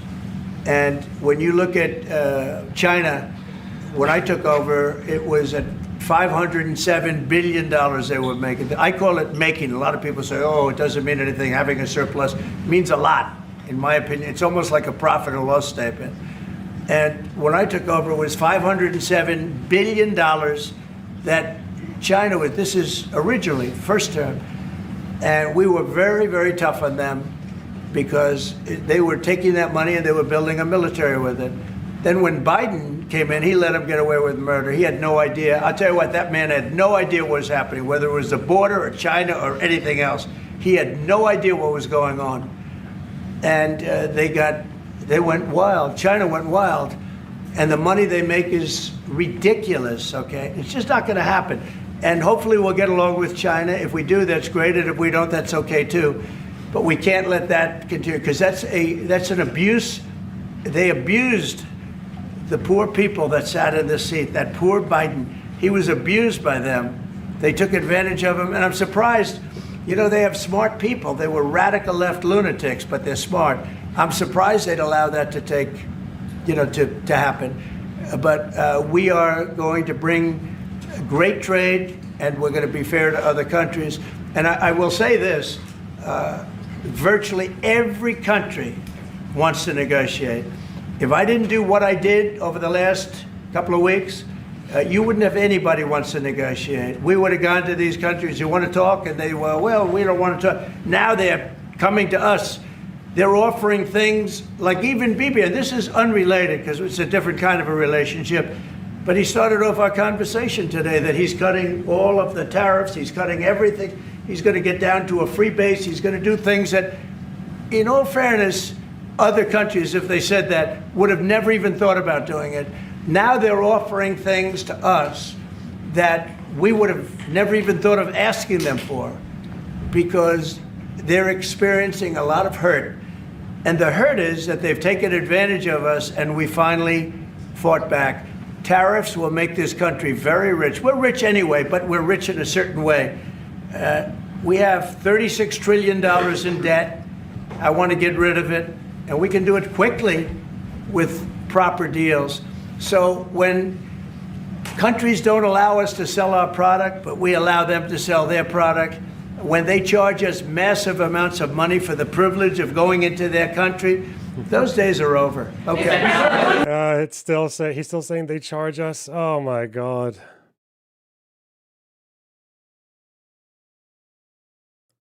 I just want to see Trump getting like sat down in a room, and he's not allowed to leave. He just needs to sit through like a 2-minute YouTube video explaining what a tariff is. I just want to watch him navigate that fact. I don't know. Yeah, go ahead. Me? Sure. Me? Yeah. Thank you, Mr. President. On Iran, 2 questions, please. First, if you can give us more details about where the meeting on Saturday is going to take place. I can't tell you that. I can just tell you there's a major meeting going on between us and Iran, and that'll take place on Saturday, and it's at top level. And a second question about this. A lot of people think that those talks are not going to lead anywhere because the Iranians will never give up. Sure. I think that's a possibility too. If diplomacy fails, is the United States, under your leadership, ready to take military action to destroy the Iranian nuclear program and remove this threat? I think if the talks aren't successful with Iran, I think Iran is going to be in great danger.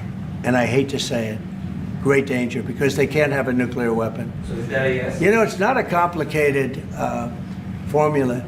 Iran cannot have a nuclear weapon. That's all there is. So Can't have US ready? it. Right now we have countries that have nuclear power that shouldn't have it, but I'm sure we'll be able to negotiate out of that too as part of this later on down the line. But Iran cannot have a nuclear weapon. Uh-oh. And if the talks aren't successful, I actually think it'll be a very bad day for Iran if that's the case. Yeah. Mr. President, So is he gonna bomb them? Is he gonna bomb them even if they haven't crossed the threshold of enrichment for weaponization? Because again, American intel has kind of assured people over and over and over again that once Iran reaches that threshold of weaponization, then US intel would know within like a week or two. And it takes months to go from fully enriched uranium to actually weaponizing. So far, there's no evidence of them actually moving to make a weapon. So when he decides to bomb them, when he decides to do that, like, is that just based on them not making a deal? Uh-oh.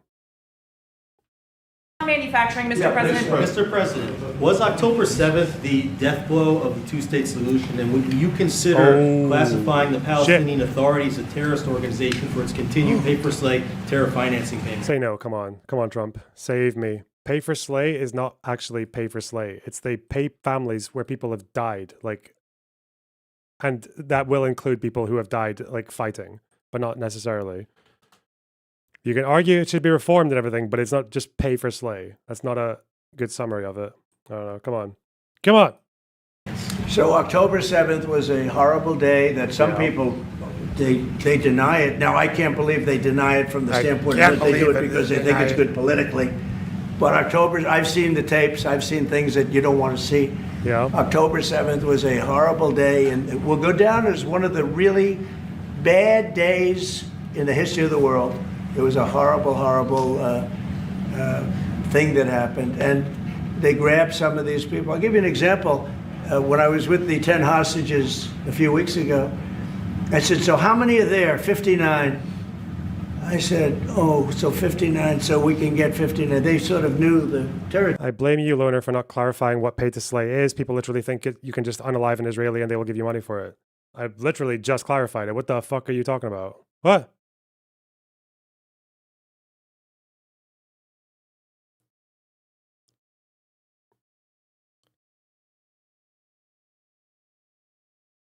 territory. I said, oh, so 59, so we can get 59. They sort of knew the territory pretty good. And I said, how are they doing? They said, well, only 24 are living, the rest are dead. And these are young people largely. Young people don't die. You know, young people have an amazing ability to... It's not funny. Fuck me. That's true. Live. They can live through horrible things. But these are young people. And when they said that 24 are living and the rest are dead. And you know, I've had parents come up, Israeli parents largely. We have some Americans, and I guess we have one left. Alex, we have the one left. But I've had Israeli parents come up to me at events and say, my son is there. I said, well, how's he doing? Well, he's dead. But would you do me the biggest favor ever? Could you bring his body back home? Oh my They God. talked about a young dead boy and a young dead girl. And we're not going to please talk about how the hostage families fucking hate Netanyahu. Please, come on, come on. Like they were living. And that could have something to do with religion. That could have something to do with, I guess maybe any parent would be, but I was surprised. They said, sir, my son is dead. It is just as important to bring that body back home. I asked that question as if he were alive. So you have a lot of them dead, and we'll be able to bring them back. But it's a horrible thing that's happened.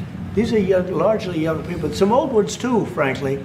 And those people have lived in hell. When they came off, the second group that came out, they look like I don't know, why is he making this funny? It's so weird. Like, everything he's saying about this horrific incident is making me laugh. Okay. Wouldn't be the first time. Got out of a concentration camp. They looked exactly like the pictures that I see from the 1940s, the concentration camps.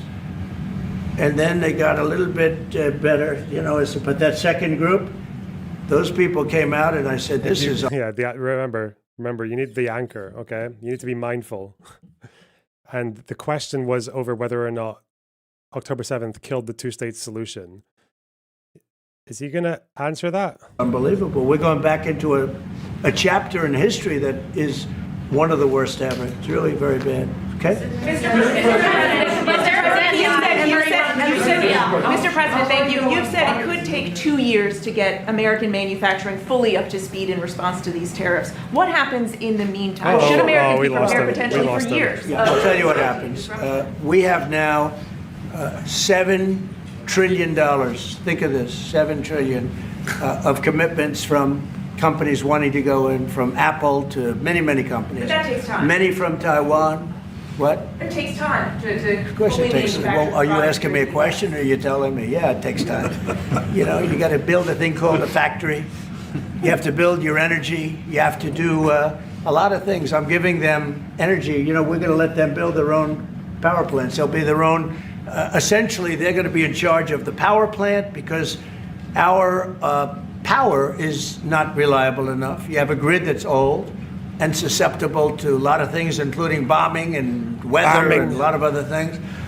And we're going to give them record timing in terms of approvals of electric plants. Most of them want to build electric plants. We need massive amounts of electricity if we're going to compete with China and others.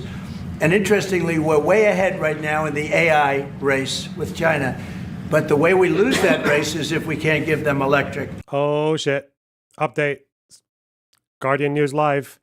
It's not a threat. He's adding another 50. Out of fucking nowhere. I didn't even know he had that in his back pocket. He's adding another 50% tariffs on China.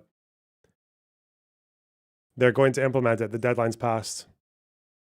So it will be a 104 for made in China. Mate, MAGA hats are going to double in price. MAGA hats are made in China.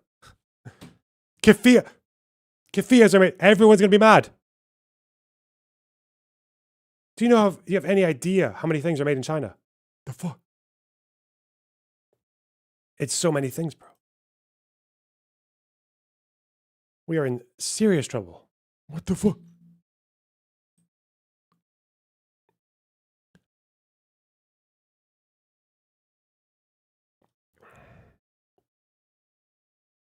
The United States will take back the Panama Canal from Chinese influence, U.S. Defense Secretary Pete Hegseth said on Tuesday during a rare visit to a nation still unsettled by Trump's threats to take back the canal.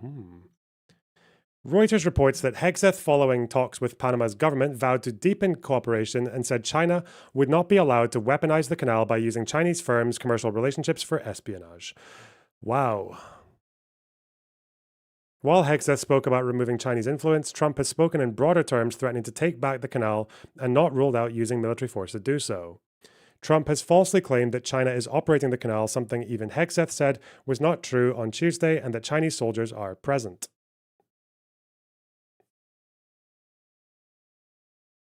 Some U.S. officials and analysts have said there are legitimate concerns about the heavy presence of a Chinese company in a strategically important channel, but believe that Trump's remarks are really aimed at limiting Beijing's growing diplomatic and economic pressure in Latin America. Wow. But we have more plants being built. We have everything we're doing so great, and we want to keep it that way. And tariffs will be an important part of it. But one of the other things, Lee Zeldin's doing a fantastic job, head of environmental protection. And he's doing very rapid approvals for people to get, for big companies that are going to build a plant that's going to cost billions of dollars. And we're going to get them their approvals. They have to be environmentally perfect, everything good, but they're going to be in record time, a matter of months versus a matter of many, many years. Okay? Lisa Rosowski from Haaretz. Turkey claims it will stabilize the situation in Syria. Turkey? Yeah. Israel doesn't want Turkey to influence it in Syria. What do you think? Do you think Turkey's influence in Syria can actually make it a better, more peaceful country, or vice versa? Well, I have great relations with a man named Erdogan. Have you heard of him? Yeah. And I happen to like him, and he likes me, and I know the press will get very angry. He likes Erdogan, but I do, and he likes me, and we've never had a problem, and we've gone through a lot, and we've never had a problem. We've always got, as you remember, we got our minister back from Turkey. You remember that? And this was a big deal at the time, and we got him back. And I told the prime minister, I said, just, Bibi, if you have a problem with Turkey, I really think I'm going to be able to work it out. You know, I have a very, very good relationship with Turkey and with their leader, and I think we'll be able to work it out. So I hope that's not going to be a problem. I don't think it will be a problem. Now, with that being said, I believe it was Turkey, and I said that to him. I said it. I said, congratulations. You've done what nobody's been able to do in 2,000 years. You've taken over Syria with different names, but same thing. I said, you've taken it over. He's taken it over through surrogates. He goes, no, it was not me. I said, it was you, but that's okay. You don't have to say, well, sort of maybe it was me. Okay.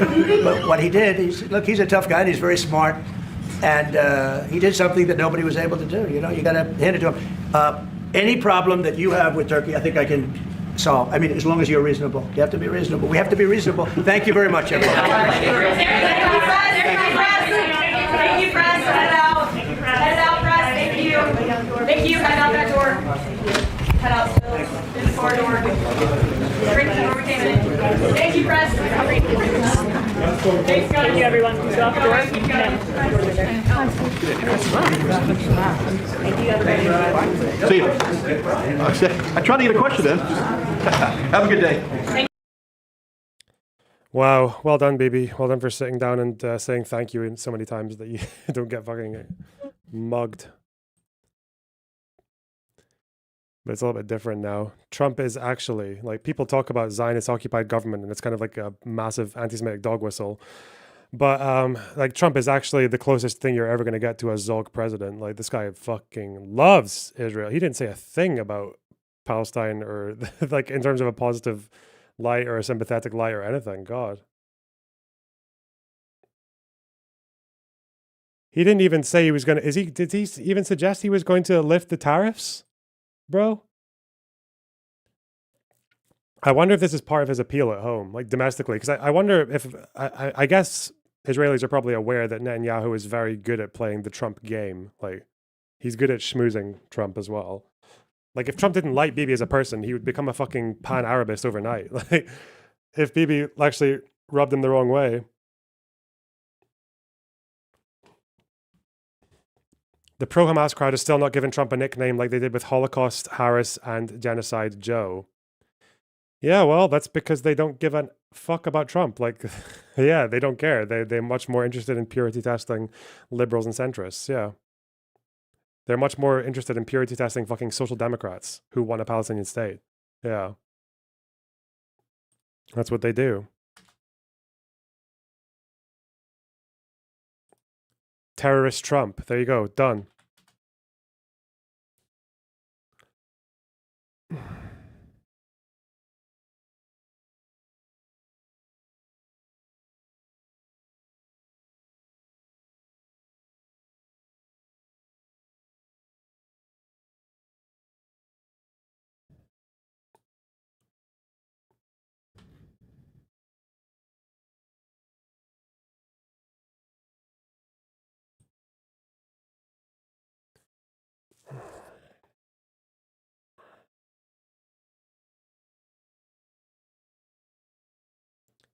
Three parts to my crash out over the normalization stuff if you have time. What?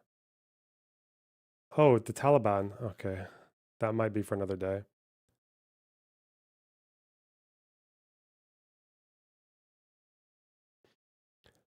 So is it really the case that I just can't game? I just can't game for until tomorrow, basically? Oh no. Horrible. I mean, I have streamed for 6.5 hours. I can fuck off whenever I want, but shit. Oh, some of the servers are back, but the hardcore one is just done for... Actually, is it? Hassan met the guy who defended the Nova massacre yesterday. Yeah, I saw that. Yeah, the guy who made fun of them killing hipsters. Yeah. Every accusation is a confession, right? These guys actually think supporting fucking war crimes is banging, based.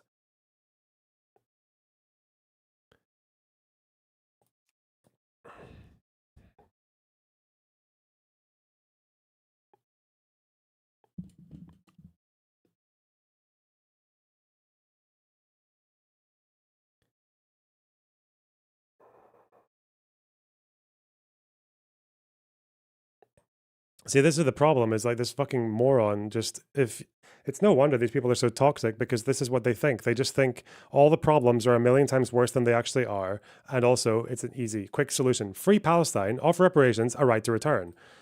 Punish the worker. Yeah, this is like, this is, oh, wow. Wow, dude. Whoa. That's it.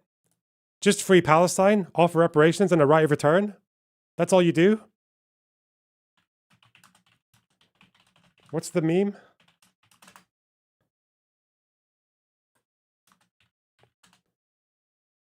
It's this one.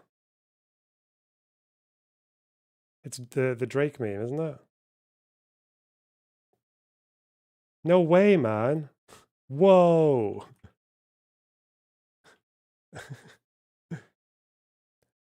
Just free Palestine, offer reparations, and right of return. Ah, no way. Oh.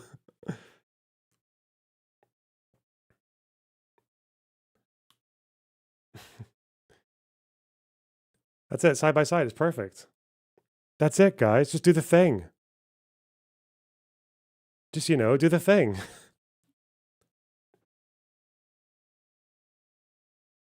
Why didn't I think of that? What's he even responding to?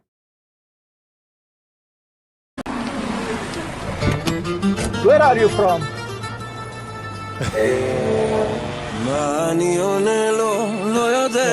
Greece. Italy. Sweden. It's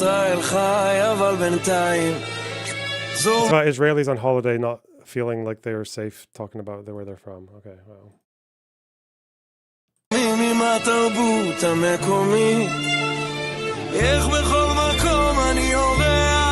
Johan? Yes. Johan. אנחנו מספרד, אתה שותק. מה אמרתי לך? מה אמרתי לך? Are you from Israel? Yes. יאללה ברגע. יאללה ברגע. What? Okay. Jesus Christ. They deserve each other. Apparently, the guy in the video is a settler. Okay, or a supporter of settlements. Okay, yeah. They deserve each other. These guys. They deserve each other. Maybe one day the world will forget Israel's crimes against humanity. Wow.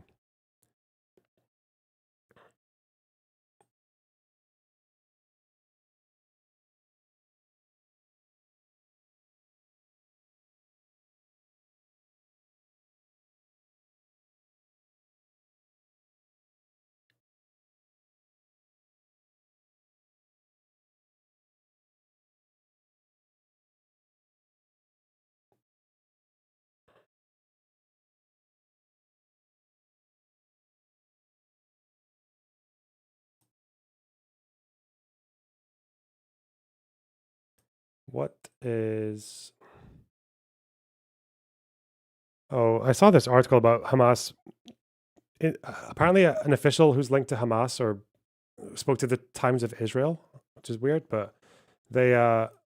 It's another thing where they say they're ready to end the war, but they're not ready to disarm. It's stupid. Okay.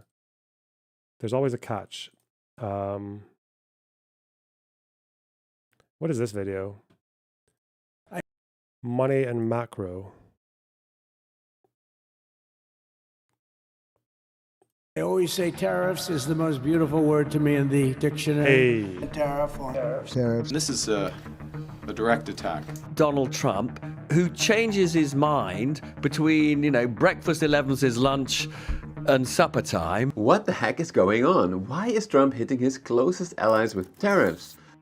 Why? Watching the live debate 3 hours late. Oh my God, this guy he's debating started so aggressive. I'm not mental, am I? Like, it's weird that he was talking about me being debate bro and shouting over him and shit like that, but it's like, he was being so fucking standoffish, like right away, right off the bat.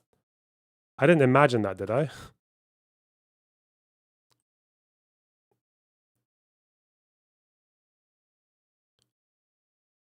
He was like a little fucking nipper on the hippity hop. He was like a kid let loose in a sweet shop.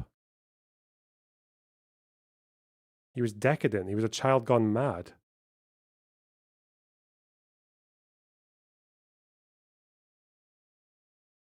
Oh, okay. Why does he no longer care about crashing the stock market? Does this guy actually have a plan? Yes. Believe it or not, I'm here to tell you that yes, as Trump's new Treasury Secretary Scott Bessent recently put it, President Trump's tariff policies have begun the process of reorienting our international economic relations. That's right, he says tariffs have begun the process. In other words, his tariff chaos is just the start of a much bigger plan. A plan that aims to upend the entire world trading system that the US itself created. This has really only happened... This guy's a Trump guzzler. Isn't he saying how there's actually like a plan? There's like a real plan. It's really coherent and it might be good. I don't know. Fuck. Ooh.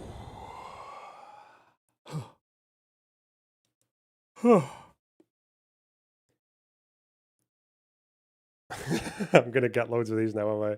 The system is rigged, innit? I was the best trader in the fucking world, bruh. Buy my book. The system's rigged. Scammers everywhere. Not me. Buy my book. Best stock trader in the fucking world, bruh. Innit?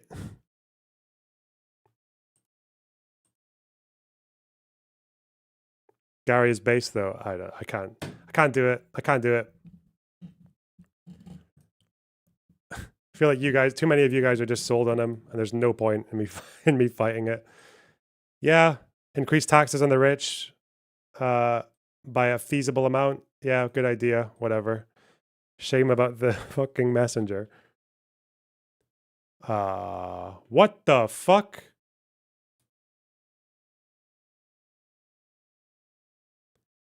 Oh, I can play the non-hardcore server. That's what I can do.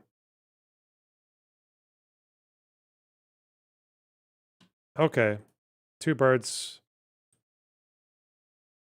1 tariff. Okay, let's go. He's the ex-Muslim of ex-capitalists. Oh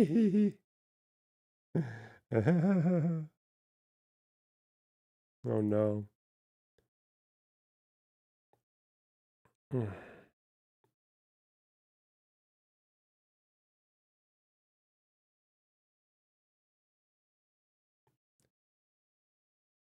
What the fuck? Where's my goddamn chart? Okay, here. Right. Okay, tell me what's what. Twice Tell me if it's before, fit. once in 1944, marking the Fellwood start of the Graveyard. Bretton Woods system, and then in the early 80s with Reagan and Thatcher marking the beginnings of the neoliberal world order. Wow. So here we are today, 2025. Is this the start of a completely new global order? A new US-centered order that will emerge right after the current chaos? I'm level 55 in this character now, man. Look, it's so close. That's only like 20 hours of play. That's only like 20 hours of playing. Yeah. In which countries are divided in three I'll groups, be quicker or than as that. Scott No Bassett problem. calls it. No problems. I think we should make it very clear Ah! that there is a green, No! a yellow, and a red bucket. And we let everyone know where they are. In these buckets, it will become very clear that like I some never countries died. get It is low like I never tariffs, military protection, and maybe even some preferred US dollar access, while others are left to fend for themselves. At least, that's the picture I got from going through all of the That's down here. speeches and papers by Trump's closest economic advisors that I could find. So, let's get into it. What is this MAGA master plan for a new global order? And is this plan actually feasible, or is it just a pipe dream of a madman and his stooges? Good question. To answer these questions, let's start with getting into the MAGA mindset and ask ourselves, what does the Trump team actually want? To answer that question, first a bit about Trump's new economic team. First, we have Scott Bessent, the new Treasury Secretary, an ultra-wealthy hedge fund manager that famously worked with George Soros himself to break the Bank of England in the early 90s. And he used to teach economic history classes at Yale. Then there's Stephen Moran, Trump's new top economic advisor, a Harvard PhD and hedge fund strategist who recently got all of Wall Street talking with his new paper, A User's Guide to Restructuring the Global Trading System. Both men have written and talked extensively about one single mortal threat to the United States, deindustrialization. So of course, they were drawn to Donald Trump's campaign with its goal of make the United States into a manufacturing powerhouse like it used to be many years ago. Many years ago, indeed. If we look at this chart, we can see that in the 1950s, the US used to be a manufacturing powerhouse. And manufacturing value added accounted for 28% of output. Today, that number is only 10%. Trump's first trade war did not significantly change that trajectory, though. But why is this such a big problem? America's economy is bigger than ever, right? Why does the Trump team care so much about industry? Two reasons. First, deindustrialization has devastated America's industrial heartland, which overwhelmingly voted Trump in 2024. Second, US industrial power is now far behind that of other comparable powers, especially China, putting it at a massive disadvantage in case of a war, given that historically civilian factories and know-how have been essential for rapid militarization. So, the Trump team thinks a lot about China. What happens if they invade Taiwan? Yes, the US has a stronger fleet for now, but as Vice President J.D. Vance has noted, US deindustrialization has gotten so bad that one of Beijing's state-owned firms built more commercial ships just last year than all of America has produced since the end of World War II. So I think in that light, that yeah, it does make sense that the Trump administration wants to re-industrialize the US. But does he really have to slap tariffs on everyone at the same time? And say stuff like this about his closest allies? Taking our jobs, taking our wealth, taking a lot of things that they've been taking over the years. They've taken so much out of our country. Friend and foe, and frankly, friend has been oftentimes much worse than foe. After all, the US has been the most powerful country on earth for decades. It literally designed the current trading system. So why is it so unhappy about it? To answer that question, we need to go through the entire period of this graph. A brief history of the US-led global order. After all, the deindustrialization of the US is a long historical trend, and it happened under two specific global orders, both made by the US itself. The first is the Bretton Woods system from 1944 to 1973. The second is the neoliberal world order that arguably lasted from Reagan's presidency in the early 80s to Trump's first term in 2016. The periods in between are, in my view, adjustment periods. So, okay, let's start with the Bretton Woods system and why it is crucial to understand Trump's plan today. The Bretton Woods system was established in the 1940s. On the economic side, the rules were laid out in 1944 when the United Nations Monetary and Financial Conference was held in Bretton Woods in the United States. Meanwhile, on the security side, several conferences were signed that ultimately led to the creation of NATO and the US-Japan Security Treaty. Together, I'm going to refer to this all as the Bretton Woods Economic and Security Order. Joining this order for any country other than the United States meant the following three things. 1. You would fix the value of your currency to the US dollar, which itself was tied to gold. 2. You would rely on the US for military protection, potentially even hosting US military bases.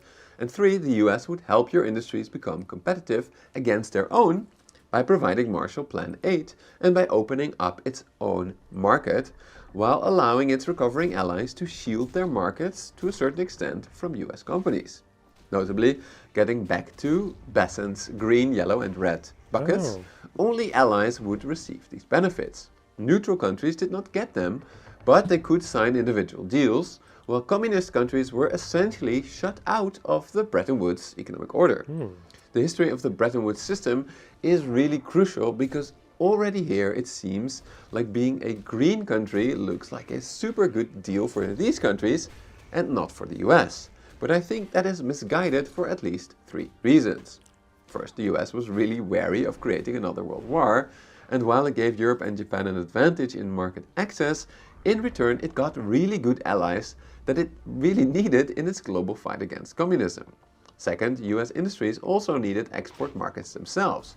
By making its allies rich, the US allowed itself to get richer as well. Finally, this system really cemented the role of the US dollar as the global reserve currency. Issuing the world's reserve currency came with what French Finance Minister Valéry Giscard d'Estaing called an exorbitant privilege. This privilege meant that because the demand for US dollars as a reserve currency was so great, it allowed the US to spend much more internationally than it earned without facing a currency crisis. However, arguably, giving Japan and Europe key market access did already contribute a little bit to deindustrialization. However, as Stephen Moran writes in his paper, this system inevitably led to a dilemma for the US, the so-called Triffin dilemma. You see, as the global economy grew, the need for dollars increased, but the quantity of gold was relatively stable. So to keep the global economy growing, the US either needed to choose to keep creating more dollars, making the gold standard less and less credible, or to keep the gold standard and kill global economic growth by stopping the creation of new dollars that the world needed. This ultimately led to the following iconic announcement by President Nixon in 1971. I have directed Secretary Connally to suspend temporarily the convertibility of the dollar into gold or other reserve assets, which was then followed by a period of global economic turmoil, after which the neoliberal world order was ushered in by Ronald Reagan and Margaret Thatcher.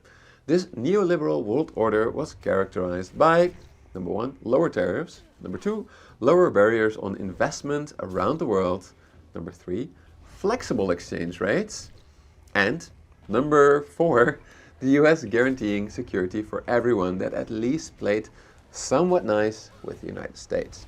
In line with its free market principles, the neoliberal order was far less structured than the Bretton Woods order. There was no formal agreement now in which countries promised to use US dollars. They just did so because it was the most convenient and most reliable currency out there. However, in this system, any non-US nation had a very strong incentive to hoard US dollars by making it easy to export to the US and making it harder to import from the US.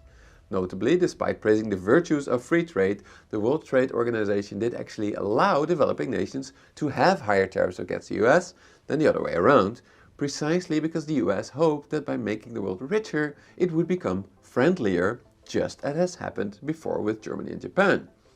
Compared to Bretton Woods, the number of green countries, so to say, got much bigger in the neoliberal order. As long as you were willing to play by the rules of the World Trade Organization, you got good access to the massive US consumer market, the US dollar banking system, and as a bonus, US Navy protection of global shipping. That sure sounds like a pretty good deal. But of course, the US again got something very, very big in return for it.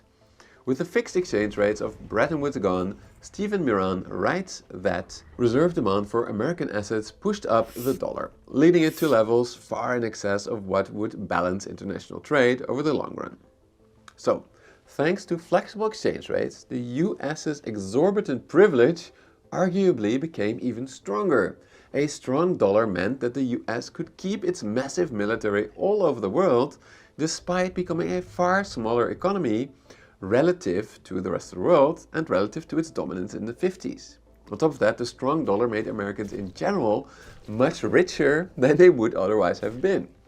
However, on the flip side, it did make manufacturing in the US much more expensive, causing stable manufacturing jobs to leave the country, especially when China joined the World Trade Organization in 2001 in something that became known as the China shock.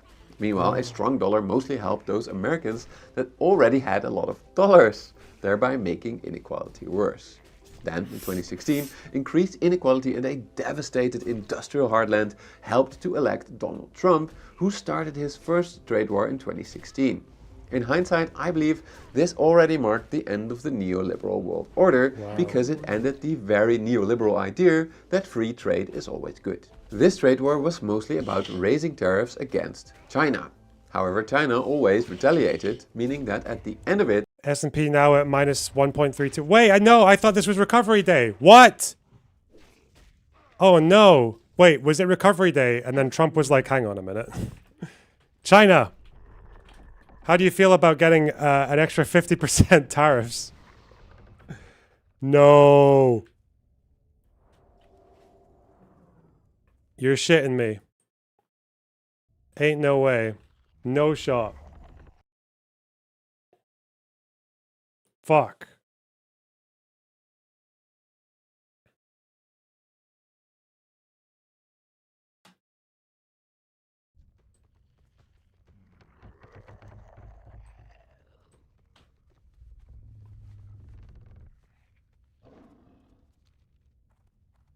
Have you seen this lie spreading that the IDF makes soldiers raise a kitten and then kill it? Nope. But I see a thumbnail of Joe Rogan looking shocked. I don't care. China still had a higher average tariff rate on the US than the other way around. Notably, this did not stop deindustrialization of the US. It also did not stop the rise of China's mighty manufacturing industries, which are now threatening to upend the entire car industry. So Biden tried something new. He tried subsidizing US industries on a massive scale, just as the Chinese had done before him. This led to a lot of new factories being built in the US. However, according to Bessent and Miran, this was not sustainable, leading to a very high US government deficit. So here we are today, transitioning further and further away from the neoliberal order, an order that the US itself created under Reagan, an order which kept the US the richest and most powerful nation on earth by inflating the value of the dollar. But according to Trump's team, it led to such rapid deindustrialization that it has now become a national security threat. Which brings us to the MAGA master plan for a new global order. A plan that is supposed to help reindustrialize the US, while at the same time to keep the US dollar as the global reserve currency, because as Trump himself has said, and if you want to go to third world status, lose your reserve currency. We have to have that. We cannot lose it. So how do you keep your reserve currency status and reindustrialize at the same time? Most economists think that this is simply not possible. But Stephen Miran, he published a paper that says, yeah, this is actually possible. You can have your cake and eat it too. But to be clear, the paper that Miran has written is not a plan in itself. It is a cookbook with options. At the time of recording, Besant also has not presented a full plan that includes his green, yellow and red country structure. So for the 3-step MAGA master plan that I am about to present you, I had to dive deep into what both Miran and Besant have revealed so far. And no, sadly I was not added to a US government signal group by accident. So for each step I'll tell you exactly where I got my information from. Okay, here we go. Step 1. Tariff chaos. Leave me alone. This is the step Hey! we're in now. In this step, I the should have administration fucking... shows that it God means damn it. business. Forgot to use my It fucking no longer info. cares about the stock market crashing. It no longer cares Bro. about the economy temporarily doing poorly. I didn't do anything. I was just standing there like a little defenseless fucking baby. Cringe. What assholes. I don't like this video. I'll watch it another time. I'll finish this. Today, Chill. satanic panics are the pornography of the Puritan. Hey. Satan is a symbol of Much better. temptation, Thank and you. whatever the Puritan represses in himself, he attributes to the Satanist. Sex, drugs, hedonism, violence, luxury, the eyes wide shut style conspiracy of forbidden temptations. Well, I've had a very interesting look around. The philosopher Sartre noticed something similar in his essay on anti-Semitism. He says, "I knew a Protestant in whom sexual desire took the form of indignation. That's disgusting. Naked pics online? Where? Where did he post those? The sight of women in bathing suits aroused him to a fury. He willingly encouraged that fury and passed his time at swimming pools." Look at that disgusting display. Yes, sir. The anti-Semite is like that. His behavior reflects a curiosity fascinated by evil, but above all, I think, it represents a basic sadism. So what does that mean? What is the sadism he's talking about? Well, there's 2 types of sadism in a witch hunt. Sadism 1 is the curiosity fascinated by evil, this morbid pleasure in denial that we take in going down the rabbit hole of sick and twisted crimes, which we attribute to the witch. Such a clever witch to twist the truth, to cloud the mind with Man, this film is like unholy thought. insanely fucking Freudian and like sexual and shit. When he's looking at her, there's a scene in this when she's kind of like doing a dance in a dress, but the dress is basically like spandex. Like it just, it's a spandex dress. And he's just like, he's really horny for her, but he can't handle it, you know? The Hellfire song and shit. It's a perfect film. It is, but it's also just incredibly sexual. This guy has a huge boner for the gypsy lady. Am I wrong? Tell me I'm wrong.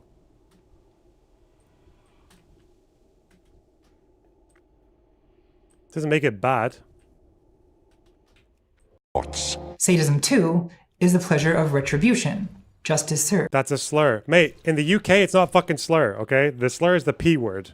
It's not a slur. Shut up.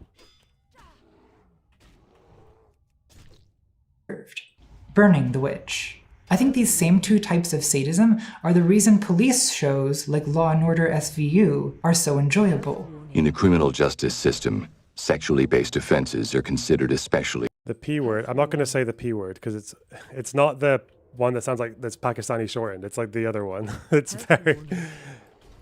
Or there is, like, gypsy is a slur if you say it but in a different way. Like if you say it like with a double P and an O. But no.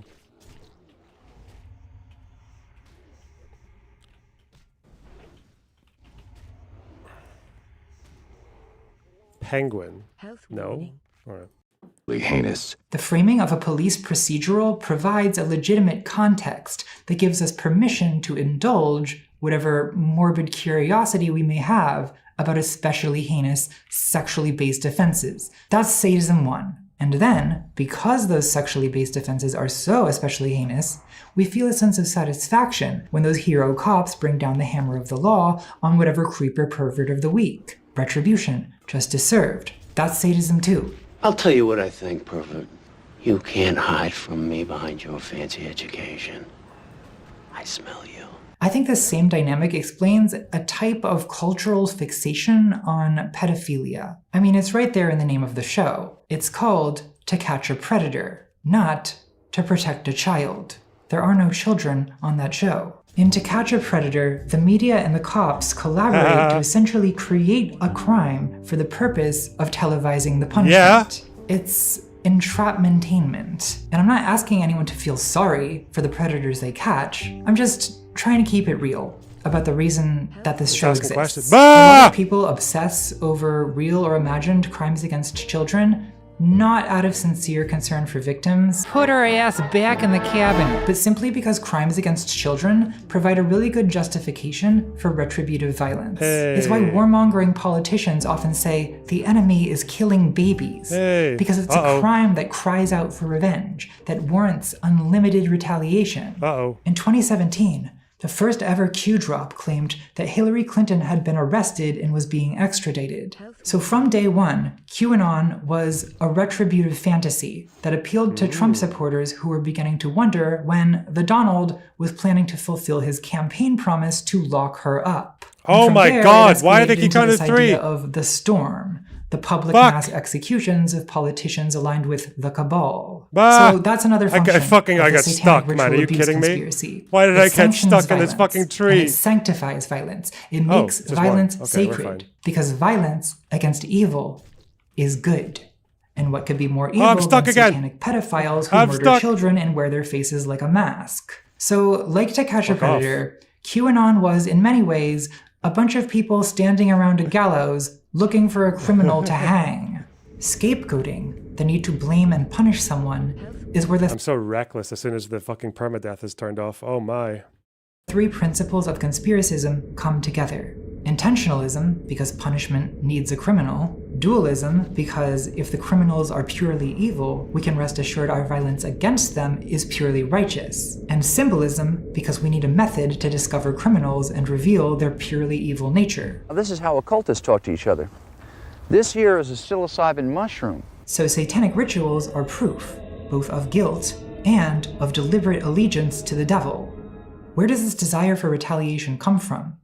Why does scapegoating happen? Well, one, it can be a response to an unintended disaster like COVID-19, where conspiracists blamed Bill Gates or the World Health Organization or the Chinese. 2, it can be a response to an actual crime, like 9/11, a crime against the American people. We couldn't retaliate against the hijackers, obviously, but from the moment the second plane hit the South Tower, it was collectively decided we were going to retaliate against someone.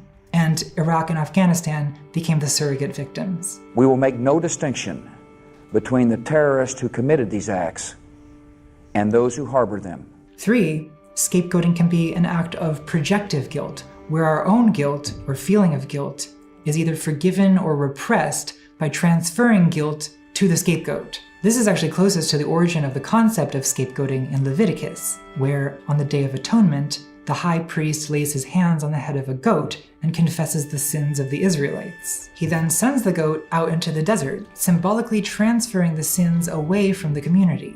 Conspiracists are usually not as self-aware about this as the Israelites.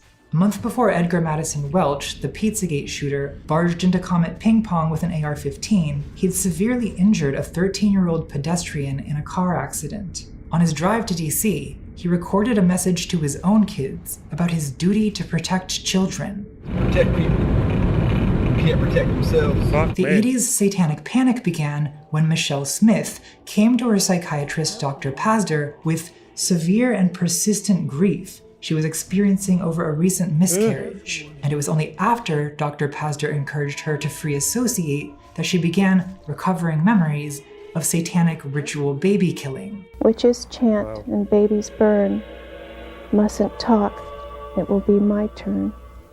The 9/11 Truth Movement began before the towers even fell and attracted a variety of people for a variety of reasons. But it didn't peak until 2006, around the time American public opinion turned against the war in Iraq. There were no weapons of mass destruction. Because I wonder if people, I don't know if Alex Jones ever did it, but so everyone after Iraq was just like fucking bomb them. They didn't even know who, man, just someone, some Muslim country, take them out. They were right on it. And no one will admit it. Like, fuck. Health warning. Syrian civil war had broken out with no end in sight, and photos had been leaked of American soldiers running a torture prison at Abu Ghraib. So it was around 2006 that Americans began to tell the story of that war in the way we tell it still. The Bush administration lied about weapons of mass destruction and tricked us all into going to war. That's not entirely false. No, it's kind of false in the sense that people still wanted action anywhere. Like, I don't think anyone gave a fuck about before weapons of mass destruction that was 2002, 3. So 2001, end of 2001, people were already fucking itching for a fight. Yeah. Obviously, the weapons of mass destruction pointed that ire at Iraq, but people still wanted something. But it's not the whole truth either.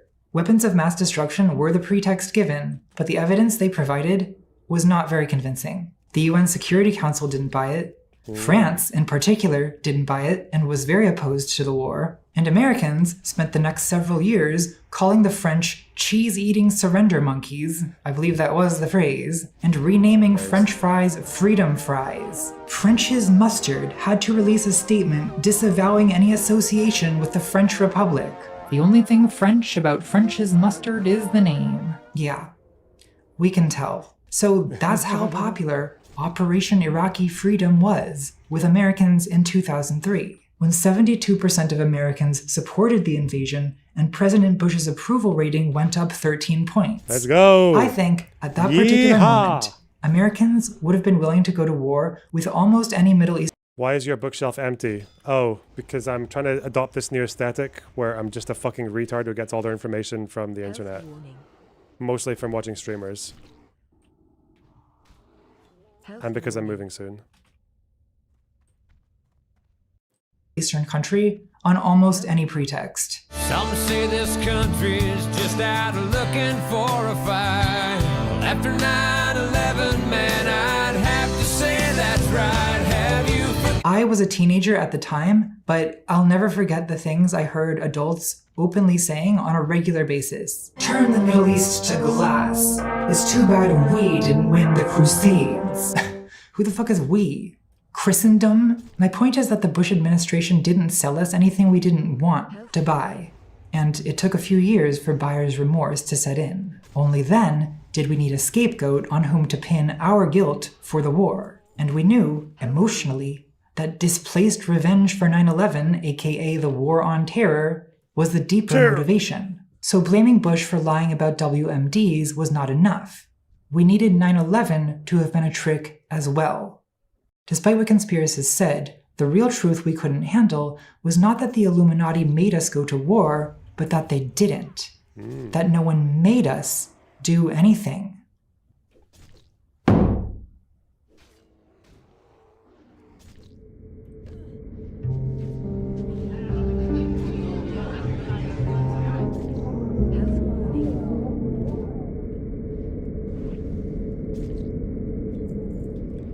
Do you know who was right about WMDs not being real for the longest fucking time? Not just the French, it was liberal media, bro. Health warning. The libtards. The especially left lib media. Ian Hislop and shit. They were like, nah, don't do this. It's bad. No good evidence. Fuck off.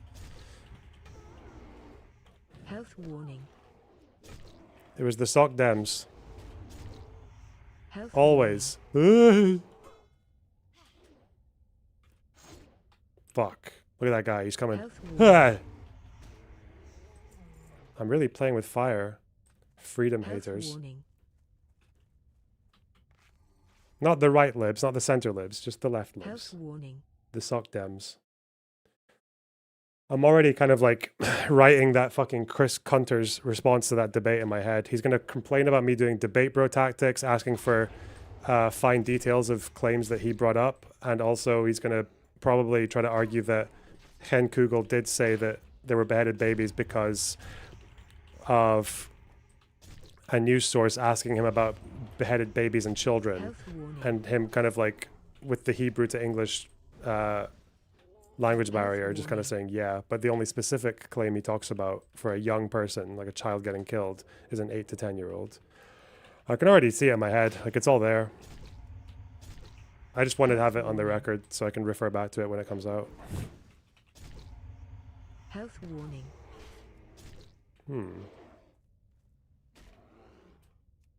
Ah! Health warning. And you'll also spam a bunch of other things that Kugel has supposedly also lied about, even though they're not actually lies at all. Warning. It's just like him offering medical opinions on how certain people died, like cause of death stuff, which isn't necessarily... There's one story about someone who got shot in the head and then they went into a coma. They were still alive. And then when they were in that coma, they caught pneumonia and died. And I think they were also given quite a lot of morphine. So the dispute over cause of death was over whether or not they got pneumonia from the coma or because of the morphine overdose. But people take that medical opinion and assume that he was saying that it had nothing to do with the Israeli who shot him. Like, even though that's not what happened. Like, cause of death doesn't necessarily mean that the person who, like, if you die from something after being shot, your cause of death might be different. Like the direct cause of death, because usually there's only one that goes into the list. But it doesn't mean you're saying that, like, they wouldn't have been in that state had they not been shot. So they might use that as well. That's like basically the Zay Squirrel list of lies that Kugel has supposedly told, but actually hasn't. Remember Judith Butler lying about Iraq? No, what did she say? What? Avenger. I'll kill that one. Yeah. Oh no, that's the asshole who killed me, isn't it? Oh, and he's got no shot! Fuck you, prick! Die! Fuck you! Haha. What an asshole. Okay, I need to kill 2 of these guys and get the fuck out of here. I've got like a maybe 2-minute window. That was a revenge killing. Fuck that guy. That guy's an asshole. But he's also he was here with a friend. God, I'm so slow. Why is my damage so shit? This Avenger is lamping me. Health warning.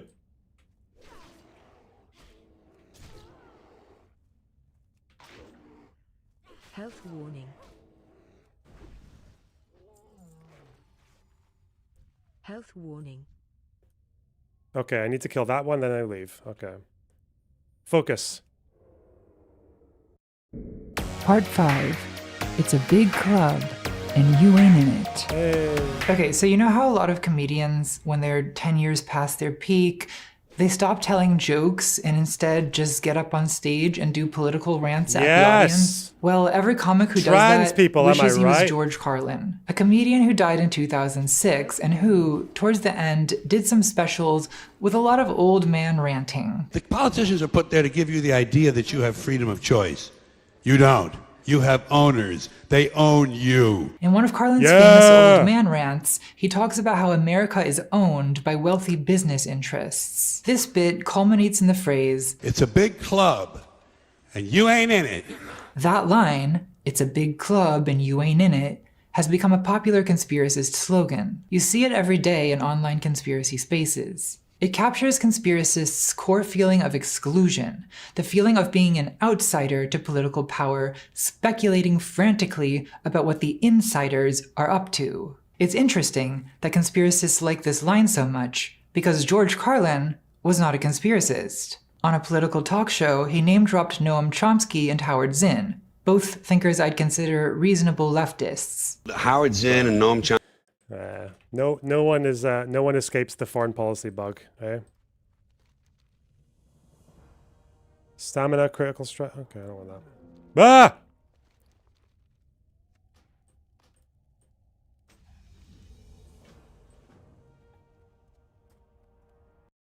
Chomsky, those people aren't on TV because they have intellect and they're dissenters. Judith Miller. That makes more sense. Not Judith Butler. What the fuck?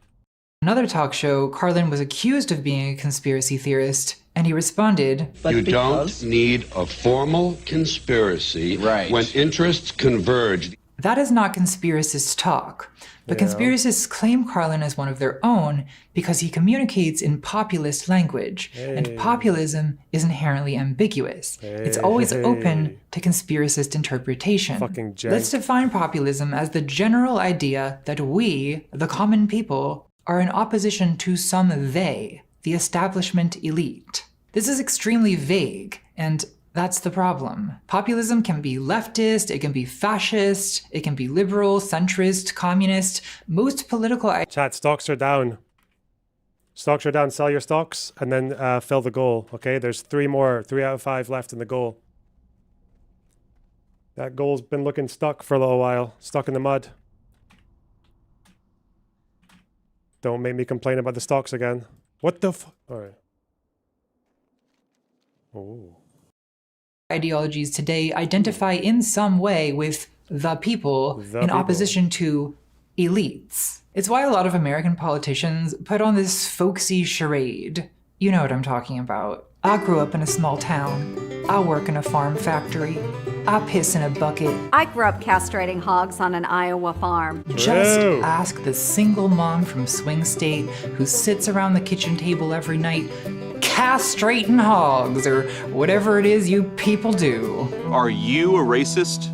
Do you hate Mexicans? I mean, I guess it works, or they wouldn't do it. Everyone wants to brand themselves as anti-establishment. What's the context of that video? What? Was that back when he was calling Trump a fascist?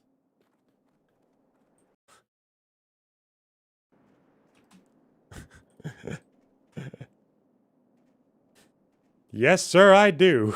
What the fuck? Great to meet you. Off with you. Huh? How are you? Good. Keep your feet on the ground. If someone can send me that ad, I want to see the full context.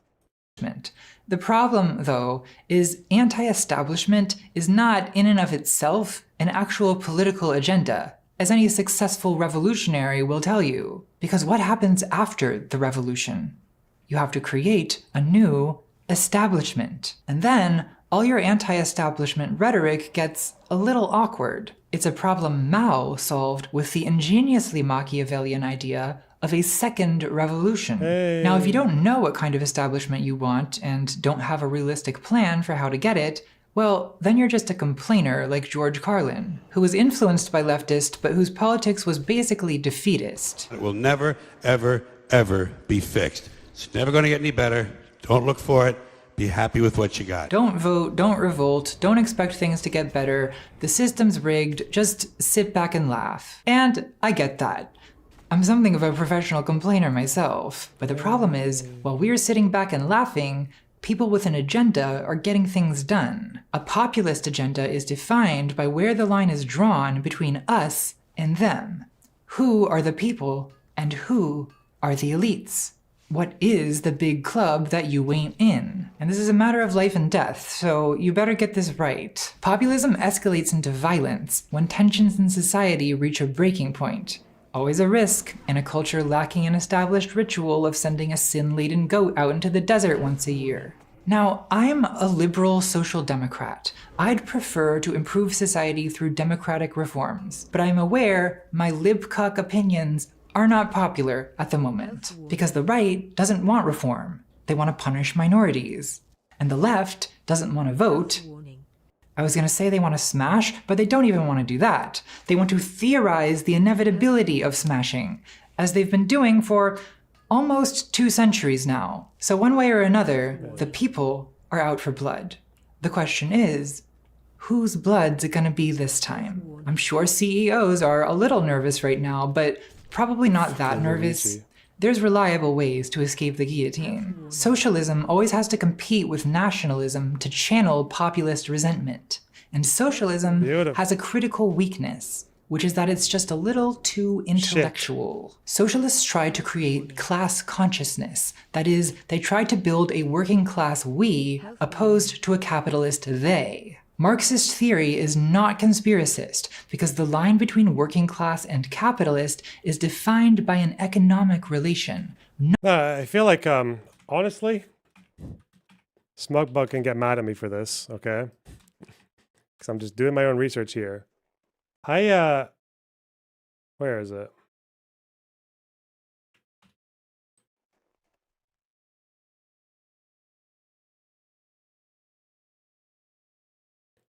I think if all of these fucking losers combined their efforts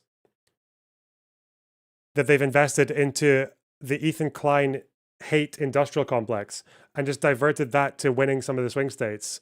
I don't know. I think we'd have Harris in office. That's it. I think we'd have a good chance of it. The amount of fucking energy these guys have invested.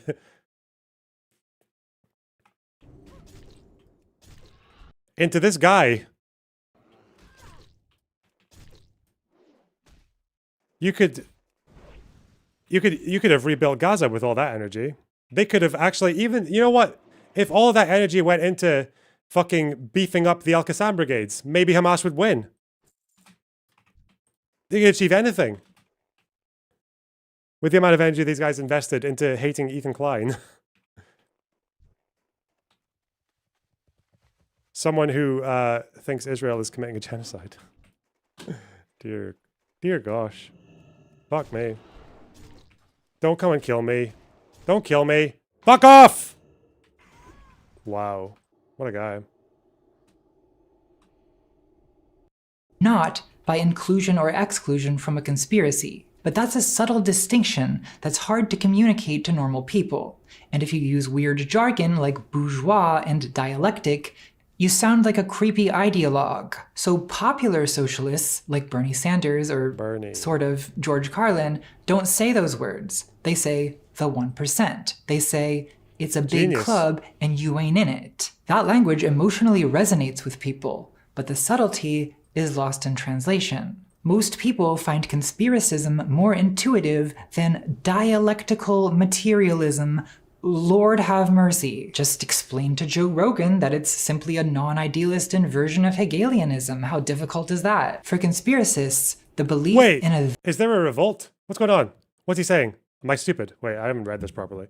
The Dow dipped into the negative again, so I'm happy to report that unlike what I said this morning, the stock market is again not a good indicator of the consequences of economic policies and is only for rich people and is fake, and this is all part of the plan unless it ticks up again. Is this like the ironic? Is he actually finally, this guy, given up on Trump? Has he finally given up on Trump? I don't even know what he's saying. Oh my God. What's going on, man? I thought it was all over.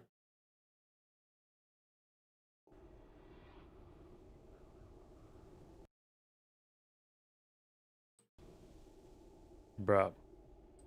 What a shit country. No, this is not my hardcore character. This is my regular character. Hardcore servers are closed. They creates a we. The line between us and them is not based on class, it's based on the conspiracy. They, the insiders, are in on it. We, the outsiders, are not. Conspiracy. It's just funny because it looked like there might have been a slight recovery, but China just got tariff bitch slapped. Which actually means Americans who import things from China got tariff bitch slapped, but okay. Is it even going to raise tax revenue? Or is it just going to result in a bunch of people not selling and businesses closing? New hardcore character, what's going on? Well, my first hardcore character died, I'm afraid. I had to die in hardcore once, and I died. Oh, this corpse run is horrible, man. What the fuck? I can't play this at this time. It's too busy. I can't do PvP with these fucking assholes coming around here killing me. How is it even fun to do that?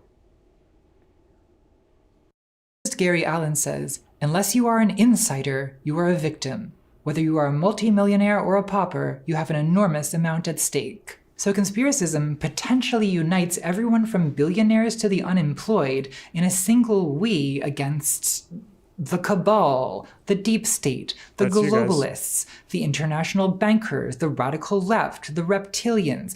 Just pick a convenient scapegoat. Who cares, right? It's conspiracism. Facts don't matter. This makes conspiracism a billionaire's best friend.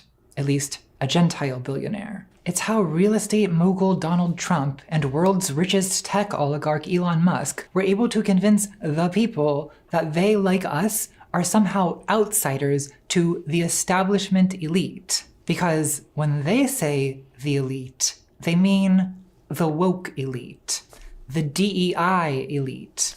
They mean minorities. For nationalists like Trump, conspiracism is not just useful, it's essential. Nationalism constructs a native, ethnic, or racial we opposed to a foreign, invasive, or degenerate they. The populist version of nationalism, national socialism, if you will, is the idea that the native, ethnic, or racial common people are opposed by a foreign, invasive, or degenerate elite. Hey. And in a country that's not literally ruled by a foreign colonial power, the only way to support that idea is with conspiracy theories. So now is probably the time to unpin the anti-Semitism discussion that I've been pinning this whole video. I put it off to avoid a comments section overly choked with claims that anti-Semite is a slur designed to silence truth seekers. Another favorite conspiracist slogan goes, "To learn who rules over you, simply find out who you are not allowed to criticize." And no one can criticize Jews.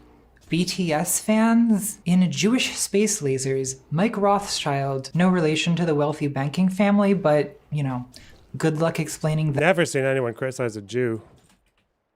Only most of them. Because you just say Zionist. And there you go, you got most of them.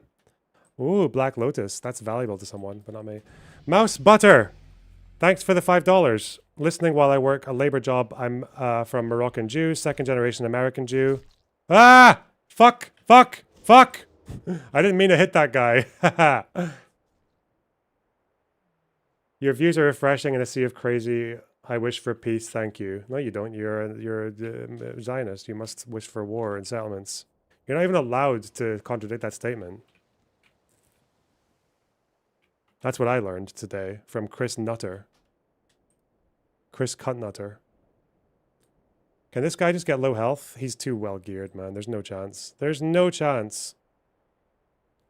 Can we go to war? He's on half health. Would he have a PvP trinket? Man, I should just log out. There's no point. He's going to kill me again.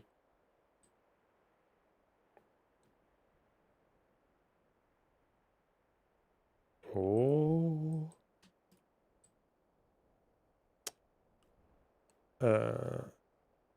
Fuck, man. I want to do more debates now. Fuck.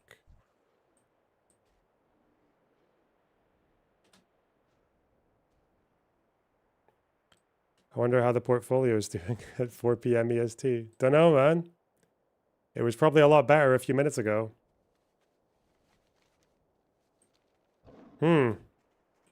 That to the There Are No Coincidences brigade, Mike Rothschild says, quote, "Almost all conspiracy theories are rooted in anti-Semitism, and almost all anti-Semitism is rooted in conspiracy theories." For research on this video, I made an alt account on x.com, and even I was surprised by just how fast the app pipelined me straight to Hitler. And when I say Hitler, I don't mean Hitler as metonymy for bigotry in general, I mean Adolf Hitler, Reich Chancellor of Germany from 1933 until the bullet hit his brain. This person wants to Hitler came to power, and within 6 years, Germany became the wealthiest economy in the world.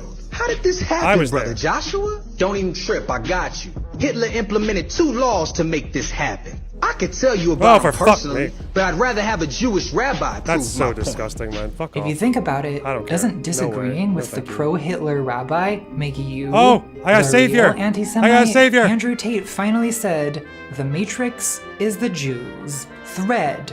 Did you know Kim Jong-un and his family are Jewish? I said look, sorry.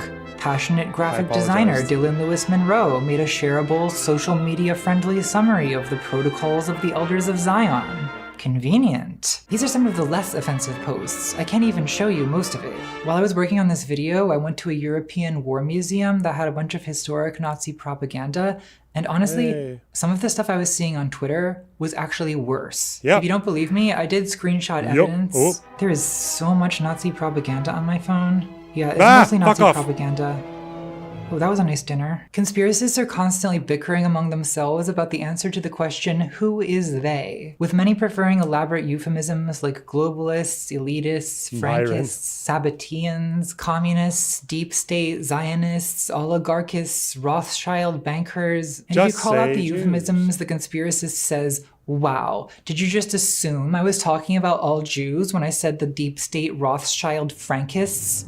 Doesn't that make you the real anti-Semite? But now that hate speech restrictions are being lifted on many platforms, a lot of them have started encouraging each other to just say Jews. Now it has to be said that a lot of these people are using Israel's crimes against Palestine as a pretext. And those crimes are real. And the Trump administration really is citing anti-Semitism to justify crackdowns on We're not going to talk about the amount that it gets fucking enabled on the left, though, are we? The way that some fucking guy was able to just chant fucking curse upon the Jews and get support, and the fact that these guys support the Houthis and they support Hezbollah, and it's just, I don't know. They whitewash Hamas. We don't care about that, though, do we? Is that all she said? And this is what made some tankies mad. Tests in universities, but it certainly doesn't help that conspiracists are exploiting the situation to promote Hitlerian Jew hatred. So why is You don't think she supports the Axis? I'm not saying she supports the Axis.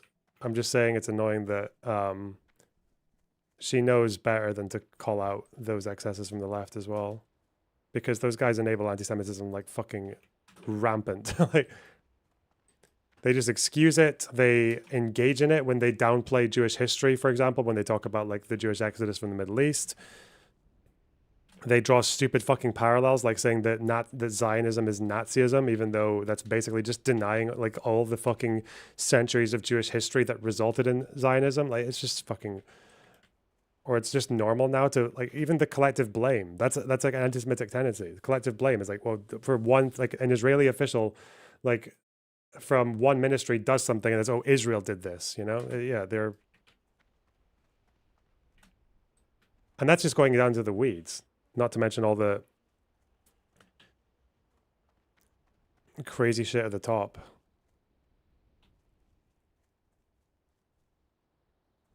Okay, I'm supposed to be doing this now. Come on. Create listing for Wailing Caverns, please. Okay, I can't die now. I'm in hardcore. Please. Thank you. Oh, there's loads of people. Let's go. Get me in. Is no one doing the invites?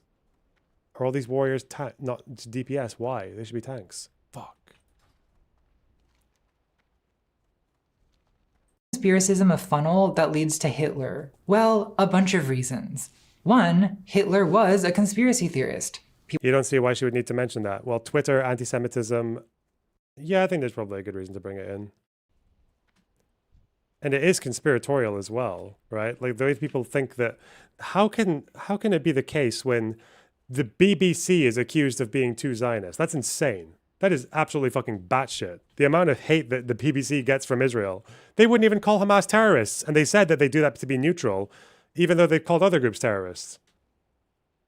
Nowhere near to the same degree. I don't, fuck you, man. I don't care. Like, one of them gets pushed under the rug by one side of the entire spectrum. That's a problem. But, you know. But it's okay. We should just keep it under the rug, you know? Big deal. People don't usually categorize him that way, but he was. My struggle is full of ramblings about how someone worse, you the know, Jews control the Freemasons and they're going to make us all speak Esperanto. I assume conspiracists must find this relatable. Just kidding. They don't read. Kids these days can't even be bothered to read Mein Kampf. Sad. 2, conspiracism is about scapegoating, and in Western culture, Jews are a traditional scapegoat. The Jews stole this from you. Israel took this from us. No, our beautiful dead wife, he's taken by Israel. Okasan, the Jews are to blame for my attraction to minors. Now that is how you scape a goat. 3, Jews are associated with a bunch of other things conspiracists are obsessed with, like Hollywood and finance. Nationalist conspiracism needs to identify an outgroup as the elite, and it's especially the association with money that makes Jews the favorite target. Because the world revolves around money, and money is mysterious. Who controls the money? The association between Jews and finance began in medieval Europe, where Jews were second-class citizens prohibited from practicing most trades. One exception was money lending, which Christians couldn't practice because the church condemned usury. So monarchs and nobles would hire a so-called court Jew to handle their finances. Most famously, Meyer Amschel Rothschild, who rose from a Jewish ghetto in Frankfurt and whose 5 sons started businesses across Europe, creating a banking dynasty that, in the 19th century, made the Rothschilds the richest private family in the world. So there is some grain of truth here, but as usual, it does not correspond to the things conspiracists are saying. The Rothschilds do not control every country's central bank. They do not own the government and media. They have nowhere near the influence of today's top oligarchs. And no, they do not eat babies. A lot of people feel that there's something occult and unnatural about finance itself. It's making money from money, which seems like evil alchemy, black magic. And this should not be conflated with reasonable criticism of finance capitalism. The conspiracist accusation is of witchery, in that the Rothschilds intentionally sunk the Titanic to create the Federal Reserve in a secret meeting on Jekyll Island, which may or may not have been attended by Satan himself. Okay, but and how does so she, on. How does There's she, a saying. They didn't. What the fuck? All right. Would Hassan call Contra a genocide defender if she brought up anti-Semitism from the left? Probably, yeah. It wouldn't. I don't know if it would just be that, but it wouldn't take much. If she called it out from his sphere specifically, yeah, probably. Because as we know, if you oppose Hassan, you oppose all of Palestine. Where the? I need to start this group myself, apparently. Cringe. Okay. Let's get Mage, obviously. Refresh. Oh! In DPS. Come on. Come on, chum. Let me in. Here we go. Come on. Come on. Oh, they're gone. Fuck off. Okay. We have healer.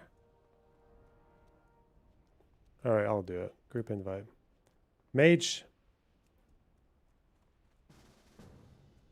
Hunter.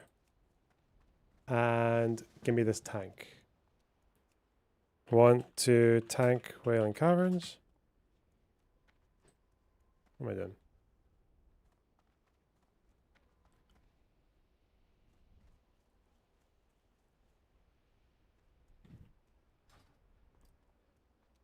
That anti-Semitism is the socialism of fools. It appeals to people who sense that something is wrong with our economy, that money is somehow corrupting politics and media, but they don't know enough about any of those things to criticize it intelligently. Nationalists object to the elite, not just as a power over us, but as a foreign power over us. Their complaint is that the elite are not people like us. Socialist intellectuals tend to be very optimistic about transcending gut-level blood-and-soil nationalism by redirecting attention to intellectual class analysis. Obviously. But anti-Semitism is the socialism of fools, and there's a lot of fools. Leftism, unfortunately, does not inoculate people against foolishness. Socialist revolutions are always at risk of turning nationalist. Stalin diverged from Marx, declaring socialism in one country, and despite his role in defeating Hitler, he eventually went on to carry out his own little purge of rootless cosmopolitans. Jews! That is,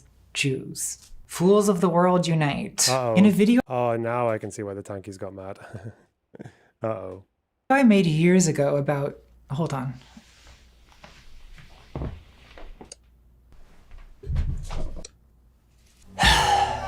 So there you go. Bro, I'm still not satisfied, but it's okay.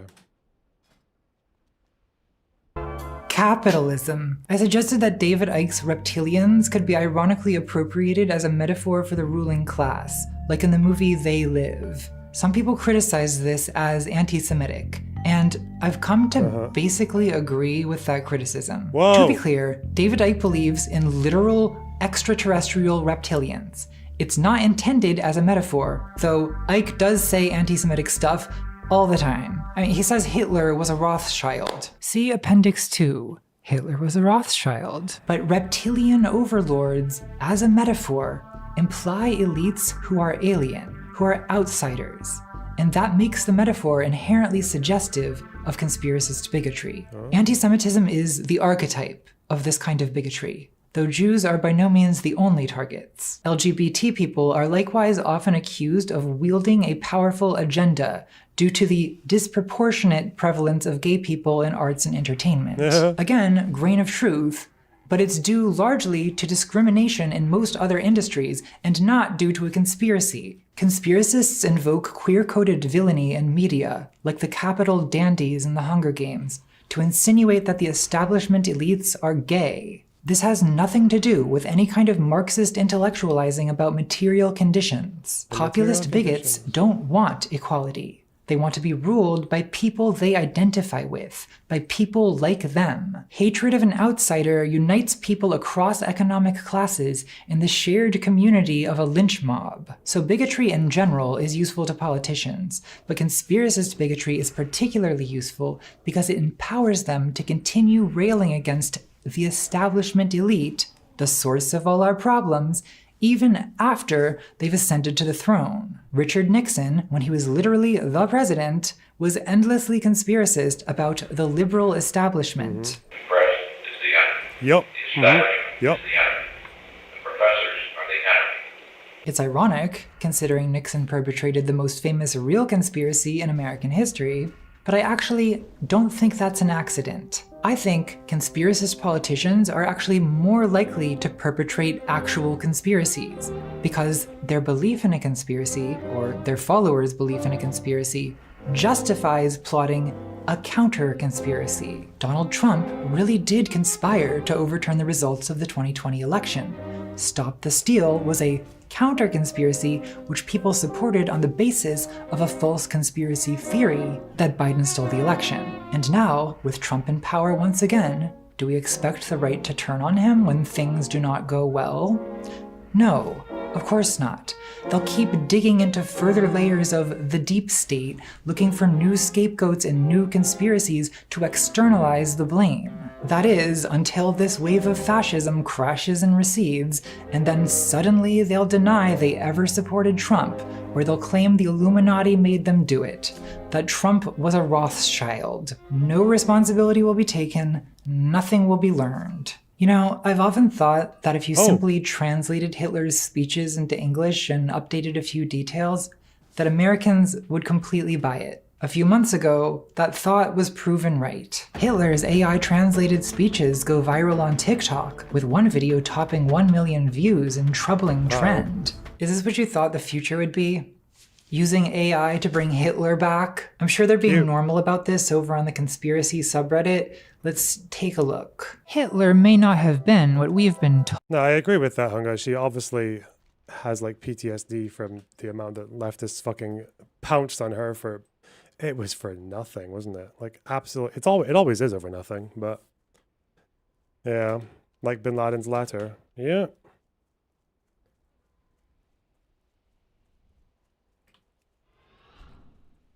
Yup.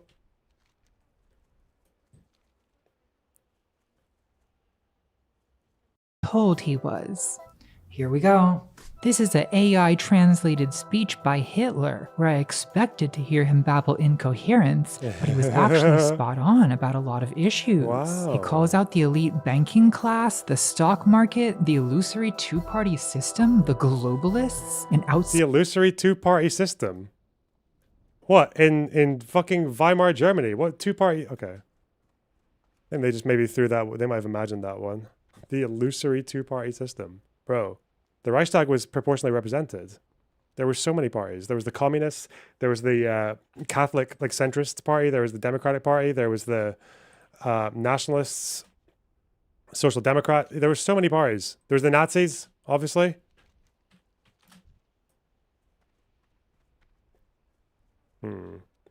Why can't I find a fucking tank, bro? What? Come on. Outsider minority forming a nation within a nation, hyperinflation, etc., blamed the Jews for everything. The poster then pastes what appears to be a ChatGPT summary of conspiracy theories Hitler believed, and then declares, promoting communist ideals, degenerate ideals, liberal ideals about sexuality and gender roles, undermining Christianity? Guys, it's the same shit happening today. The post concludes by pointing out that Nazis burned books about transsexualism, and therefore that Hitler was, dare I say it? Based. Based? Hey. I think we all owe Hitler an apology.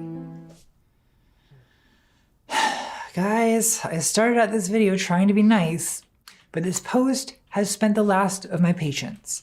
It's just so stupid. How can you be this stupid? I'm not asking you to be an intellectual. I'm not asking you to write a thesis on fucking Wittgenstein. I'm asking you to be 10% smarter than the absolute dumbest it is possible for a human to be. It boggles my mind how susceptible to propaganda you are. It's not like someone tricked you by giving you a transcript without telling you who wrote it.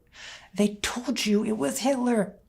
And when you agreed with it anyway, did you question your own judgment? No. The first thought through that infinitesimally tiny brain of yours was that the mainstream media has lied to us about Hitler. There's a reason they only let us see him speaking German. I honestly can't believe it. I cannot believe how goddamn dumb you are. It is actually astounding. Mom uses Xanax. Part 6. I can't think of a section for this title, Doctor. I'm too depressed. This is some very low vibrational crochet I'm doing here. Like, what am I even making? Like a pot holder for deformed pots? I am weaving a web of truth, okay? I don't want to hear any crap about it in the comments. So I suspect the main criticism of this video from conspiracists will be that I didn't debunk anything. And that's true. My goal has been to analyze a way of thinking, not... It's interesting that she thinks that, even though she actually did debunking through the entire video. Yeah. I guess it was quite brief debunks. To, you know, litigate the evidence of JFK Jr. living in secret tunnels beneath Denver International Airport. I don't know what he's doing down there, and I'm not interested in finding out. The problem with debunking is it's not an efficient use of time. Some nerd online came up with an idea called Brandolini's Law. The amount of energy needed to refute bullshit is an order of magnitude bigger than that needed to produce it. Conspiracists can invent 100 conspiracies in the time it takes to debunk one, and even... Do you think she was cowardly not to call out left-wing anti-Semitism? Not really. I mean, you can call it that, but it's also just sensible. Like, it's not worth it. It's not worth it.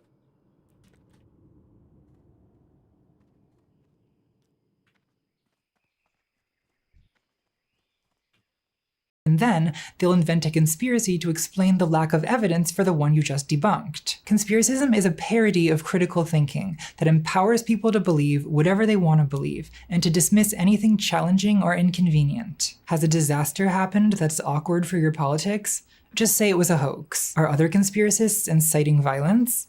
Just say it's controlled opposition. To a conspiracist politician, every lost election is a rig. About the debunking. Wait, what? Why is it not worth it? Oh, because it's like insanely obvious by left-wing standards, and no one cares. Like, they all know that these examples exist. Like, we can literally have a sign addressing the fact that the Houthis have anti-Semitic slogans, but they don't give a fuck. They'll still glaze the movement. Like, they don't care.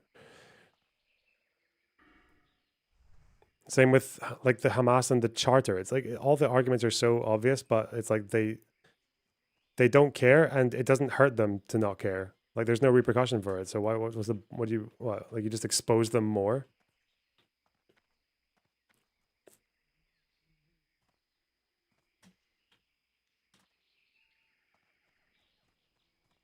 And it's not like there's any the only community in the internet, like, because if you're going to be a political content creator, you kind of need to attract a community from somewhere, usually, unless you're just like a total... I hate using this word because it's so self-aggrandizing, but it's true. It's like being like, if you're going to be like an independent thinker online, then you are quite fucked generally. You're never going to get like a massive audience because everyone is so partisan. So if you're going to just do like that kind of like independent thinker thing, then the problem is that other people generally latch onto communities. They'll find some kind of safe space for their ideas, whether it's like the pro-Palestine stuff, for the trans stuff, for the right-wing shittery or MAGA. You know, there are safe spaces that people go into. And usually if you pretty much toe the party line, you'll be okay. You'll usually be okay. The problem is that the only community that cares about anti-Semitism on the left online, like community, is shitty fucking Hasbaroid, like YouTube, you know, the same people who are really only giving a fuck about it because they kind of hate Muslims and they support deporting people like Mahmoud Khalil and all that. I don't want to be part of that movement either. So it's like, I might get some positive attention from people like that occasionally, but I don't want them to stay. As soon as I start talking about something beyond them, they leave. Like, so it's just not good business strategy, really, to fight that battle. You need to stay in some club. And I don't want to be part of the apostate prophet club. So, and I also don't want to be a part of the left-wing fucking terror supporting club. So you just have to kind of wing it, I guess.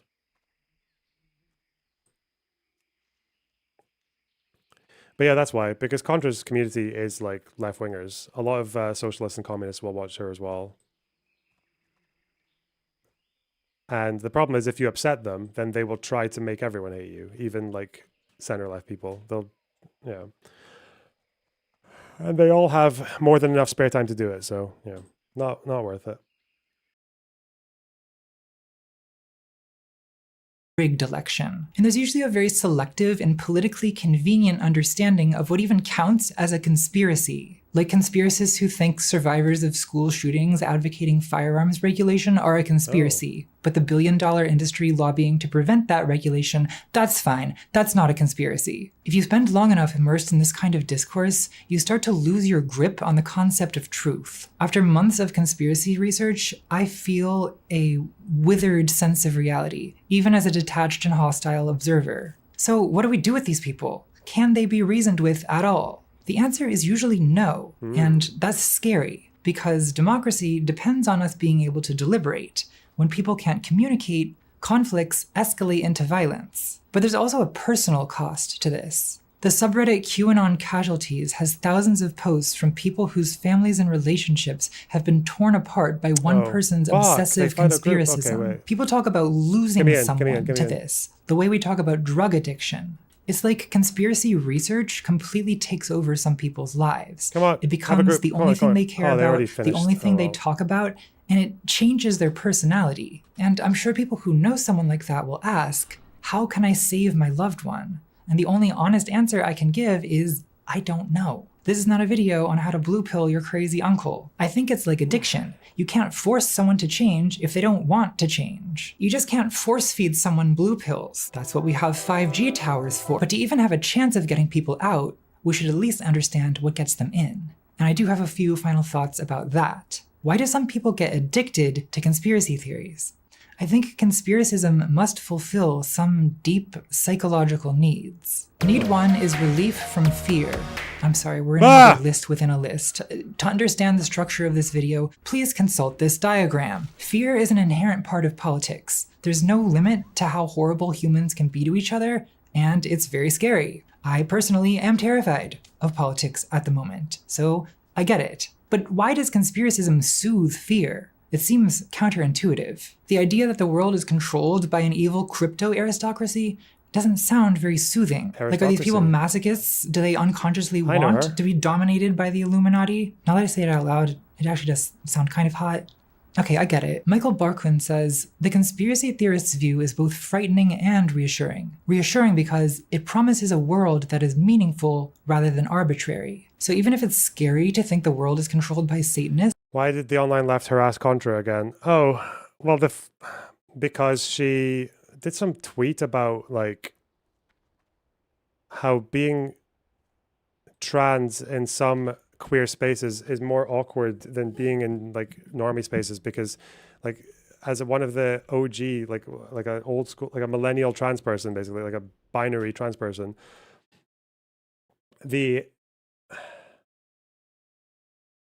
it's difficult because you would rather not get asked about your pronouns and just have them assumed. Like, it's more affirming if you're like a binary trans person for someone to just call you miss or she or ma'am or whatever. Whereas if you go to like a progressive space, people go into the circle and they like tell each other their pronouns, or they ask your pronouns before starting. And she thought that was like, it was interesting how she felt more okay with the pronoun system walking into a fucking bar in Tennessee than in a progressive university space, for example. And she didn't say that the non-binary thing was invalid or anything. She just said that was her experience. And yeah, people decided that she was a fucking Hillary Clinton lib fascist Nazi person. So yeah, I don't know. It happens. People like fucking WAP Goblin and all those retards, they all really despise her. Or the French Revolution because she sympathized with Marie Antoinette, I guess. Yeah.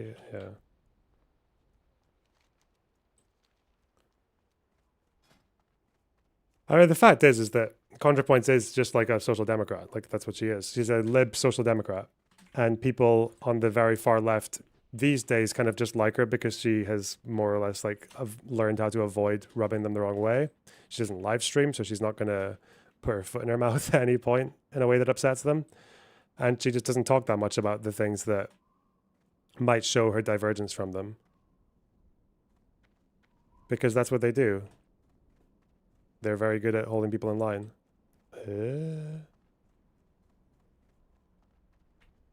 It's also a relief, because it means that everything happens for a reason. It's like religion in that way. Many people find it comforting to imagine that God has a plan for us, even if that plan involves earthquakes and tsunamis. The Lord works in mysterious ways. I personally do not find this comforting at all. I do not understand the archetypal appeal of the punishing father. You know, it's like daddy arrived and he's taking his belt off. But so many people seem to be into it. So, it's a thing. There has to be a point at which dad comes home. Yeah, that's right. And he's pissed. Dad is pissed. Need 2 is inflated self-esteem. There's something inherently grandiose about the whole conspiracist persona. Conspiracy researchers or investigators claim to have privileged access to secret knowledge thanks to their bravely defiant, Galileo-like willingness to ask dangerous questions the brainwashed sheeple dare not entertain. It's such a teenage mindset, right? I remember thinking this way when I was 16. I alone question the system. Everyone else is a programmed sheep who does as they're told. But I am burdened with an inner darkness that lets me see the truth. That high school is a prison. Conspiracists take this narcissism even further. It's not enough for them to be Socrates and Sherlock Holmes. They also have to be Jesus Christ, some kind of persecuted martyr heroically fighting the forces of evil in the information war. It's like Don Quixote, the book we all pretend to have read about an aging noble who reads chivalric fantasy novels all day and deludes himself into thinking he's a knight. For conspiracists, the persona of investigator gives them a noble purpose. It makes them important. But instead of giants, they think windmills are directed energy weapons. And instead of chivalric fantasy, their literary model is like the dystopian fiction we had to read in high school. 1984, Brave New World, Fahrenheit 451, you are here. Oh my god, how can the richest man on earth have this much of a persecution complex? There's not enough ketamine in the world to fix this. Need 3 is revenged humiliation. I've noticed a lot of professional conspiracy theorists became what they are after some experience of public humiliation. David Icke was a BBC sports presenter until his 1991 appearance on the TV talk show Wogan, where he announced to the British public that he was the son of God and prophesied a plague of tidal waves and earthquakes. The press claim that you claim to be the son of God. Mm-hmm. Oh. Is that true? Yes, you see, the thing is that it's quite funny, really. The studio audience ridiculed him live on air. And afterward, he says he, quote, couldn't walk down any street in Britain without being laughed at. It was a nightmare. My children were devastated because their dad was a figure of ridicule. This got him wondering who really was behind this vicious smear campaign. Bah! And his answer to that question was apparently reptilians, an idea he promoted on a lecture tour of North America, where this sort of behavior is appreciated, where nations of the world send all their maniacs. Likewise, Naomi Wolf went from respected liberal feminist to conspiracist co-host of Steve Bannon's podcast and one of the most deranged posters in the history of X.com. No! Naomi was never the best fact-checker, but her descent fully began during a 2019 BBC... Oh yeah, just to clarify something I said earlier, it seems that new health ministry data with the 50,000 dead is actually just a bit over 50% women and children, or if you women, children, or elderly. So I think that might be over 50% women and children. It doesn't necessarily contradict the men and boys above fucking 15 or whatever, but yeah, it still is majority. 55. I think if it's women, children, or elderly. The other calculation I saw was something like 52%. If you just take out the elderly, which wouldn't really makes sense. Okay. Young population.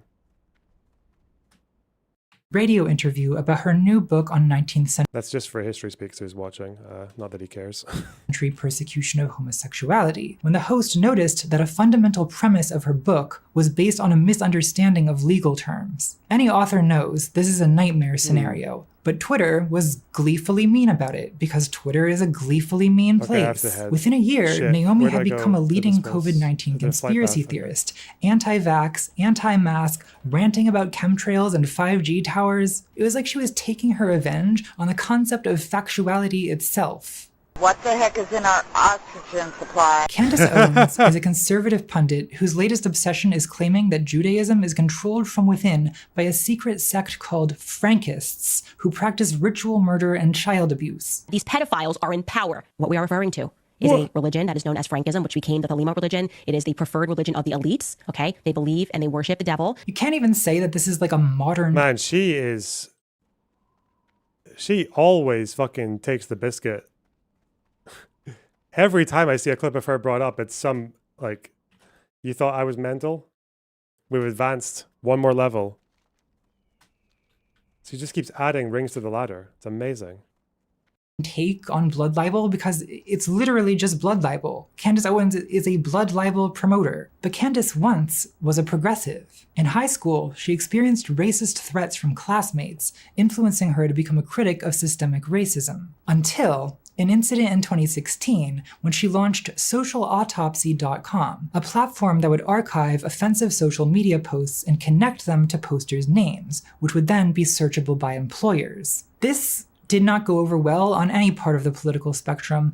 The consensus was that she had created essentially a doxing database, and the internet responded, as the internet does, by doxing Candace. In other words, she was cancelled. And she blamed this on progressives, saying, I became a conservative overnight. You know, I realized that liberals were actually the racists, that liberals were actually the trolls. And then Trump is on the screen saying that the media is lying, that CNN is fake. It all began to resonate with me because I realized that everything he was saying was true, because I knew that everything the media hired hitmen. Within a year, she was denying the existence of systemic racism and claiming that Black Americans' problems stem from welfare, handouts, broken families. You know the song and dance. So it seems like Naomi Wolf and Candace Owens' feminism and anti-racism were mostly based on personal feelings of persecution. And then the moment they felt personally persecuted by progressives, they switched teams. I became a conservative overnight. Conspiracism appeals to people who feel humiliated because it externalizes blame and casts you as the hero fighting back. 2,000 years ago, had a guy called Jesus sat here and said these same things, you would still be laughing. It's really, really funny that we've not really moved on that much. Of course, for everyday, non-celebrity conspiracists, the source of that humiliation might be more subtle. It could be a divorce, losing a job, or just a feeling that your life didn't turn out the way you wanted it to. You miss being young and full of hope, and you're like, who took that from me? Remember what the Jews took from you. God. At the beginning of The Matrix, Mr. Anderson's life sucks. He lives in a dirty bachelor pad, he hates his job, he's humiliated by his boss. Either you choose to be at your desk on time from this day forth, or you choose to find yourself another job. But then he takes the red pill and learns that his job, his boss, his taxes, all of that was just an evil simulation. A lot of men in particular feel humiliated by modernity itself. Like in Fight Club, these middle-class men feel emasculated by their white-collar jobs. Cucked. And conspiracy investigation can be a way to reclaim heroic masculinity from the comfort of your desk chair. And it is a traditionally masculine activity, though recently that's changed. A lot of women get into conspiracism via alternative health and wellness, often after frustrating or humiliating experiences with mainstream medicine, which can still be quite misogynistic. A lot of women got into QAnon because of its Me Too adjacent themes of exposing powerful sex criminals and the sort of heroic femininity of saving children. Just as conspiracism has always enabled cranks to play the intellectual without real learning, QAnon enabled women to care for children without the difficult parts of caring for children. It's childcare without the child. I understand the appeal. My children are my subscribers, like and subscribe. Universal in conspiracy discourse is a longing for vindication, this sense of, you will see, then you'll be sorry. The ultimate conspiracist wish fulfillment fantasy is the end of the movie National Treasure,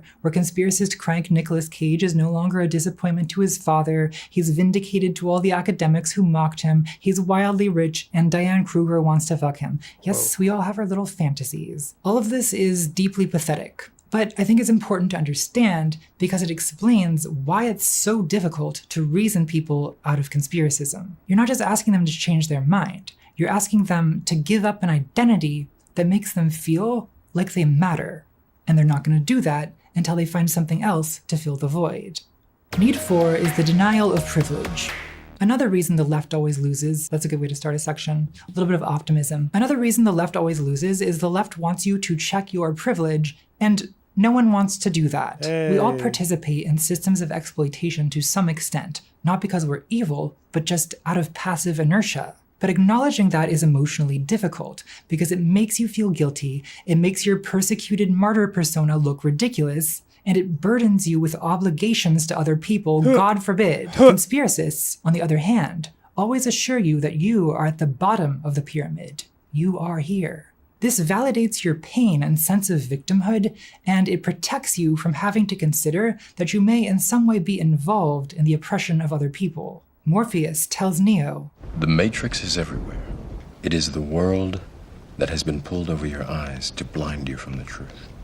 What truth? That you are a slave, Neo. Wow. In a way, it's the ultimate white person fantasy, that a wise black man tells you that it's you who's really the slave. Conspiracists don't think in terms of systems. To them, oppression is always an intentional act of evil. This makes them amazingly oblivious to more diffuse forms of power, like the power of men over women or the power of an empire over its colonies. In other words, conspiracists do not notice the clubs that they are in. Now, if you point this out, you'll be told that this is identity politics, which is a tactic the elites use to divide us. Okay, but those divides are already there. You just choose not to notice them except when it's convenient. And it blinds you to the truth about the real reasons for oppression and injustice.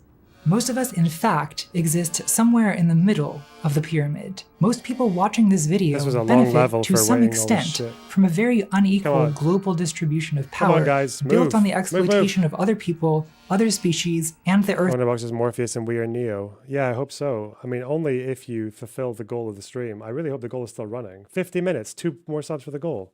2 more super chats for the goal.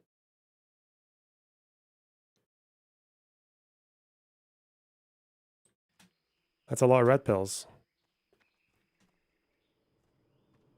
Buy my book. Subscribe to my YouTube channel. Earth itself. Conspiracists love their livestock metaphors, always comparing we the people to cattle and sheep. But how do we the people treat literal sheep and cattle? Not well. I notice most conspiracists are not vegan, and I'm not being preachy here. I'm not vegan either. Yes, I've seen all the sad vegan documentaries, and I agree, the way animals are treated is horrible. But it doesn't actually motivate me to stop eating meat. Why? Well, I've been introspecting about this, and I think it's because I am just not that good of a person. Not that I'm satanic, I don't slaughter animals for fun while chanting the names of demons. At least, not anymore. I've listened, and I'm learning. But I am complacent and selfish. I prioritize my own habits, comfort, health, and pleasure. I don't have this martyr impulse. I don't think this makes me evil. I think it makes me morally average. And when you take a vast global economy built on centuries of exploitation and fill it with morally average primates who evolved to survive in small groups with limited resources, you really don't need a conspiracy to explain the results. If you want to understand the mindset of the elites, look at yourself. Hey, Alexander Madsen, next to the 50 Swedish. You are the debt slave. Thank you. Billionaires are not a different species. They're just people, often broken people, with way too much power. When you deny the humanity of the oppressors, you also conceal the potential oppressor in yourself, and in all people, even people you think of as the good guys. We are all, metaphorically, part reptile. So stop hunting for witches and Satanists and pay more attention to ordinary selfishness, ignorance, complacency, fear, envy, sadism, scapegoating, the psychology of mobs, the drive for retribution, and pay attention to how all of that interacts with power. These are the real forces behind human events, not secret schemes of shadowy supervillains. There is no epic battle between good guys and bad guys. There's humans, and there's power, and that's it. Who really controls the world? No one. There are no adults. It's just us. There is no plan, unless we make one. Hey. Matter of fact. We just gotta do the thing. Just do the thing. Oh. Wow. Okay.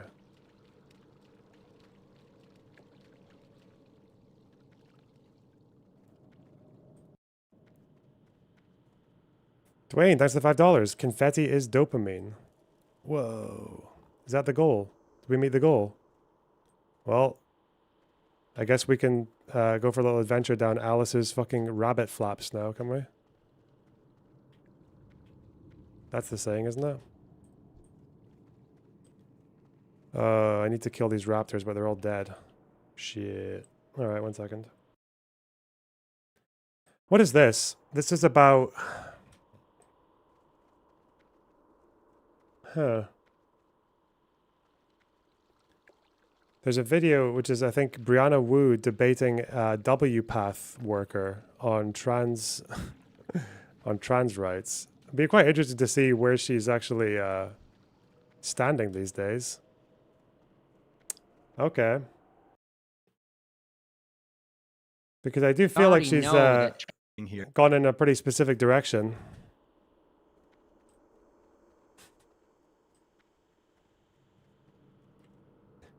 It was a dumpster fire. Well, what else is there to... She's pro-trans, obviously. What? Yeah, so I've been told. What did I just do? Did I just fall to the void? No. Okay.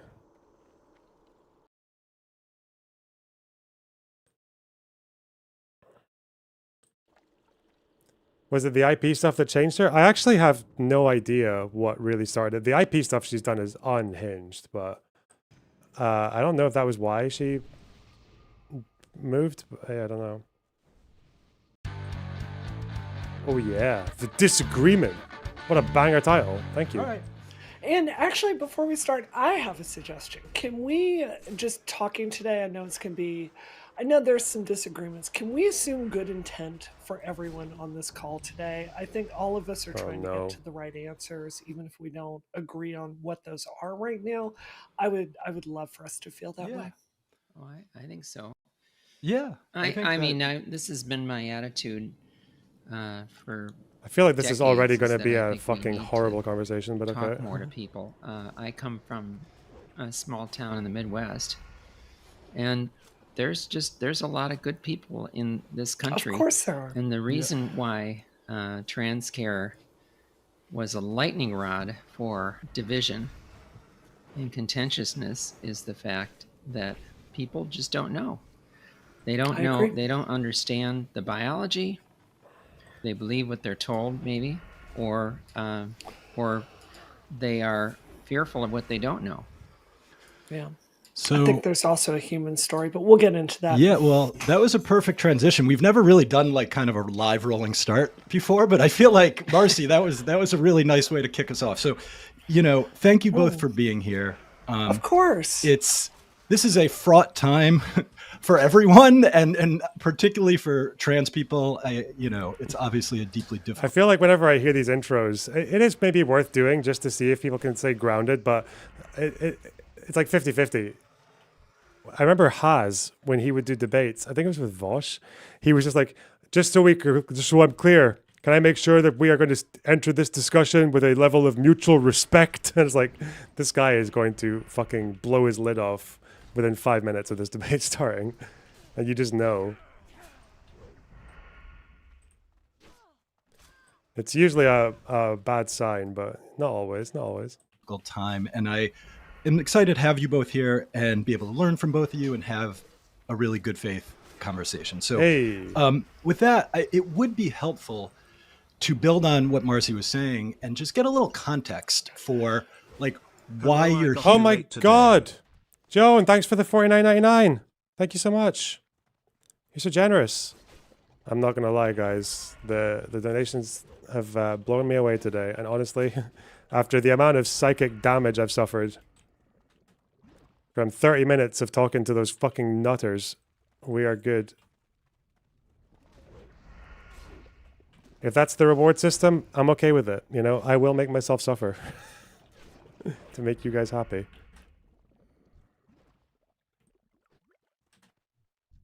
It's the entertainer's life, after all. What? I hope he keeps around. Oh, Rush Chat, yeah. Free C-bugs from the debate channels. What, in Discord?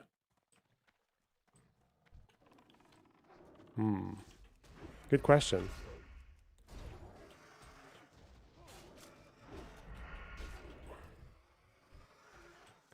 I think I'm probably going to, I think when I move, there's going to be a bit of a gap where I'm waiting for my new internet and also setting up my new desk and everything because I want to get a new desk when I moved. I also haven't even figured out which room I'm going to put the studio in. You know that. It's kind of chaos over there. But once I figure it out, in the meantime, I'm going to actually set like a new social contract for the Discord because there are maybe a few people I see getting banned who shouldn't be banned and people who are staying who I think should get banned. So yeah, I don't know. I also don't know if I'll just say this like publicly because it doesn't really matter that much because it's not really for bad reasons. I know there are things that I think they happen in Reddits. I can't remember where I heard about this, but people talk about like rotating fucking mods so that people don't like where people don't end up like just banning people because of like some kind of like social preference or because of some like ideological stuff, but I don't know. I think my mods are generally okay. There's just a few things that we don't align on in terms of banning decisions, and I need to maybe make that more clear. I'm okay with them disagreeing with me, but it's just like maybe moving the window on what we're willing to tolerate in the community. I don't know.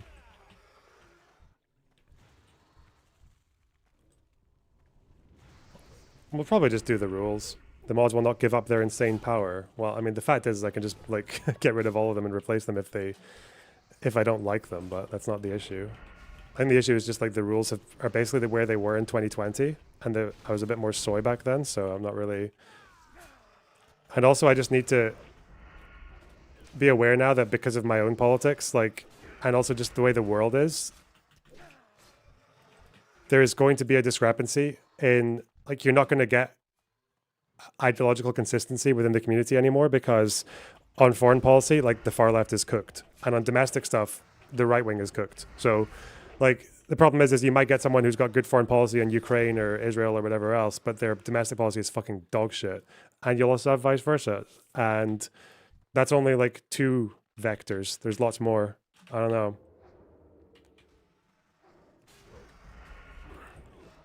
So maybe just moving the window on what's actually acceptable.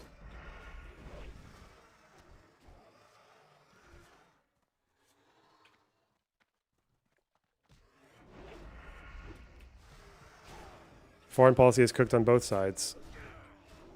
Yeah, I mean, like, liberals are the only ones with good foreign policy. It's just a fact. Like,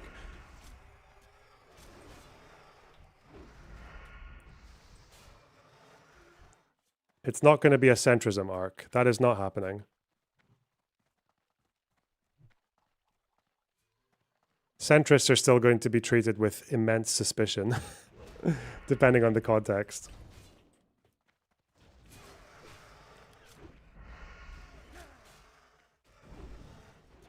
It's still going to be like a broadly left-leaning social democrat community. That's still going to be the case.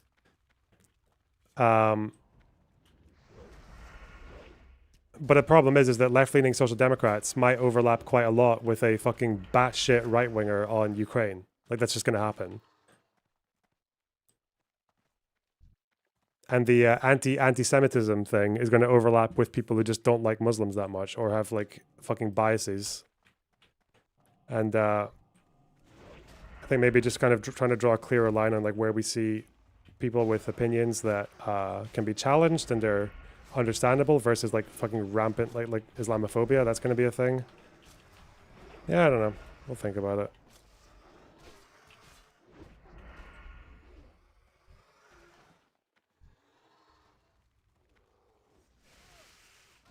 The only problem is a lot of these things are very vibes based. So it's very difficult to put that into rules.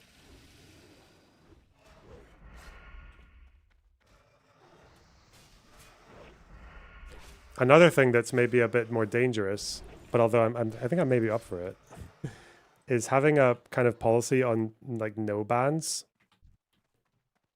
until we see an example of something that deserves to get banned. And then it's introduced to the list. So it's like you just start with a total blank slate. Obviously things like doxing and like insane calls for violence or supporting like fucking the Holocaust and shit like that will go really quickly. But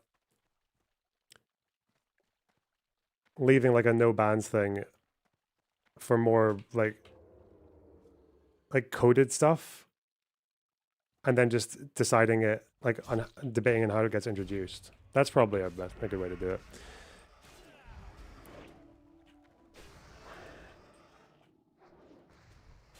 It needs to be a blanket opening of the door then. It really doesn't. So this is the thing, is if someone comes in and like literally fucking just does Holocaust denial or an N-word tower or like support for fucking October 7th and shit like that, that's okay, right? But then if it comes to coded stuff, like people often give opinions about Muslims, like or Islam, and then they get banned, even though I'm like, I don't know if that necessarily deserved a ban rather than like a probing question or like ask more questions to see what they're getting at. Like there are things like that. So I think people can like notice the obvious like TOS stuff, and then stuff that's more subject to opinion can be like dog whistle list. Yeah, but the problem with dog whistles is that a lot of dog whistles are made to seem inoffensive. And the problem is that lots of inoffensive statements are dog whistles, but they're not necessarily always used by dog whistlers. Hello. Oh, wait, would that transfer to will that rule set, or you might make, will that transfer over to your server as well, or is it just like stream? If you're asking whether or not you can still say the N-word, I don't care. Okay? No, other stuff, like the whole like Holocaust shit. Oh. Probably translate to the Discord as well. I just need to make a list of like obvious rules, and then it's more just something that we like build the rules as we go from example. I think that's probably the best way to do it, but you know. Oh. I was just bringing it up because the David stuff. So that's fine. Like for example, yesterday, okay, someone said, I'm just not going to use names, okay, and don't bring up fucking names if you think it's about you. Like someone said that the settlers were the banality of evil, right? Right. Okay, that the settlers who live on the green line don't really do anything, where they're still living on stolen land and shit. But it's not like they're not like the stereotypical. Someone said that's the banality of evil. Now, I feel like a lesser someone might have banned that person for dog whistling because Banality of Evil is actually about a guy who fucking was a bureaucrat in the Holocaust, right? Gassing Jews and applying the Holocaust like a Holocaust phrase to like shitty fucking settlers on the Green Line is a bit mental, you know? Mm. Okay. Yeah, so I'm just thinking, like, I want to avoid shit like that, you know? Because that would be a good example of something that lots of Jews in the server would consider to be a dog whistle, and they might try to call it out. But like, I don't know if someone deserves to get banned for something like that. Like that should lead to like maybe keep an eye on them and shit. Yeah, it's about Adolf Eichmann. Yeah. Do we have it? Did we have like other recent like people or you have in mind that you might want like a clean sheet, or is this like just in general? No, it's just people saying. I think there's like a kind of eagerness to, because it's a very progressive thing. Progressives are very eager when they hear something to like quickly shoehorn the person into what they think they're saying, when it's not always the case. The problem is that, for example, like this came up with your boy Gavin Newsom talking about the fairness issue in transports, and it's like people might talk quite a bit about transports and like the unfairness and everything like that, or they might even like use the wrong language when they talk about like male and female segregation and all that. But I think like talking about that needs to be more obvious than a progressive would generally want it to be for like warranting fucking timeouts and bans, you know? Okay. Should for Discord server, would you want like a vote system for like the whole the whole server gets to vote? It's not like just a not the whole server, God. Okay, just the mods. I am okay with having a bit of a dictatorship. Obviously, like if someone's just annoying me, I will ban them like fully. Like if I think there's just no point in having them around, like I'll do that unilaterally. But obviously, I trust myself to do that because I know the kind of community I want to build. It's just a constant work in progress. Okay. For Discord community wise, do you concerned that like maybe if, let's say me, right, since I know you, like mutuals and shit, and like someone on the mods of the Discord, and like I probably might get like a lighter sentence compared to like let's say like a new chatter, I might get like an instant ban. Are you worried about that or like just in general? Am I worried about what? Like, are you like, I don't know what worried. Are you worried that like people like newcomers that come in the server might be like, oh, why is he not not banned? If you made like the same joke compared to like a newcomer, why was he not banned? I mean, yeah. That's like yeah. So no, I don't give a fuck about that. Like it's because I think mostly what we do is fucking timeouts. Also, now I'm annoyed because there's a discrepancy. because now I don't know how long. Fuck. Now there's a discrepancy because there's a fucking argument in chat about how long someone got banned for. Oh no, or timed out. Sorry, not banned. Oh no. That's why they should message me, Leonard, so I can time them out with free of charge. What? Like when someone gets timed out and they think it's unfair, they can just message me on Discord. No, if someone gets timed out for 5 minutes and they think it's unfair, then fuck off. Like, yeah, unfair things happen sometimes. It's 5 minutes, don't care. But like, I oh god. But remember that one time we were enjoying some falafel and hummus, and yours got delayed by 5 minutes. Didn't you think it was unfair? Yeah, but I didn't cause a fuss about it. That's what I'm saying. You don't need to cause a fuss about getting timed out for 5 minutes. It's not about causing a fuss. It's about thinking it's unfair. Oh. Yeah, it probably is unfair, but unfair things happen in a moderated community, especially one that gets fucking brigaded by the shittiest of shitheads all the time, you know? Also, I don't think it's about how long someone was banned. It's about both of them saying the same thing, one of them getting timed down, the other one continued chatting like nothing happened. I think that's the problem. Regardless, usually the same people that complain, and it's not really going to change anything. It's not actually the same people that complain, because some people like come to me Is there saying new that people they got complain? no people like who I don't even know about say they got banned like a while ago, and I can't go back and check it, and I'm just like, Oh. yeah. So, Yeah. but I like sometimes that is just people who were being shitty and it's in bad faith. But other times when I see like the way that they're sending them, like the way the message is written and everything, it sounds like someone who would probably be okay in the community, but they're just kind of like, they just got pigeonholed too quickly. That's it. Like the one thing I really care about is people getting pigeonholed. Like that's the thing that bothers me. What does that mean, by the way? Pigeonhole. Like you say the wrong thing that like isn't that might be even completely correct, but in a progressive circle, it's often used as it's seen as a red flag, because often like racists might say it, and that bothers people, right? So I don't know. Fuck, you know how in Israel, there's like a whole thing with like the Arab community has like higher crime rates, like for violent crime with murders and shit. Yeah. Even though it's usually like internal. Yeah. Obviously, some people saying that. It's internal, and also usually like what's the word?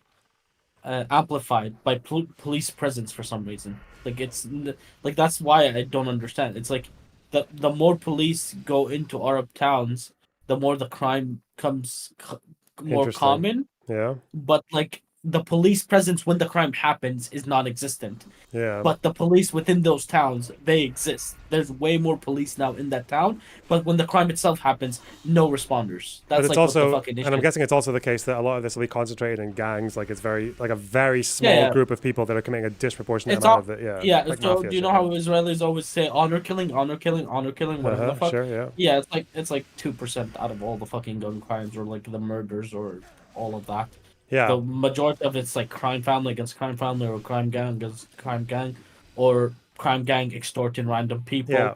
They kill the people that they don't pay. It's like it's that type of shit. And yeah, I've the amount of time I've heard it about it being culture is like fucking stupid. But Yeah, but the problem is that you might get someone who, so in a progressive space, who doesn't know that stuff very well, might see someone in chat saying like the Arab community in Israel has a violent crime problem that's higher than the average, and they might just immediately think that they're doing like 1350, but for Palestinians in Israel, which is like, I don't think that's what I mean by pigeonholing. It's like you jump to that conclusion right away. Like you assume that what they're doing is like, because usually what people do in America is they'll say, oh, despite being 13% of the population, blacks commit 50% of the crime. And what they're really saying is, well, they think that's because the people who usually say that think that because it's genetic. They think black people are predisposed. Whereas when someone brings it up with Palestinians in Israel, like it's like, well, they might not mean it, they're not maybe saying that it's genetic. Like we don't know what they think what the reason. But is. hasn't the racist? Well, they don't say it's genetic. They say it's cultural in Israel. Okay. Like there's like, oh, you fire guns at weddings. You're inherently violent. That's like your culture's inherently violent because you fire guns at weddings, for example. And so it, like in Israel, it's like they don't say genetic, but they do say it's fucking cultural. Regardless, haven't racists like evolved past that where they don't say it's genetic? They say, oh, it is because of their socioeconomic status and their poor conditions. No, but it's their but. No. I thought like they evolved to that point where they'll say it's just culture. It's like nothing to do with socioeconomics. It's just culture. Like they're the ones who are that's the thing I get to. They go past that where they do blame the culture, but they just get to what's it called? Their conditions are the reason they do these crimes, but it's their culture that got them to those conditions. They blame the culture. Which is still they don't like the same blame idea. their culture being violent. It's like their culture causes those conditions. Those conditions causes the violence, but it's inherently their culture at fault. That's what they thought. Yeah, but then obviously you would ask them, well, why is the culture like that? And then you start to realize that if they can't answer that, then it might be because they're racist, right? Yeah. Yeah, they're just cuckoos. But that would be different from like that's at the opposite of pigeonholing, you know? Okay. Listen, I side with Scarlett on this one because she stood in my side when 3 Israelis were like being crazy on your street. What when you were? What, but she was on your side when with daffodils or? She was on my side. Yeah, I know. I was like, you have to be real fucking crazy for for me and Scarlett to be on the same side. She's a left-wing Israeli. People forget this. Yeah. I want to ask like the YouTube. I want to ask the Muslim. No, ironic. She is a left-wing Israeli, and like we joke about this because I've heard Israelis say, "Oh, I vote Meretz," but then they say some right-wing views. I've heard that before. It has happened, but what's it called? But that's what the joke with Scarlett that we make fun of her for saying I'm a Meretz voter. Based. All right. Okay. I want to ask the Muslim quick. So, if people say some crazy shit on YouTube, would that translate over to Discord as well? Or just one of the mods? I think there's people banned on YouTube that aren't banned on Discord, and people that are banned on Discord that aren't banned on YouTube. So I'm okay with YouTube being a bit more of a cesspit because Discord is where because Discord is where people like I guess like they establish more like people get more close, right? Like people get more familiar with each other on Discord and. The second one is like and people in the server post fucking pictures of themselves in real life and shit like that, doing their so it's people might talk about personal issues on Discord, whereas YouTube chat is just like much more loose. I think it's just chat. It's less human. Yeah, it's less human. Chat. All right, they're just little fucking barbarians. The third question. I'm gonna bring up the person who shall not be named, the Jewish guy from New York. Right, Sam, you know who I'm talking about. What, David? I know a lot of Jews from New York, man. I know. So I don't want to dox them. Never mind. So like a situation like him, the yapper, the crash out, right? So he been banned from a year, right? Yeah. And I asked certain people like, oh, he will come back if he changed, right? But like, how would the people like the mods would know that he changed if he? Because the mods are in his server and they see his behavior if it's changed or not. That's why. Why do you think the mods are in my server? That's why they won't let Maddie out of gay baby jail because they see her behavior hasn't changed in my server. They Did she join back? No, as soon as she realized she's in gay baby jail, she left again. She said she'll just talk to Laura outside of the Discord. Yeah, I don't know what happened with. I don't know what happened with. I still don't know what happened with it. I think it was because he was being fucking weird about Bambino. He was just like the sexual joke, right? Basically. He was just like doing flirtatious shit when she already told him to stop. She was saying she was basically saying you're annoying, I don't like you, and he was like, yeah, I love you too, babe, or some shit like that. I think that was what's happening. I don't know. But this is my petition. Just give him the Maddie roll. Just give him the Maddie roll. Yeah, it wasn't a one-time thing. I think that's why he got the ban. Oh, now he's getting mad. Does he have screenshots? You like a screenshot? I wasn't there when it happened, so you're gonna ask mods for it. Maybe Sulfur has screenshots. Scarlett, Sundario wasn't forgiven. Sundario isn't making like ovary jokes anymore. Ovaries jokes anymore. It's unfair to David to talk to. Yeah, maybe it is. Maybe we should put him on. Yeah, maybe it's time for you to do a fucking maybe it's time for David to like defend himself. Maybe when did we just? I can't remember where I left off. I thought we said we were going to have a trial at some point, but I don't know. Yeah, it's been a couple of months now. You could do a trial for him. Maybe like if the mods, I know how the mods is. I know how they think. I know their fucking IQ brain. I know how their nerve system works. Okay? He's just in the chat, please. But who? I feel like who hates David? Who needs to be the prosecutor for David? Sulfur, Marissa, they fucking hate David. Bambi isn't in the server anymore, so she can't be it. She can't. Hangnails doesn't like him, does she? Look at this. Hangnails. No, why is it always the women who don't like David? Interesting. All the women. Interesting. That's all the women don't like David. Listen, once is an incident, second time's a coincidence, third time's a pattern. Hold on, chat. We need one more woman to say they don't like David, and then it's a pattern. Sulfur doesn't hate him. Sulfur doesn't hate anybody. Except Maddie. Well, she's Canadian, so she just hates Maddie. I mean, we could. This is my petition. We could probably gay baby jail him though. Maybe probably. I don't know. Is that like the habitual? Like why is someone in chat saying sorry, wife aggro? What, did someone fuck up in the game because their wife is angry at them? Oh no, that's dangerous, man. What? That is a crazy way. That is a crazy way of saying your wife is angry. Wife angry. Yeah. That is fucked. Okay, we need to make a decision here. We need to make a decision. Which mod still doesn't want David back in?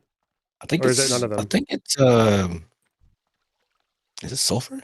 No, it's not sulfur. No, not sulfur. Unless Is it mercury? oh, it might be actually. I don't know. It can't be Richie because like. Don't Maybe like when I wait, talk about it, Smug a it mod? uses me as sulfur, no? Is Smug Bug a mod? No. Is Wiz is a mod, right? Yeah, but he's like barely in the server though. It's usually just Amber like moderating. Yeah, that's what I'm thinking. It's like other admins. It's like Ed. Maybe it can't be Ed. Sheer, right? No. Definitely not Sheer. I don't think Sheer cares about. What about anything. the trans person? She was like, "Oh, you guys banned a Hamas supporter. Why did you do that?" It's like I don't think she cares about anything. Yo, first thing I went over. Why'd you do that? Embo. Yeah, Embo is anti. Embo? Bro, he barely even mod, bro. Like, this is the point, bro. Y'all gotta make me a mod right now. Bro doesn't even mod. Half the mods left. We don't need the DEI, okay? Spider. I need a DEI. You're a very unserious person, Spider. Yeah. Do you think I'm an actual mod? Wait, Spider, do you think I'm an actual YouTube mod? I'm a DEI YouTube mod too. Just so Loner can say he has a Palestinian mod. Because he lost the other one. Who's the other one? Bambi? She's Palestinian? Yeah. What the fuck? She's more like a afterthought, okay? She's like more of a Hassan Piker, okay? Come on. What? She's more of a Hassan Piker. What does that mean? Like, you know what I mean. Arab, but not Arab, you know what I'm saying? She had too many bios in her she was like Lebanese and shit. Lebanese. She was like all the Arab countries combined, dude. She's close enough to Lebanese, yeah. It's all Lauren Bucks, Sev, the big three, all right? LeBron James, okay, it's the big two because I'm leaving. Enjoy. Okay, the big two. Chat, YouTube chat right now. Would y'all want David? Would you want a trial of David? I need to know which mod actually doesn't want him here. Sulfur. You got all the what's the word? Leak. Well, Moose. I don't even know, bro. I don't even know who Moose is, and they're a mod. What the fuck, Moose? Spot and Embo won't have him back. Okay. Does Spot even watch the streams? I thought Spot didn't even watch the streams. Didn't he like stop modding? Like he became a mod again? Yeah, he did. They remodded him without telling me. I just left it. I was like, whatever. Fuck. The saying, any mod is ban David. Have a trial of David. You can do it. I do put a lot of trust in them. These people, you know.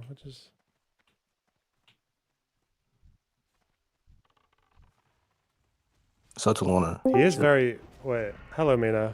You can keep me up to the speed here. What's going on? Seth told me there's something going on. Well, I can't remember whether or not we were going to put David on trial to come back in the Discord. Okay, do you remember what he did? Yeah, I remember that. I don't think even he remembers what he did. Okay, so my understanding of the story, which could be very off, is that Bambino thought he was annoying, didn't like him, and whenever she would say like "fuck off, David," like "don't like you," or whatever, he would be like, "It's okay, I love you too," or some shit like that, right? Like, and he would keep doing that back, like when she didn't like him doing it, right? Which is like, yeah, he was ironically flirting with her even when she told him that she didn't like it.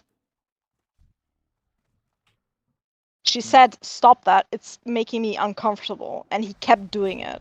Okay. And then, after he got banned, he then started saying that he got banned for being Jewish, which is like yeah, I know. But now he's insane. okay. So you're okay. Okay. Does that mean I have to join his server? And but you want to have like conversation. So the only word for word flirting phrase that I remember hearing was like the "I love you too" when she was saying like "fuck off, you're annoying." Is that right? Or yeah, but he did it all the fucking time, not just in this server. Yeah, were there other phrases though? That's why I'm interested in which phrases were said. Wait a minute. Then who made the If the we ovary know. joke? Was it Sandra or David? He did. Wait, what? The body part joke. That's talking about the ovaries. What's the word?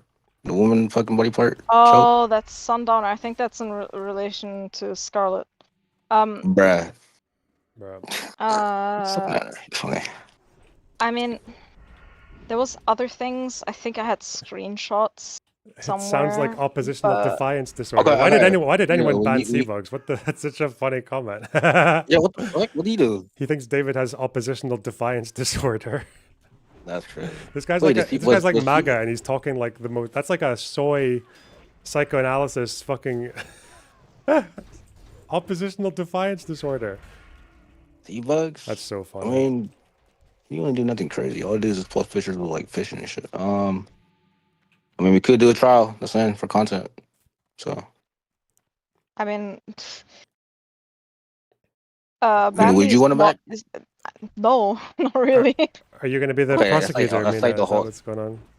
We That's need like a prosecutor. We don't know who the everyone. prosecutor is. That's what we need. We need a prosecutor. Yeah, we need like a female prosecutor for the DEI. You know? So Don't need to be a fucking female, right? I mean, at the end of the day, right? Bambi's not here anymore. I don't like him, but I'm also not really that active in the server anymore, mainly because I'm busy and also because like I don't necessarily agree with a lot of people in the server. So I'm just not really that involved in the server as much as I used to be, at least.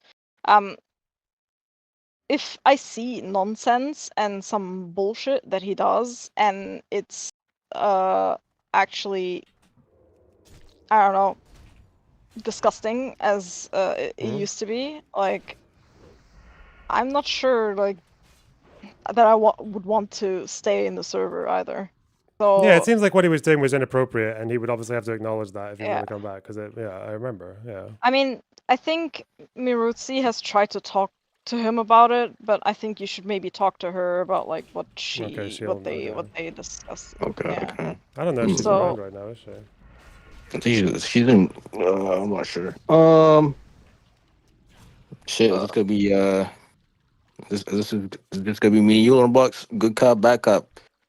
Fucking the David trial. I mean, it doesn't. Okay. It doesn't have to be right now, but Yeah, it could be fucking in 20 years, 10 years. I'm going to bed soon, so. Seabug saying he speaks very poorly to women. I will say. Yes, he hates women. He doesn't like Why women. did anyone want to ban this guy? He's fucking Comet Gold. What was he banned for? I don't remember. He was MAGA, and people didn't want to be around MAGA on fucking Bro, Trump all winning he- the election. bro, and Bro, I understand on a that. lot, on a Just lot, fuck those bro. people. All I seen from Seabugs was like him was like posting pictures of himself catching lobsters. That's like the only thing I seen from him. Yeah, but being MAGA And it like is on the conservative. day of them winning the election, that's fucking Yeah. not on. Fuck that. Not ideal. Maybe. I don't know how much I can tolerate like pro MAGA arguments in the channel. Like we're not going to go that far. Maybe one or two, like a pet MAGA.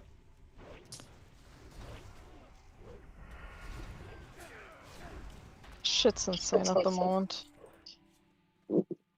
I'll probably just DM like some of the mods and ask them like, or when the fuck, when y'all want How to do did- the David trial.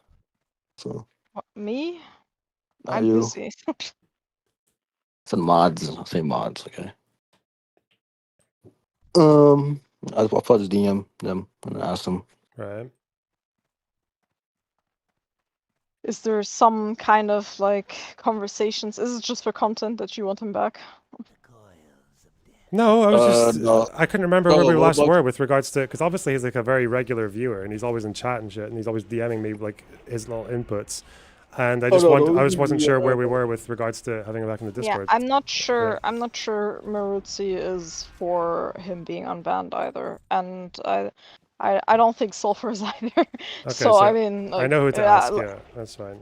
We'll see. So if he has to come back, we have to do a fucking. If we do a trial, it's going to be Marutsi will be the prosecutor. Wait, it's gonna be in like, it's gonna be your server or like in his server? It Because doesn't matter because if he fails, he'll just get banned again, right? Yeah, true. Ooh. True. True. I'm going to make a court document. Fuck me, man. Oh. Yeah. It might be necessary. I don't know. Why should we abandon this David guy? Chat, I might need help. But I don't know if we can do it now email because me. Maruzzi's not around. Oh shit. I think we're cooked. I think I need all the pro Davids, okay, in chat. I need for content. I need all David shit. Pro talking points on why should you unban him? So fuck. Really good. Look at this poor little bastard trying to influence the trial. Hey, David, it's shut the fuck up Friday, okay? When you're like awaiting the stand. What are you doing? Hey David, so when you get to stand, when you speak, Look at him trying to influence the judge. Look at him. Oh, Mina hates me more than Maruzzi. She should be the prosecutor. Look at him trying to fucking reverse psychology. Yeah, except I actually have things to do in real life. I'm so sorry. Okay, for David, him. when you get to trial, don't say anything dumb, okay? Please don't. Please. Please don't. Spider wants him back more than David wants him back. Yeah. I'm the. He's fucking himself right now. Look at him. He's ruining his own case. He's arming the opposition. I think bro's generally cooked. You could probably I think you can make a YouTube poll on chat, right? I can, but I don't know what we're trying to get chat to decide right now. Wait, ask chat, would they unban David? Or should they unban David? This person's saying we're locked in, bro. This guy in this game thinks we're locked in. I have no idea what's happening. I'm just like completely autopiloting. Okay, good. Anyway, sorry. Let's make a poll. Should we unban David? All right. You want to do I just came in here to say one thing, Loner. And after this talk about a trial for David, another person wants a trial. Who? You have another person? Who? That Zionist. Oh my god. Well, I'm gonna be fucking debating her anyway. No. Listen. Wait, Mina, hold on. The chances are, though, everything I've heard about her, it's probably going to be a no, right? He's She's already probably getting giving a like. The chances are she's probably getting a no. Like, I'm going to debate her, but we're not going to have her in the server by the sounds of everything I've heard. What's this I hear about a David unban? See, I told you it was be the one against it. I told you. Did I give you the most compelling argument? Wait, are we actually? So we're trying to decide whether or not we're having a trial or not, right? I can't remember whether we were going to have a trial. Can I give you some context as to why he currently is in the bad books? No, just if you want to be his prosecutor, then yeah. Otherwise, I don't want to hear it. You can only file as a prosecutor, not just some random civilian. I'm wearing the wig. Okay, well, so we're not in the discovery stage at the moment? No. Well, you can't just get a random fucking civilian to do discovery. You're the... What? Well, no, I'm the cops, so man. Stupid. No, Wiz. This is such larpers.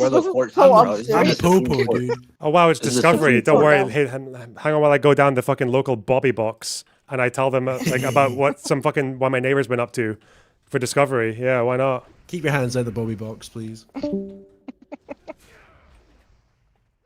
All I'm saying is, we currently have a very good reason not to have David in the server. Is it because he's a woman beater? Hater? Is it still that? No, it's because of the fucking Discord gay ops. Do I want to know? Holy fuck. Probably not, and I probably wouldn't want to hash out on stream. Wait. I mean, I can if you want to. It's not that bad. Can you... David will deny these claims, but I've got DMs. Do I know about this? You might not. You know, me and Sulfur do. Can I be privy? But Sulfur wasn't like massively against David potentially coming back, was she? That's what I saw in chat. Sulfur can comment on that in chat. I would be mistaken, but Can I be privy to this? Can you? I just know he's been a very naughty boy in a Discord server. Wow. Oh no. He's been a very naughty boy. To be fair, which has Sundowner resulted in the harassment of some of your community members. Oh really? Good sir. Yes. Oh, what do you mean? That is very annoying. When you say harass, what do you mean? Like doxing. He actually did that. Well, David, I don't think David has directly, but he maintains a server. He owns a server that those actions happen within. Okay, and so is very friendly with people. And he made assurances to me that those certain people have been dealt with and removed from his community. And then when I recently checked, they're all back in. So he's been a very naughty boy. I see indeed. Bro, that's crazy, bro. Big disavow. Me and Lorebox, I'm the defender and the fucking judge. It's crazy. I think this court I case is not stated going one of the nowhere. terms I had for David was he Spider, had to delete that server. So Spider's I'm the both the defender. judge. Okay. Now, Kinda, Spider, are maybe. you aware? Okay, of wait. Hold Hang on. on. Do people have screenshots ahead. ready? Because I can get David in here and do this right now if you want. Okay, if you have screenshots, present it to Lorebox Let me and check my then. DMs. Let me check my DMs with David right now. Because if David wants to collect evidence, he can come in as well, and then we'll just do it right now. David knows what I'm talking about. He knows what I'm talking about. I'm the Saul Goodman. All right. This is it's not a regular court. All right. This And is if the David wants to Supreme choose Court. someone to defend him that's not Spider, he can do that as well. Yeah. Because he's seen the opposition has a much stronger case than he initially planned for. That's what's happened here. David, all right. He's rejudging his lawyer choice. David, listen to me. Listen to me very carefully. All right. Don't say anything dumb. Okay, please don't.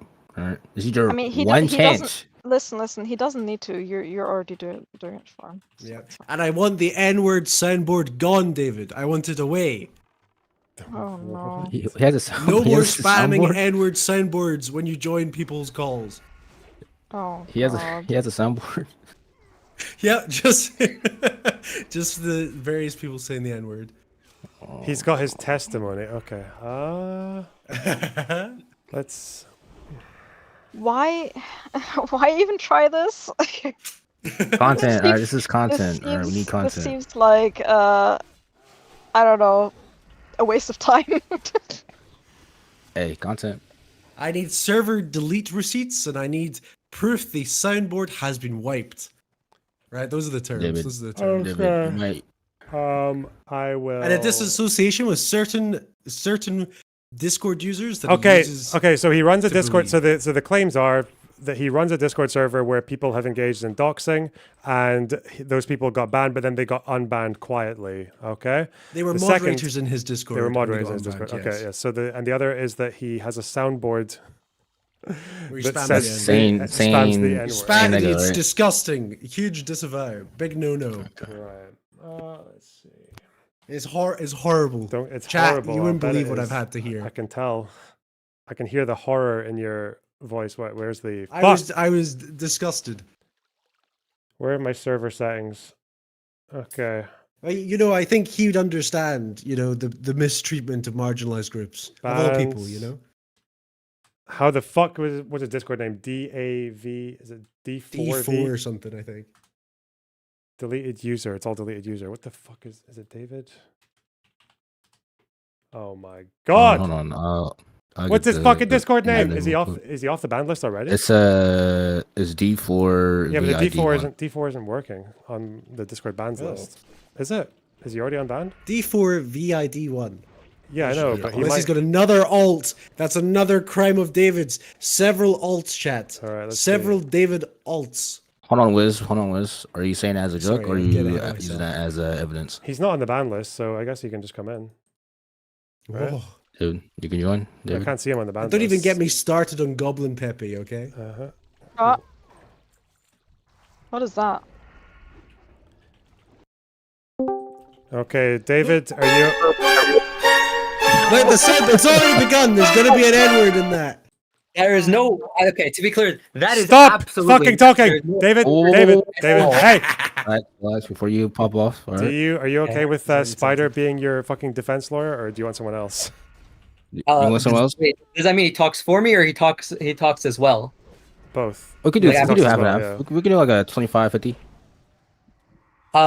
Okay, let me think. Who in the server would be like good defense lawyer? Who actually? Okay. Another thing against his character. Nobody likes him. Nobody I likes know. this Yeah. guy. Hang I'm just on, trying to hang think on. of, like, people- That's going to be up to He's got no Apollo friends. Friends. Okay? He's got no Yeah. friends. That's It's been a little bit crazy. Maybe it depends if I guess Sans could be an okay person if he wants to join and talk. Okay. Warthongs and Dank Judean are not there for you, right? In the waiting room. They don't know much about any of this. They like me, but I don't know. Okay. I mean, they're both. I mean, they're Israeli, but they're probably. Yeah. Really? Our blood. So We just bleed so the we know same. what the charges are, I guess there's. So are we just bidding the misogyny shit, and we're just saying that's kind of like been done and dealt with, or are we still bringing that up as well? The inappropriateness, I'll call it. I mean, he is still a misogynist, but Your Honor, I don't think we can do anything to cure him of that.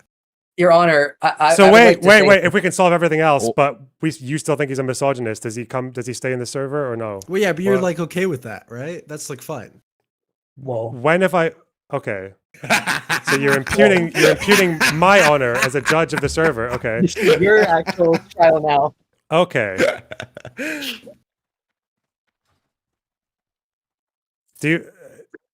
Am I okay with misogyny? No. You're more tolerant of it than you have been in the past.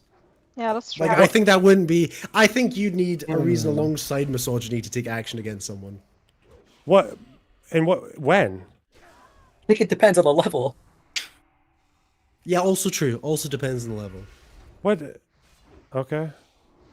You're not in trouble. What'd I You do? don't have to defend yourself. It's okay. It's You just okay, brought it you're up, right. so now we have to explore it a little bit. What did I do? No, that it's was, fine. It's fine. We're here for David. Your day will come. It's a different court case. I almost called Hangnails a bitch yet, but I didn't. I didn't say it. I That's a meme, specifically that's a meme, avoided that's the a meme. impulse. Okay. That's a meme. That's a meme. May the jury bear witness.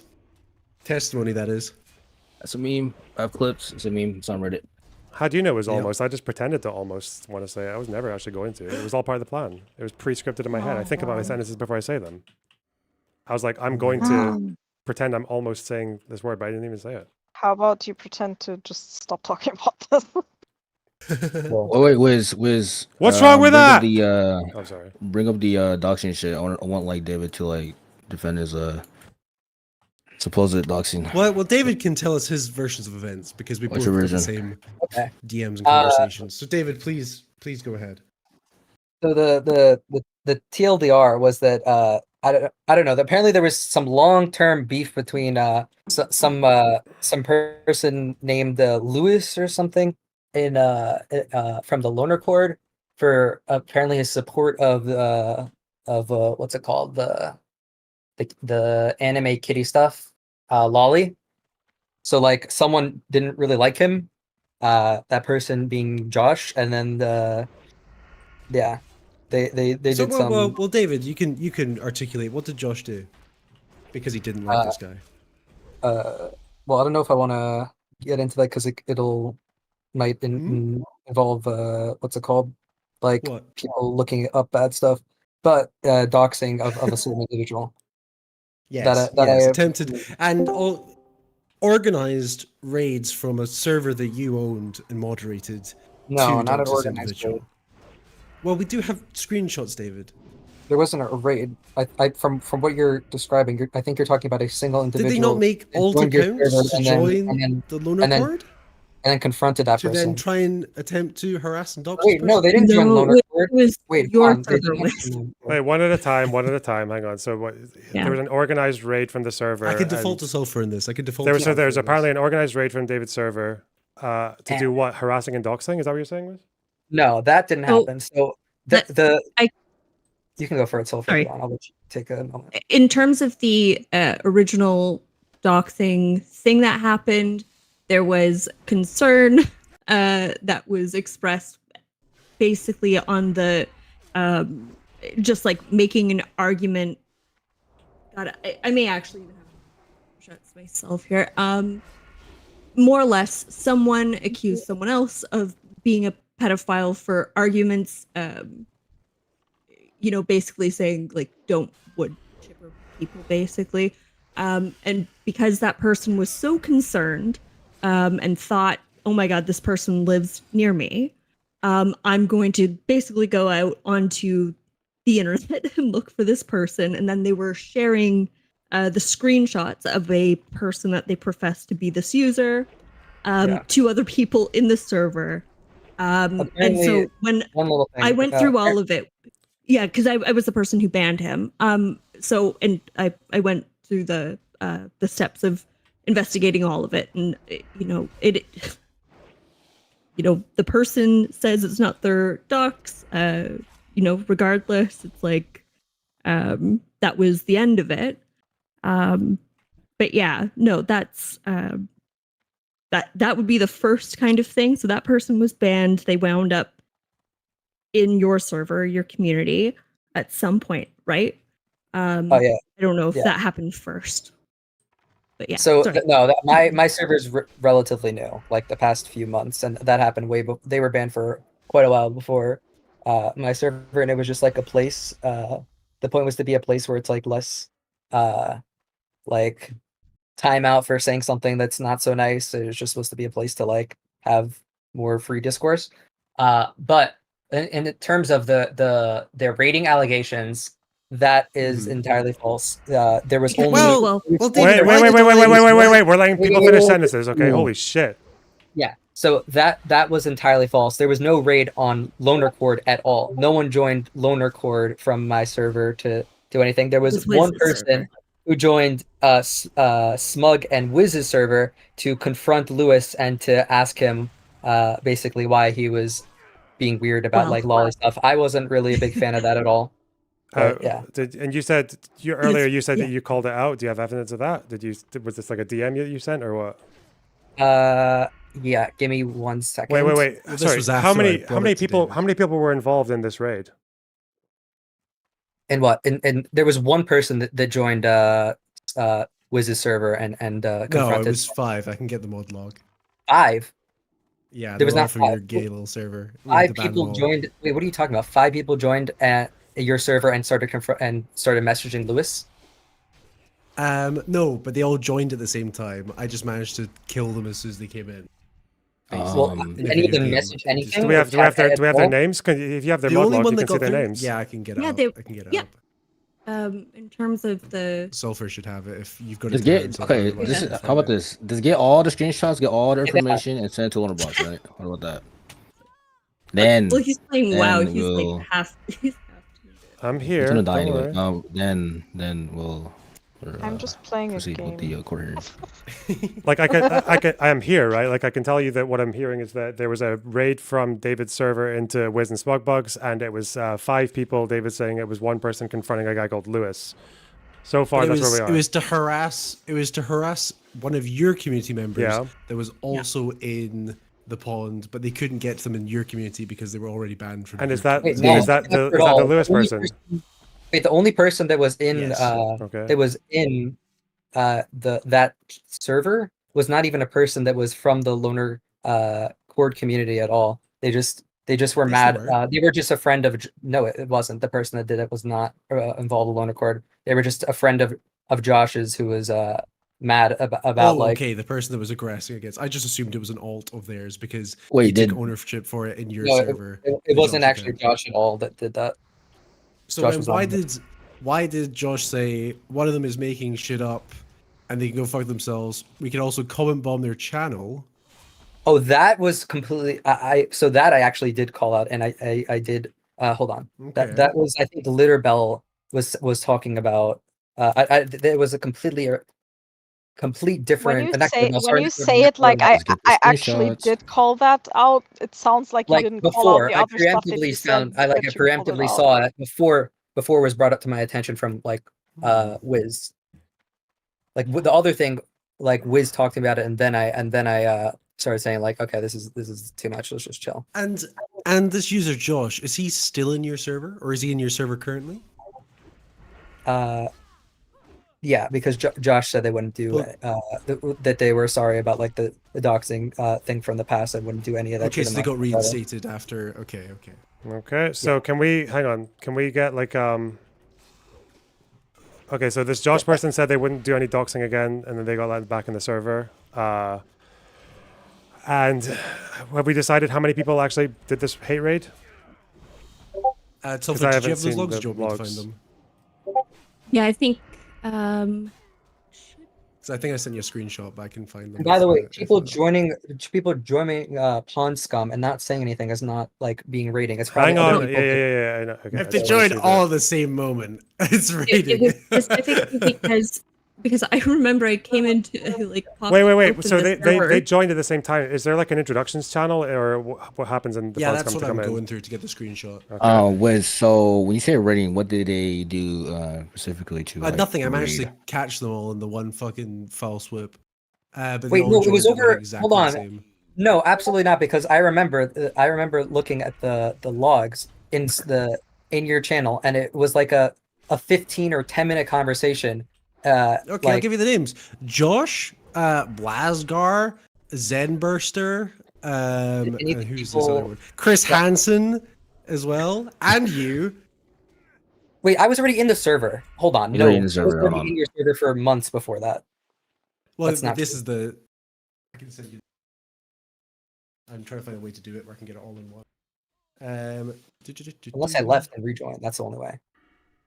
But I don't think so. I don't think that's true either. But what I was going to say is the only person that actually. So if this was a mass raid, why was only one person? Even though all of them already joined, why did only one person like message Lewis if we were trying to do a mass? They all joined at the raid? same time, and they all have mutual servers with you because I checked because I can do that. Do I have the They're all screenshots from coming the to me? same Okay, they're my mutual server. DMs. Let's see. DMs. Yeah, can you also send them piece by You piece? keep right in Okay. the search up.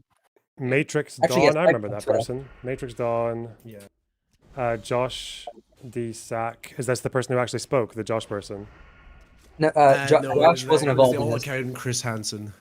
Chris but- Hansen was Chris Hansen was the alt. person a in brand my- new account. Chris Yeah. Wait, Hansen. Chris Okay. Hansen was an Wow. alt of I'll give the person that which was an alt of someone who's in my server that it was named Madam FC Zen, which is someone that's not involved in Loan Accord. That is the alt of the person. Blargazur. This is someone who's still in my server, aren't they? Yeah, Blarg is like a regular server person that didn't do any of this. They just were looking at the like just all at- joined they within just the heard- 5 seconds. Yeah, they just heard about stuff happening. They wanted to look like, yo, what's happening in that Oh, server. it's a small server. We're a tiny little YouTube channel. It's very rare we get 5 people join at once. Okay, yeah, okay. So 5 people. Yeah, it's rare you get 5 people joining at once. So, right. Because other people heard about what was happening, but no So we just no one banned else them was all as they came involved. through, so they came Spider, what's your response to all this? I think I know what I want to say, but go on. Spider. I haven't seen the screenshot. So can either of you Wiz, Sulfur, or Mina provide the screenshots of I can send you the ones I just sent to. of the potential claims you're making of my Actually, client? what would be You interesting know? as well, David, is if you show me your server and show me what people were actually saying before this little raid happened. Let's see. The problem is it was like in a call, so there wasn't a lot of. But did someone the only- link? So the only you're in a thing I call had and someone was linked the Megan. server. Is that right? They linked it in like a side chat. Or? So no, it wasn't even linking a server. They just talked about the server, and I think other people like joined through. And the in this, and YouTube. from that call, we're saying that 4 other people just heard about it and they were like, "Oh, what's going on there? Let's go have a look." Yeah, like including people that just like Blarg doesn't like do anything. Blarg is like completely uninvolved with all that. Everyone else was completely uninvolved. Nevermore had a different like problem with Wiz that they Well, were that talking. person is not on my server either, right? Because they're weird as fuck, right? Is that not the case? Am I thinking of the right person? I have no clue. I don't really know their story. They just joined my server like a while ago. Okay. Now, I don't want to call David's server an anti-fan server, but it is primarily consists of people that have been banned from your server. It does not. It consists of like Jewish people and like especially with overlap. And there's predominantly been like a Jewish exodus. And when those Jewish people like end up being banned or like not feeling comfortable and just leaving, they'll usually also just be in my server because it's a server for like Jews involved in like the political sphere community. I'm not saying it's a H3 Snark situation. I'm not saying it's a H3 Snark situation. Looks at camera, winks, smiles. It's not at all. Look, Also- all of that I is agree, valid. I agree. Look, all of that is valid. However, when you look at Loner Core right now, it's predominantly like in Lego Fortnite, it's just predominantly Jewish. Like nobody that is actually, I don't know, Palestinian or Arab or Muslim or whatsoever. Like Well, also white left. they all they basically all left. Like or are not as active as they used to be anymore. So like I don't it's So yeah, it's become a bit of an echo chamber in here. I'm not gonna lie. Well, yeah, I don't know. There's just been a lot. Yeah. Just So saying. that's all I really had to say about that situation. I suck with this. Let me find from my server logs about the situation. Thank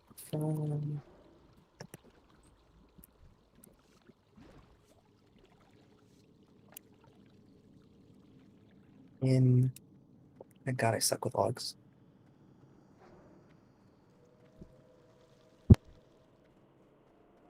Wait, why is screenshot so cooked?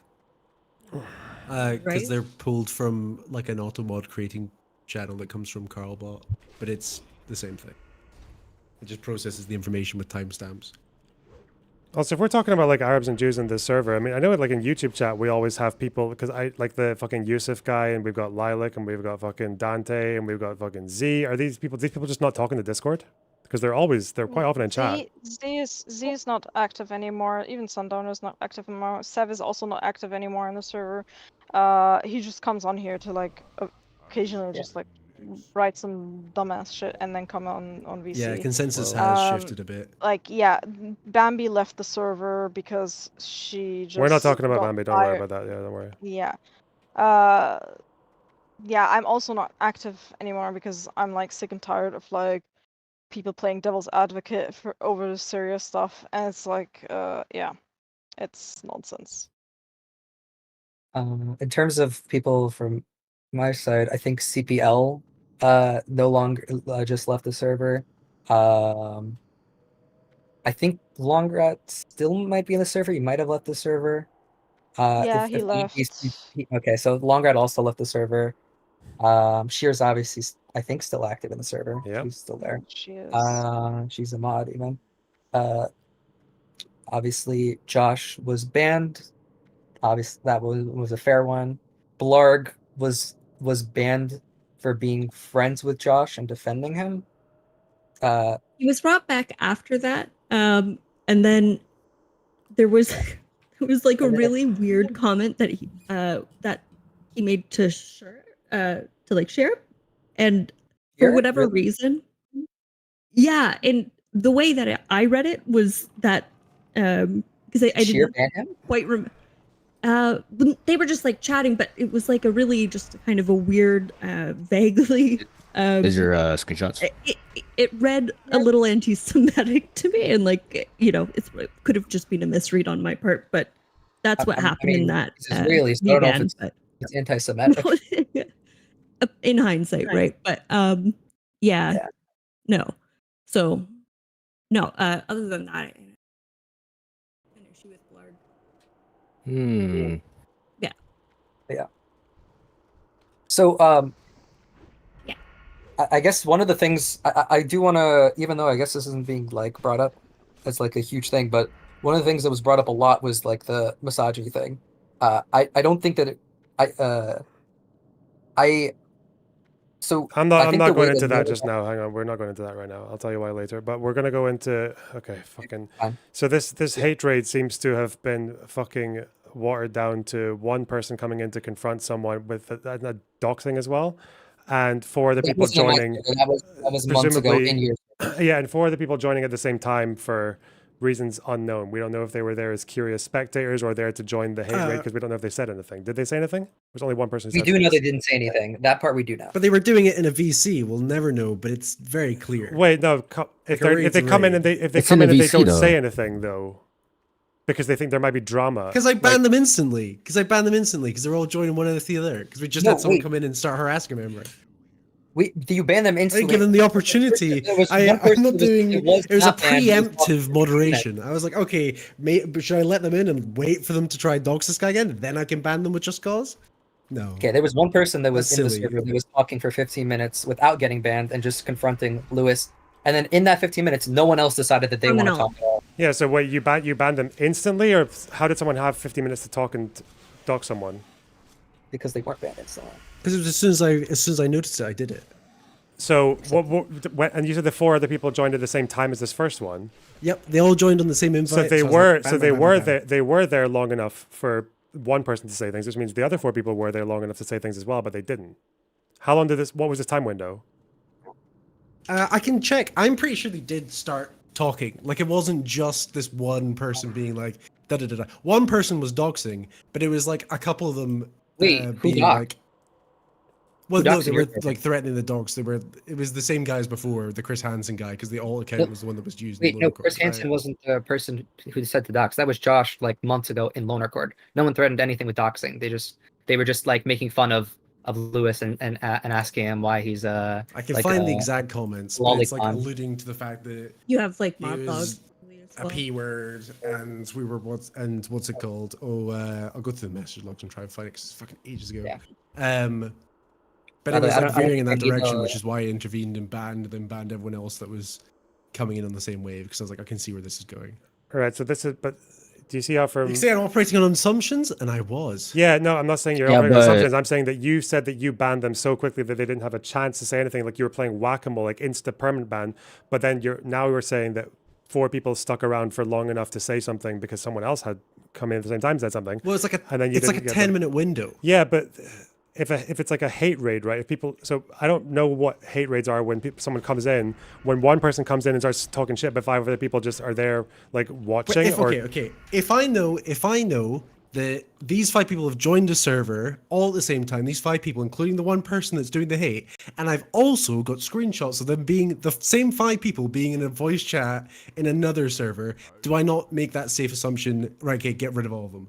Yeah, you can. It's like yeah, a I'm not saying. I'm not saying innocent. Yeah. Angels I'm not saying that you're just not, want to see what's going on. I'm not saying you know? you're not justified in getting rid of them. Of course you can. Like makes sense because it's not worth the risk. But you're just saying, they're not part of the raid. To make it sound like it's part of no, it's not even a coincidence. It's like they are part of the thing, but it seems, but you don't know if it was part of an organized hate raid or if it was part of someone talking about going into Discord for drama and other people going because they might just want to see the drama.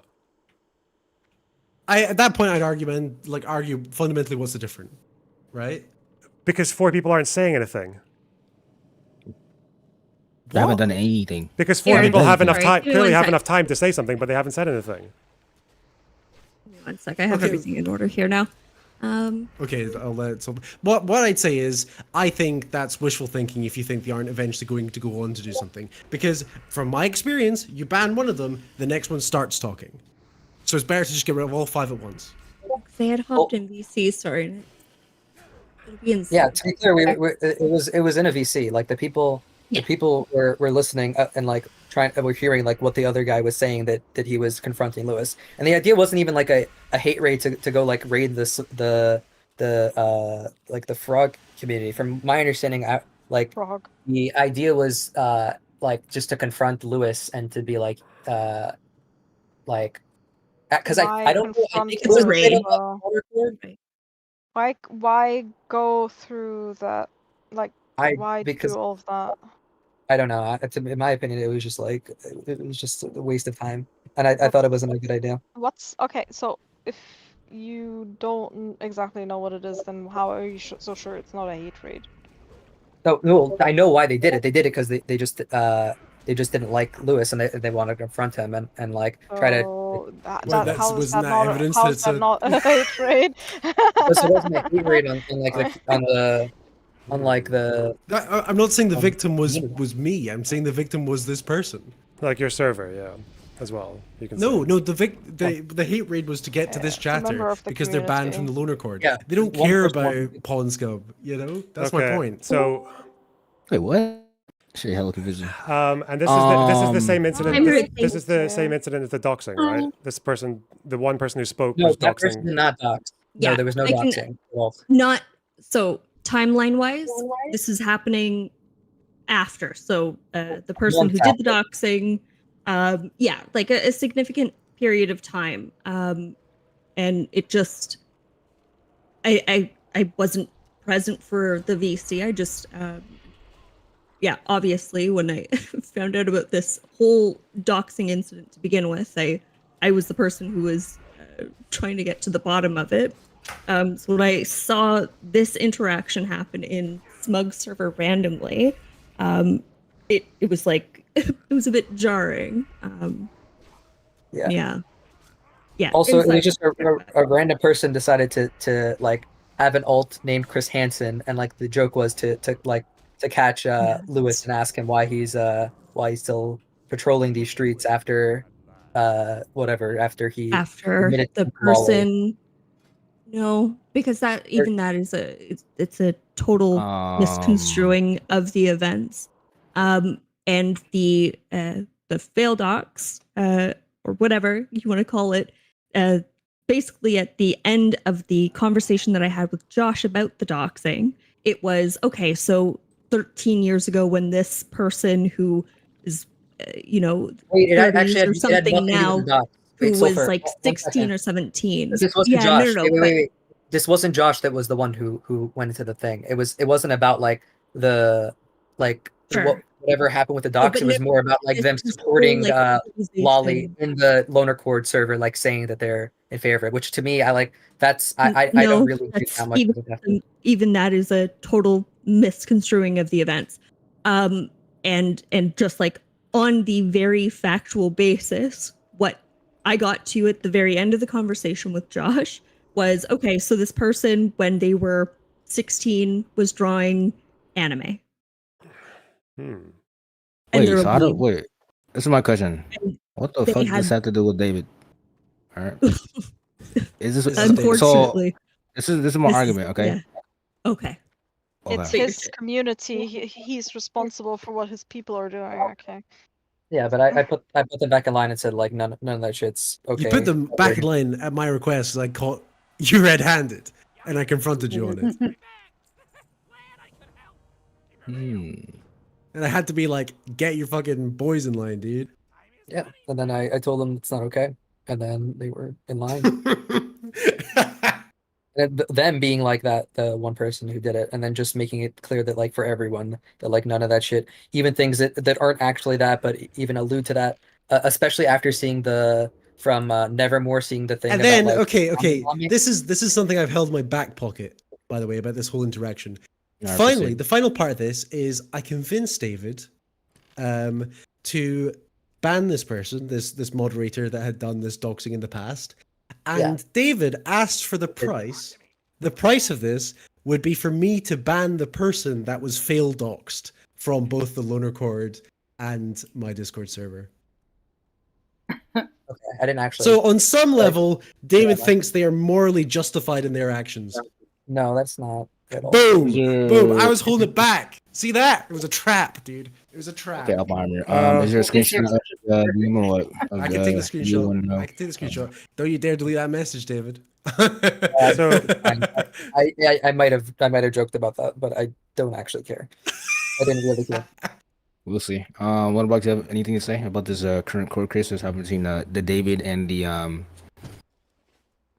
Yeah. So wait. So David, were you in this VC when they decided to go to? I was in the VC. And did you try to stop them from doing it, or? I did, but it was a little too late. So I was like, I don't know why this is happening. But like by that point, it was already like a Chris Hansen like alt from some guy named Zen that was in that server, and they were like trolling Lewis and saying like with a Chris Hansen name, like, why do you the lolly claims. Okay. David, what did you trying to stop them from doing it look like? Like, what did you actually do to try to stop It them? looked like reading my DMs and following my instructions. I just told them to like chill. I did and to stop, and then eventually, yeah. But like, so it was just you being that, like, I made it very clear, "Oh, like don't do it." written there was statement. no like, threat not of like, doing. hey, if you do this, this isn't acceptable and Yeah, consequences will be had. send it. It's just like, hey Yeah, guys, well, don't do hold on, I'm gonna find the these. message. I'll find the message. Give me 1 second. Well, my question to you, David, was this user Josh ever reinstated as a mod after this event? Josh wasn't the person that did the. But that's not what I asked. That's not what I asked. Josh was the person who went into the other server who went into PawnsCom to go and attack. This guy. Josh was the initial The doxer original- from back in the day. Yeah. The whole it's all The initial down. doxer. The initial What? failed doxer. Two doxers or what? No, There's only one doxer, and that was Josh. One dox, because there's you know, you don't have to multiple dox. You can only ever dox someone once. Person, right? You can only ever be Sounds like one. two, right? 'Cause don't talk about Regardless, the- the reality is the user says it's not them. Realistically, it's not that there's not like millions of people in this region. Yeah, no, the whole thing, obviously, no doxing allowed in this community. If you get caught fail doxing or stalking or any of it, obviously you will be banned and permanently. And I don't, obviously David's not here representing that action that was dealt with. Yeah, but I have yeah, nothing. no, I have nothing to do with the doxing at all. Josh was let in months after that incident took place.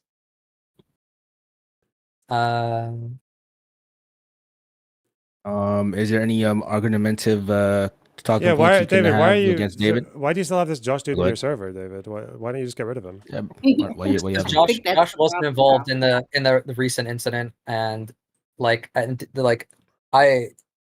Yeah, it was. They haven't done anything since, and I've talked to them about just making sure that doesn't happen, especially not in my server and just not in general at all. Can I see those? Can I see those logs? David, but did Josh, did he or did not dox someone before? That was the Lewis person. That was the So Josh never doxed nobody, correct? No, he did. Yeah, no, he certainly he went out of his way. No one in my server. Not in David's server, correct?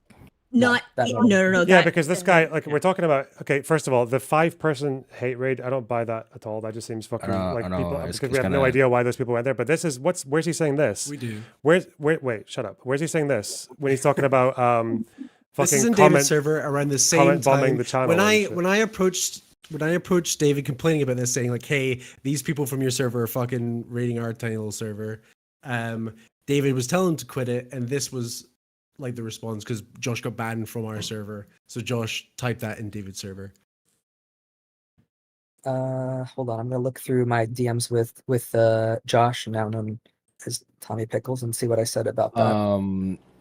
For the other side of the courtroom, with Wiz, Sofer, and the other yappers, do you have any arguments against David besides the whole doxing? No, wait, we're not. Wait, fuck off. We're not even touching. We're not going near that right now. No, sorry, we're not doing that.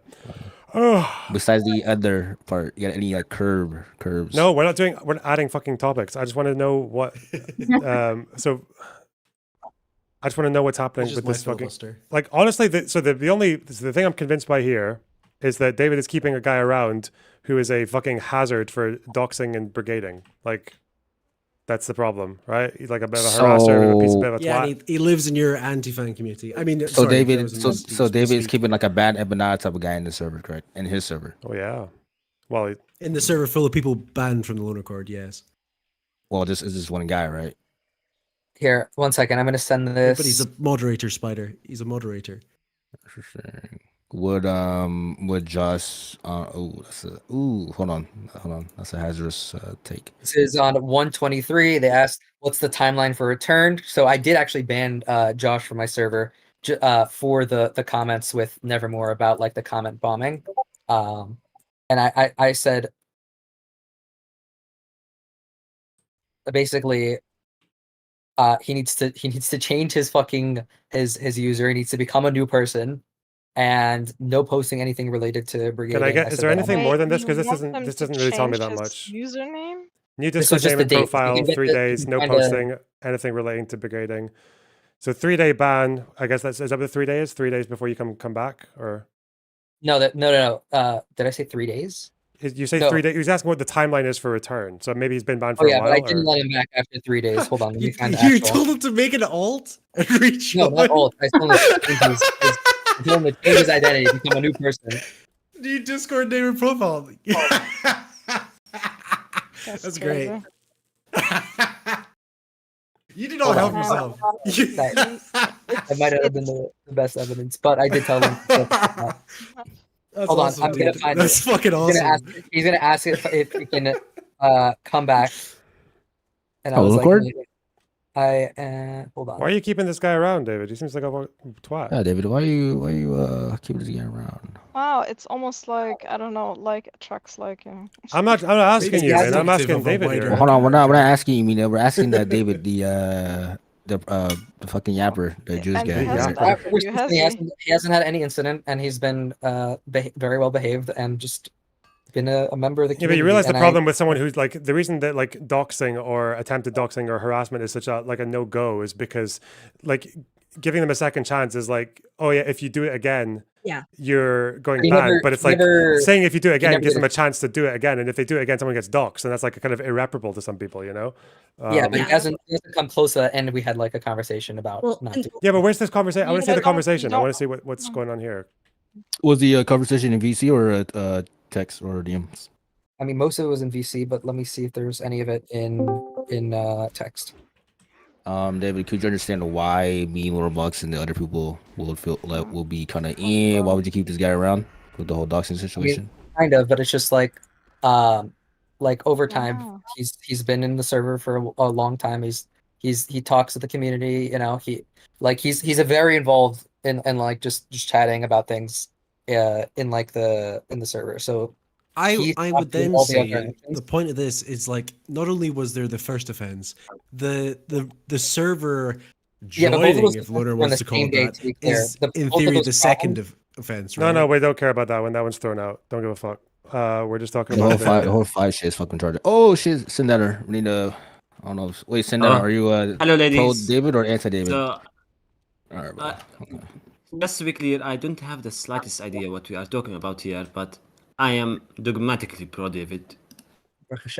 How? Okay, thank you That's for your enough take. of an indictment to never. No, but open like, it. no, I actually want, like, I just hopped into the stream, but so we have what the fuck consensus, is the right? deal? Is David back? That's You've- the discussion, isn't it? Hold on, He Sendetter. slipped in on the trial. Please be back. The truth is, my spirit has never left, but I am a trial for my human body. That made no sense. But So like anyway, you've so- obviously how long is it since this incident happened? Like several months. Several while, means nothing yeah. to me. Yeah, so it's The dates on the screenshots of the band, so it was January. January. So 3 months. 3 At the months end ago. of January. Okay, that's not long at all. So David is taking his chances by keeping this potential doxer harasser around, in the hope he hasn't doesn't done do it again. As a moderator of his community. David, as He's your a moderator. Yeah, David, yeah. David. So you took Azure- him back and remodded him, right? Yeah, after. I still haven't if seen he the. gets rid of John, do you feel he can come back? Like, what do we David, expect David. of him? Well, Hold on, right? hold on. we thought he'd already gotten rid of them. He just needs to make, So did as I. David has Yeah, just but I claimed, think he he just needs to make a new Discord profile. He basically gave right? the guy a It's the fucking same temp name. ban for doxing. Yeah. No, it wasn't for doxing. He didn't dox. That doxing was months before my server. He did not dox on my server even one time, not even slightly, not at all. So Is that true? That He is, doxed before he was in David's server? yeah, that was in your server. No, I'm not asking And you. I'm David's asking server the didn't others. exist. Okay. David's server didn't exist at that time. Okay. Okay. Okay, just to be So clear, it's for I the- believe that David took proper action when it came to that case. I don't think he required to take any further actions. He just So did what it he was basically necessary and nothing more. he temp banned a guy for going into another server to fucking shit on a guy called Lewis. Is that the Not even that. He wasn't the one who shat on Lewis. He said something about comment bombing. I don't know if he was the one who said that or Don or whoever said that, and then he said, okay? yeah. So now it's sounding like okay. Wait, I thought there was only one person who was talking when they went into Pawn Scum. Who was that? Can someone like make it like that MS was a guy Paint? named Zen, but Wiz said he didn't care about that person. He just wanted to get Josh's soul because he was Yeah, he mad was at the him. doxer. He's the biggest threat. So Yeah, Josh is he the was- wait. So Josh is the doc. Where's Josh now? What are they doing? Josh Where's he is still on my server after they were temp banned for the comment bombing comment, and Uh-huh. then they were unbanned after I don't know either a couple days or over a week. And are they the mod? They were a mod before that, and then they have much later become remodded after. And this is also What the made same. you Okay. wait, sitting out time. David, what made you decide to unban him? Just because he likes to have calls with me, he likes to talk with me, and he said he's not going to do anything like that anymore, including enforcing himself not to do it and making sure that none of that stuff happens on the server at all, including like making sure no one else brigades because he knows the problems that caused, like, and then making sure that he doesn't talk about anything or do anything to do with like the comment bombing comment was completely unhinged. I told him that wasn't okay. Okay. David, Well, what's the Seems he redeemed himself.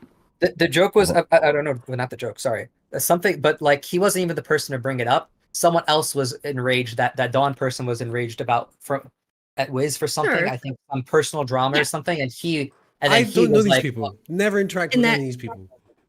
And I You think know that Dawn. that might. Wait, Oh, did you Dawn? not talk to Dawn? Never Oh, mind. It's as not- in Matrix? With Dawn. Okay, yeah, okay.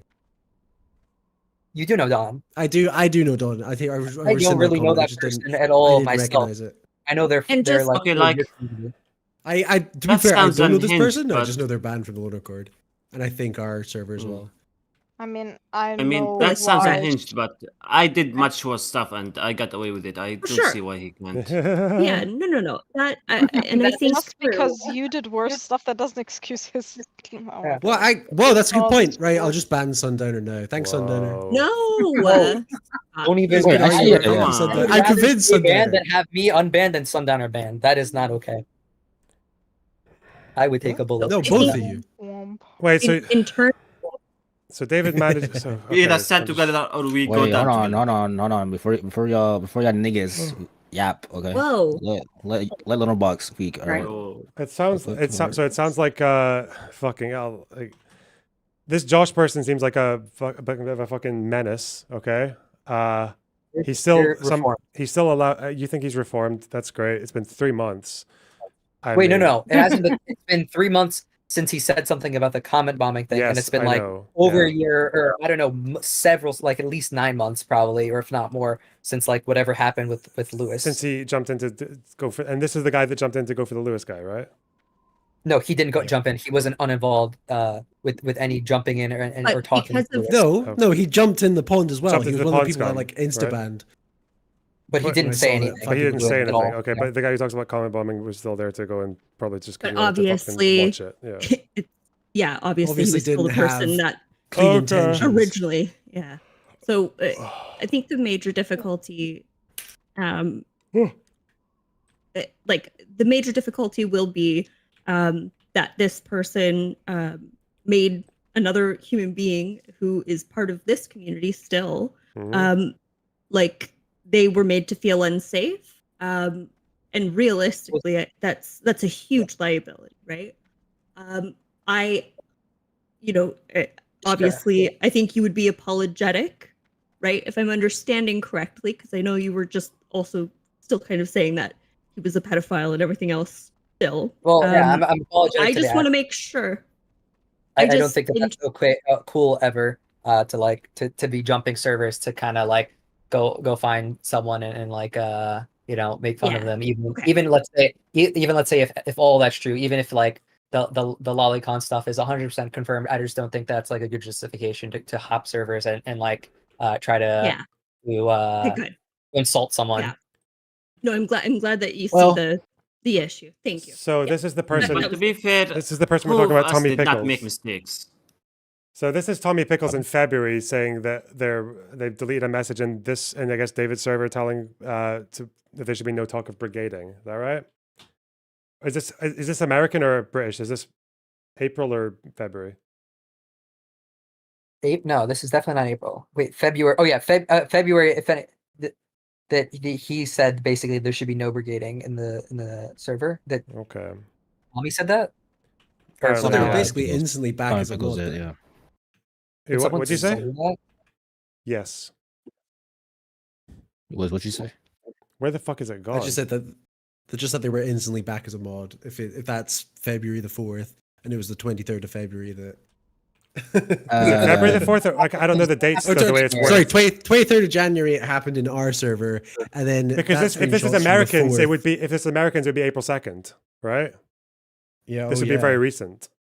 No, it's not. way. It's, That couldn't be a couple days ago because that would be about a different probably, event. No, it's probably Wiz. That'd be about another brigade. No, I'm not talking about Probably another different event. I'm talking about them moderating and remaining consistent about like following the don't brigade people. As in, like, this guy got like fucking potentially successfully reformed, at least for a brief period. 6 days ago, yeah, 6 days ago. So very recently, someone in this server apparently spoke about brigading, and then they got policed by this mod. Yes, Correct. and that person was also banned from here for doing the exact same thing. Okay, but that doesn't weaken David's case in this case, right? No. I am agreeing with you. Yeah. I think that's a fair point. Yeah. It's kind of it's kind of sound like it's not David that's doing the bad shit. It's more of a No. circle. Absolutely. No, you're. No, but I am responsible for the stuff that goes in my server so long as He I is let- a server owner, yeah. Correct. But It's a character. Well, I portrait. would say that David needs to hold his server members for a much higher standard of accountability. But regardless, I do not believe David himself personally committed anything that would warrant him being not allowed back. Yeah, I let sometimes I let kind of unhinged people into my server. Sometimes like people like Sundown. I'm just to kidding. moderate and run it. What? Yeah. I'm just I never kidding. did anything bad in your There server. might be a hanging anime waifu problem with that You Sundown. also sit in voice chats with them as they as they join other servers with ill intent and say nothing until suddenly no, you're like, Josh oh doesn't wait, join- Josh maybe didn't this do is that. bad. Maybe this No, is Josh. bad. Wiz, if David like banned this fucking Josh person and never spoke to them again, would that change your position on this? That was the guarantee David already gave me, and then walked it back. No, I apparently guarantee that I a would couple days ban them. I later. didn't say they would never join again. Okay, yeah, because obviously you can. So ban that someone means and bring nothing to them me. back. That means nothing to me. It's an empty gesture. You think a temp ban is an empty gesture? Absolutely, Okay. absolutely. Like they've reformed For- and for- have been clear about the rules of brigading and have moderated other people like that attempted it. I mean, like, that's very hopeful. They have I done it. don't, They've I already don't live done in that hopeful world. How long would No, you they- have to? How long would you have to see this person For operating? in- doxing should be permaban. There's no coming They didn't back from dox that. they didn't dox on my server though. At Doesn't all. matter. If you know someone's a doxer, permaban. You don't come back.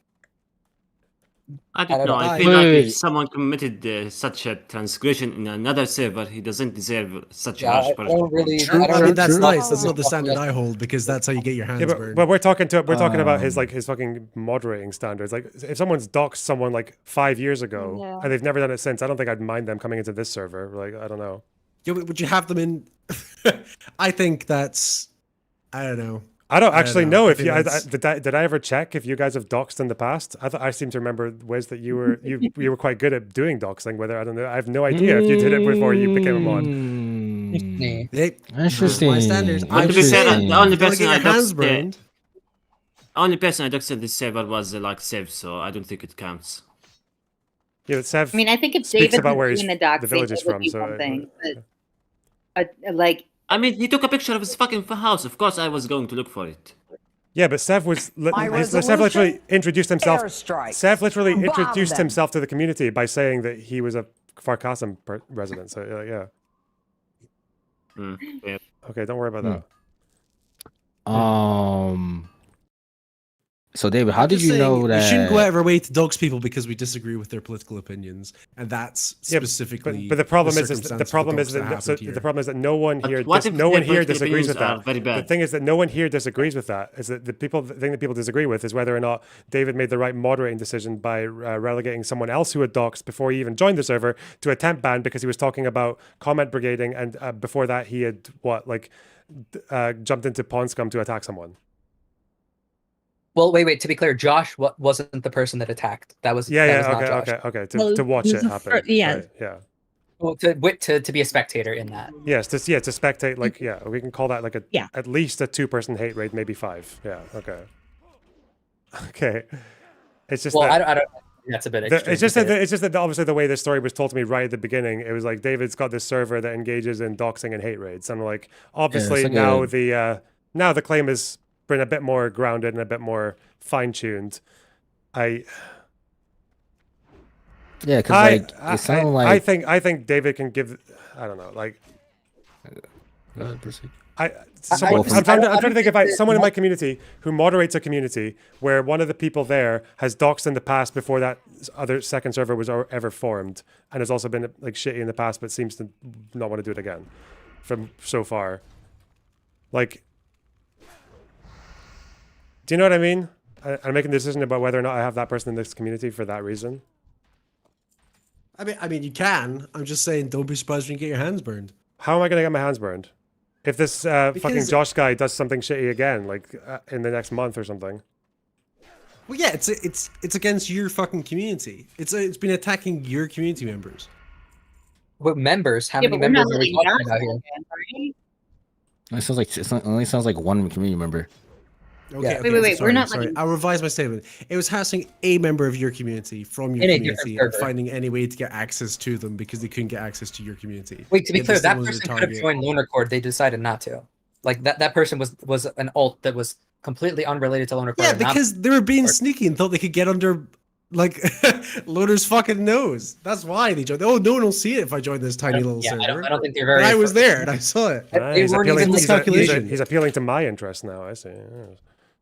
You know, they accounted for me being stupid, which I wasn't, which is a shame because usually I am. Wow. I think if anything, probably the reason that person did it was just because it was a smaller, like a smaller space. Yeah, an easy target. Yeah. Yeah, how does that make it any better? And because I think that wait, now I remember actually. Well, Mina, if a tree falls in the woods, was does like a anyone hear popular it? You know? person in that server. There was a lot of like Lewis support or something for some reason. That was like one Yeah, of the, well, in the pond, you're not going to get fucking doxxed for having a political take someone doesn't agree with. David, given that Yeah. this guy's a mod in your community, are you comfortable with being held responsible for any other bad shit that comes out of your community? Like, if like anyone else comes out of your community doing shit to either Pawnscom or to here, then we're going to blame you for it. We're going to hold you accountable. Oh yeah, sure, that's fair. If any of my mods are like actively do anything like that, like especially mods, if any of them are doing that after the conversation we had, like I should be held responsible for that. What does everyone else think? I think we tried that with David before with the Toronto's guy, and it didn't work. David's words very flimsy. Wait, what did Toronto's do to get banned again? I think he just was said on his thing. The thing he promised not to I'm do. pretty sure he was saying slurs. Yeah. Wait, he said slurs?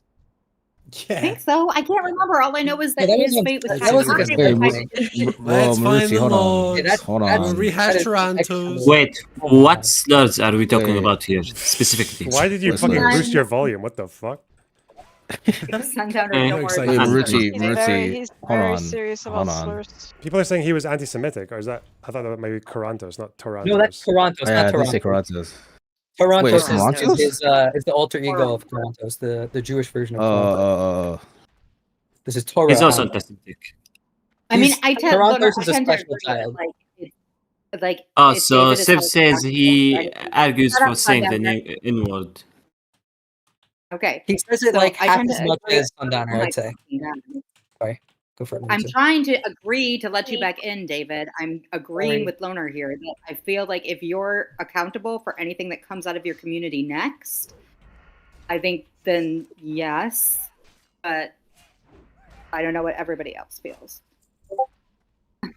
Wanna know how I feel? I think that's where I I'm just don't leaning. think Ryan. like it's not it.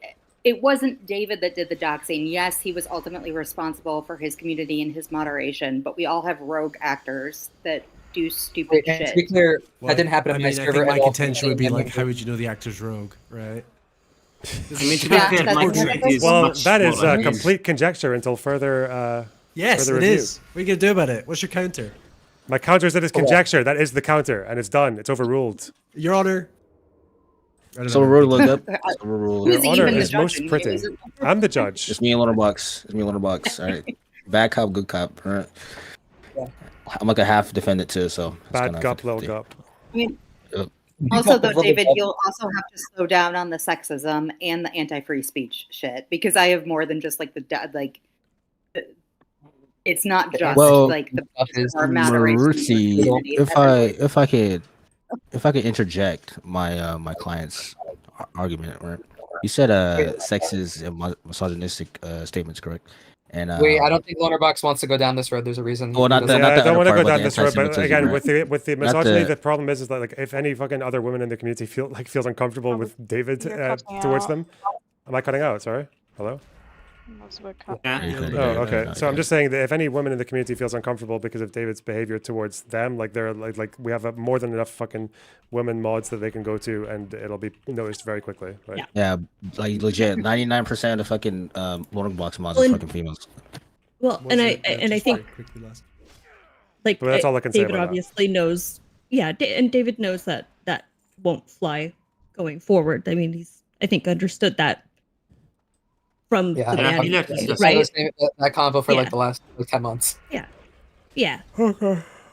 Yeah. So what about the anti-Semitism part? What was The that free about? speech stuff. Yeah, I just really don't like the Jews.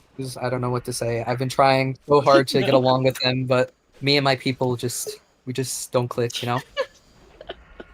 You a full Kanye? Yeah, me and Kanye had like this collab. Wasn't good. That explains why his last album was being shite. Shite? Who says that? No, but it's not shite. Shit. Well, Nobody can understand. There's been a Twitter account that's called themselves like the Lion of Zion org, and they've just been spewing like the worst Hasbro I've seen in my entire life, and have absolutely just destroyed my brand name. Like I'm actually cooked after that. Like there's no coming back from the shit that they be posting on Twitter. Yeah, you are. The Trump Bibi combo is not really the nicest thing to defend right now. Yeah. No, Fuck that. I mean, I It's bet just I can Alvin- make it's just something Alvin happen with posting it. for hours a day. That's all that account is, and I want to cry. You know, David, I ironically thought it was you for a while. No, what? you're trolling me. You saw that Lion of account. Zion? I thought No, it was the him Lion too, of low-key. Zion. That account on Twitter is me, but there's a different. But I don't really write on that. But there's like the Lion of Zion org or something on Twitter, and they just Yeah, that's the one I'm talking about. yeah, they're actually so unhinged. And then I went in to ask like, yo, what's like, are you having like a self therapy session, or are you actually trying to convince anyone of anything? And then they're like, oh, it's just like the media with the vaccines. I'm like, okay, and then I left. Just So some unhinged like far right person. That's I don't know. I want to ask like the mods. So what's your argument of keeping this guy jihaded? Okay, what's the point? What's your argument?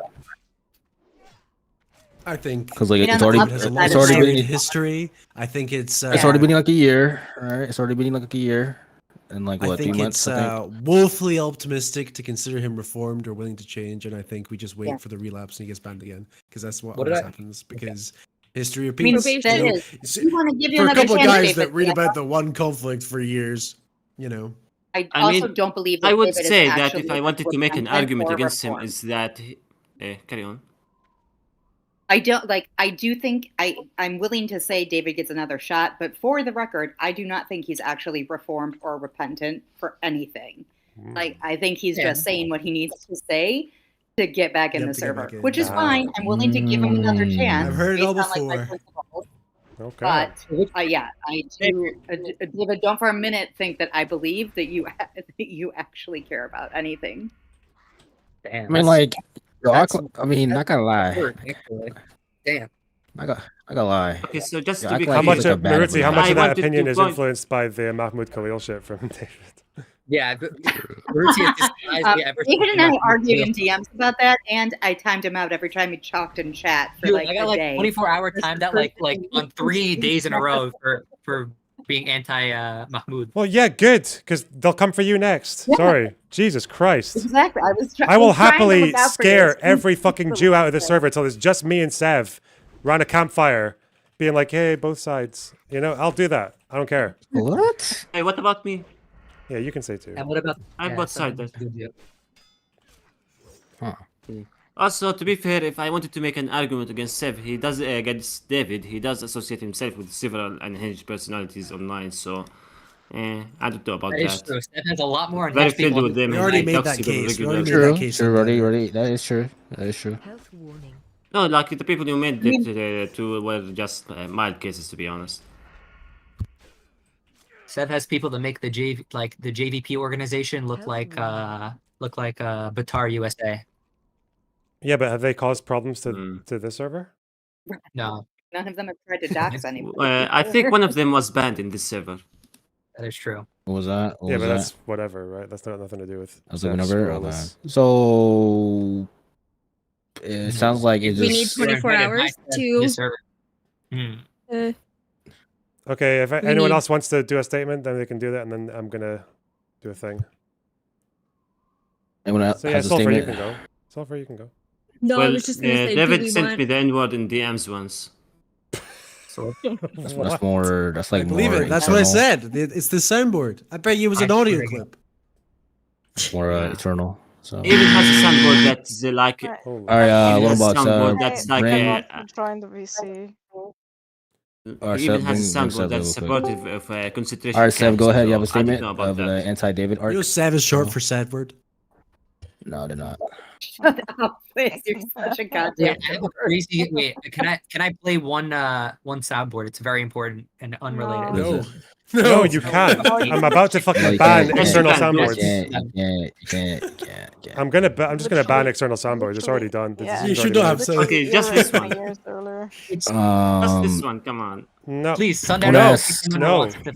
I think Sulfur has something to say. So, hey, Sulfur Sulfur has something to say. Sulfur has something to say. I was just gonna say, do we want to wait for one Embo? Because No, we don't. Wait, what about Sheer? No, hell no. All right, Hell never mind. no. No, there's enough do we people wanna here to. Don't worry about that. We'll vote on it. then? No, don't worry about it. I'll get to that. Don't worry about that. Hell no. Okay.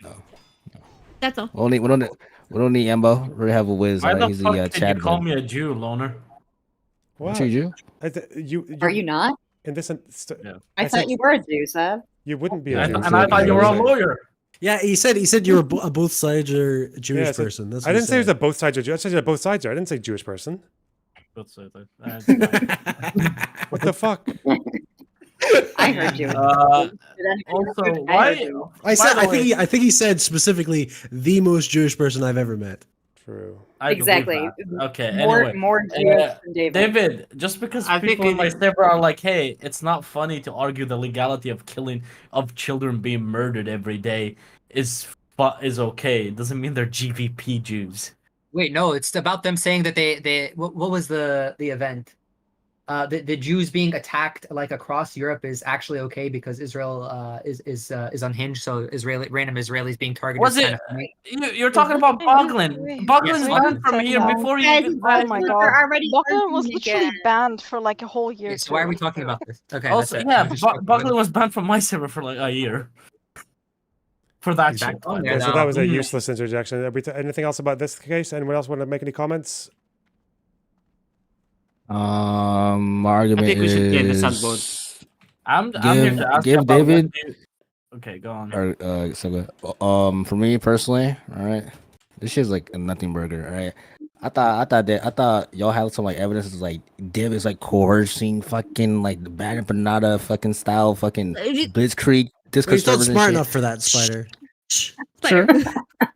But It would be so much better, Spider. if You're you not understand helping. what you were I am.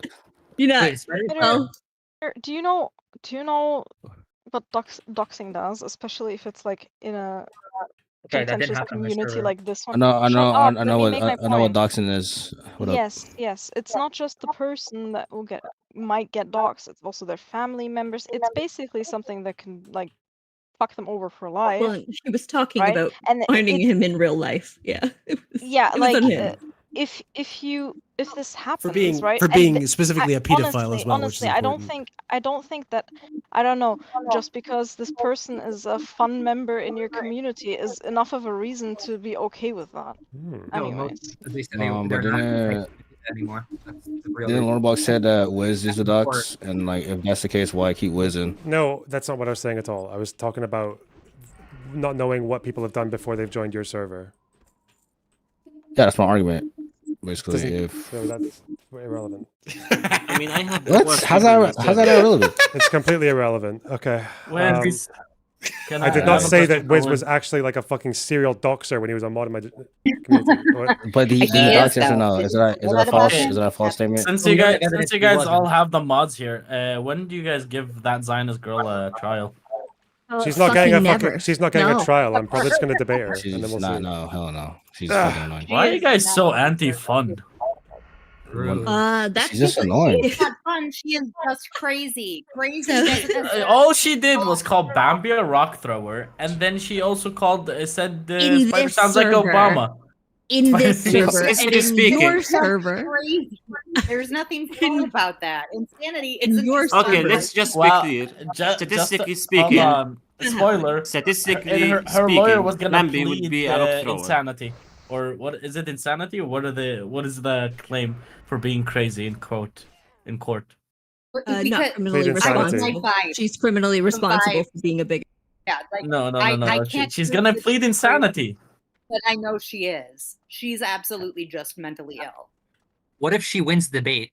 Then does she get to join the server? Is that how that works? That'd be She fucking can funny. join the server, but I she's think gonna if she wins be the the debate, she should become a moderator. I no, highly doubt she's- she's ever. She's omega racist. Like I'm not- already getting. I already got pinged. I mean, most by people fucking... here are like, what are you talking about? No, funny. No. I mean, you are definitely are racist. I'm not going to even debate this. Depends on the person. Okay. Yeah, Sophie's racist. She's pretty racist towards Americans. Yeah. Okay. I know what I'm gonna do. Okay. What you thinking, Little Bucks? You've all made What your you thinking? cases. It's all very strong. Great. Woo. I've said my thing. I do this. We're gonna leave it to the one true God, okay? And that's chat. What? Chat. Answer the poll. Chat. Click Answer the poll poll right If you now. agree with Wiz. Answer Good poll luck, right David. now. Ban or keep The ban. question There's is, actually a link. David, Poll in chat. unban or keep ban? Keep it unbanned or keep it banned forever results. and ever. Let's go. and ever. Okay. And also, David, for You can people in post this in chat, Discord David as is well a, if you want. Hang on, I'll post this in Discord. David is a consistent chatter in the YouTube chat. I'm So gonna put keep this him in banned forever fucking or unbanned. Lego Fortnite. There we go. Put it there. Right? Can I sell my vote? What? Brozy Abber. Yeah, bro is a yapper. I think we need at least 100 Okay. votes. Okay, we're on like 50 now, 60. What does this mean for shit. the electoral count act? Like, if David loses, can he appoint like start an false insurrection? electors? Yeah, he might be able to. He's probably on 20 PCs right now. He was waiting for this day. I tried to vote in this and I got a message that says someone on your Wi-Fi network has already voted in this poll, meaning Ed's already what? fucking ran in and voted. Is Ed watching? He was Just voted in quietly? the next room. Wow. I'm guessing they voted. Wait, why can I only vote once? Also, It's, Loner, apparently it's I one think we vote should- per Wi-Fi network. Wow. Wait, Loner, Maybe we we should should have some also VLAN. Also, I can just change the Wi-Fi. Oh, thanks. shut up and let me make a suggestion. Hmm. Can we also perhaps revoke David's link privileges if he does get unbanned? Because why? I believe there was a lot of gore going on. That's Oh yeah. Wait, what? I think that's fair. That was years ago. Honestly. Was this like war footage and stuff like that, or what do you mean gore? Yeah. I think Okay. so, Yeah, yeah. Pornographic material. Like airstrikes. What? No, that was you, Sundowner. Wait, what's like a when you God, say how gore, does what's like any other a- fucking Israel Palestine server survive with the amount of fucking gore that gets posted on Twitter about this conflict? Like, what the fuck? Moderation. Okay, No, I don't think. Do you think they my moderate server, that for shit? I example. bet you they don't. No Yes, fucking way. yes, they mod. Okay. Really? Okay, Leonard. Yes. No. I just to be clear, there are two types of servers. One of them where there's a very strict moderation, and another without any moderation. But like, people are very selective of who gets there, so no one gets reported actually. Yes. Oh yeah, Yeah. I assume there's very small servers or closed communities that don't moderate that stuff. But any public server, especially one that's like a streamer personality one, Yeah. that shit's moderated to fuck, bro. Oh, well. Yeah, you should see my servers. Actually, you shouldn't. What, your porn ones or the gore ones? No, my. Well, we've had 86 base server. votes cast now. 86. It's kind of frozen. So I guess that's everyone who's wanted to vote Oh my god. in a stream of 400 and something viewers. Okay. I guess most people don't give a fuck That's about like. David. Voter turnout. This is why Harris lost, guys. Do you know Yeah, guys it don't care is. about Yeah, politics? the youth. Huh? The youth. Voter turnout. Jesus, you never learn. You say you want to be better, but you clearly don't. Hey, Wiz, you saw that, didn't you? You saw what I said there in the last stream. Fucking. Oh yeah. The so youth I just polls. tested The it, youth and polls if were we much change- more. The youth polls were much more in favor of Kamala, and then the result was The gap had narrowed massively because the youths who supported Kamala My didn't take is support her. always the Dems fucking waste their fucking time trying to secure the youth vote, and it does nothing for them ever. Were they trying to secure the youth vote this time though? Like, win. you think it's a landslide win? It's useless to them. Why do they sweat so hard for it? It does nothing for them. It's the same think- issue every Yeah, I time. know. I think Yeah, the, they should. But also going for moderate Republicans Wait. didn't work either. So what the fuck should they do? I don't know. Be Should the better. Dems Be better. I don't know. Yeah, Mr. S is Be goodbye better. because it's over, folks. Just Wait, little bucks. let Trump win and then show people how bad he is at the fucking tariffs. Question: Does David have a link perms or no, or is that done? Well, he's in the server right now, so he just stays, right? Yeah. All right. Hey, Loner, can I have your opinion on something? I'm gonna send you a fucking picture in DMs and tell me if it's a valid reason for a ban from my server. From see? your Can I see? server. Can I see? Yes. Don't say the name of the person. Oh, that meant for me. Send it right now. Oh, Send it to me. No, that's not worthy of a ban. That's just a retarded thing to say. And I see. No, that, I'm yeah. not talking about the person that tweeted. It's Now, a if repost. they, I know, and if they actually have the response to that explained to them, and they still double down on it, then they should probably get banned for being a moron. But like, Well, the response was that, the Germans that saved the Jews in Nazi Germany weren't Nazis. who said that? I'm not gonna tell you the Okay. name. That's the response they gave justification for this tweet. Yeah, I'll go into that. I put that both ways. I think just the Nazi comparisons on either end are really stupid. So Wait, are we we'll see. talking about? Wait, oh, what actually, was the picture? It's some fucking tweet. It's a tweet. Someone I can't show the picture to anyone else because I don't trust any of you fuckers. Basically, someone like signal boosting a tweet What? saying that the tweet says someone in the community signal boosted this, and the tweet is, "Oh, even in Nazi Germany, Germans saved Jews. Not a single Gazan saved a single hostage." And I've explained why that's a very stupid thing to say, but It was actually interesting. Dr. Avi was one of like the first people to write a big post about why that's regarded to make that comparison, and he basically did like the amount of Jews that the average Gazan has is able to interact with, and just by chance even being able to save, and just how little access they have to them, and just like even then we still have hostages that are assumed to have been saved due to Gazans giving out information. Yep. So that was just a really stupid argument. It's just one of those things that people get fucking no one's gonna be immune for this forever, but every now and then people are gonna reflexively say dumb shit because they're emotionally fucking caught up. I don't really like prosecuting that shit, you know. Gaddafi was such a leftist Jew, and then they just got so radicalized. Yeah. Listen, but she hates. Well, if She hates if Bibi. there's nothing new, I'm She just hates gonna post Bibi it. though. She hates I Bibi don't know. though. I don't know if that's true anymore. If it's true, but Jesus. What are you talking about? Daffodils? Yeah, there is also there's also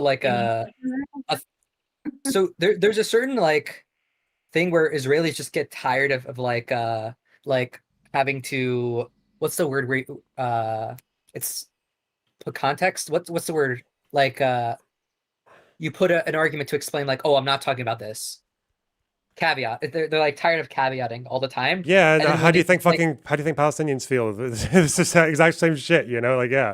Well, people are Hey, traumatized. you should talk to your people. And currently the Gazans are protesting Aren't you against the person that. who says that the most? You should talk to your people. You should talk to your people, and then Hamas And you're the one are who says it no, hold unironically. on, but Gazans are currently protesting against Hamas currently. That is true. It's like what? And then What the fuck? Lev dropped the "you're a cuckoo" head on her. And I don't know. Personally, I that's- think the only useful thing you can really do, unless you're very, very determined, is just you have to critique your internally. That's the only thing you can do, because if no fucking Israeli needs a Palestinian wagging their finger at them, telling them what's what, and the same thing the other way around. It's just people should critique their own. You're much more effective when you do that. I was surprised by how Loner Bucks was able to pick up every single intention behind the argument, even when Daffodils said everything in the absolute worst possible optical way. If there was a specific you had to pick one reality in which you say the absolute worst way of saying what you're saying, she picked that every time. Yeah, and I somehow know. got the argument. And Also, it was a don't lot dead to name get it out of her. Her new name is Cuckoo Head. Hmm. Please don't dead name. That's true. Sorry, my apologies. Okay. I Talk to mean, your people, did I win? David. it was interesting. Like, Did I I hope to get to win? debate her soon. Yeah, you were molding about that conversation, weren't you, Sundowner? I was Who really Yeah, I fucking really annoyed. wanted to Yeah, join. Like, I can't I was believe I waiting missed for it. Sundowner to join so he can say the slurs I wanted to say. By the way, What? me and No, Sundowner stop have never had encouraging our Sundowner to show off. slur. He doesn't need the encouragement. He always needs the encouragement. Well, I can use a little bit of a push every now and then. Yeah, no, it like I Just my knew morals up. I knew I was like holding my tongue not to insult anybody, but I still got a few things to fucking slap. But Sundown would have not held back in some of the I shit feel like she me and says. Sundowner are the only people who can match energy in a debate of pettiness. Like I'm just thinking of I the love that ultimate clash Sev of that's thinks. amazing. I love that Sev thinks insulting someone is literally calling them a cuckoo head, though. No, You that were like, wasn't "I the don't wanna-" insult. That was me censoring myself. I was gonna call her insane bitch, but I was like, Whoa! Oh my god! See, hold on. See, that's the reaction I didn't want to fucking get. So I said, I had to... That's a gigantic fucking differential. There. God damn. There's so many people here almost calling someone a bitch, You eh? can't use Horrible. derogatory words against people's race, sex, or religion anymore. I don't know what's wrong with the society. Nobody's That's, fucking using the. Nobody's calling anybody a bitch in the server as long as I'm here. See, this By is the way- exactly that's exactly why I went with Cuckoo Head, because I didn't want to fucking get a reaction like that. Okay, I will be honest. If I was in the she stream was when she was like, already she was You haven't thought about the connotations of cuckoo head. Cuckoo head, bird, derogatory term for women in the UK. You're Yeah. over it. It's done. Also, statistically, women have been marginalized I don't care. by psychiatrists and have been crazy made.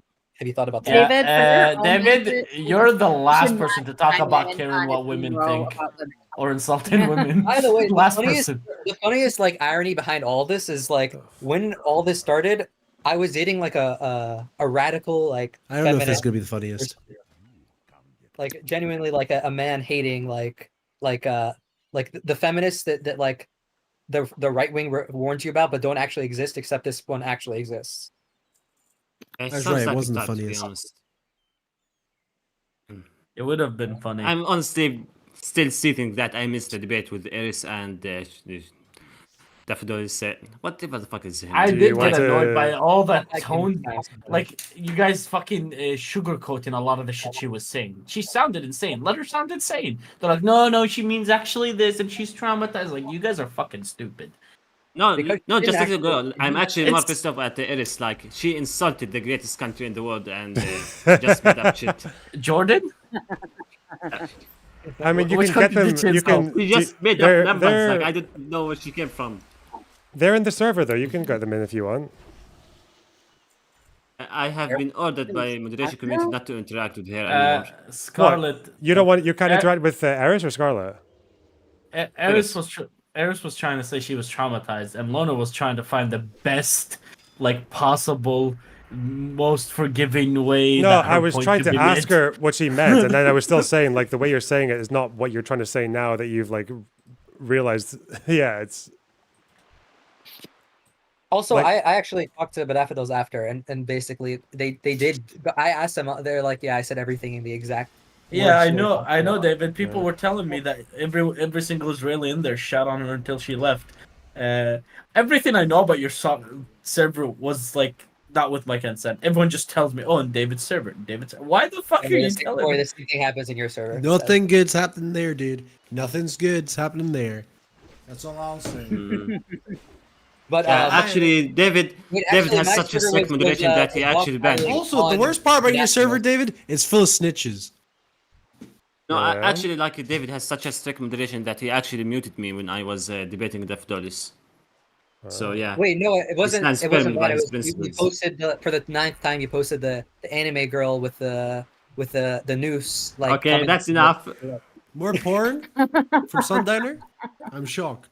No, it was An not. anime girl with a Posted noose? come to the light like 10 times in my He's Discord. posting hentai? That's awful. And then I finally put the foot down and gave him like a, I don't know, a 5-minute mute or an hour mute. No, it was an hour. I'm so soft. The most painful hour of my life. Dude, it was so soft. Oh shit! Okay. What now? But yeah, it's been quite in general. eventful. Yeah. Oh, well, So, well, enjoy am your I call free? with David. I need to go. Bye. Love you Anyways, guys. if Eris is ever on Yeah, the how stream excited! again, David's someone back on needs to stream, give me a guys. heads up. Yay! Oh my god, he's You so sound mad. so He's Love so you all. angry. Big kisses. You sound so Wiz. angry. Wiz is so angry. Just He's Wiz. fucking seething that David's back.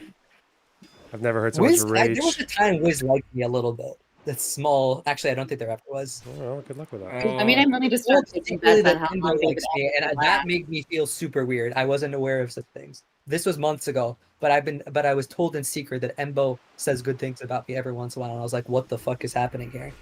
Yeah, Oh, no, you that were was a you lie. thought you thought Embo was like the most anti-David, and turns Yeah, out he was like the least anti-David in all the fucking admins. I need to start paying more Which is weird. Oh god, okay.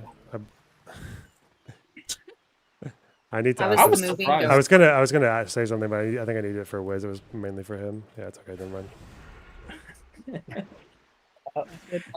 Who are we? Who's the next trial? I said that Zionist girl, but you guys don't want to. No, no. Yeah, no. No.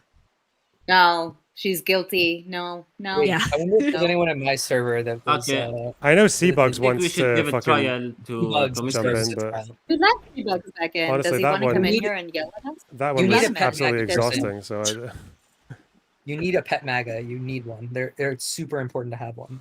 we used to Like- have No. Major I League mean, Base, but I don't that's- even know if that Zionist girl is our pet MAGA. She's the pet MAGA in our server. But it's She's She's yours. not the Your fun pet. type of pet MAGA. She's just the crazy type. She's not the fun type.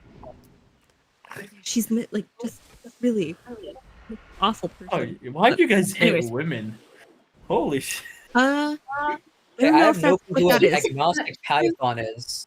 They're asking me She's to. the only woman on Discord I ever haven't gone to bat for, I think. who is That's how bad she is. Zionist girl. Okay. That's this girl. Yeah. You know, by the way, Loader, all this like hatred is from like a 5-second interaction. It didn't even last more than a minute, and That's enough. Lucy and That's her enough went to at give each that other. impression. I haven't even interacted, and I already have that impression, just from far back. By the way, I mean, she's I don't nice. know I who didn't know why you guys agnostic- hated. who's agnostic Python? They're asking me. In my server, they said they need a trial. Does any mod know who agnostic Python is? Yeah, I've I heard know the who name. Python I is. just okay, David. Trust me on this. You don't want this trial. Avoid it at all costs. No, I'm good. Oh wait, what agnostic?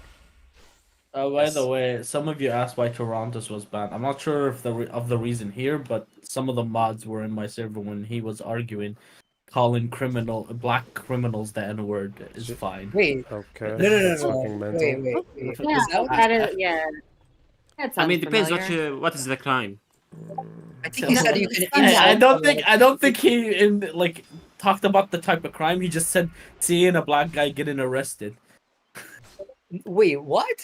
Yeah, Sounds like a David, very he would get arrested for no well-adjusted reason. David, you were there. Don't act like No, wait, surprised. but I thought he said the word. I thought that was the thing. I didn't know he said that black people that did a crime you should say the slur at them. You should be able to. It's like he was arguing why it's fine because they're already criminals. Like that's why we banned him from our server anyway. What are your thoughts on cross server banning? Do you think that people should be banned for stuff on other people's servers? Like should a mod see something on Seb's server or ban them? Something on my server that Depends they on think how this bad it person's- is. I mean, see, like politically right unhinged. now, they're right now judging that Zionist girl mostly on her behavior in my server, not in this Yeah. server. Oh no! I'm fully judging her based on like the 10 minutes I interacted with her. on It was Discord. like 2 seconds. I'm not gonna lie. The only Solid reason 10 minutes I feel like I need to Discord twice. again, like the only reason I feel like I need to like meet her is just so I can like argue with her because we do need to, especially after this fucking Trump Bibi alignment, we need to rebalance the server. She used to be super pro Bibi. She has like shirts that have Bibi's face on them. It's so. Yep, and I'm just very very bored of fighting with fucking Hassan heads, and I need people like that again because they're actually more impactful and they do things. So we And need to- she's got a big following. Go for it. yeah. Like, just imagine the donations you would get. People like that are harder to access, but I need wish to get a hold of them wish more often. you were able to argue with her when she was a little more insane on the pro-Israel side. She's moderated quite a bit on that topic. Yeah, she's when very she was moderate just calling now, like- Palestinians rock throwers and stuff. Yeah, but what's yeah, her? no, she doesn't do Type that of- now. She, I mean, she understands. statistically She speaking- understands it's wrong now. In what way is she Oh, moderated good. though? I'm so glad. She moderate. So basically, she moderate in being less pro-Israel. So most of the fucking she used to be called that Zionist girl on TikTok. She changed her name to that opinionated girl after her fucking swing from being pro-Israel, and then now all the Zionists on TikTok call her that jihadi girl Based. because she's like, oh, killing Palestinians is bad. Or settlers are insane. Or By Did the you way, ever talk guys, to can you Alika look at Lebon? the side chat real quick? Side chat real quick. I'm going to defame David for once. Side chat. Wait, I can't see. Yes, this I was can't like see the side chat. a year ago, Shit. and I kept it for this long, specifically for What is this it? I trial. can see the side So, chat. oh my god. What? What's in the side chat? God damn it! What happens here? It's not a post from David. It's a David taking a screenshot of a fucking tweet. yeah, it seems to be fairly condoning it. Wait, what is it? What is this tweet? What's It's going a- on? It's someone talking, some guy from APAC Tracker saying Israel's using trained dogs to rape Palestinian prisoners. Read that again. And then someone posted a picture of a dog in a balaclava with a fucking pocket knife. What the fuck? I don't know, man. Seems Where stupid. would you even find that? It's in the side chat of this Oh channel. my god, I forgot about the claims No, I of mean that like tweet. of the IDF dogs I- raping people. That was such an insane thing that was on Twitter. I can't believe that was a real story. Like a real Well, like, Welcome to Twitter, like, man. People say mad shit. but it was popular. It wasn't like a one-off thing. It was like a whole. It was just By like the the way- whole day was about that. Disclaimer, she's not very informed about a lot of IP shit, so if you ask her about that, be prepared to be shocked with the answer. Because she's gonna give you an answer, but it's gonna be a wrong answer. Good.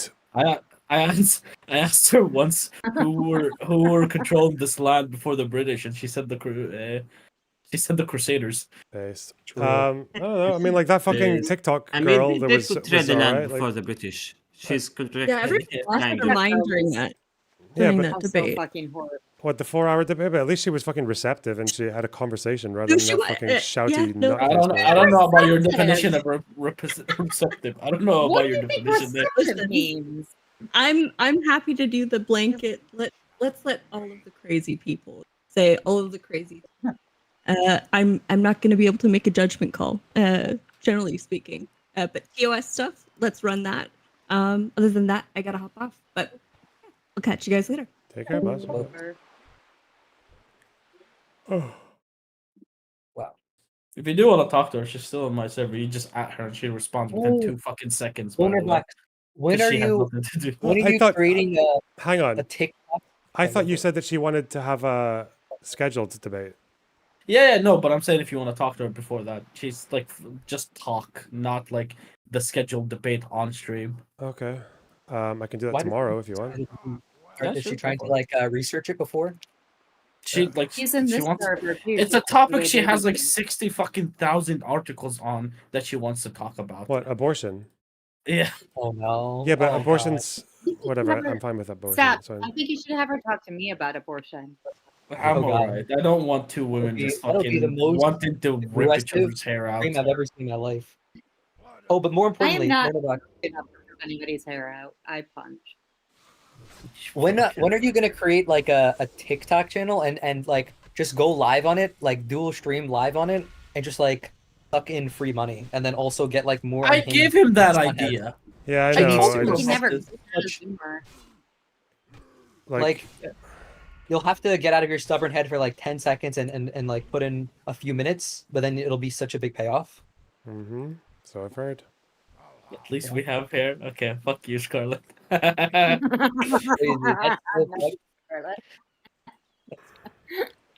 Listen. By the way, wait, Sev, you know, but It's after beautiful. this, she saw a picture of me, you. I know and she her. sent it. She sent it to me, and I showed it to She Loner. was crying. She said she was Shit. crying. She misses the. I fucking doubt that.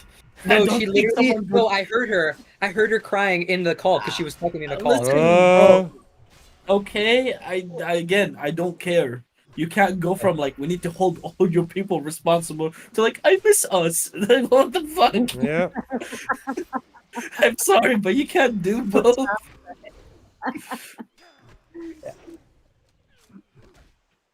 How politically unhinged am I allowed to be? Just wondering.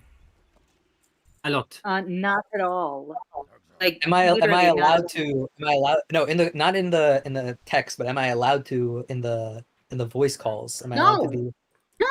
No. Okay, Why okay, on earth would I that have even it. be crossing Wait, your mind? I'm asking. Probably not, David, Just because unfucking banned probably it. not, because I know that what's really annoying now is that all these fucking like radicalized, you know, like I hate Netanyahu lefty Jews are talking about like humoring the idea of like forced expulsion from Gaza, and it's really fucking annoying. And if it's actually like scaring Muslim viewers out of the community, I'm gonna Yeah, fucking no, not die. that. Whoa, Not like fuck me.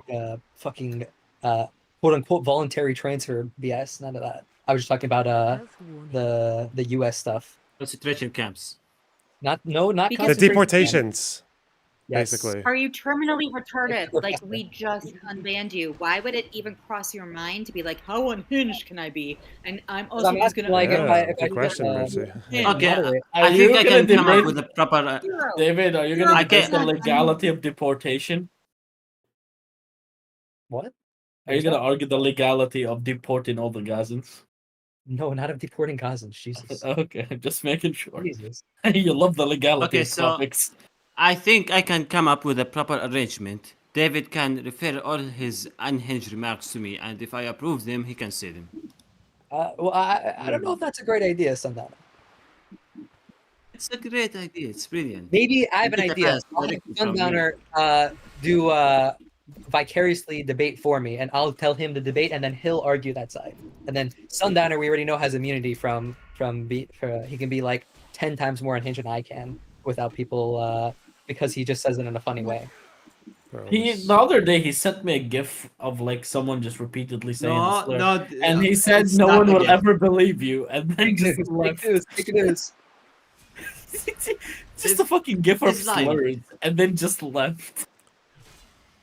Bro, I'm just He is fucking. lying, just to be clear. I feel like I'm running a special needs None of you believe fucking him, right? self-service. Holy shit. Yeah, listen, I'm gonna take Guys, the how link fucking and send- unhinged can I be in the Discord? Oh my god, don't make me. In the call, not in the But fucking. Not Mercy, in the call, not ever. None. Mercy. None. No one Mercy, I sent you the gif that fully Sundowner hinged sent on me. all mediums. Okay. And now I've got some fucking unnamed person be like, what's wrong with letting Gazans who want to leave leave? We're talking about people who want to leave. We're talking about deporting all of them because that's the Trump plan. Fuck me. Just because Netanyahu's Also, like, voluntary transfer is not fucking voluntary during a war. Well, unless like yeah, it has to be especially temporary. If after you're gonna saying let people that leave you're- during a you're war, it's into a Trump temporary. plan. Yeah. especially after talking about the Trump plan and saying, "Oh, that's a cool idea. I like the idea of all of them being moved out of the strip." Then when you say the word voluntary, Yeah, it this doesn't is have a lot of backing exactly. to it. This is exactly why I'm currently supportive of concentration camps. Excuse me? No. Wait, I need to hold on. I mean, like the proper literal implementation, not like the one Like, we currently. I don't imagine when necessarily we talk about disagree with the camps. concentration camps. It's the least surprising take Are you talking we've about? ever had. Yeah, is this when you're talking about I don't refugee camps, but necessarily you call them disagree with the concentration concentration camps? camps. I think he's No, Wait, I complete- have it. Wait, no, I I have- think there's I a have- distinction between a refugee camp and a concentration camp. Wait, I have the clip. I have the clip. Hold on. Like, I don't necessarily disagree with the concentration camps. There we go. That's his take. Yeah, but like I'm talking about proper concentration camps, not like proper- murder concentration camps. Oh, the proper one. Of course. The proper ones have like some sort of legal measures implemented. They have like all the aid and humanitarian needs delivered, and it's mainly a place where local population can be restricted to for a restricted period of time, then be permitted back. By the way, there's I a think Jewish person For who's who? also Why? Who's going into the camp? The people currently in dangerous conflict zones. That's obvious. Don't think And the there's a difference mean between it a and a refugee camp is that a refugee camp is mostly like voluntary to remain, and you can get the choice to leave. But I don't think this would be very much applicable if you wish to implement it in this scenario. So yes, I believe there should be a restriction of movement if we are talking about a proper implementation, which Okay. I don't believe can be Good night, applied guys. currently. Okay. I'm That just feels like a saying, problematic when take. people complain about like me allowing Jewish people in the server to be too devil's advocate and it's scaring off Muslims and Palestinians, meanwhile like we allow this shit. Fuck me, man. You have no idea how difficult like I just always pushing the rock up the hill, isn't it? Oh my god, trying to manage this fucking discourse around this conflict in a community. Oh my god. I mean, my take is very reasonable, actually. Just so we're clear, you're like, oh, we allow this shit. He's talking about Palestinians. He's not talking about Jews. Yeah, but it's coming from one of the Palestinian Discord users. Like, yeah, fuck. Yeah, but he's a Palestinian too. He's like, it's like the fucking Jews that want to say the slur about Jews. It's like, yeah. Wow, he just I mean, I actually. Okay, Leonard, do you deny that if my plan was implemented, it would drastically reduce the human suffering and the civilian casualties? I'm not listening to your plan. I tuned out. I'm Sundowner. There's enough clips. Sundowner, just so we're clear, he bought you a microphone so he can hear you better. Your plan is so fucking bad that he doesn't want to fucking listen to you right now. Waste of money, man. But it's a Absolute brilliant waste. plan. He got the mic and he turned unhinged and less informative. I need you to buy me a few. You owe me like 4 meals. 4 Sundowner is actually a Hassan operative. He's trying to clip farm loaner box right now by mentioning concentration camps and asking for his support. Obviously. Fuck me. I just wanted to come back and shit on Sundowner. Bye. Okay, so it's like 2 a.m. to the night. I don't know, a.m. or p.m. It's a.m. Who cares? Anyways, it's too late. Yeah. I'm going to hit off and sleep. See you later, guys. Sleep well. Bye-bye. All right. I'm out too. Okay. Yeah, Thanks for the chat. Take care. Bye-bye. Okay, can I actually do a stream now? I do the stream. Supposed to do Brianna Wu and trans rights. Here, why Come on. the trans rights movement is important to you, why you care, and just I don't care. I really don't care. Fuck that waste of time. Fuck me.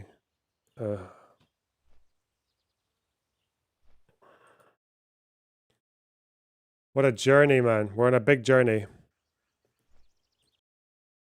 Kindergarten closed. Yeah, I'd say that. Yeah. Yeah, I'd say that. Holy shit.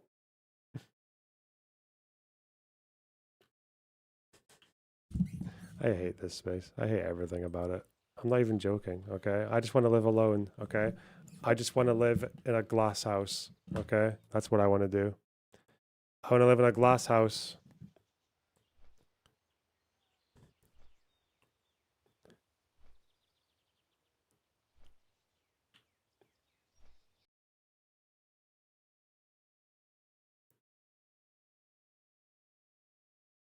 People talk about socializing. Bro, it's like that, but like more annoying. Fuck me.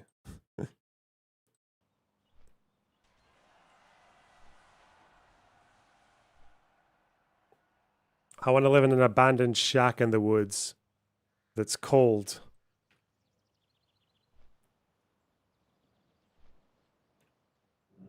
And I might, if I have to murder backpackers when they cross my path, you know, if they take a wrong turn, so be it. I don't know.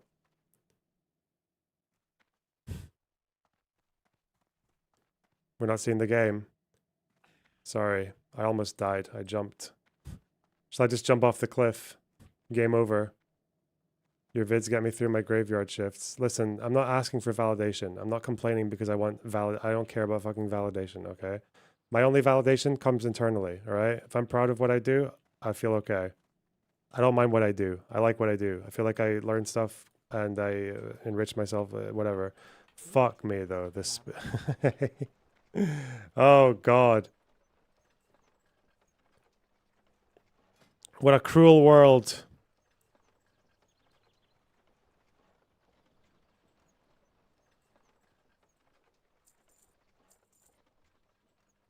Goodbye.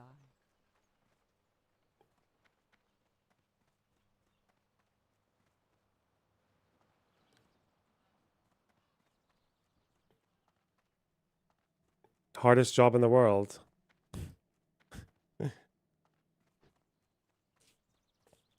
Just makes you wonder what it's for, you know? Like,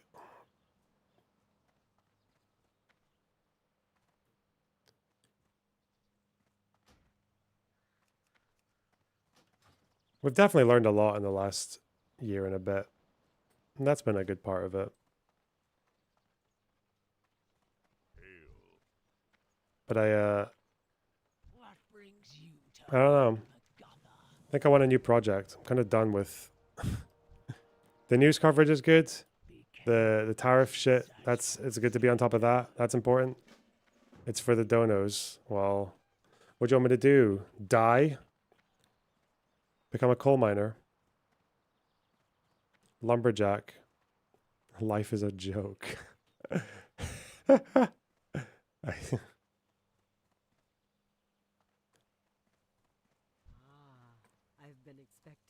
Purge the toxicity. I've never been that good at identifying toxicity when it's like in my fucking face. I don't think that whole conversation, it shouldn't have lasted that long to decide whether to unban one person. And then there's all kinds of shit about the community that comes out. I had no idea. There was a fucking Jew server that was like, oh, I don't know, Loner server's too much problematic for me as a Jew. Bro, shut the fuck up. You have no idea how fucking hard I work to make this like to make this space acceptable for people from both ends, provided they're willing to hear the other side. But obviously it's impossible. Like Israelis, Palestinians, and people who are outside of that conflict and then they just choose a side of the conflict, they can't talk to each other. They can't do it. I feel like the more I try to please one side, the more I fucking upset the other one. Looking for something special? Just let them fight forever. Fuck it, man. That's what they want.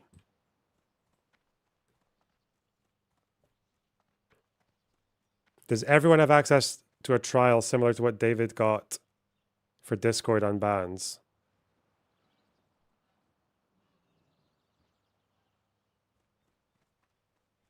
Yeah, maybe. I don't know.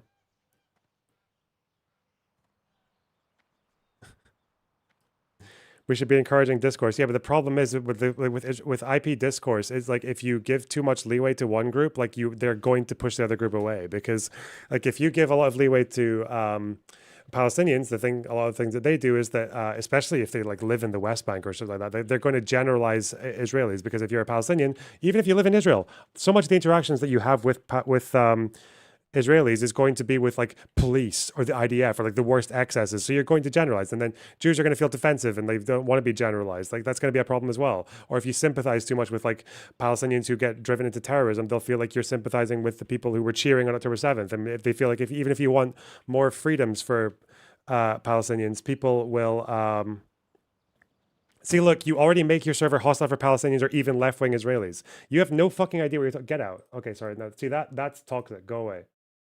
Absolute waste of skin. Fuck off. All right. I'm just saying left-wing Israelis, kill yourself. Oh my God. So if we're just talking about like, yeah, like that's a problem, that if you make that Israelis will feel like, or Jewish people will feel like you're giving too much like leeway or willing to like jeopardize Jewish security or anything like that in the region. But if you go the other way, if you're too generous to like the fucking Israeli side, then you're going to end up with people who are just so charitable to every single thing that the IDF or the police system or the judicial system does. And it's annoying. Yeah. Like it's a really difficult thing to work a way around. I probably feel like, I don't know if any other server does it to any reasonable degree. Like obviously every other community I see talking about it is just like a hideous fucking echo chamber, but I feel like we can definitely do better than this. I don't know.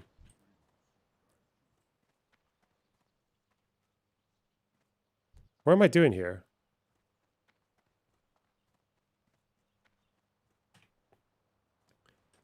Whew.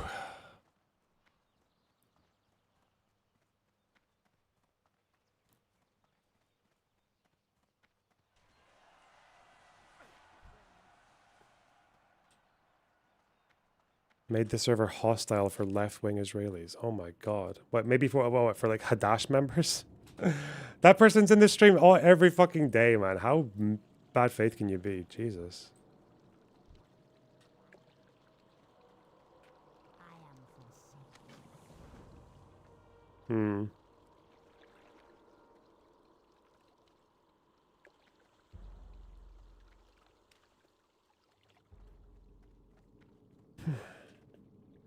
I don't know if you can do better than this. In your Discord, you have people from the region from both sides engaging to some degree to all the time. No, we can do better than this. I think even...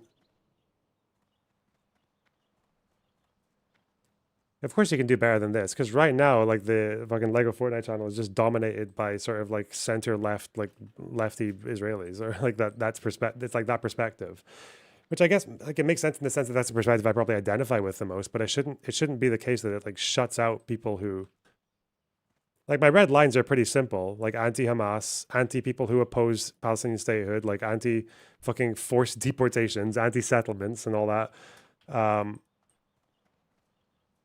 But it's I don't even know if it's to do with particular opinions or like prescriptions people have, or if it's more to do with like narrative that people have.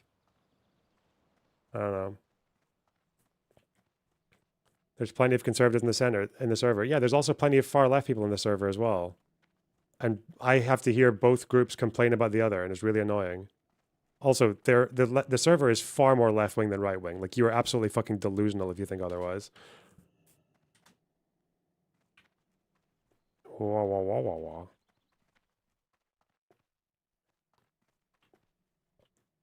I prefer a widespread of opinions so we can debate widespread topics well. Okay. Miss America. Spoken like a true MAGA. Specky Twat, thanks for the tier 1 sub. Wow. The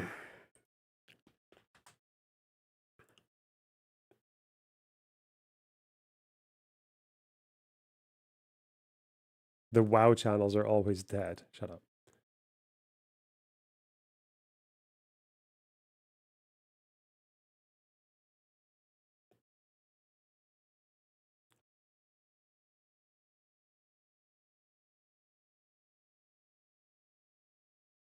Are there really right-wingers who would not cross any red lines you identify with? There seems to me that if you don't cross them, that basically makes you left-wing.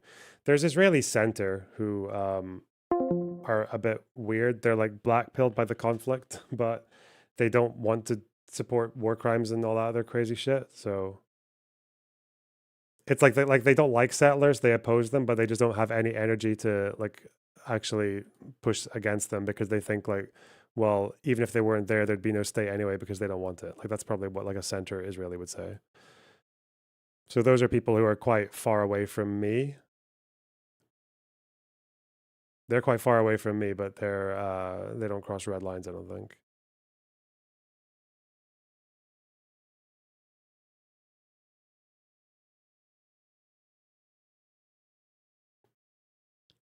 Bruh.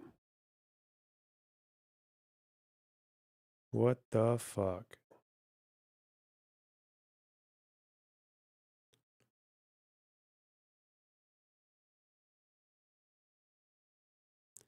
Why is your stream so long today? I don't know, because I was gaming. What happened with the Alawites? I mean, I hope there wasn't another massacre. What?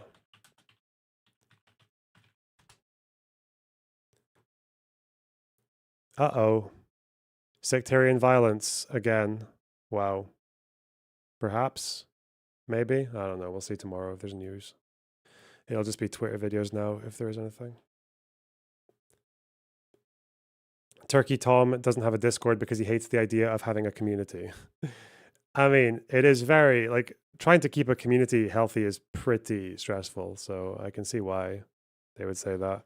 Or you just let your community become a cesspit, which is what people like Hassan do, right?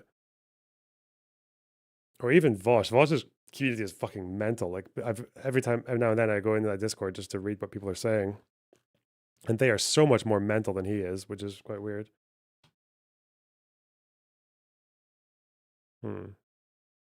Anyway.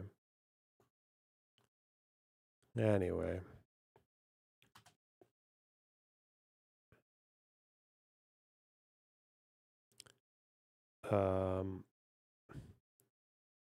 but he's going to do Do I care about Queeman enough to raid him? also a great job. Obviously, he's been suffering violent threats recently, so...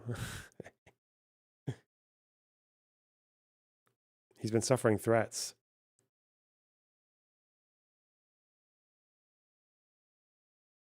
Sulfur likes him, I guess. How can you not like someone who Sulfur is a fan of?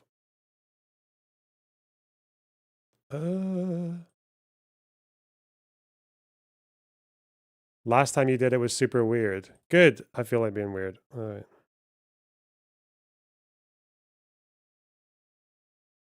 Okay. Love you guys. Bye bye bye bye bye bye bye.